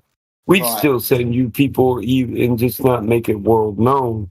These people knew, like myself, that if we got caught there, our country wasn't coming for us. Yeah. It is important I'd like to make a statement. It is important to remember that all these problems happened because the white man left his own land and started causing havoc in South Africa. The history has gone on. Now you've got your farmers being killed. That's the legacy of the wrong move in the first place. That's total bullshit, Jim. You don't know. Yeah. I have a quick question. It's not. Listen, I kind of agree with Jim. It is the 5th generation paying for the sins of the father. Okay, so does anyone know who the native population of South Africa is? Yeah, who are the Occidentals there? The First Nation people who have there is. There absolutely is. But it isn't who, I guarantee, it isn't who 90% of people here think it is. I know. They have Does anyone know the group who are native to South Africa? Can anyone name them? It's the Khoisan, and they were generally nomadic people. Are the Khoisan committing the farm murders in South Africa? No. Absolutely not. No. So what we actually have is a tale of, if we're going to say that these two if the white man and the black man are new to South Africa, what we have is two groups of people who don't deserve to be there, according to some people's rhetoric, killing each other. Yeah, that's not quite the same as the narrative we're given, which is a bunch of people trying to remove oppressors from their land, is it? Exactly. It's not like if you were saying let's not forget that Native apartheid was a terrible American thing. people were giving back their land in America. You know that the black people in South Africa aren't natives there. You know that. Yeah, I do realise that. Yeah, Just as invasive as the white man. The thing is, the reality still stands that black people were being killed. Apartheid. They're being killed in their own. Well, country. apartheid was separation, not killing. There was, there was killing going on. They were being it wasn't a governmental policy to kill anyone. I can show you the videos. So they were being provided many things, and there were some fringe killings. They show that most of the killings were actually black on black violence. So once again, that's a little bit of a. But we were pushing. I actually posted you material. I posted you some material. Okay, that proves to you that what was going on in South Africa was totally opposite, and it was the white people going around killing blacks in their own country, shooting them. It's not their country, Jin. That's wrong. Does that mean that this is the narrative? It's meant to be shot at, though. Okay, Jin. No, but that's also not true. So, Jin, you've made two claims. It's not true. That you've made you've made two claims. Wait a second. You've made two claims that aren't true, and that's what's irritating about this. First of all, there was absolutely no governmental policy at all to kill. No. I'm not hanging on because I haven't finished. Right? When I've finished, I will hang on. But until then, I will not hang on. You've made two claims that aren't true. First of all, yeah, sure, there were killings. There are lots of black people killing people in South Africa. There are lots of white people killing people in South Africa. No one defends any of this stuff. The second thing is that both the blacks and the whites aren't native to that country. So when you say, oh, okay, so then don't say, well, they're being killed in their own country, because it's not their country. If you're concerned for native people, then you should be concerned about the Khoisan and why their country was stolen by blacks initially and then by whites later on. But I don't hear that from you. Yeah, sorry, I should rephrase that. That is correct what you said there. That is correct. What I'm trying to say is that apartheid, you've got the whites complaining that the blacks are doing this. That's wrong in itself because vice versa. Yeah? Do you understand what I'm saying? Let me help bridge the gap. Statistics are black and white. Okay, let me just speak on this because I live here. So the statistics are black and white. I'm African. So go ahead. There's okay. So you, because your skin color is dark, that means my blood. You know everything about every African versus white thing that ever could occur. Is that what you're saying, Jin? Say that again, please. The statistics show, but I know that you're not listening. You've already got your idea in your mind. The statistics show that the white on black deaths were about 1/10 of the black on black deaths. There's tribalism. So the numbers of deaths that were occurring were 90% black on black. But the narrative which you're trying to push is that these bad whites came and did all of this bad stuff. We built the infrastructure for the country. We educated, we fed, we did about 1,000 good things. And then there was this fringe part of the government who had to resist against the tribal destruction that was going on, where different tribes were attacking other tribes and they had to go in with rifles and just cull. So there was deaths that were white on black. But the statistics, the numbers, the actual deaths show it was 90% black on black. And that's never described internationally. It's always positioned as this one-sided thing that people just came in here. It's like as if the entire place was built and we just shoved them off their land. No black tribe had ever built an infrastructure. They never invented the vehicle. They never invented farming. They would literally do cattle herding and they would move to a new area. So everything that was brought here was foreign and new And yes, there was bad and good that was both brought, and no one denies it, like Crypto was saying. The point of this whole matter is that destabilization is starting to occur all around the world at the moment. And it's interesting because we've kind of gone through it and starting to find a middle ground. And if you speak to anyone on the ground in South Africa, we all shake each other's hands and talk nicely to each other. And we've got black and white friends and we all braai together. And my daughter's got 5 or 6 black little friends that she plays with. My friends don't have color. On the ground, there isn't. My friends don't have color, bro. But politically, there's a narrative being pushed. Okay, have you finished with that monologue? Blimey. Right, basically, I'm going to say this. Apartheid happened. Blacks were on the receiving end of white oppression, white supremacists. That's what was going on. It's been well documented. I passed you enough material when I first heard your voice a few months back. You know where I stand on that. So basically, whatever narrative you're painting at the moment sounds rosy, but it's not what it was. Okay, that's just propaganda, Jim. You're falling for the propaganda, my son. No, it's not propaganda. It's not propaganda, man. Look, what about the famous artists who helped to free Nelson Mandela? The Wembley concerts and that. Free Nelson Mandela. You idiot. Okay? Sorry? Mandela was a terrorist. No, he wasn't a terrorist. Yes, he was. No, he wasn't a terrorist. Yes, he was. I've known Afrikaners who are picking up the pieces of the body. Thank you. And anyway, that's all. That's you are so ill-informed on this subject. You want to shut up, my friend. Nelson Mandela was no terrorist fighting for his own country or for his own. Does anyone know about Winnie Mandela's football team? Okay, so sorry. Not having that at all. Yeah, does anyone here know about Winnie Mandela's football team? Yeah, I remember Winnie Mandela's football team. Yes. No reason for so what did they do? Calling anybody an idiot. Yeah, they did some bad things. Yeah. Why did they do that? I don't know why they did that. Actually. You don't that know? Did throw me. That was a standard in my works. Okay. I understand where they were going with that. Well, I mean, that was Nelson Mandela's wife, and provably going around fucking people up. Who gave this guy silver? Yeah, don't forget, they were getting fucked up as well. Without being a flat earther. No one wants to see that. Amazing. I don't defend violence at all. You know me. I'm virtually a pacifist. I don't believe in war. I don't believe in violence. But let's not pretend it's all one way. That's what irritates me about this narrative. You've got one group that's the oppressor.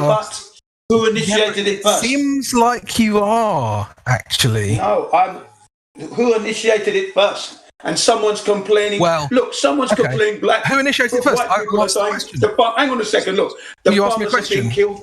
John Answer? The farmers are being killed. You know, someone's complaining. I hear a lot of complaints. Yeah, I don't believe in violence, so I'm going to oppose farm murders. Neither do I. And neither do I. I'd say go back to all the innocent black people that died during the apartheid era. Yeah, I don't believe in that. I don't. Right. So I don't want to hear anyone complaining. I've been there. No, but you're giving a one-sided narrative, Jin. That's I'm what not. I'm complaining. Not giving a yes, you one-sided are. narrative. I'm hearing. Hang on. No, I'm not. I'm hearing. Yes, you are. I'm hearing one guy talk about the farmers, and I'm just trying to remind him. Don't forget about the blacks that died as well. I'm balancing it up. Okay. Remember, I'm listening. I'm sitting here hearing somebody complaining about the farmers, and it's not the first time. This is the second time. I don't think the deaths are one-sided either. Okay, and I'm balancing it up. I think it's really important, Jin, as you say, because we got to allow different points of view here. We got to have. Yes, I understand that, but I'm listening to your point of view, and I'm bringing the other point of view. Yeah, I think that's really good. Yeah, I think we've heard that point. That's what I'm doing. Please remember the black. So I think I'd like to ask Jen a the question. history of the media. Yeah, but let me just finish quickly. I think if we were to look at the history of the media coverage of these events, especially throughout Britain, I think you'll find that your way of seeing this has been covered hundreds of thousands of times, and the other side that Flat Earth Solar and others are bringing isn't present at all in the mainstream media. And I think that's what really frustrates people. Jen, I'd like to ask you a question. Yes, Are you go familiar ahead. with the affirmative action in the United States? Yeah. Okay, do you agree with it? It's fine if No. you do, I don't care. No, okay. But it still exists. What about Yeah. affirmative action in South Africa? I think they have their own version. I mean, who's committing this? Who's committing this affirmative action? I guess it would be the government, right? Right. The government at this point is trying to right the wrongs that happened before, yeah? Right, In their but own country. but the problem is the affirmative action, it doesn't go to the minority, it goes to the majority in South Africa. Where the majority are black, it was the blacks that suffered the most. I mean, come on, man. You don't see the double standard there? Honest, That's kind of I a don't double see standard. no double standard there. Really, no, I don't see a double standard. I don't see a double standard. South Africa is an African country. That's it. It's a Yeah, black but government. Yeah, but it's the Khoisan who are original there, so. I don't see many black people in the American government, even though you had your Obama. Well, what good was he in the first world? In the first world that we're living in, supposedly, the first world with all the high technology, the vehicles that pollute the earth. You know, the so-called technology. What a lot of crap. Come on, wake up, guys. You're still behind the times, man. Still behind, man. No, I think the one spouting 90s media propaganda is behind the time. Well, okay. That might be so, but I'm just saying that, you know, we're flogging a dead horse here, complaining when there's, you know, it's pointless. The only way it's going to work is to work together. It's the only way. Stop moaning. Yeah, but it's also about actually knowing what's going on. It's about being honest and real. Well, apparently not. Yeah. This is the point, isn't it? Like, actually being honest and having... See, this is the thing, right? So often you hear people say, like, oh, why are white people scared to talk about these things? Well, they're not. They just don't want to be beaten down by a boring narrative every day of their lives. They want to have honest conversations, but they want them to be two-sided. Yeah. Look, yeah, they don't want to just be called racist. They actually want to have conversations. You understand this? Yeah. I don't call people racist unless they are racist to me. Okay. I don't live my life looking at everybody as a racist. But I'm not really talking all about over the world. Right now, am I? Yeah, okay. No, I'm just making sure people get that. I'm just saying, if people want to have honest conversations, they have to be prepared. This and white man that. I don't go down that road. I've never really been down that road where white man this, white man that. I only. You said it earlier in this conversation. You actually said, "Oh well, you know, the white man turned up in Africa and blah blah blah." These are your words. Well, they made it. Yeah, I had to say that in the end because. But 5 seconds ago, you just said that you don't go down that road. So no, which is I only go down. Yeah, but did you hear what I just said? I said I only go down that road when someone else goes down that road. I myself do not go down that road. I don't walk my life thinking white man this, white man that. I don't. Because that's not going to help. Good for you. But you did bring that up. Now the point I'm trying to make the farmers were is that if people want to have farmers, so I'm going to defend those who died. If people want to have honest conversations about this, they have to be prepared to hear. I'm being honest. I didn't finish my sentence. If people want to have honest conversations about this stuff, they have to be prepared to hear home truths, and not all of them are going to be comfortable, and not all of them are going to conform to your world. Just be prepared for that. Exactly. I'm ready for that, but I'm always going to be bringing out those truths. Don't worry. That's what I said. That's why. You don't like hearing them, Jin. I don't like to hear that it's only black people killing the farmers. Right now, that's the case, though. And that's what they're talking about. You know, we have to go back to the legacy of why all this is happening. No, we don't. These people have agency, and they shouldn't be doing those things. There's a logical reason for it all. Those people have agency. They don't have to kill. Right? I don't condone it, but there's a legacy there. I don't agree. I don't think there's any reason to kill someone. Worse has happened. Like giving someone an excuse to kill someone is absolutely abhorrent in my opinion.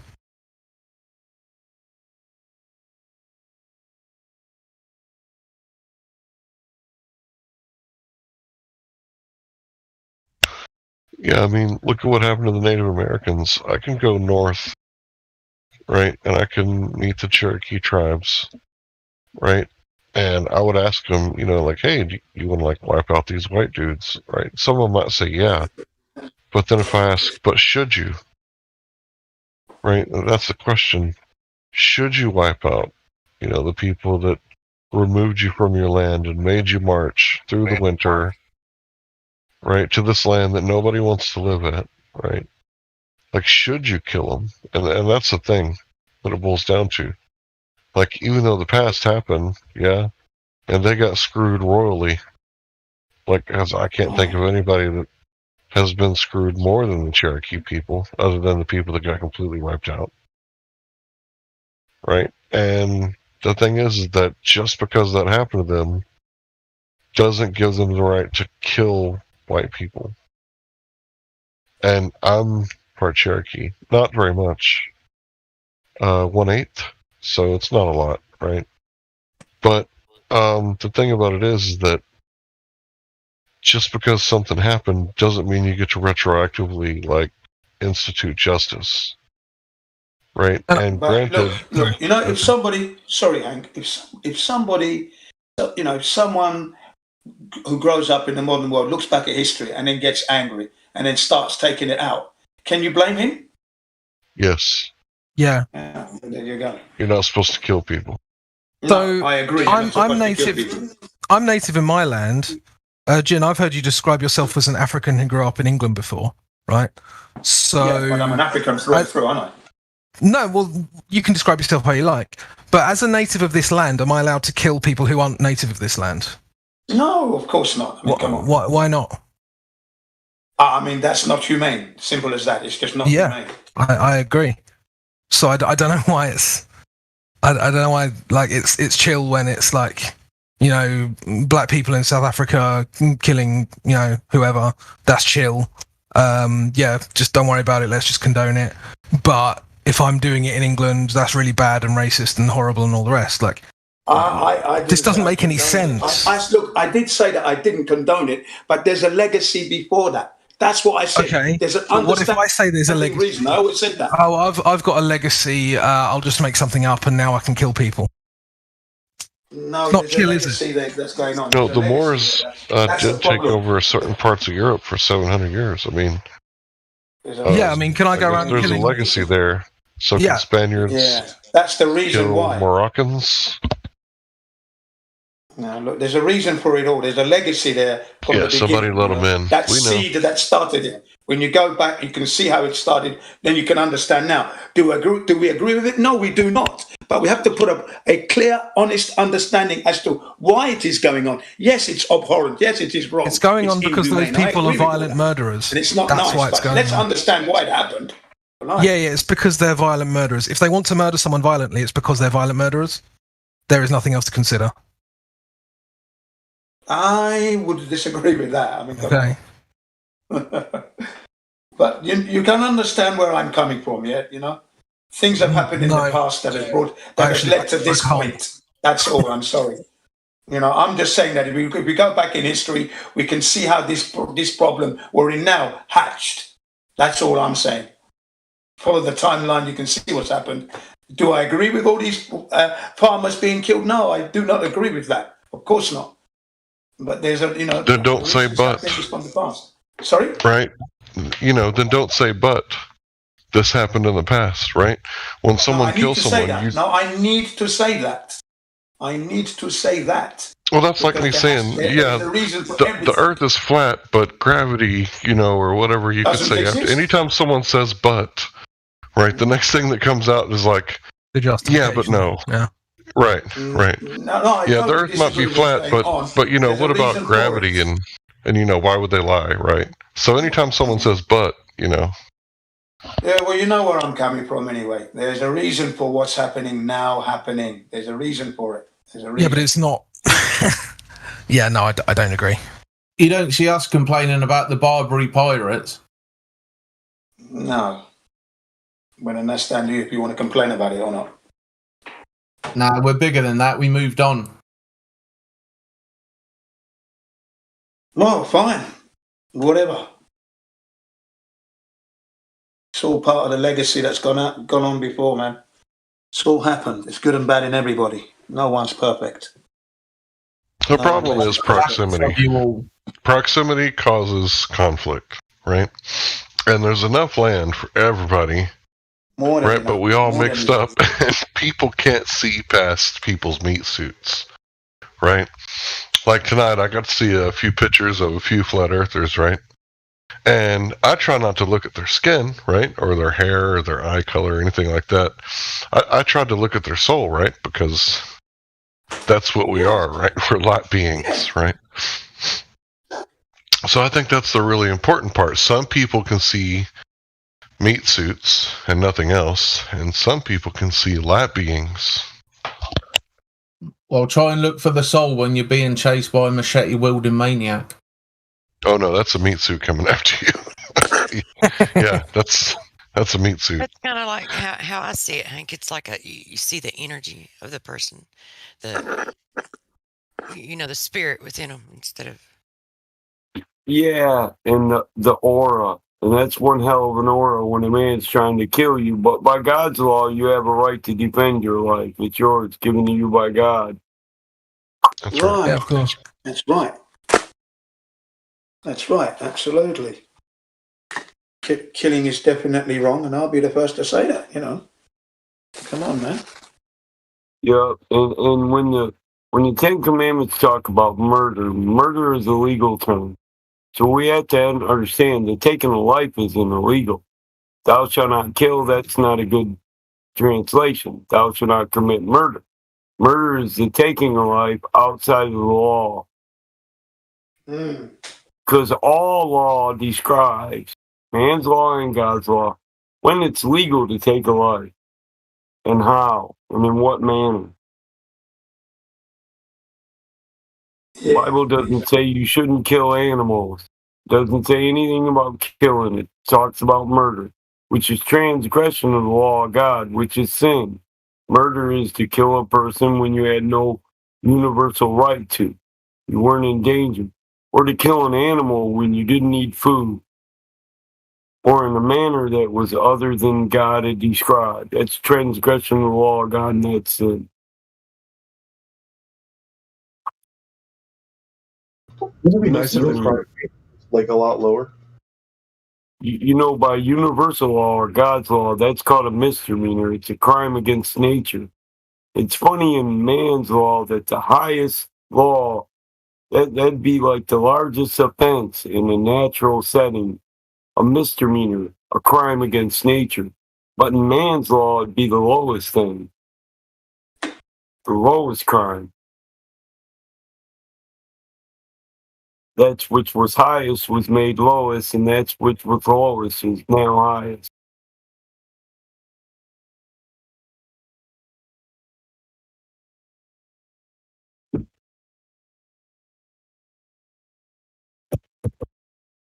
Because when I'm walking around the city, my city's not particularly that dangerous, but the level of crime we do have, it seems to create this sort of underlying tension in society where people are just a little resistant, a little more, keeping to themselves, not as friendly.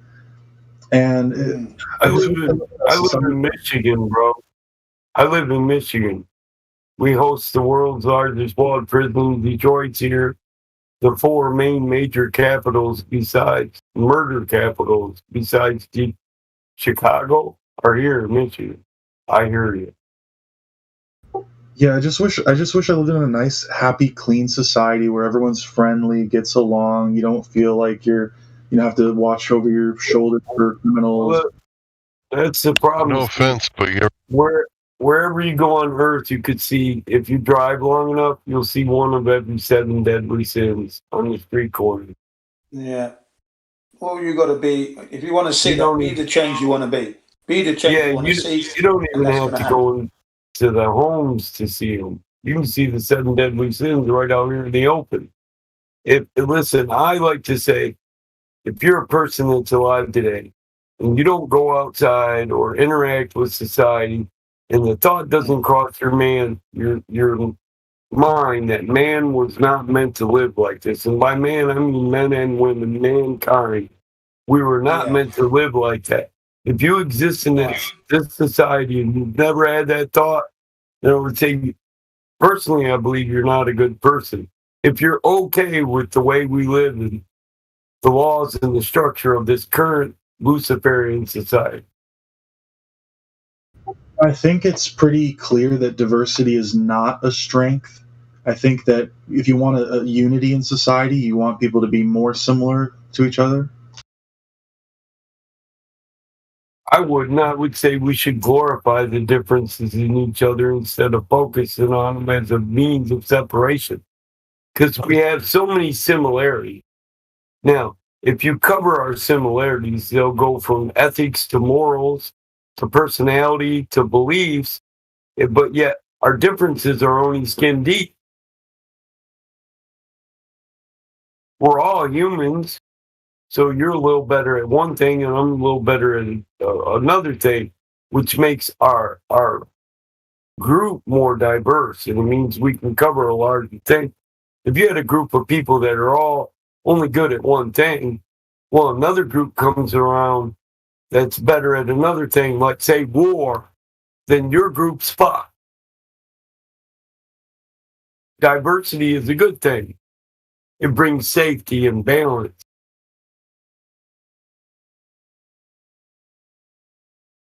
We offset each other with our talents, bro. We're symbionts. We're not alone here. That's what people need to realize. You don't exist alone here, and you definitely don't exist in the mirror image. You need other people, and you need them to be different, or life is going to be dull. Everywhere you go, it's going to be the exact same way it is in your own damn mind. Well, I would much rather live in a place like Tokyo, where it has very low crime rate, than go to Tokyo. It's not about crime. It's not what we go through in life that defines us. It's how we react to it. That's what defines us. And South Africa is like the poster child of a diverse country. That is what happens when you increase diversity. South Africa is a beautiful place too. It's not a geographical position, I'll tell you that. There are no bad places, only bad people. And if there wasn't an inherent quality in people to be evil, separative, self-centered, self-righteous, and narcissistic, then they wouldn't be able to do what they do anyway.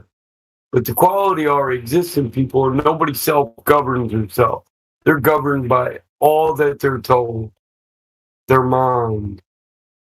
Somebody else has control of your mind.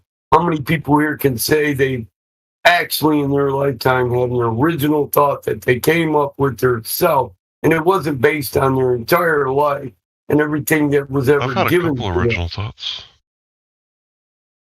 I would like to think I had that weren't based on the matrix of shit that was taught to me as the truth. I think there are genes for aggression, like aggressive behavior, and all of us have it. Yeah, we're all men. Men are aggressive. Boys will be boys. We have an inherent quality to us for both possibilities, good or evil. Well, that's hold on real fast. Between 18 and 28, you produce the most amount of testosterone that you're ever going to produce, and you can either take that and use your creativity, right? Because that's one part of it. Or you could do the other thing. Yeah, you brought it down to what I was going to say. It boils down to choice. What are you going to choose? And choice is the problem. Not all these systems they use to divide you, but your choice to be divided. I can't divide you just like I can't offend you. You have to take offense and choose to be divided. Division is a mental state. When you believe there's a division of line, we're not divided, we're connected. Well, I don't go through my days making the choice to not like flip out and attack someone, but some people are just like they just have something that, triggers, all the time. They just chimp out. Well, I do. I go through life wanting to smash dumb people all day long. But I'm aware of my triggers because I'm a man, so I control those triggers. My emotions don't control me, I control that. We all have triggers. Nobody's perfect. That's what makes us corruptible. Easily corruptible. Most people can be corrupted for $10. Buy shit. Best way to piss me off is hurt my feelings. I'm a Cancer, though. That's how we are, I guess. I don't know. But I manage it. I mean, I manage it pretty well. What I try to do is try to make it, and you can do this in all areas. Try to make it like an inward, projection where you look inward within yourself and try to figure out the root of it, where it comes from, and why it happens, and let it allow you to grow as a person to where you can turn around and use it as a positive thing. And that can be applied in all areas, whether it's disagreements, anger, or whatever, well, all emotions. Let's just put it that way. Let's just say all emotions.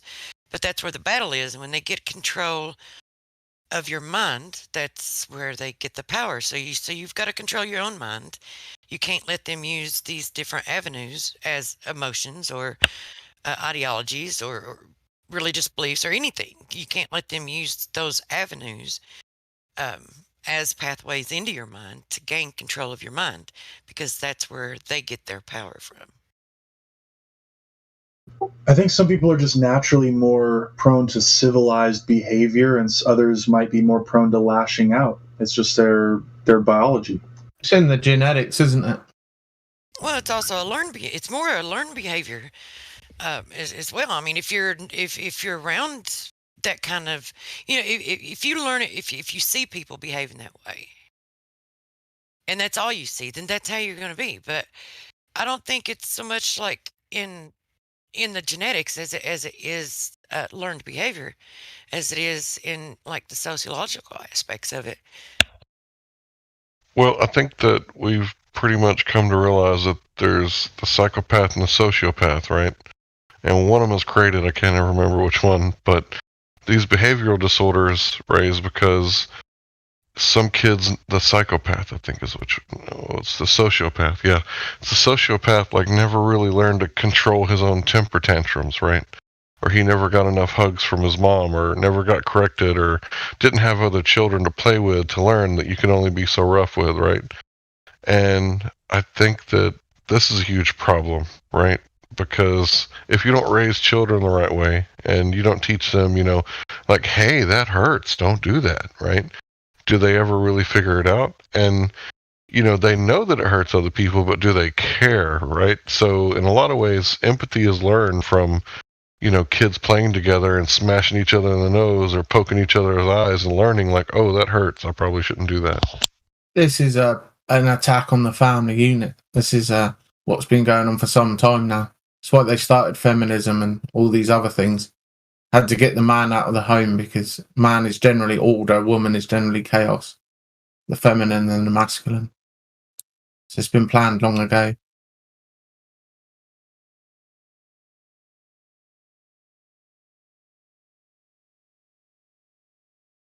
Well, sometimes you can just see it in their eyes, this like primal urge to just fucking kill someone. It's like I just don't think that can be learned. That's too innate.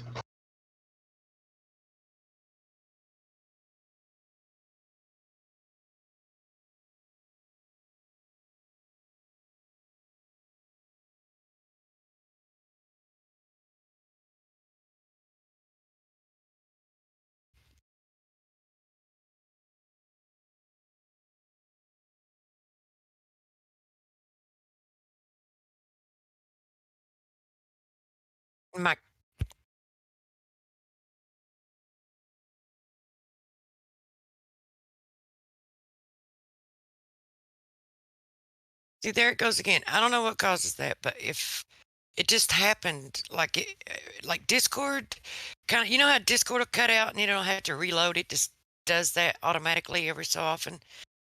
And so it's making me think maybe it's not my laptop, that it's Discord, because I haven't cut out or lost sound like to where I couldn't hear other people but they were lighting up. That hasn't happened to me all night until this morning. Until people from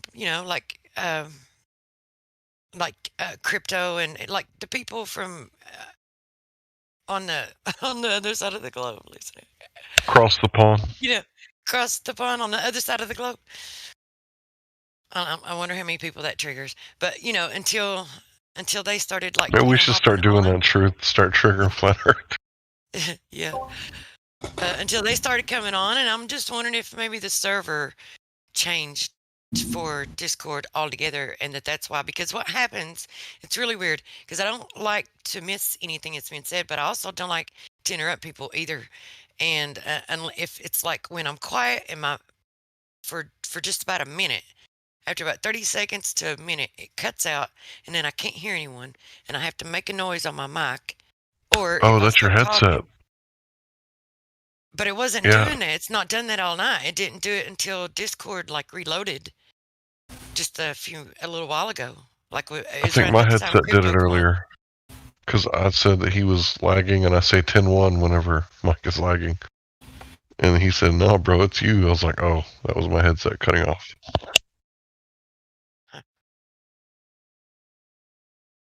So maybe it's a possibility. Since it's doing that, I'm just going to apologize ahead of time if I interrupt anyone. It's not intentional. It's probably because your sound's not coming through or something. I don't know. Yeah, you're interrupting me, Pearl Love.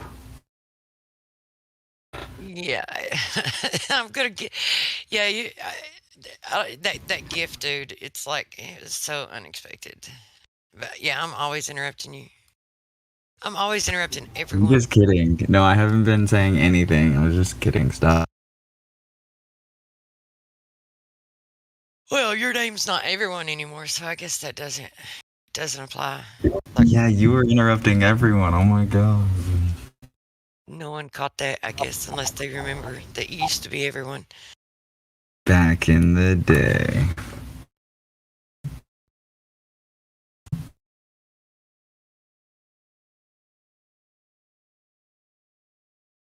In the old days. Remember in the old days? I do.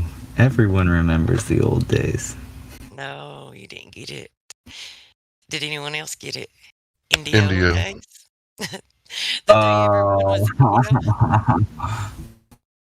In the old days. I've got something from that day. That was pretty fun, though. Oh, what'd you get from that day? Here's the best meme I made that day.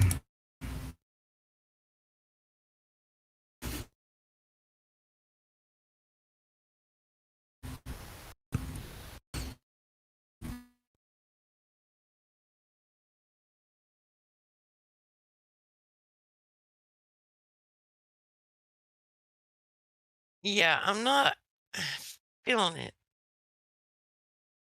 It would be better if everyone's face was Indio's. It's like that would have made it better. No, he's the sun. I know. Can't everyone be Indio. Then it's Indio shining down on Indio, not Indio shining down on the posse. Everyone's posse.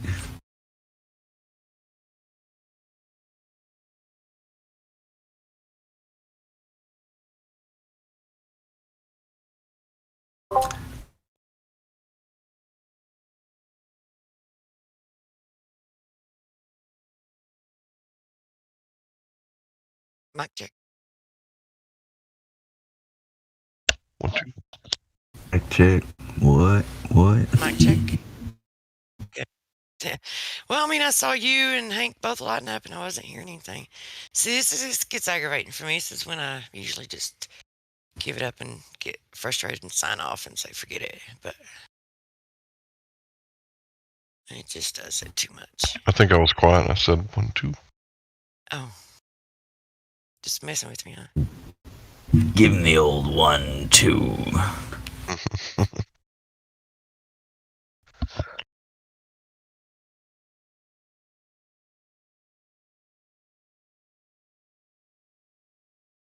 Deemaglue, if I see you're sitting in here without a roll. So that means that you can't even see the live stream voice text and see what we're posting. So if you'd like to join the conversation or be able to see the live stream text, just hop up into the VC check-in and we'll hook you up with a row. Yeah, we'll start rolling it out as soon.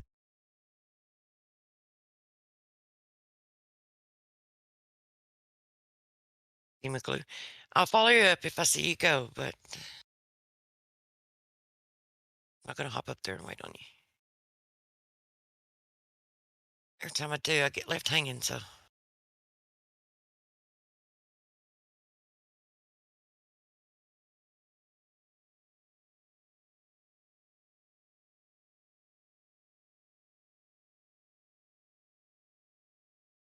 How do you say that? Am I saying that right? How do you pronounce a G if it's got that little symbol on top of it? Demoglu. A demoglu? A demoglu? What does that even mean?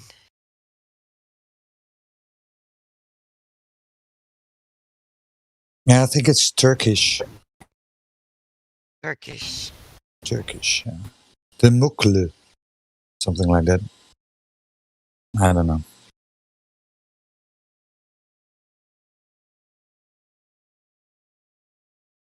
He just deafened himself and then undid it, so I think he might be trying to figure it out.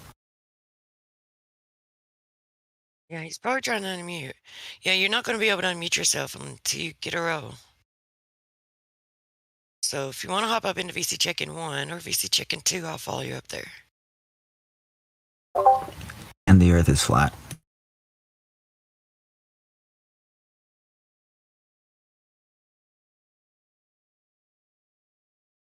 Yeah, it's been measured. We checked.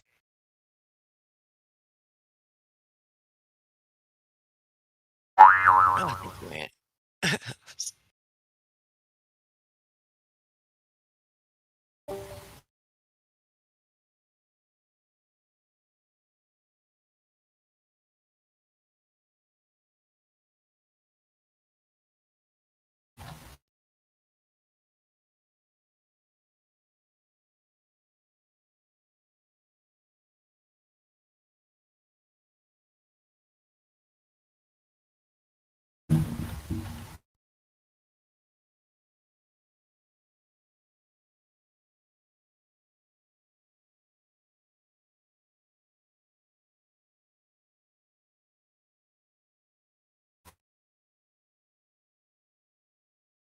Well, since it's like 5 o'clock in the morning, I think I'm gonna play some heavy metal until the cops come. No, I'm just kidding. I'll probably take a nap instead. Bro, you got my hopes up. Be careful, I'll play my jaw harp. Yeah, I can't remember the last time. Oh, wait, I do. I was about 17, 18 years old when I told the cops it wouldn't happen again. I had a walkie-talkie and I hooked it up to every single amp in PA system. So I walked down the road and had like probably concert level noise hooked up to my walkie-talkie.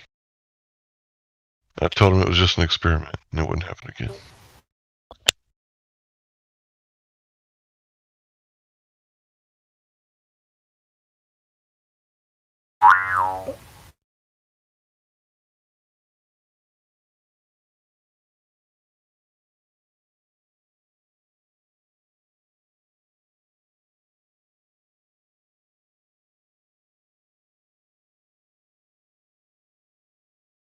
Alright, I'm out. Good night. Or morning or whatever time. Good night, Hank. Oh, he's gone. Bye, Hank. Right, I was gonna say peace.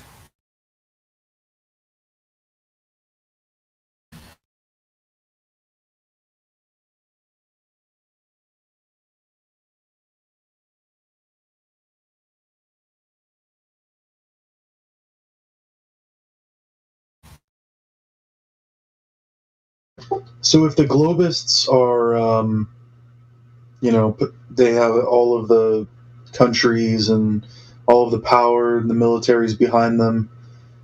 Do you think, like, is it even worth trying to fight their ideology or their propaganda?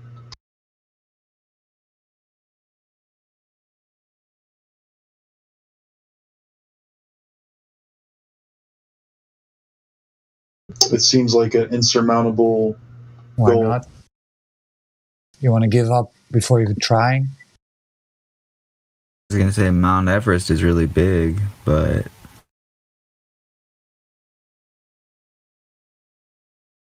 Do you want to repeat that question again? I didn't quite catch it. Yeah, the question is just like, facing such a powerful adversary that, they have all the countries, the governments on their side, the globe side. Like, it just seems like it's almost an impossible feat to try to spread the message of flat Earth and, counter their propaganda. That's easy, days, because we reach person that knows the Earth's flat. It is the human disposition to want to tell someone else once the timing is right. So they may not want to spend every living minute talking about it, but there will come a time when they'll discuss it. So the fact that person is to see the potential to pass it on is 1,000%. It's a matter of timing. So you're rolling really bad. The truth is brought out. The next giving up on spreading the news. That never happened to any flat earth here anyway. So, and then those who are already out there spreading the news as it is. So each day, new numbers are being added to the number, to the community, should I say. Yeah. I'm not going to sit down and take a jab anyway. The only jab I know is the one on the jaw, and that's the one they're going to get if they try and think silly. So, come on, man. You're saying give up. That's what it sounds like there. That's what it sounds like. I can detect a little bit of like, let's give up on it. It's pointless because there's just too many of them and too few of us. I love those odds. That's the whole point of the challenge, actually. It's what makes it a challenge. Otherwise, it wouldn't be. Yeah, exactly. And it's a beautiful challenge, and it is interesting as well to see how. I mean, it didn't take me long to understand fully where I had gone wrong. Within 5 minutes, I knew. And that's only because I was very close to nature and I never kind of joined the dots. That's all. I'm picking up the clues, but I'm not registering. Eyes wide shut, basically. That's how I was living until it was brought to my attention. But I never for once thought that I, as a man, was superior to the animals or to nature itself. So it was easy for me to come to that understanding. One, because of that viewpoint and my experiences. Now, someone else may take longer because they divorce themselves from nature. But that's the challenge. I like to watch how they try to defend what they can't prove. That's quite interesting for me. Sometimes I lose my patience with them, and other times I have a lot of time. That's how I am, depending on my mood. But yeah, it's fascinating. It's enjoyment, and it's another reason to live. Actually, spread the truth of the Creator's beautiful flat Earth. I'm not religious in any way, shape, or form, but I do know that some other powerful force created this beautiful Earth. At the moment, even the people in the flat Earth don't realize how beautiful and valuable it is, to be quite honest. Some of them don't understand, Aren't you concerned, though, that if those in power start to view the flat Earth movement as a bigger threat, that they'll bring more persecution or something like that? Good reason to die, if that's the case. At least I die as a man, standing up, spitting out truth, rather than running away or in a delusional state of mind. Nah, it's okay. I'm not worried. Far from worried about that. That is the last thing I'm worried about. It's what I expect from the scumbags. It's what I expect. Of course, they're going to want to defend their way. Now you've got to be careful. How would they come to you? Beware the friend bearing gifts. You've got to watch it now. Of course, that's okay, but it's not going to slow me down anytime soon. So no, I'm not worried about that at all. They've already started anyway. They've already let us know, haven't they? By censoring everything that we do on the YouTube platform, for example, and in the main media. They've always done it. So that's part and parcel of living on this flat earth against tyrants and deceivers. So no, not at all, man. I relish it, actually. To be honest, I relish it.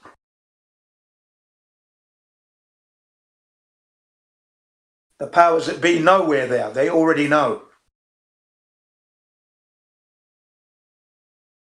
And they're very confident at the moment because lots of people are sleeping, but it's coming slowly. I'm not going to give up.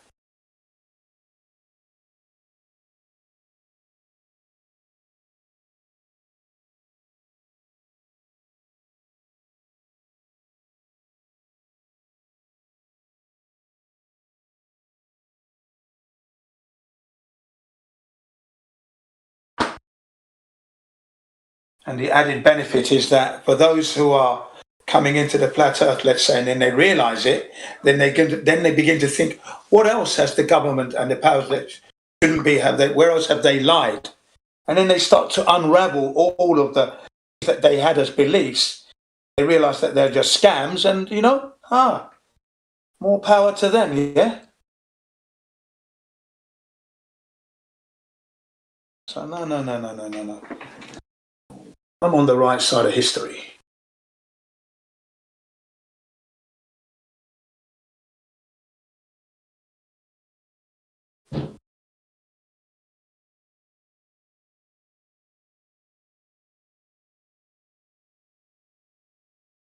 As long as I don't follow the narrative history, yes, because that propaganda can get you into trouble. I do admit that.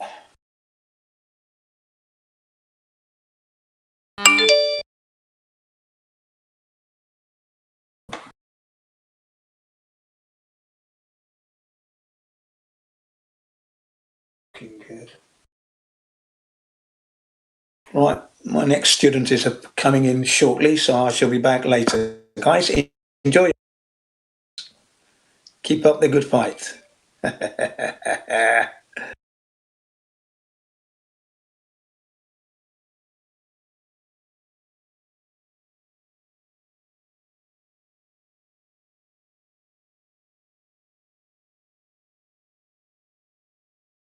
I think that feminism has degraded the relationship between men and women. And I think that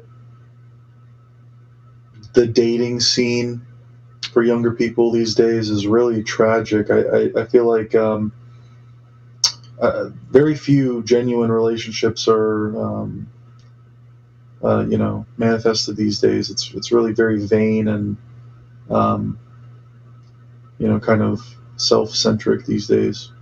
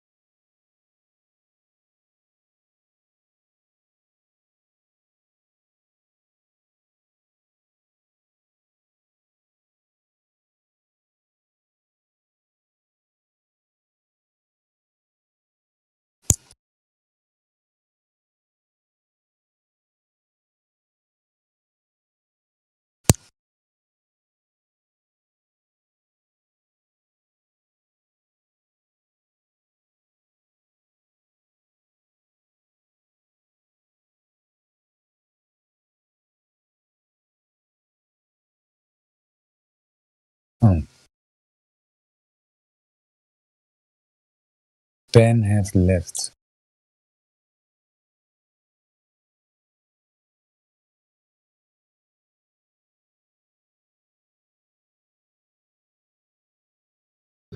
How's it going?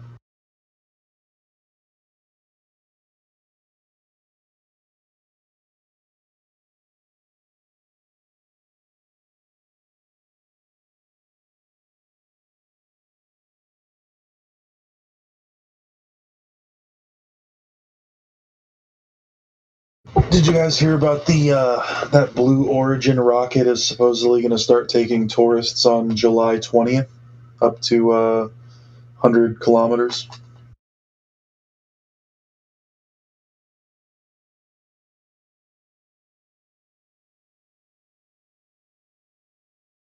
Has anyone heard of this?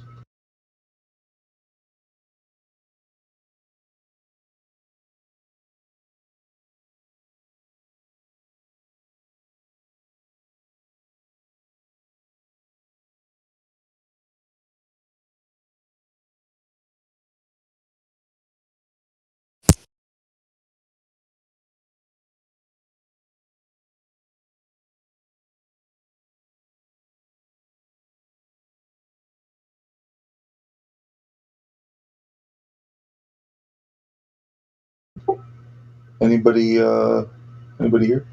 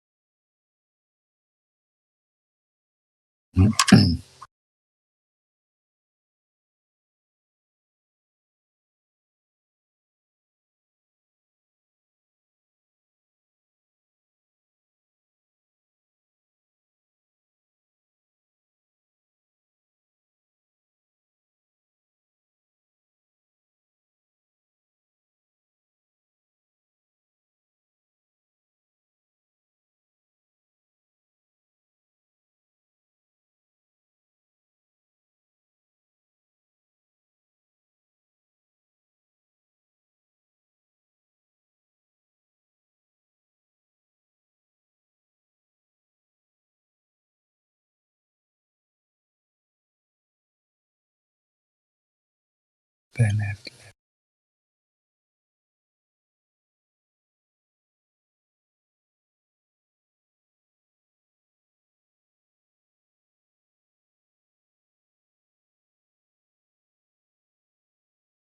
Good morning. Good morning. How goes it? Very well.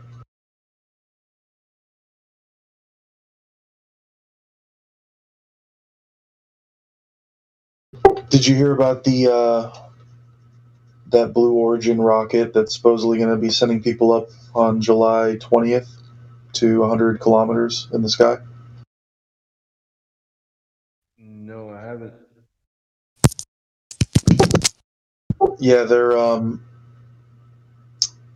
currently taking like an auction for the first ticket, and it's like up to 2.8 million.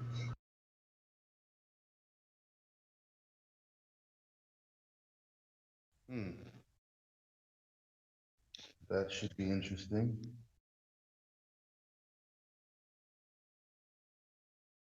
Yeah, supposedly, once after the hype dies down, supposedly they're going to be selling tickets for like over 100,000 per seat, which is still pretty expensive. But I wonder if any normal people could still afford something like that and see for themselves.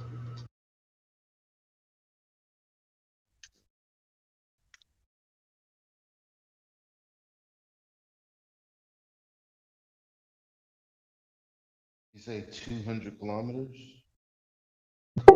100 kilometers, or I think is that like 62 miles or something. It's the Kármán line. Hmm. Well, that should be no fun. It's still going to look flat from there.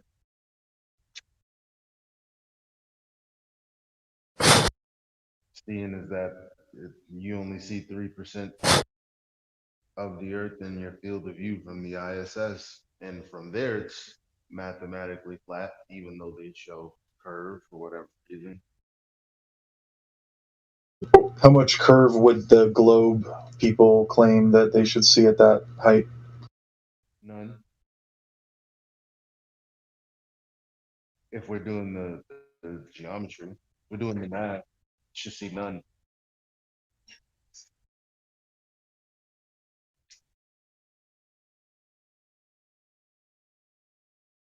Not even from 250 miles from the ISS, you should see none.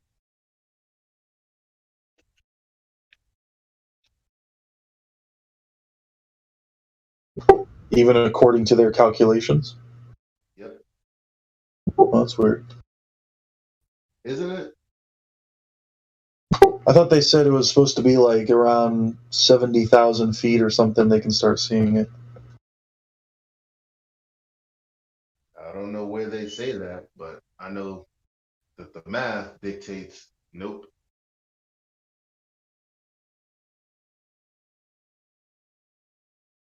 You know, sources say, and media pundits say that you should see it from a plane, but that's most certainly not true. So, rumors are just rumors.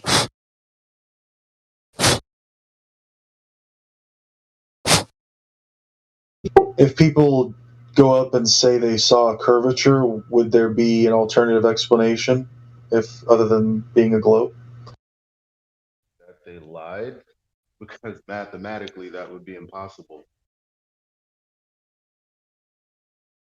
So then how are they? So then how are they doing orbital mechanics and all this other stuff if they lie?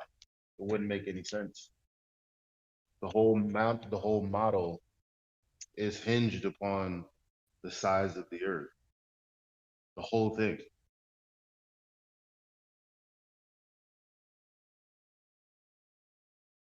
Well, let's say, a well-respected flat earther went up there and said he saw curvature. Could that be caused by like the windows, maybe? Whatever it would be, if we're talking about the WGS 84 and the globe that they claim we live on, and the orbital mechanics that are derived from there, and the distances to all of these astronomical bodies, And something would be very wrong if they claim that either the flat earther would be lying or they would be lying about all of the stuff that they've been teaching for the last 60 or so years.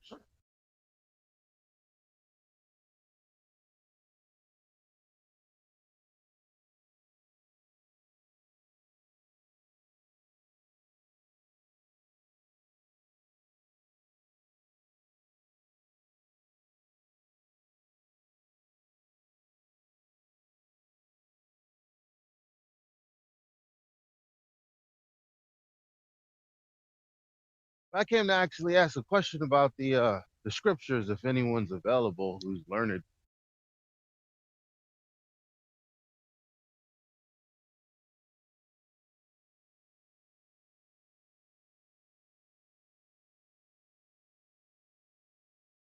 No? Okay.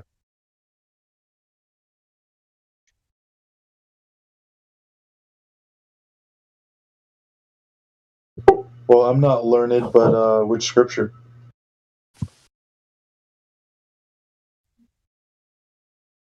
Well, somewhere in Genesis, after the flood, it is said that Noah's sons went out and populated the earth and went with their respective plans and had their own languages. But then when it comes to the Tower of Babel, after that, God says, well, if all of these people speak the same language, nothing will be impossible. And he didn't want them building it up into the heavens. And so he confused them. Well, I don't know if confused is the word, but he made them speak different languages. And I always thought that the whole earth spoke the same language up until that point. But there's that passage before then that says that they split apart and spoke their respective languages. So I don't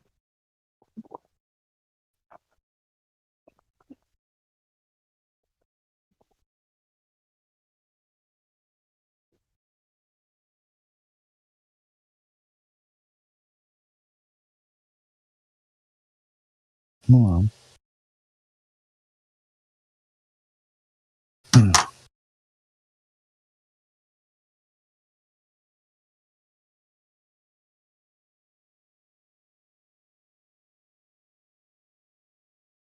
Hmm.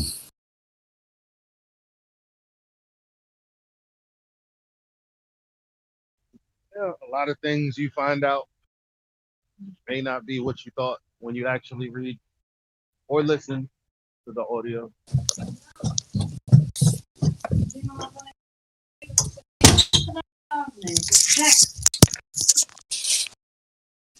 I might have to go back because I Die gotta hond ligt hier in make bed. sure. Ja, inderdaad. En B, ik loop dit allemaal te doen in mijn eentje. Joep, Hey, Roger. zal ik dit dan even overnemen voor je? Nee. Oké. Zus en ik allemaal oma. Zus die moet nog even kleren aan. Ja, Oké, ga ik aandoen. Suus. Oh, je bent je kleedjes aan het aandoen. Ik kom met mee. Hey, Roger, you're hot micing. Sorry. Okay. Ik ben klaar.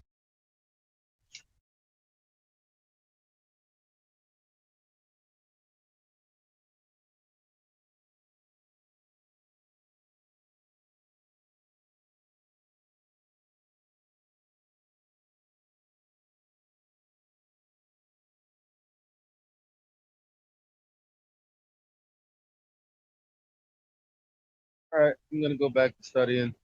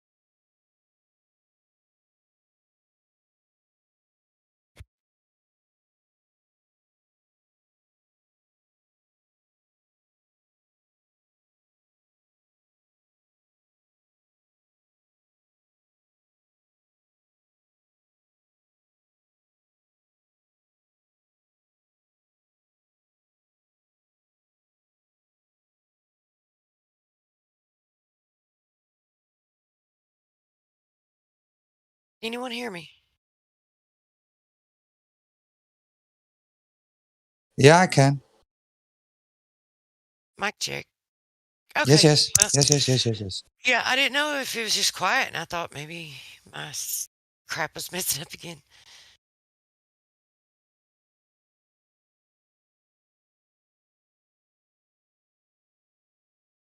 I don't know where she went to, but she may have been going to check out the additional information.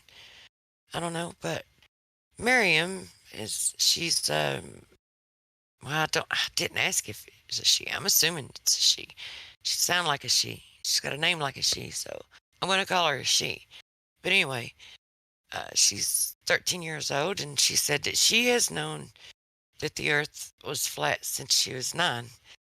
So whenever we can welcome her, I suppose whenever she hops into the live stream. She's very respectful, by the way.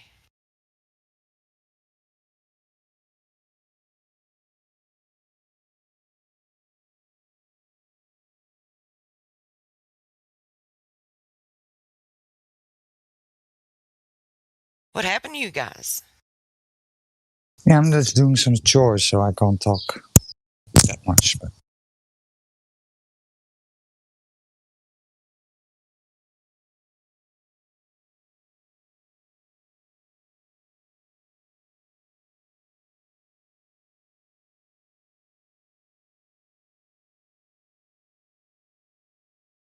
Oh yeah, Miriam, welcome to the server, and just anytime you have a question, just feel free to ask if you have any questions.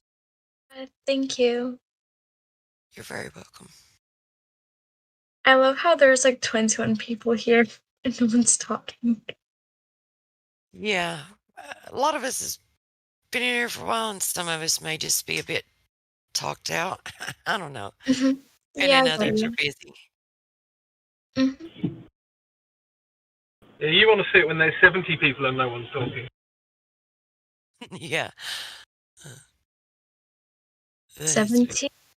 Yeah, 70 people. Jesus Christ.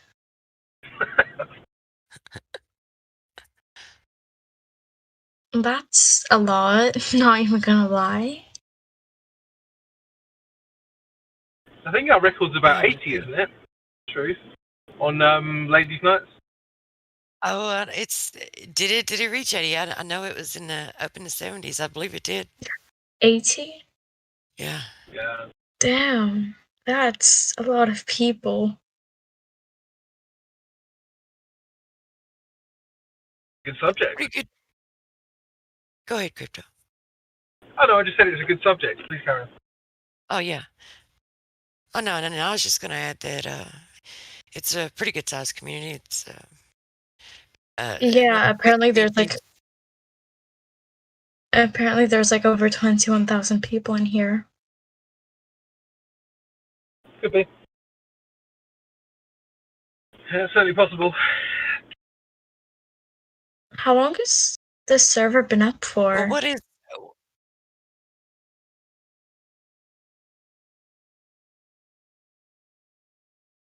Oh, I'm not sure. I think 2019, but it's like I said, it's the second server. It's not the first one.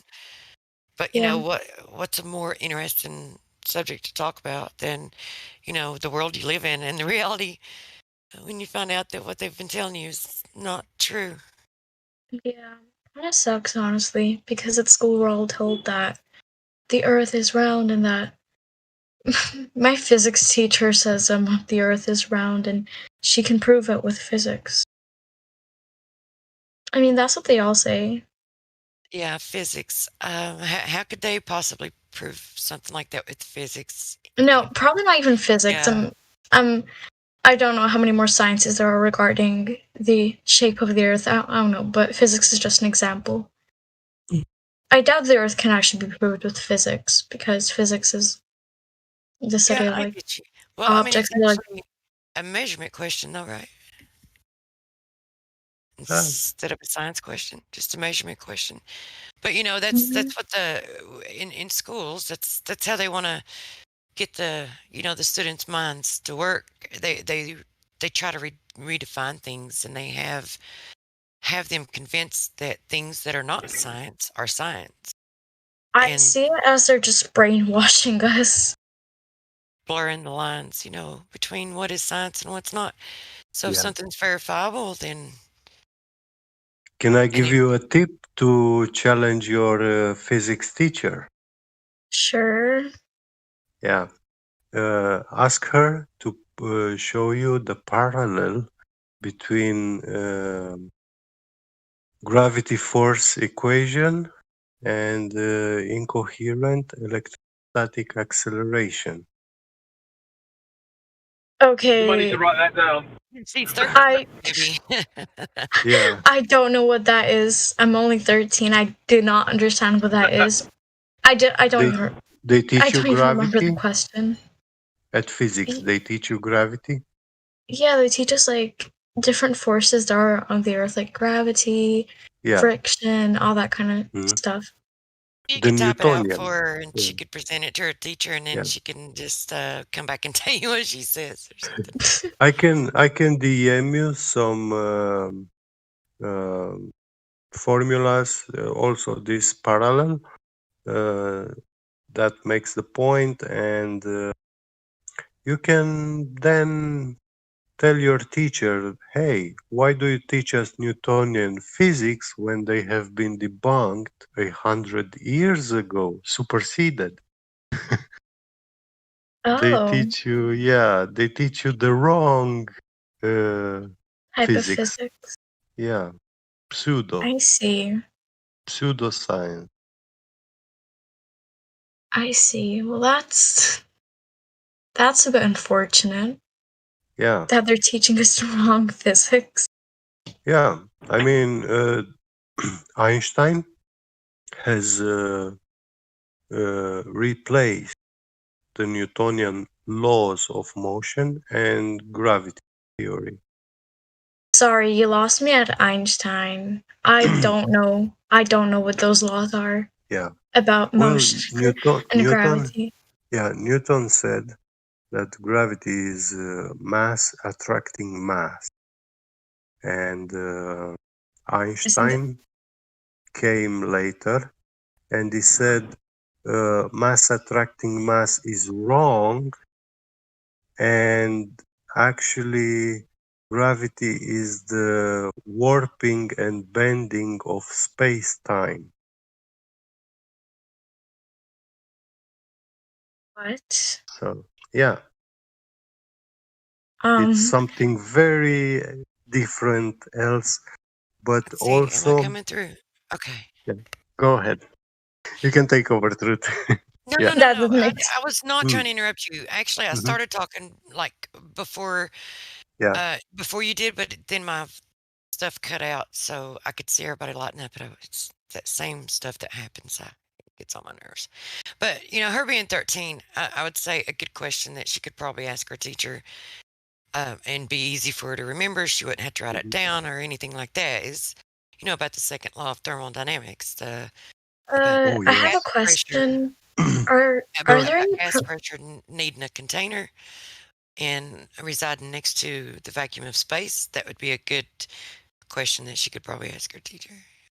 I have a question. Are there like reaction rules for like pronouns? Because there I go what? by Like he, they she. them. I go by they them, not she her. Oh yeah, we don't adhere to that. We Oh just boy. No. yeah, but we're not even concerned about any of that. And Ah, I guess I if a see. person were to take an offense to being called, like if it's a female and we consider them a female, then or however we address them, if they take offense to it, that's just a societal and structural thing that they're trying Yeah. to do. They're trying to brain. Societal So bullshit. if they take it like offensive, it's just something that they'll have to work out within themselves. We're not gonna we don't adhere to that. We don't take any concern of it. I Yeah, see. can I just mention something on that basis? So, this idea of pronouns, yeah, this is fantasy, and I'll go into it a little bit. So the idea that somebody I can explain as to why it's not fantasy if you'd like. I can actually say lots regarding the pronoun subject. But I've already heard all of these arguments, and I guarantee you haven't heard my argument. So let me make my argument first. Sure, go ahead. The idea that, all yours. The idea that someone is assigned a gender at birth is nonsense and has no grounding in reality. What we observe is that but Demi Lovato says so. Yeah, who cares about Demi Lovato? What we observe in reality is that males and females are born. Some people don't feel comfortable, and that is something they need to, as Truth said, work out within themselves. But there is absolutely no objective reason to believe that they are therefore a different gender. Sorry, I've got to go. 1 second. Okay, so I'd like to say something about gender is not the same as gender identity. Here's the thing, because you see, there are different genders. There are like 2 binary genders, but there are many different gender identities. How old are you? I'm 13. Okay, and you're going to teach it. I got to go. This is driving me nuts. Okay, well, young people aren't always wrong. Anyways, as I was saying... No one's saying you're wrong because you're young. Right? Yeah, I know, but... See, this has been... This issue, this question that is like planted in the young kids' minds nowadays has never been a question in their minds before. It was placed there, but it was placed there by the mainstream, where they have pushed this. They have pushed this agenda, and you're either born with XY or you're either born with XX chromosome. It's either one or the other. You can't choose to be like, you can't choose the other. And as far as your identity, or however you want to identify yourself as, like, that's your choice, and that's if you choose to go down that route and that kind of thinking and adhere to that kind of thinking, that is your choice, but it shouldn't, like, why should anyone else be concerned about it?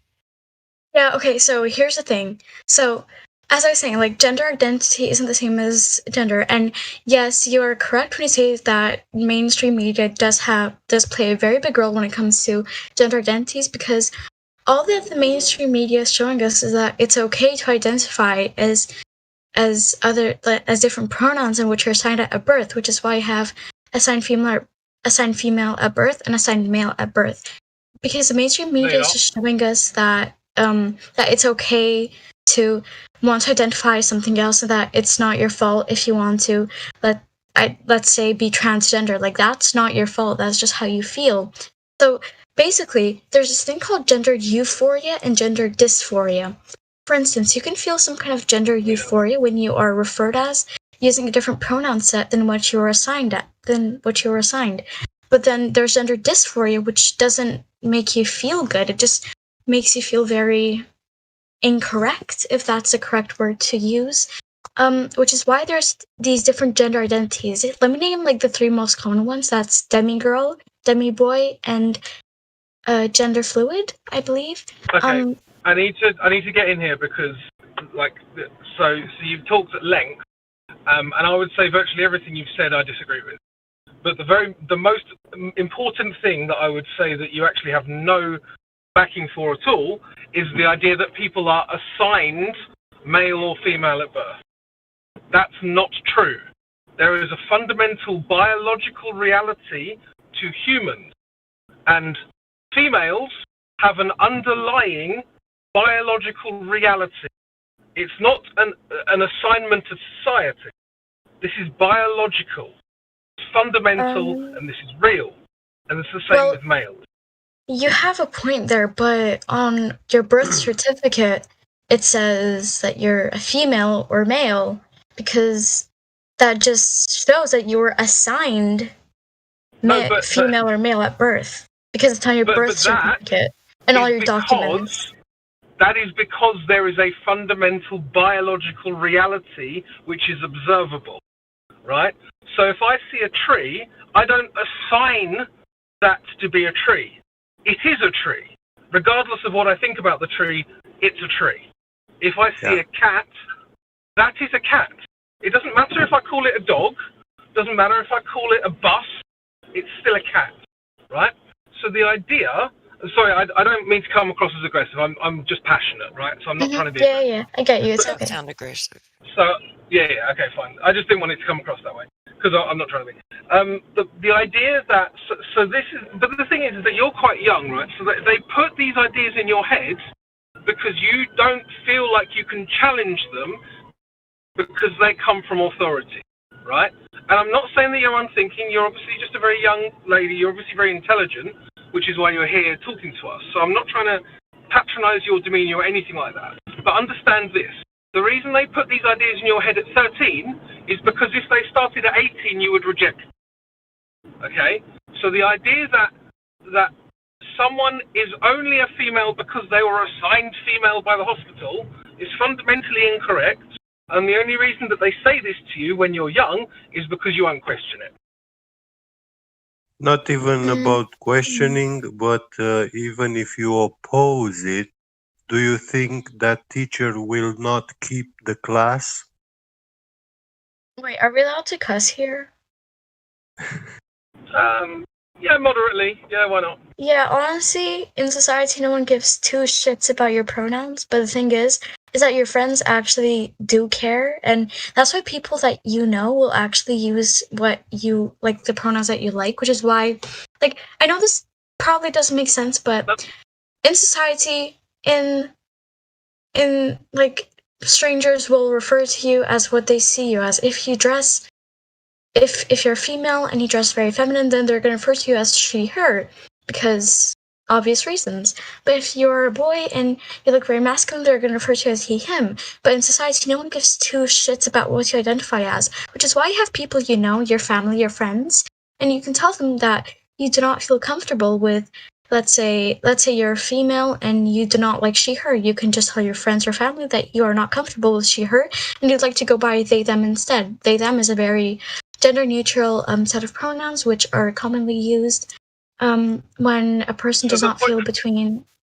But the point I'm saying, the point I'm trying to make to you is that it doesn't matter if someone doesn't feel comfortable being called she, her. They are still female. Do you know that back in the days, in many countries all around the world, there were laws where men were not allowed to dress with woman clothing? Yeah, I know. Yeah. It It was was- called homosexuality, transgenderism. Yeah, and there's nothing wrong with transsexuality. homosexuality or Well, it was transgenderism. wrong. It was wrong. It was against the law. Yeah, it used to be wrong, but now it's In more those times, accepted yeah, in it was society. punishable. It was punishable with prison, and And death even penalty. if you look even today at the prison systems which exist for people with very funny mindsets, you know. When a man commits a crime, he gets into a prison of men. When a woman commits a crime, she will get in a prison of woman.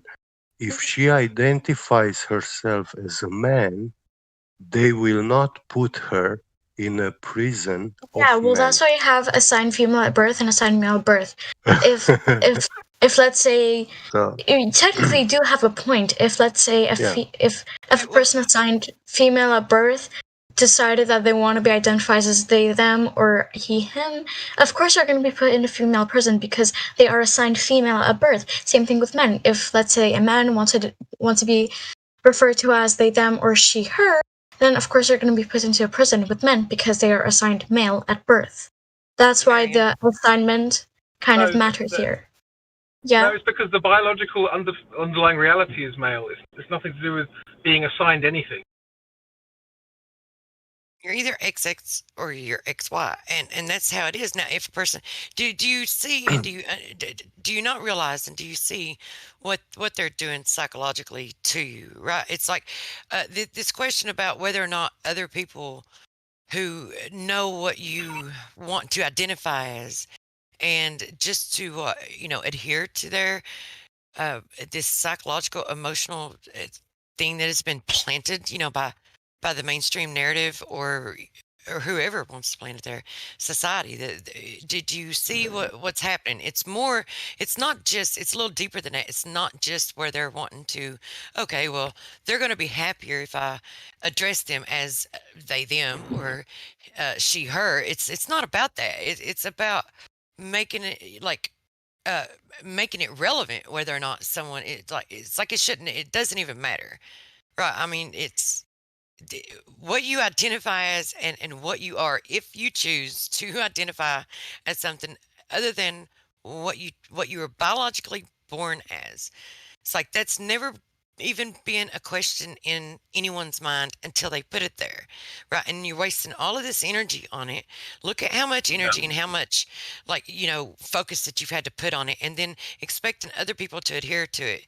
It's not just them trying to be pleasing to you and trying not to offend you by adhering to whatever. It's more, it goes deeper than that. When they do that, then they are also supporting this and they're encouraging it. Yeah. And it's this circle, it's a psychological game. So as far as this gender thing goes, it's like no one's going to be. If you're going to get offended by it, it's like that's something you're going to have to work out within yourself, and no one's going to be concerned about it. No one's going to be. We don't adhere to that, and we're not going to be addressing. Yeah, I know. Like as I said earlier, society, like in general, they don't give two shits about your pronouns, and I'm assuming it's the same in lots of places. Like for instance, if I hadn't said that I go by they, them, and here, everyone just would refer to me as she, her, which honestly, I really do not care if you refer to. Why are you asking about it then? And why is it a concern to you? No, it's just because I don't feel good when I'm being misgendered, and it's honestly not the best feeling, which is, as I was saying earlier, Let me ask you, why do you feel I don't offended feel like it's by because, someone misgendered? as I said earlier, there's something called gender euphoria and gender dysphoria. I feel gender dysphoria when someone refers to me as she, her. Honestly speaking, I'm fine with she, them, or Why? they, them, Why but do you feel that way? it's because I don't feel very feminine and I don't feel masculine, but I like gender neutral terms. I mean, that's the whole point. It's about what I feel comfortable with. But where did it come from? Like you didn't just wake up one day and for no reason just start feeling that that has been psychologically implanted into your mind as I don't even know, to be honest with you.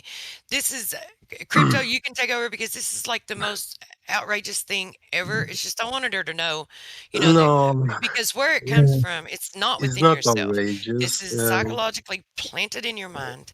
And Okay, if you're going to get offended by something like that in here, it's like no one, and I'm not trying to be mean, but no one's going to be concerned about it. And as you said, no one's going to give two shits. Okay? Yeah, exactly. Yeah. Which is why I also do not care whether people are not referred to me as they, them. I mean, of course, it doesn't make me feel very happy when people refer to me as she, her, but it's not like I'm gonna make a huge fuss about it. It's like Actually, I care because I know that this teaching is messing with your head. And I'm not saying as to insult you or anything like that. Yeah, I I'm know. trying to say that what they are doing with this thing, they are obstructing you from ever getting to know the meaning of life and love. There's something. Does love have anything to do with? Hold on, Miriam, I want to ask you something. With life, you said you Yeah. said you don't feel masculine or feminine. What is masculinity and what is femininity? Feminine to me is girly No, stuff. no. Don't say to me. What is masculinity and what is femininity? Oh, feminine. Wait. What do you mean to me? You just said to explain what. No. You said you don't feel masculine or feminine. That's why you prefer to go by they and them. I'm asking you, what is masculinity and what is femininity? Masculinity is being boyish, dressing as a boy, kind of having that like boyish personality, boyish vibes, all that kind of stuff. Like, what is a boyish vibe? You're just 13. You're just What is now dating? beginning to get to the Boyish. age to where you can even mature into that. It's like you've not even really, like you're not even really old enough to even have established your femininity or masculinity to the fullest anyway. It's like, so that's why they plant it into your mind before you even, Okay, become mature. I have one problem about you saying planting into your mind, because nobody's doing anything, honestly. It's just the mainstream media normalizing all this kind of stuff. Like, as I believe someone said before, I think it's be get. Just like you said, Yeah, the I mainstream media normalizing it. It's just normalizing it, and normal if they didn't do that. It wouldn't be. And this is what. Okay, here's the thing. This is how I see it right now at this point.